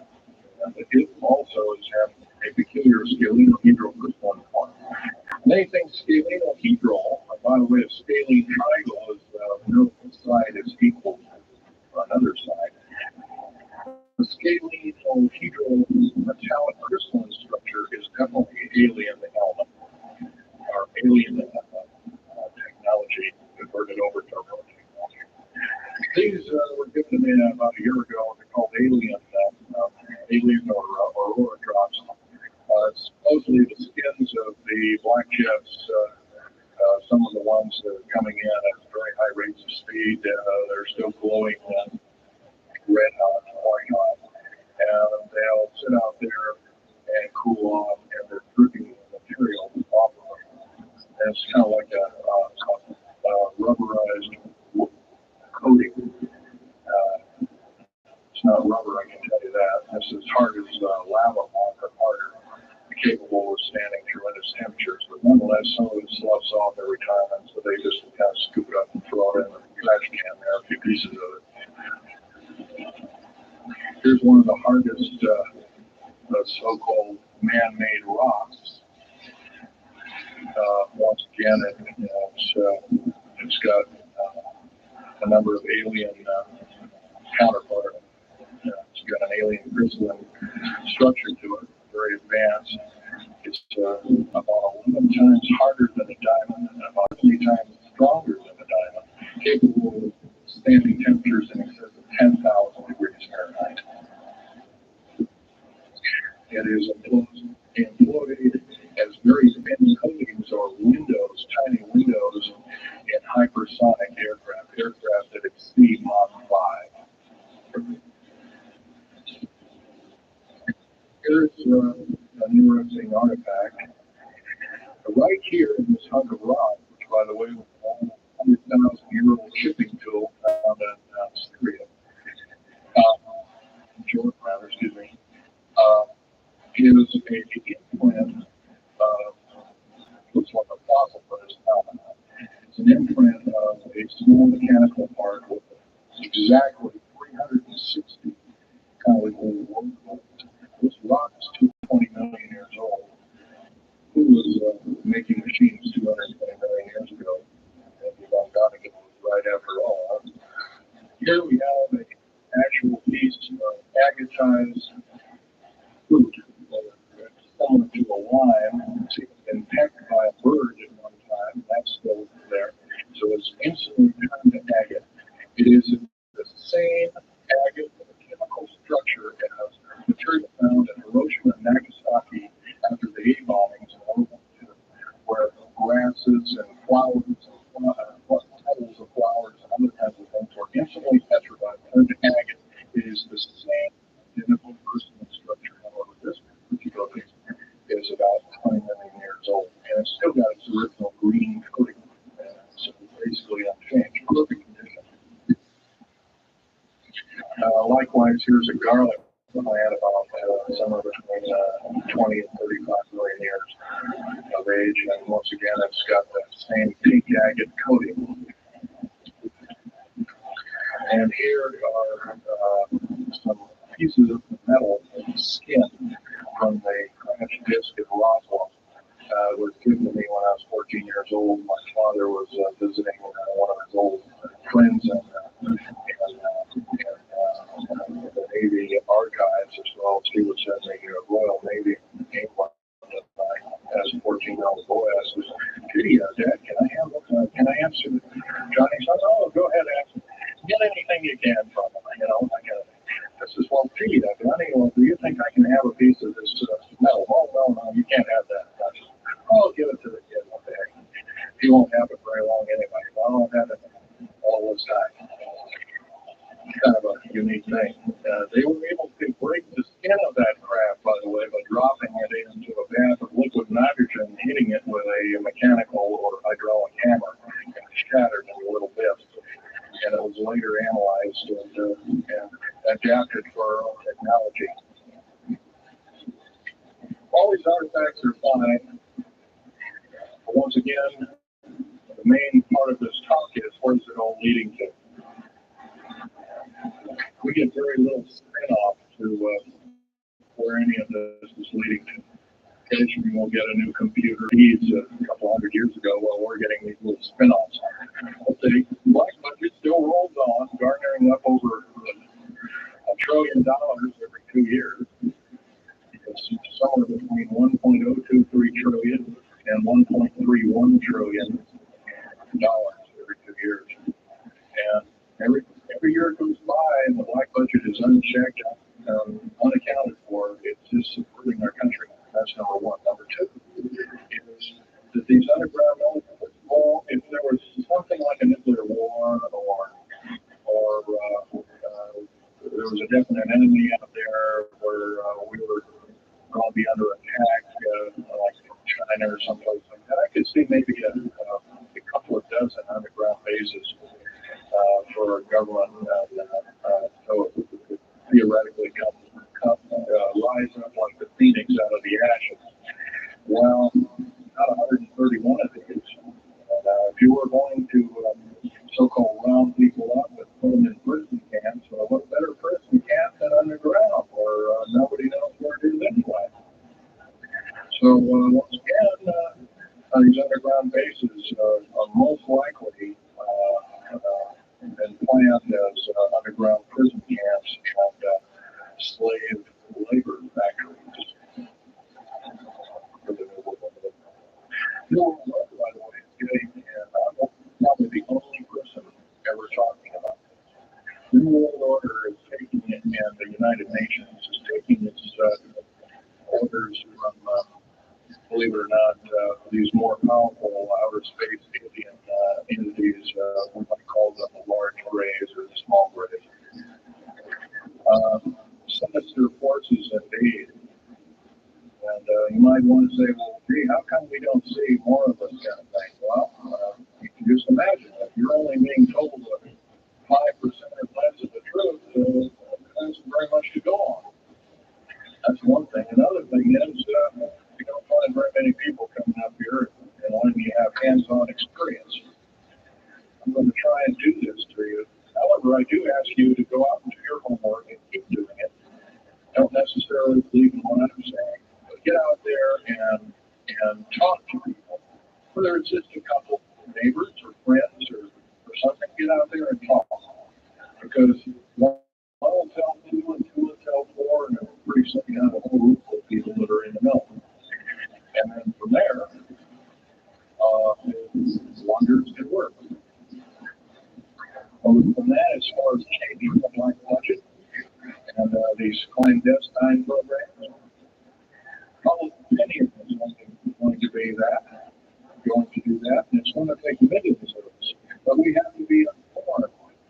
And to do that, we have to be doing what we're doing now, gathering and talking. And of course, most of us are adults and can weed out fact from fiction.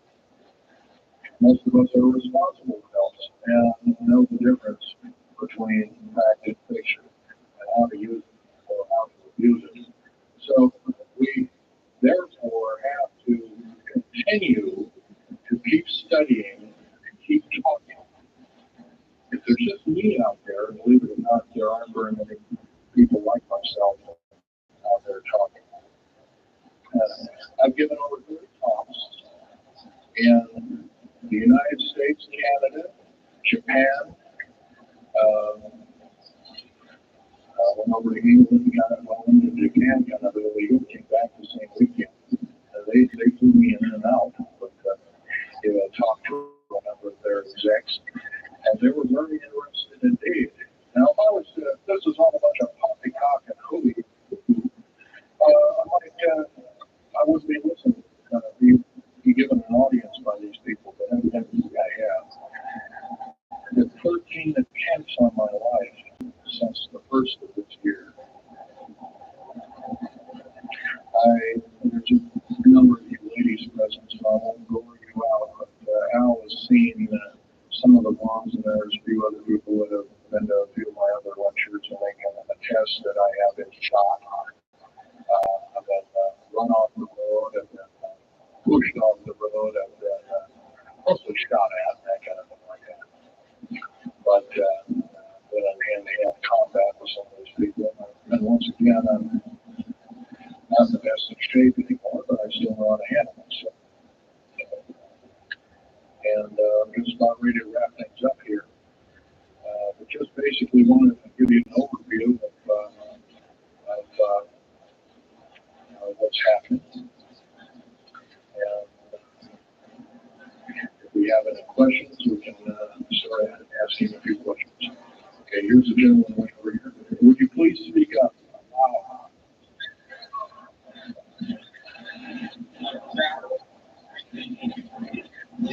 Yes, I was involved in 1979, in August, late August of 1979. I was involved working for Los Alamos Laboratories in Dulce, New Mexico, and what's now known as the Alien Human War. 66 Secret Service agents, government workers, geologists, and the like.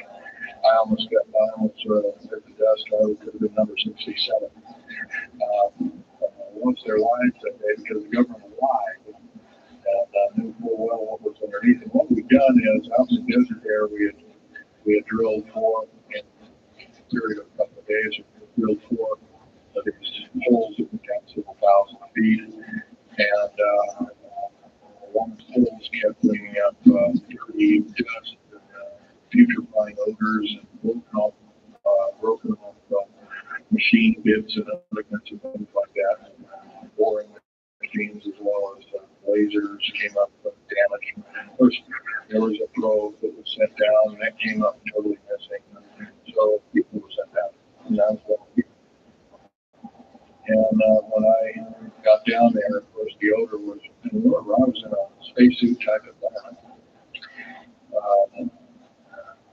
All I had was a small tool belt with special sensors, a small lock hammer, a rucksack for mineral specimens and stuff like that. And I had my little pistol.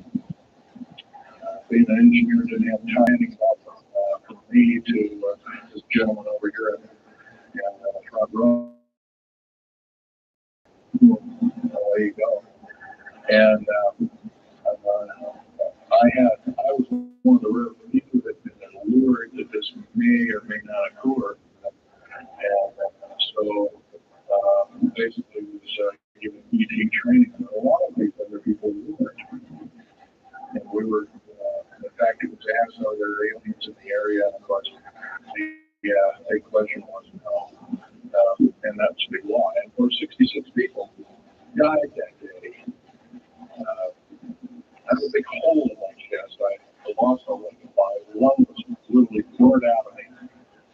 My fingers poured off of me. My toenails poured off of me. My skin was in radiation isolation therapy for 400 plus days. My bones were vitrified and blurred. So I was cooking. I managed to survive. They're telling me something about it today. Other than that, I'm the only talking survivor. There are only two other survivors, and they're in nursing homes in Canada. Canada refuses to allow the United States officials to talk to them. They're very bad shape. They doesn't want to. So they're regarded as Canadian heroes. They're being kept by Canada. Okay, this fellow here. Speak up loud.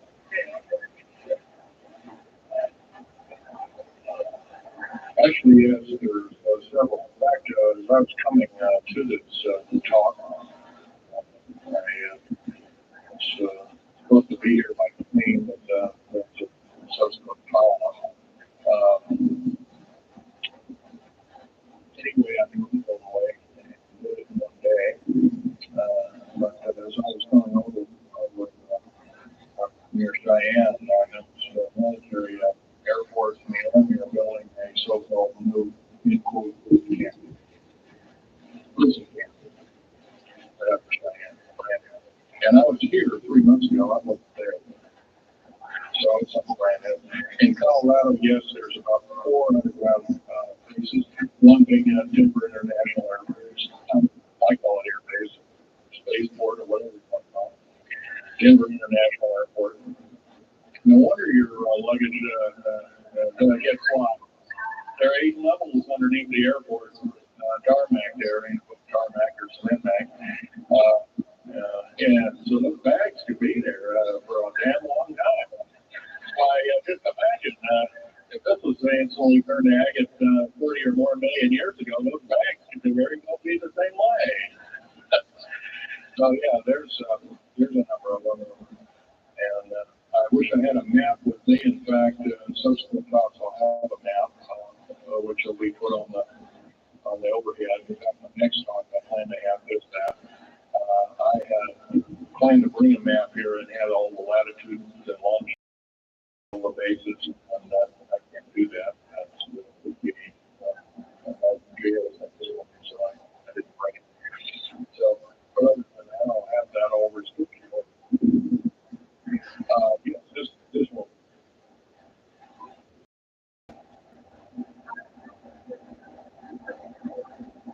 Yes, there, as far as there being an inner earth, a hollow earth or anything like this, I've never run into anything like that. However, Al Bielek has been on these tunnel trains at the better part of Mach 2, going from coast to coast an hour and a half, faster than any jet plane that we got, including the SST. On the road, big freeway over there, but it's at least a typical four-lane road. Rather narrow lanes, but they're there, and they're also high-speed magneto train tunnels. Yes, this lady over here. Stand up and speak up, please.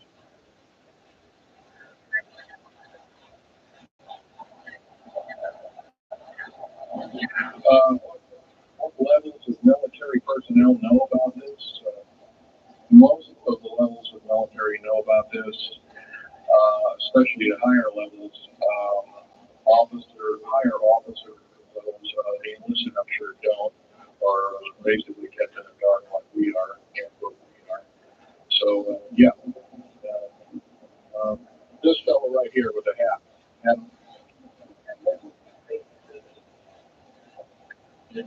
well, it's 131 of them in the United States, 127 of them in the lower 48.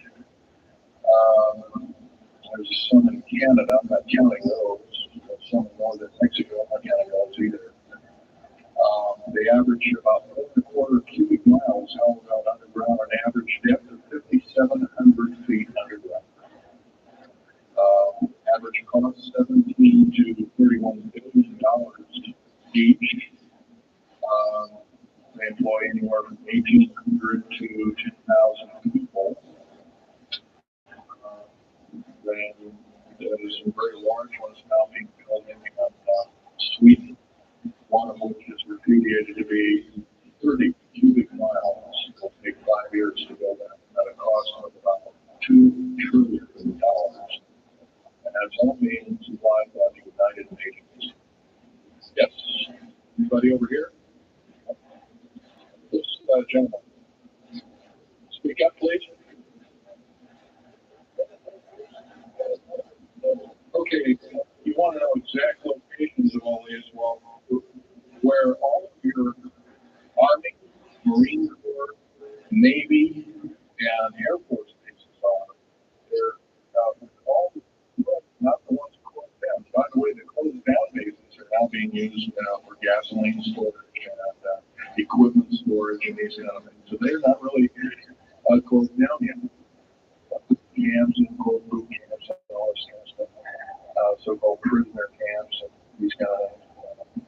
Right now, police, for instance, are being trained by the Air Force and the Army intelligence in martial law research, as they call it. Out there, they call that. So where these are, where every one of these strategic bases are. Colorado is in around Denver. There's 3 of them, and they're fairly small. All these bases are only maybe 2,000 to 3,000 feet in depth. Some of them were built a long time ago, back 35, 40 years ago, and now maybe 500 feet. And they're mostly for equipment storage. Denver, and then there's Fort Collins. There's also Colorado Springs area. That's another one. By the way, Colorado Springs is kind of a famous area. Nikola Tesla's laboratories were in Colorado Springs, and you'd have to see more. I'll leave that up to Felix. far as Nellis Air Force Base, there's 9 underground mountain bases in Nellis Air Force Base. That's in Nevada. It's north of Las Vegas.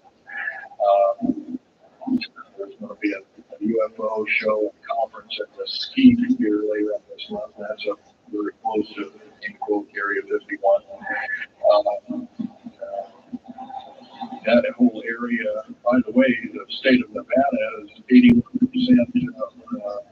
in quote, managed or owned by the federal government. The land is either restricted or run by the federal government. That's why there's groups rising as we speak, dealing with the problem very vociferously. And senators are now getting involved. So waking up is occurring.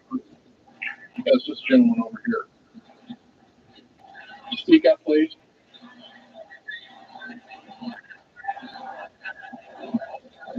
Okay. Most of these bases are both have military bases, and they have all the accoutrements of life. Remember, each one of these costs quite a bundle of dough, and some of it in our tax money, but most of it in clandestine approaches. That's definitely undermining the country. Yes.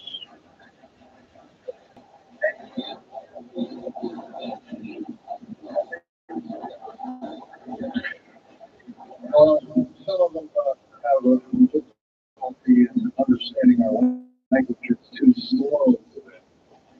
Whale songs or bird chirpings at high speed. It's about what these aliens sound like audibly to us. So it's a bunch of gibberish. Yes, it's slowly actually broken down. There's 11 prototypes that are 11 civilizations of aliens visiting this planet all the time, all of which are known by the U.S. military. 9 of which are not very good indeed. They're pretty bad news. 2 of which are benevolent. The benevolent ones supposedly left. They have their own little war of sorts, especially the Pleiadian groups and whatnot like that. Torah was repudiated to be a Venusian, but other people will learn he looks more like a Pleiadian. Looks normal human, except he's got 6 fingers and toes. He's got one oversized long. He's got 2 hearts. He's got all kinds of weird stuff. Bones are bigger. Yeah.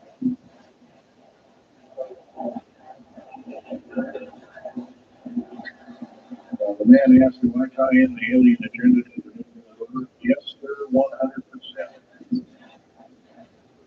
I can elaborate briefly.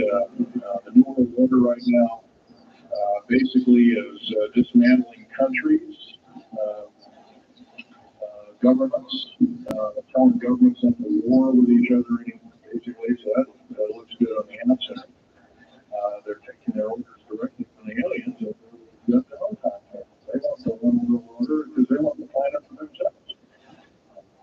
Of course, you've often heard of the term Global 2000. That's a supposed sinister plot, or has been a group of sinister plots to produce biological weaponry to reduce or thin out the so-called ethnic cleanse the population of the planet by 5/6, or roughly 5 of 6 billion people, enslaving the rest to work willy-nilly with the so-called people in the New World Order. Now, another peculiar thing is the alien agenda is not really well believed nor understood by a lot of these one worlders.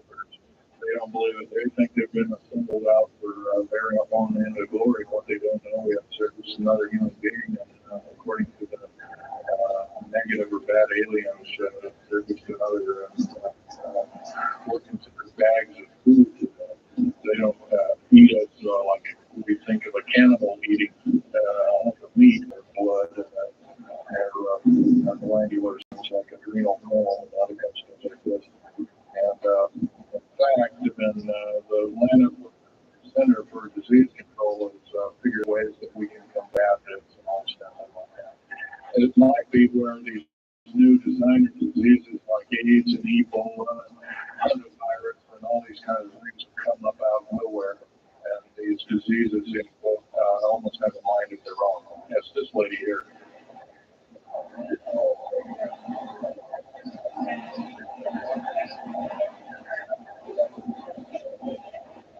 Okay, lady asked, is the tunnel building having an effect? Yes, it could very easily be. You got to remember, a lot of these underground bases are constantly being repaired, and so a lot of people have to be hired.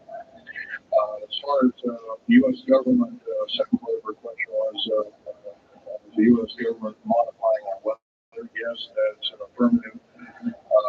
And we have the U.S. government's been working with the Russians for at least since 1972, and maybe as early as 1966 on weather modification. That's a well-known fact, and it's well employed. And by the way, they can literally weather modify a hurricane or a tornado out of existence. And the reason they don't do it is pretty obvious. Yeah, right. Or they could actually send a plane inside of a hurricane, for instance, that would blow off an atmospheric bomb or a shockwave bomb in the eye of the thing that would completely dissipate. Those are what kind of havoc and how we can study the havoc, and we'll go from there. This fellow was back in black. How do we learn more about the general topic? Well, there's this particular fellow, his name is Richard Stouter, PhD. He wrote a book recently, Underground Bases and Tunnels, What is the Government Trying to Hide? That is one book. Then we have here's a popular science article, Secret Air Base. The government doesn't want you to know that Groom Lake, because supposedly Groom Lake doesn't exist. Well, I guess if it doesn't exist, then me talking about it, I guess it can't be arrested or anything. I'm just full of poppycock here. Well, the editor, one of the editors of Popular Science that put this article out is now in federal prison. Then there's a book called Stealth Fighter Pilot. These books are available. I got this one at Galton's. This one actually was sent to me by the publisher. I did some test piloting, and the only thing I test piloted would run the aircraft back and forth on the runway, the special runways that go to Groom Lake, and just picture me in uniform. And I can go on. And these publications are out now, and they're available. Yes, this lady over here.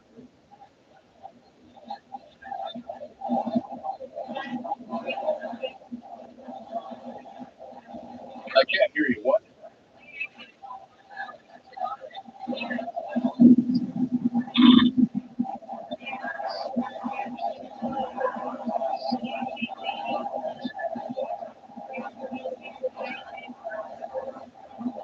Okay. Okay, that's kind of a mixed bag question there.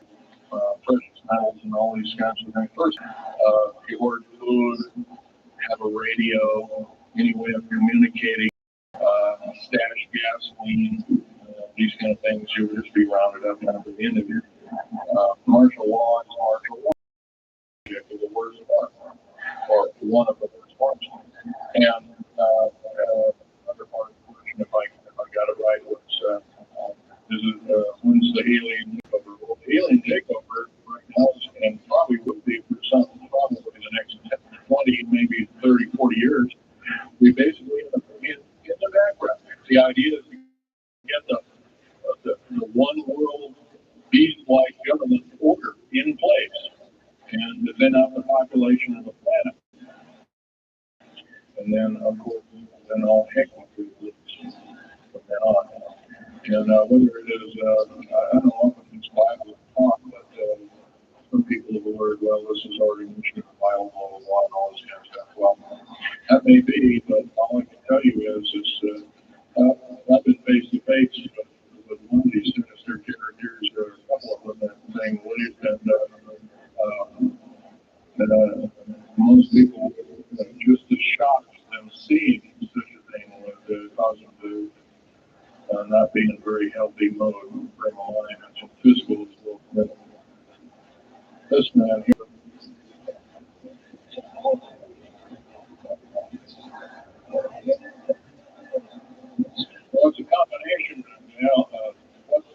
technology is used to build these underground bases? Well, we have lasers that can drill out, basically deflagrate or melt down a tunnel 7 miles a day. And that tunnel is 28 feet wide, 28 feet high. You've been told about drilling and boring machines in very slow, quarter of a mile a day. Most of that went out in World War II. Most of that's all World War I and World War II era material. And once again, you've been badly lied to. I can hardly believe, first of all, I've worked on public engineering projects, and we do better in grinding up road beds and laying them down at the rate of 4 miles a day. And hopefully that doesn't exist. I worked in the state of Oregon just a few months ago, and built a tunnel for under one of the hills in Portland for their new light rail. Did that in 2 days. But it was a complex, it was a small, complex tunnel. Big enough for a man to crawl through and extract. I was one of the people that inspected, so yeah. What technology? A lot of this is alien technology, readapted for our own use, but a lot of it's our own ingenuity too. So you can bet, how can you tell alien technology? Well, anything that's just absolutely outlandish, like taking a oxyacetylene welding torch and trying to cut into this metal and getting nowhere, obviously, with a metals research,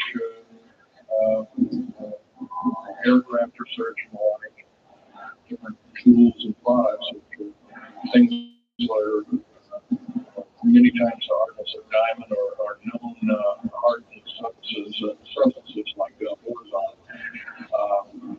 Obviously, that's nothing that we came up with on our own, but we could have over several 100-year period. But you've got to remember, too, that the military technology is outstripping the public sector technology at the rate of 44 to 45 years of technology for every calendar year, every 12-month calendar year. So every year going by this time in 1996, the military technology will be roughly 45 years more advanced than where we are today. So it's quite possible that way back in 1943, the U.S. Navy not only caused the ship to disappear, it literally disappeared. And we're basically military technology right now is about 1,200 years more advanced than public state technology. Computer technology right now, it's on the scale. I can't tell you. It's just right now, and employing just in black jet and stealth aircraft, the new computers are so completely advanced that we couldn't get them in the public sector for maybe another 40 or 50 years. Yes, this lady here.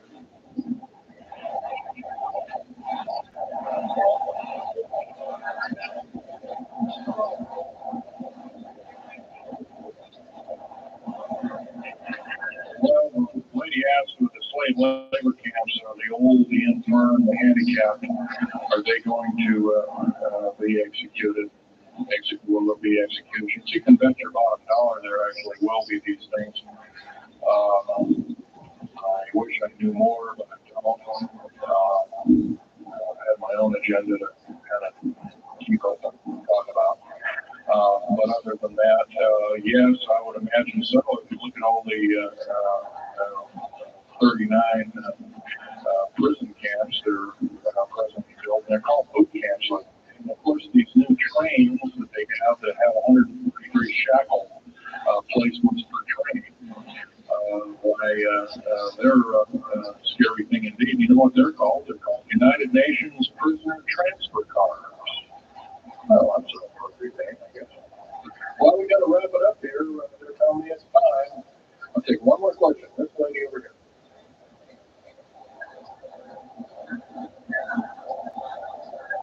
They don't brainwash you. They don't brainwash you. How do they brainwash 18,000 people that are working? Well, you sign this little piece of paper saying you work, you go to prison for the rest of your days. Or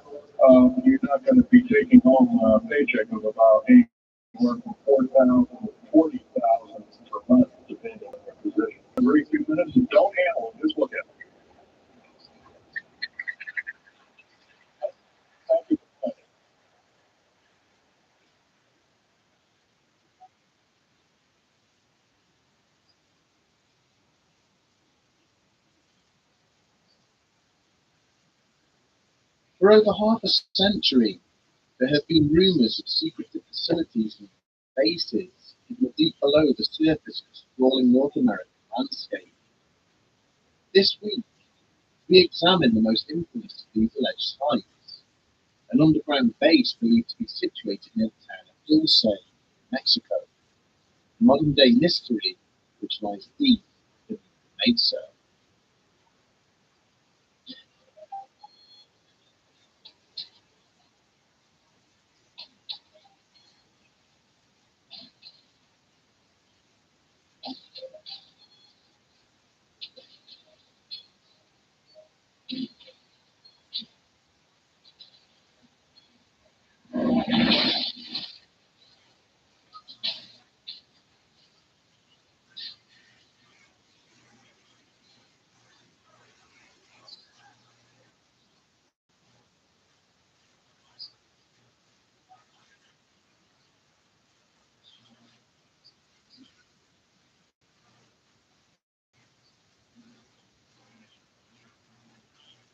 Bringing his patrol car to a halt, Gabriel Valdez stared out through the driver's side window at the dark mass lying not far from the side of the road, and then cursed under his breath. For the briefest of moments, he tried to convince himself that the most sensible course of action would be to simply drive on, away from this place, to ignore what he had seen. And yet his curiosity urged him to exit the vehicle, to conduct a closer inspection, and confirm what his instincts and fears were telling him. With a heavy sigh, the patrolman used his radio to inform the dispatcher of his location. Deep down, he had known what he would find before he even reached the carcass.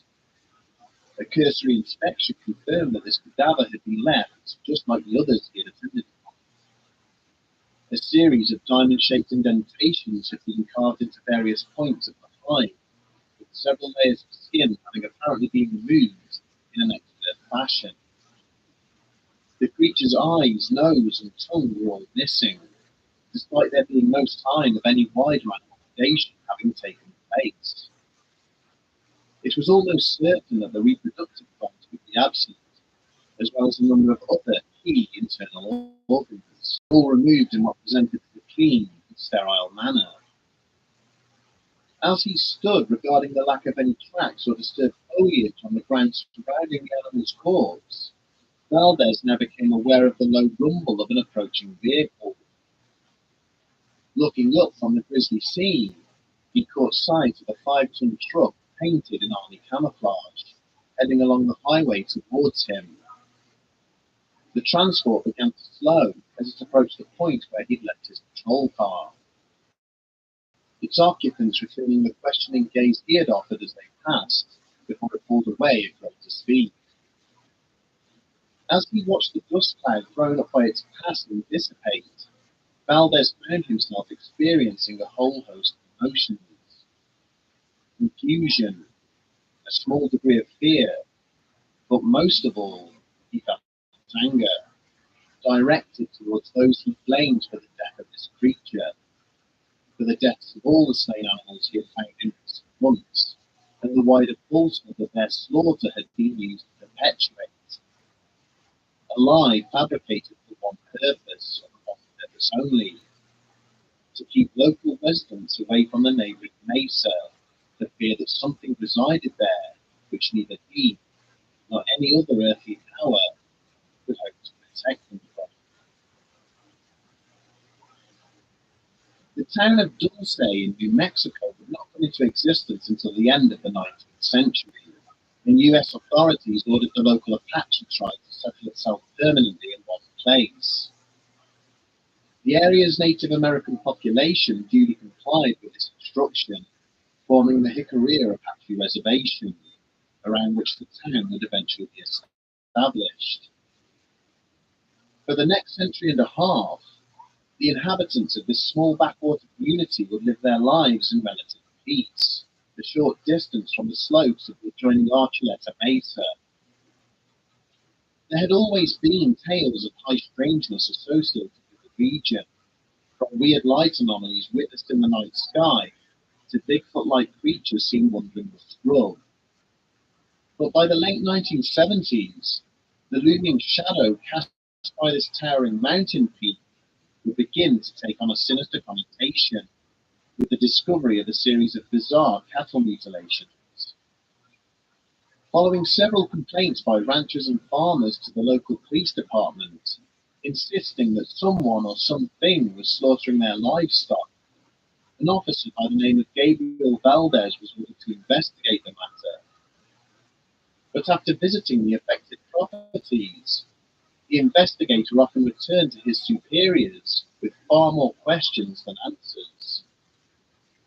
Usually, only one animal in the herds which were targeted had been affected, and it had been dispatched in a manner which seemed to discount the involvement of any natural predator.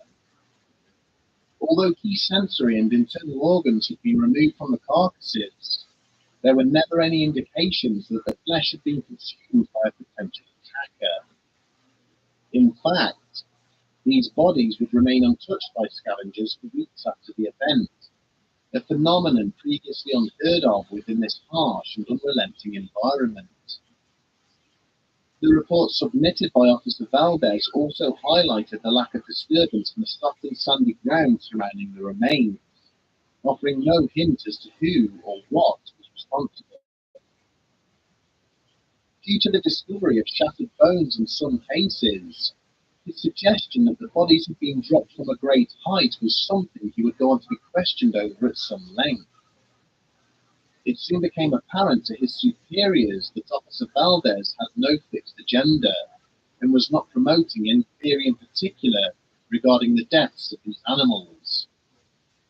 Instead, his report simply documented everything he had encountered during his investigation and demonstrated that he had discounted all of the most obvious explanations for the deaths. But situations would soon unfold, setting in motion a chain of events which would quash any hopes the investigator might have had in maintaining a calm and rational assessment of the incidents plaguing his community.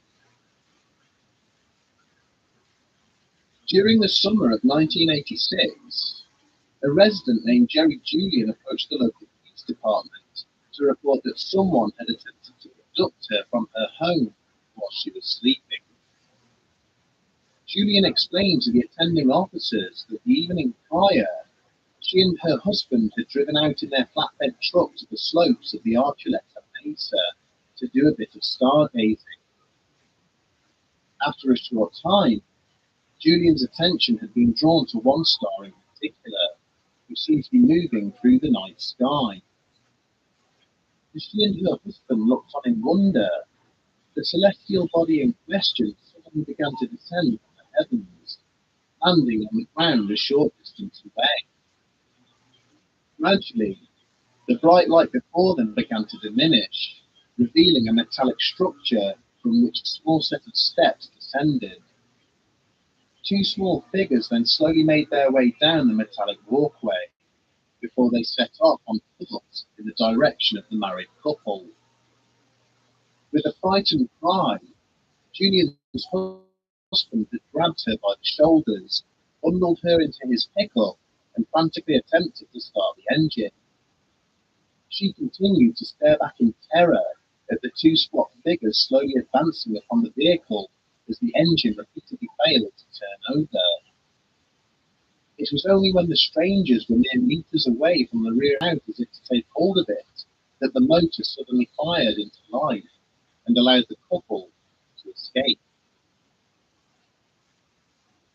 Later that night, having decided not to report the matter, the couple had gone to bed, only for Julian to awaken in the early hours of the morning due to a strange tugging sensation. Looking down towards the bottom of her bed, she could see two shadowy figures, identical to those she had witnessed emerge earlier that night. Suddenly realizing she could feel her sheets being pulled off the bed to expose her lower body, Julian attempted to scream, but nothing more than a hoarse and raspy sound emerged from her mouth. This quiet whimper, however, had been sufficient to awaken her sleeping husband, at which point the two figures had immediately vanished. When questioned further by federal agents who had been tasked with attending the incident, Julian claimed the existence of these entities was common knowledge amongst the native community. She even went as far to describe a large hole bored deep into the mountain face, hidden away much further up the slopes of the mesa, which she claimed the creatures used to access the surface. Around the same time that the investigators were taking Jerry Julian's statement, separate claims of a possible alien base concealed beneath the Archuleta Mesa were being directed towards the local authorities. Security staff at the Kirtland Air Force Base began to receive a string of detailed allegations from a local businessman, stating that he had documented mysterious activity both above and below the mountain chain. Paul Benowitz was already well known to the senior officers at the base. Following reports he had submitted to them of strange lights in the sky above his home in the Four Valleys district of Albuquerque. He now claimed that in addition to the lights he had filmed, he had intercepted mysterious energy emissions and radio transmissions, and that these were emanating from beneath the mesa. The businessman had also taken to conducting regular flights across the mountains in his private aircraft, photographing anything he deemed out of the ordinary. Invited onto the base to speak in person, he showed them photos of what he believed to be paths and doorways cut into the rock, miles away from any existing road or highway. He drew maps of alleged air vents and access points, and cited interviews he had conducted with the owners of mutilated cattle and locals who claimed to have been abducted in the vicinity of the mesa. But the more detail that the impassioned Benowitz chose to add to this ad hoc briefing, the less credibility he was extended by his audience. He began to panic, citing discussions with shadowy government agents, claiming that the extraterrestrials living below the mountain were one of 3 separate species to have visited Earth.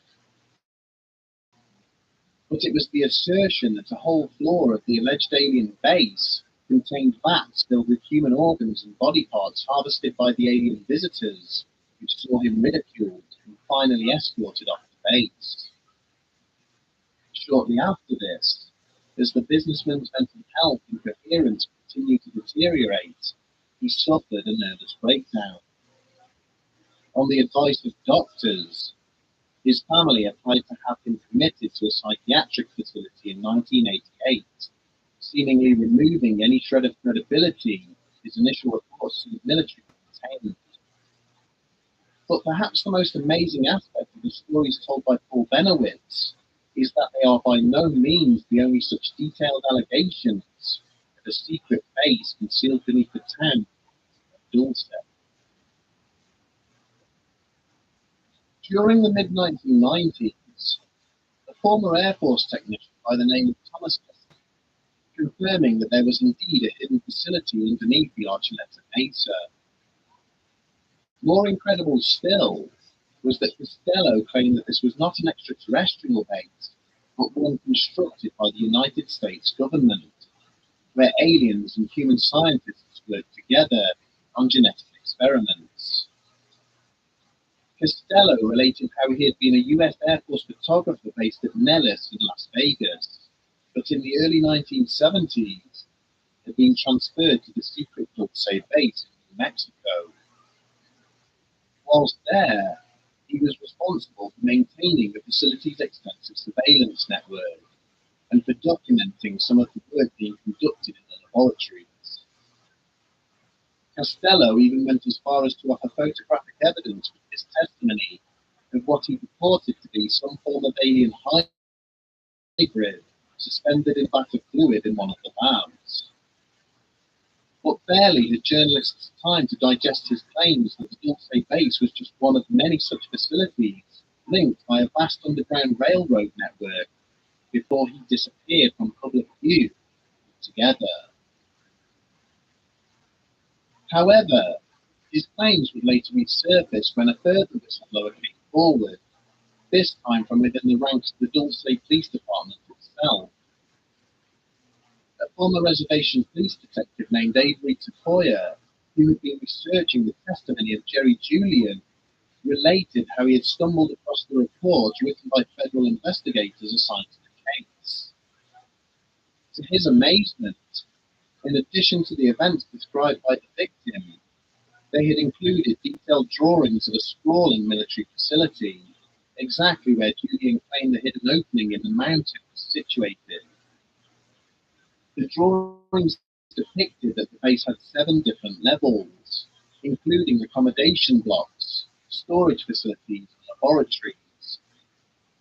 It was also serviced by an underground train network similar to that alleged by Thomas Costello.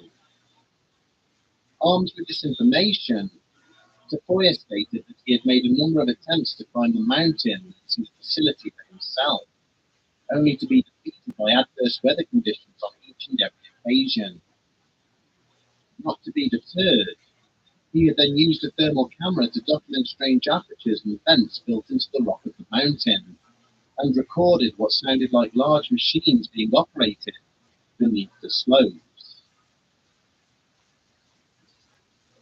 Over the years, the United States military has gone to great lengths in denying that Dulce Base exists, or that it's part of a network of hidden underground facilities. And it would seem that part of their strategy to do so has involved a concerted effort to undermine the credibility of those making the claims.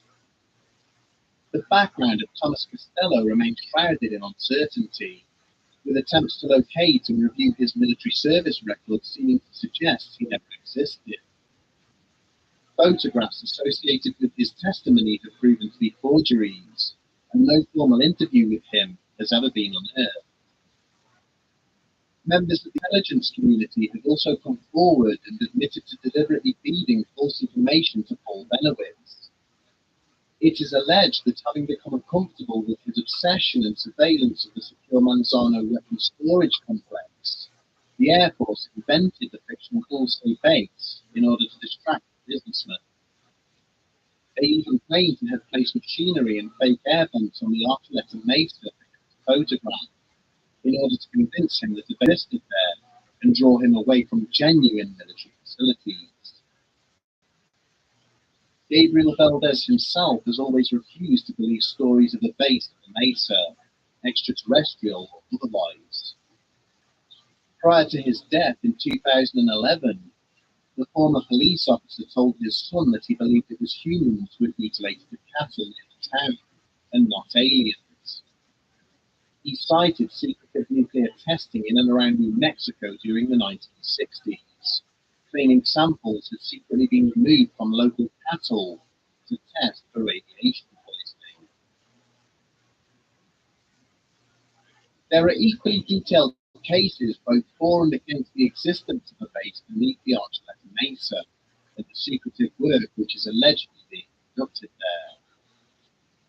With so many stories, it is difficult to know which sources to trust. It is not beyond all possibility that the US government is in possession of secret underground military bases, constructed well away from prying eyes. But at the same time, some of the claims attached to them seem so outlandish that they push any notion of their existence towards ridicule. However, throughout this episode, we have deliberately avoided the most detailed and impassioned evidence for such an underground structure as Dulce. That of a man who claims he was a former worker at the secretive site and had survived a horrifying battle unfolding between human and extraterrestrial forces during the excavation of what would become the eventual facility there. Join us next week as we examine the testimony of one Phil Schneider.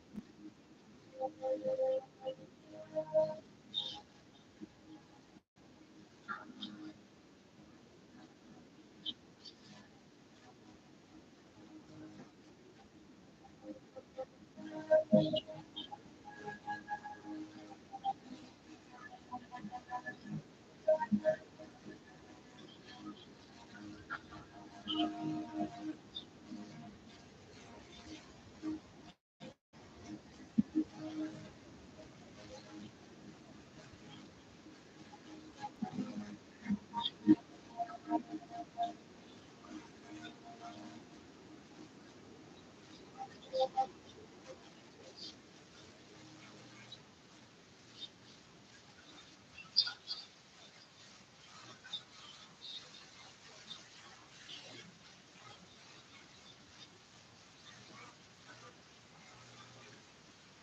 our previous episode, we examined reports from various individuals who stated that there is a secret facility buried deep beneath the New Mexico town of Dulce, but we deliberately avoided the testimony of one man, who is arguably the most controversial figure in the allegations surrounding the possible existence of Dulce Base, a man who claimed he was the survivor of a war beneath the mesa.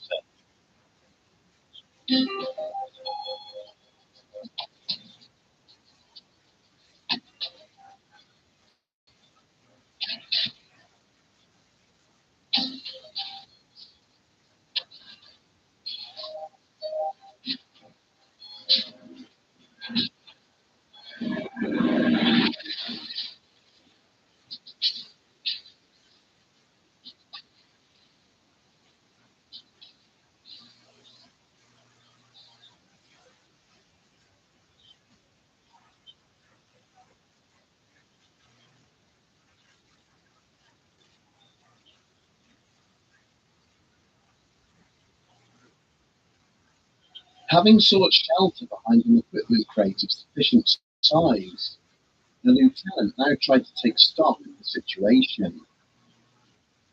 At least 3 members of his platoon were gone, their bodies charred beyond all recognition, following exposure to the horrific weaponry employed by their opponents. Despite this, they had managed to push the enemy force deeper into the facility, as they had been ordered to do so. And if they could just secure the stairwell in front of them, the mission was a success. Waving across the corridor, where 2 more of his team members were sheltering behind another crate, he began to issue a series of orders using hand signals. Moments later, the pair were up on their feet and heading towards the looming metal door, each tightly clutching the satchel charge. Their intention was clear. But before they could reach their objective, the door suddenly sprung wide open.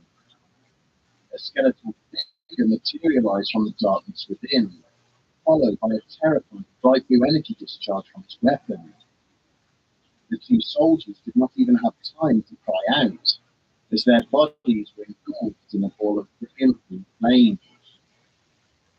Almost immediately, an infantryman further down the corridor, operating the platoon's M60 heavy machine gun, opened fire, shredding the attacker with a steady hail of gunfire.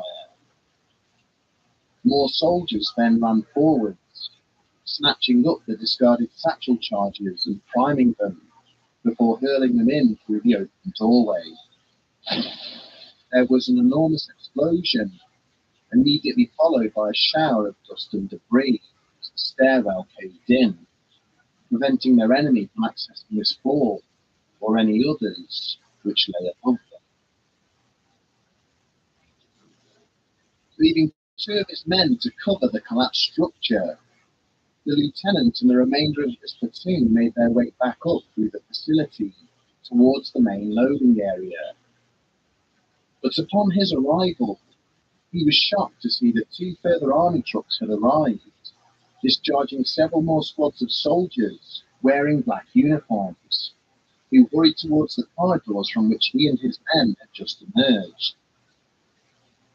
Turning to his commanding officer, he abruptly inquired as to what was taking place, who this unit were, and why they were now heading underground towards the lower levels. Curtly dismissed, he and his fellow Navy SEALs could only watch on as the mysterious soldiers continued to head deeper into the base, where so many US soldiers had already lost their lives in an effort to contain the marauding extraterrestrial threat. During the summer of 1995, Phil Schneider gave a series of lectures across the United States, in which he went to great pains to highlight to his audience the dangers of what he was doing. He spoke of the murder of his close friend, which he alleged had been made to look like a suicide. Then he related various attempts on his own life and threats to harm his family in an effort to stop him from sharing confidential military secrets with the public.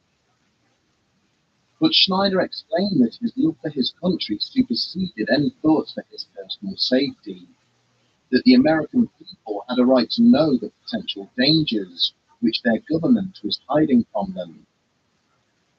He would open his talks by explaining how he came from a family of public servants, how his father had been a military officer who worked on the Manhattan Project.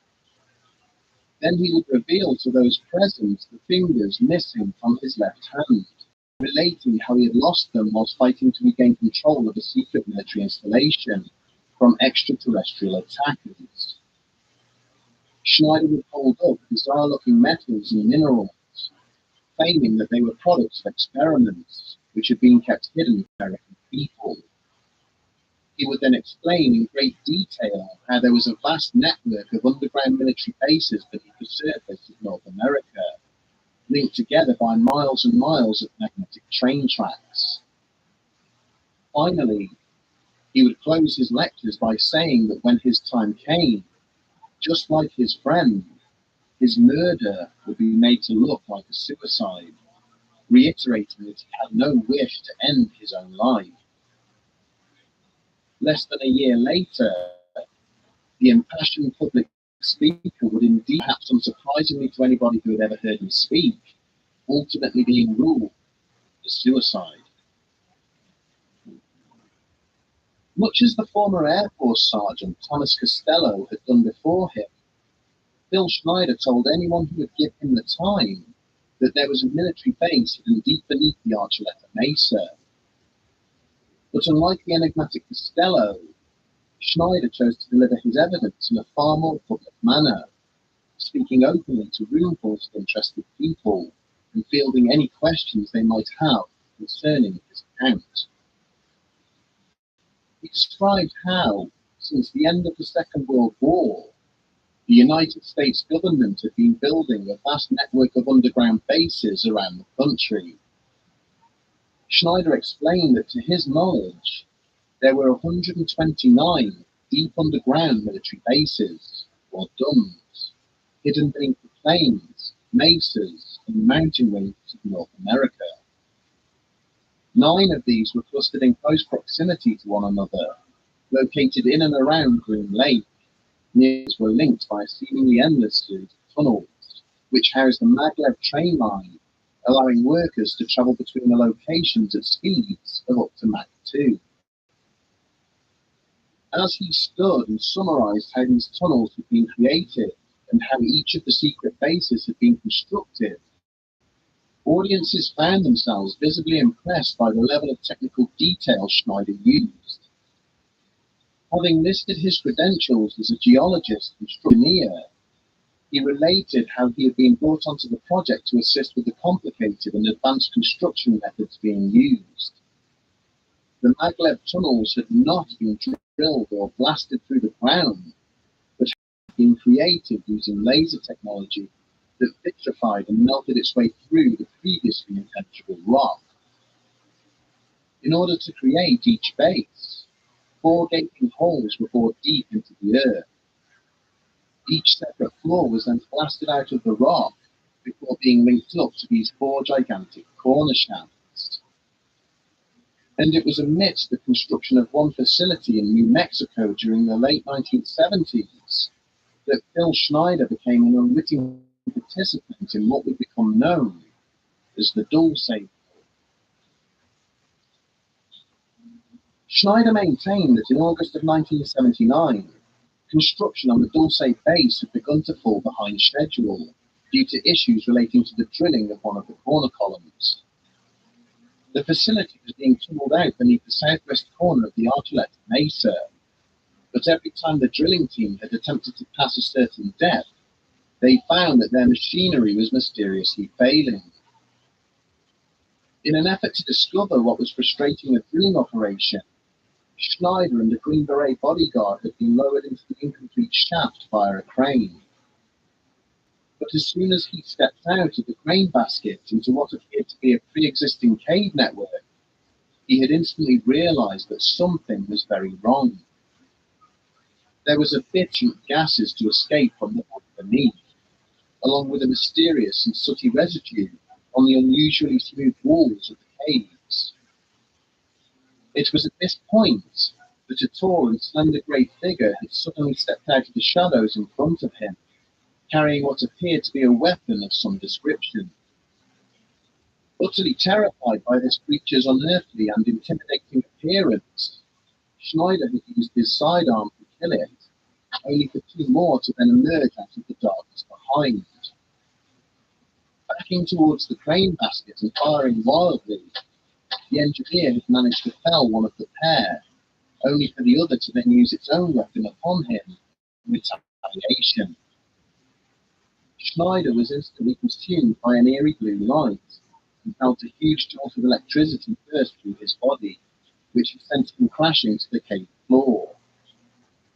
When he came to, he found himself being bundled into the crane basket by the Green Beret, who then turned and engaged more of the creatures as the basket began to ascend without him.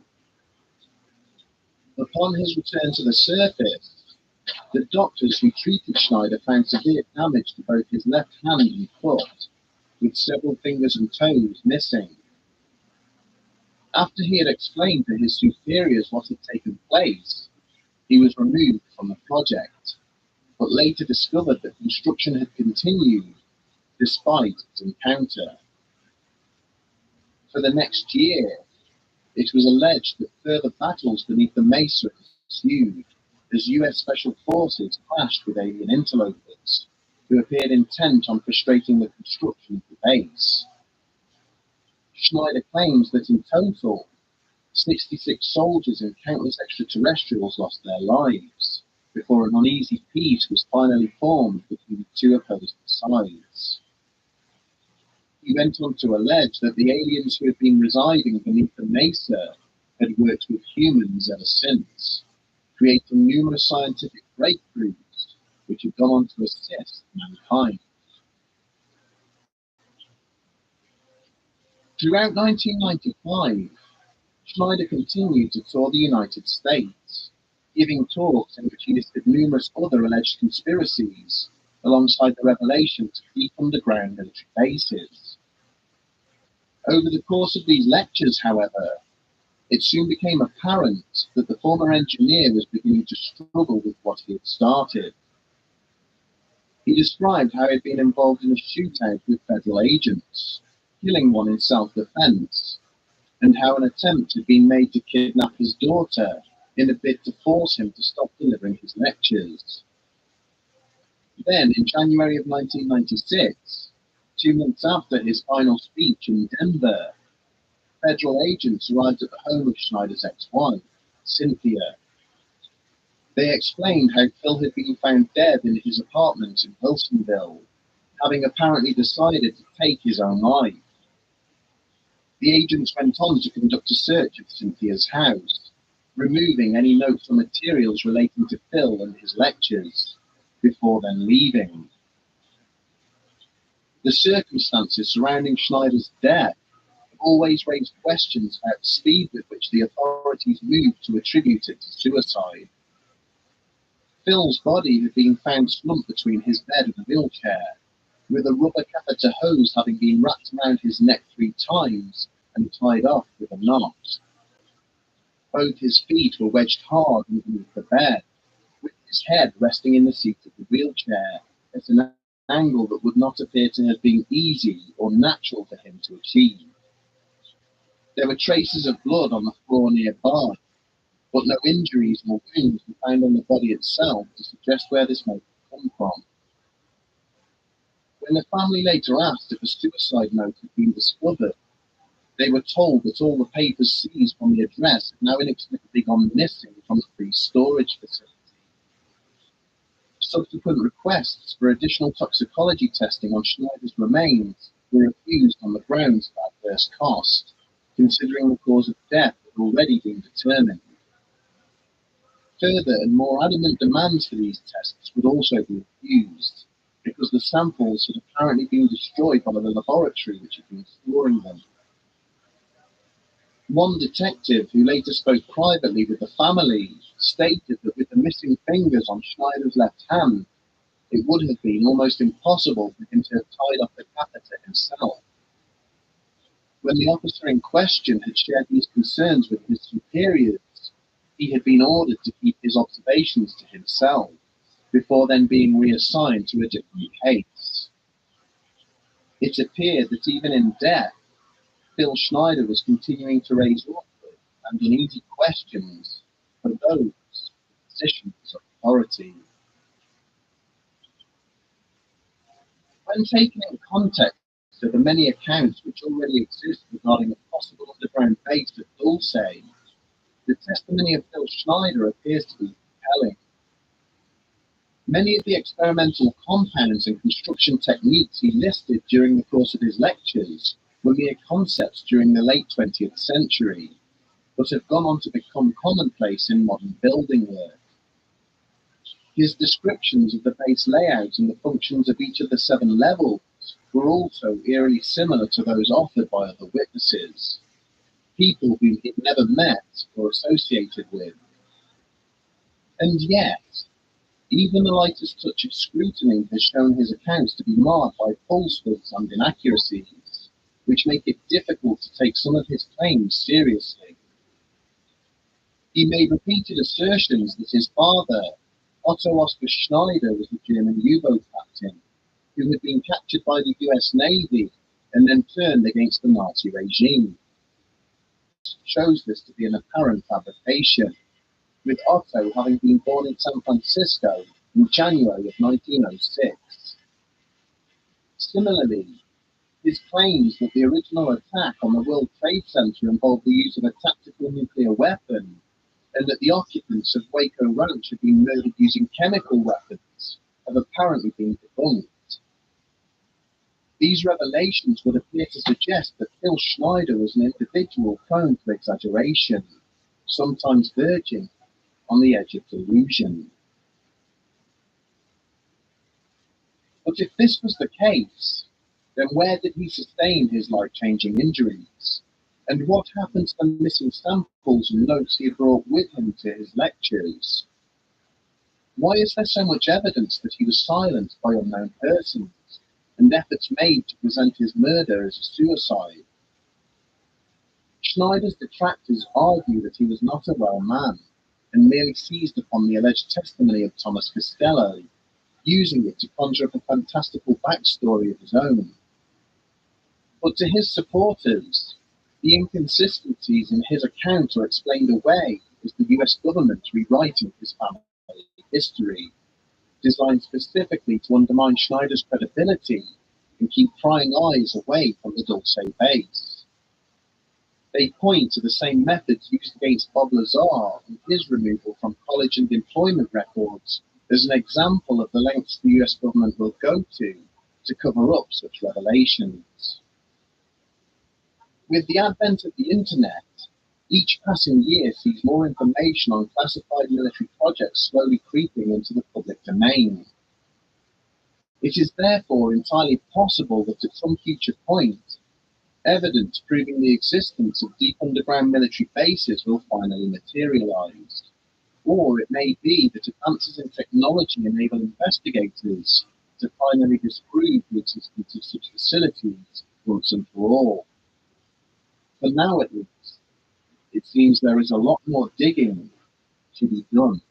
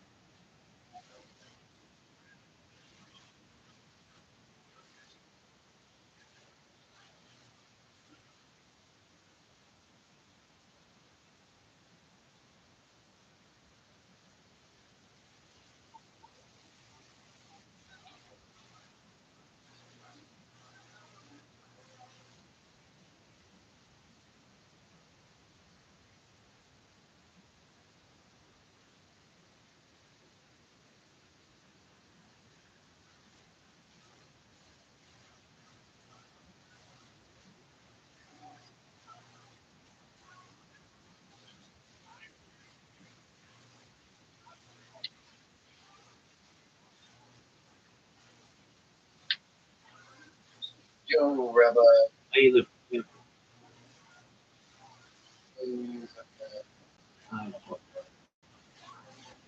Here.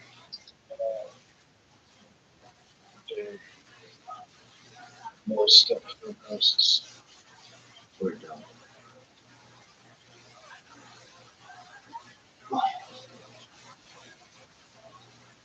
you got going on right now? Just a little bit of roll.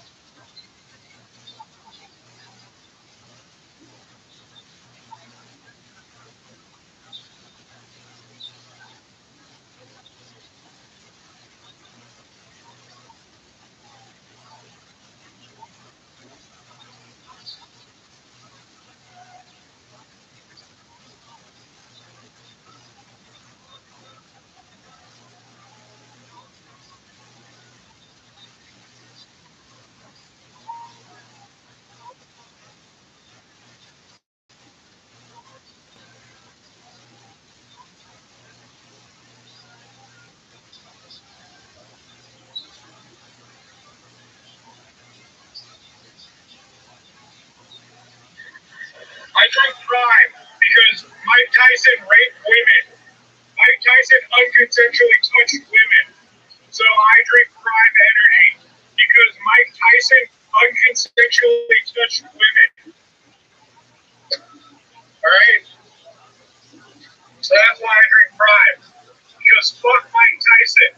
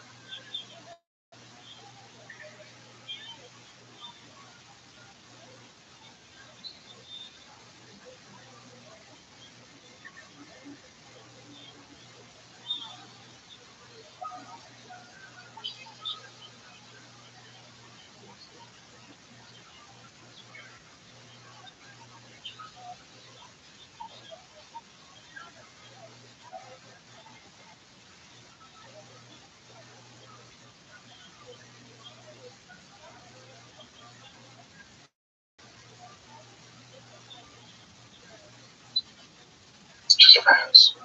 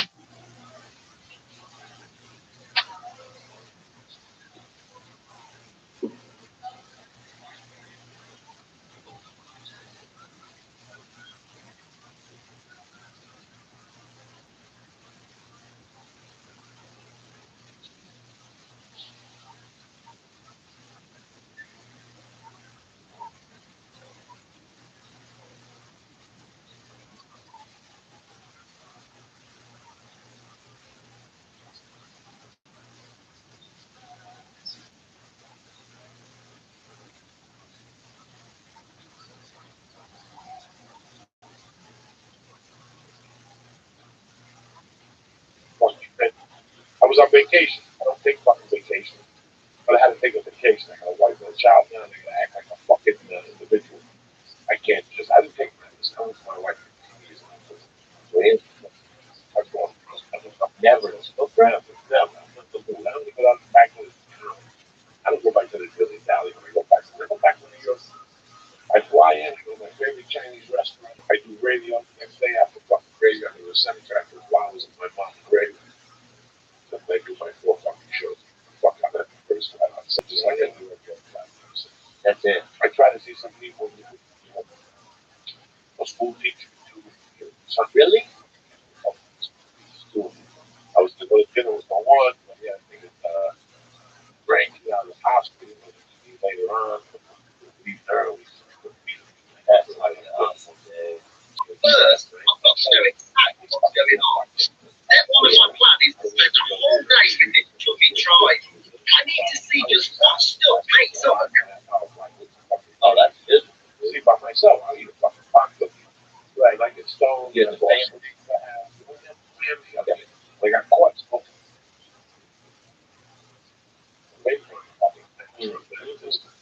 I had one of those fake rings. I just built it up.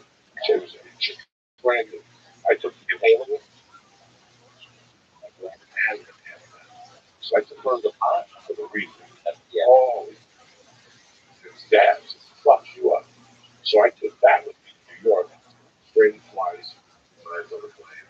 And it kept me there when I hit it when I was in New York. I hit it with Ari. All this tree and fucking this. Exactly the barrel and all that shit. And I ran out. So I had to put in the 2 grams of oil from the record. And I opened it up before I got on the plane. I charged it. First 10 hits, it's fucking death hits. Like, they ain't fucking clouds of smoke. So I hit it 2 times. I got on the plane. Like 2 hours into the flight. My daughter hit it. We go by my daughter because she had the windows. So I can't let it happen. So what do you want to happen? I'm in the back. Put the fucking iPod on. So the thing will there's some fucking crazy guy in there. I'm gonna listen. It's Wish You Read. That's the album. Listen. Because it was like shining on you crazy. You know, like, have a cigar. I ate edibles. I had like 4 red stompers. Oh, you got a little magic. Oh, I was fucked. I was fucked up for the first 2.5 hours because I didn't get fucked up on the way there. There's a big difference. I got agitated at the 2-hour mark. At the 2.5 hour mark, if you don't have something, what's the movie? What's Mad Max finish? Right. You ready to kill a motherfucker? Mad Max is not the movie to watch in the fucking plane. Because there you are sitting there, these drive, jumping out, 3, 4 shit, you motherfuckers. And you sit there next to these fucking politicians and shit. You want to get up. You want to get up. So, fuck that. So I don't myself on the way out. I had Virgin, it's main cabin select, it's the one for my first class, and we would all sit together. First class, we could all sit together. I would have to sit by myself. She would fucking crawl back and forth, and like, fuck that. Just get the main cabin select. How tall is the child you have? She's a fucking midget. She's 3. You know, she's just a little thing. How tall is she? Oh, that's not very tall. Oh, that's So I got up, I go to the bathroom, I close the fucking door, and I'm in there, I'm hitting this man, and I see the house. I'm like, wow. What color was that? Fucking clouds of smoke. Hitting his paper. And I'm hitting this fucking sound. With your iPod on. With the iPod on, listen to fucking shine on you crazy time. And all of a sudden I hear, and I see the little red light going, and they're like, open up, are you smoking in there? And I put the thing in my pocket, and I take this out, and I pull a couple clouds of this shit. And I go, hold on. So I put my dick in my pants, which I really did piss. And then I fucking wash my hands. Nothing, what's the problem? And she goes, were you smoking in here? Well, no, wow. It was why I look like I was smoking in here. So I looked, and she looked at me, she goes, this is smell like smoke. She just put it in everything, garbage. They do everything. They look at me, oh, wow. And now, what were you doing the whole time? Just standing there? I'm standing there going, I don't know what happened. I came in, the plane shifted out of the wall. That's the next thing you know, you people are knocking on my phone. We don't smell no smoke. I wonder if we made it go off. And I'm sitting there going, they fucking know. They're just playing. Oh, really? It was cool the rest of the flight. I sat there in the cool room. Yeah, we're going to rest. So take the car keys. I'll see you in the house. What did you say? Look the other way. What did you say?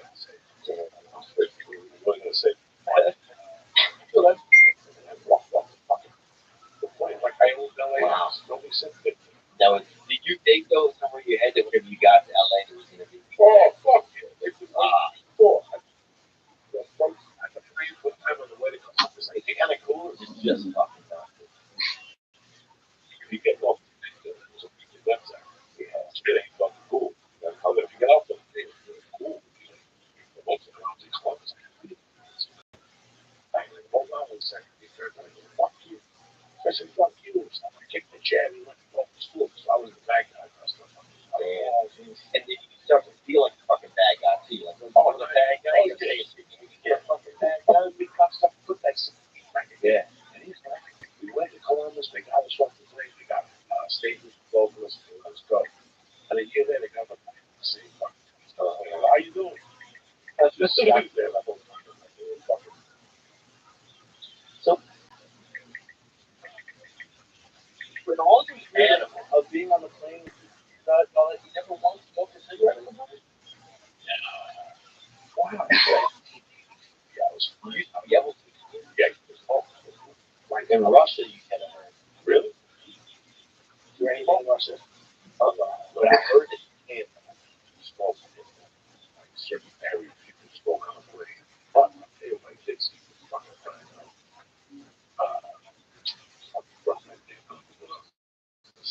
smoking on the Russia. You never once smoked on the plane? No. That's what it made me 84. I got the plane. And asked for them. That's what Jersey. That's what Jersey. It was a salt. Brown balls. Yeah, that's what it was. Let's go do it. Thing is kind of took fucking gold. I took the weed and we took 2 months. I fucking whole stuff. Of course. Wow. They were ass to smoke. I went on the plane with the shirt. That's shit. I walked down with that shit. Yeah, take a chance. Time to talk. For a soldier, you got to, bro. I get a soldier. I fucking love getting those out of the brain. No point. They fucking French charges. I got so fucked up. I had 12 ounces of blow on me. Lots of pictures. Two people from New Jersey get busted from Boston and other stuff. No, I was a fucking criminal. I was living in the house. Code was 18. I was 18. Just right. And I'm like, hey, fuck you. Okay, man. I pay 800. And that fucking fuel. And I can cut it. It's still paying money. I can fucking. So I started taking 1, 3 for the East Coast and started bringing coke.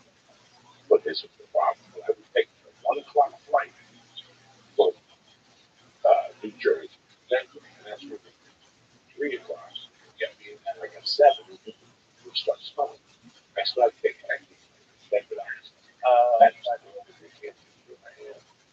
And then after, with 12 ounces of blow out of my face, at the fucking, I don't know what night I was at the bar, just drinking fucking 4 lines of the back of my kept putting the coke in the locker.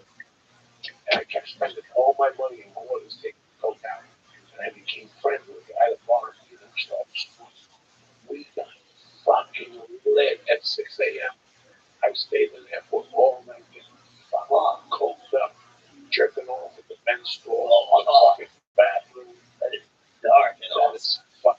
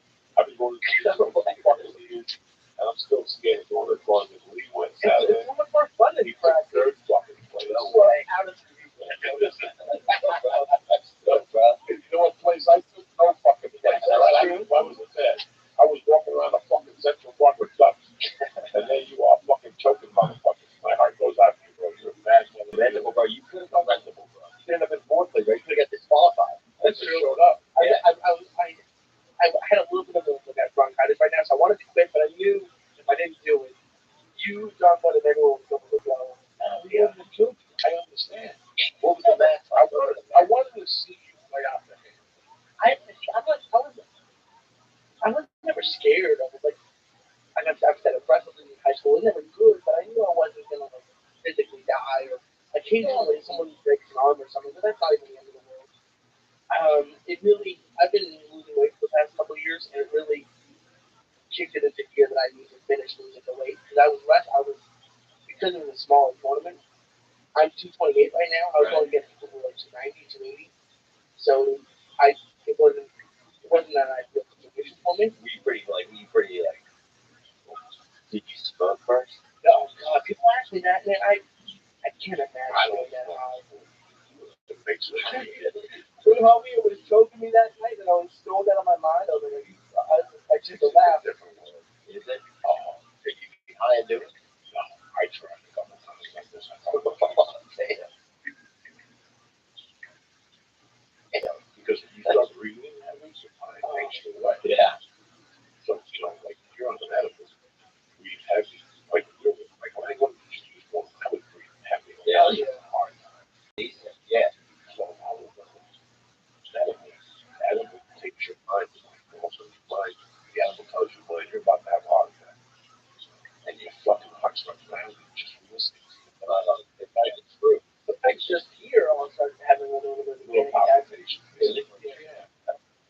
It takes some edibles. Don't go for stuff. They not anxiety about the same life. I spoke about it. Here's the anxiety. Yeah. That's not good. It's not good for you at all. That's not a fucking 1,000 milligrams of edible. It's uncomfortable feeling. Yeah. It's an hour like Jesus Christ. This is terrible. I feel I'm pretty up right now. I feel pretty high. I don't ever smoke. I feel What? pretty high, man. I've been around that way for Yeah. I thought I was I think it's around like 2005. So always young. If you ever missed the weight, though? I mean, I didn't care. Like, I'm happy. Oh, yeah. I worked late. Yeah, it's fucking you, whatever you want. It's like football. It's depressing. I don't watch football. I used to watch football all day. I was first pizza and small play, fucking six side coach. Oh, just great. And not even worrying about it. Not even worrying about it at all. You ever sleep on a fucking crossroads like And I always like these podcasts if they come. And I was working nights. Yeah, these were doing it here. And I was working nights. I was so I was there to here, and then I was like, do like 8 in the morning, like and like sometimes I pass out. For me, it put up some all these things that I packed up in like the still out, still be on my couch or something.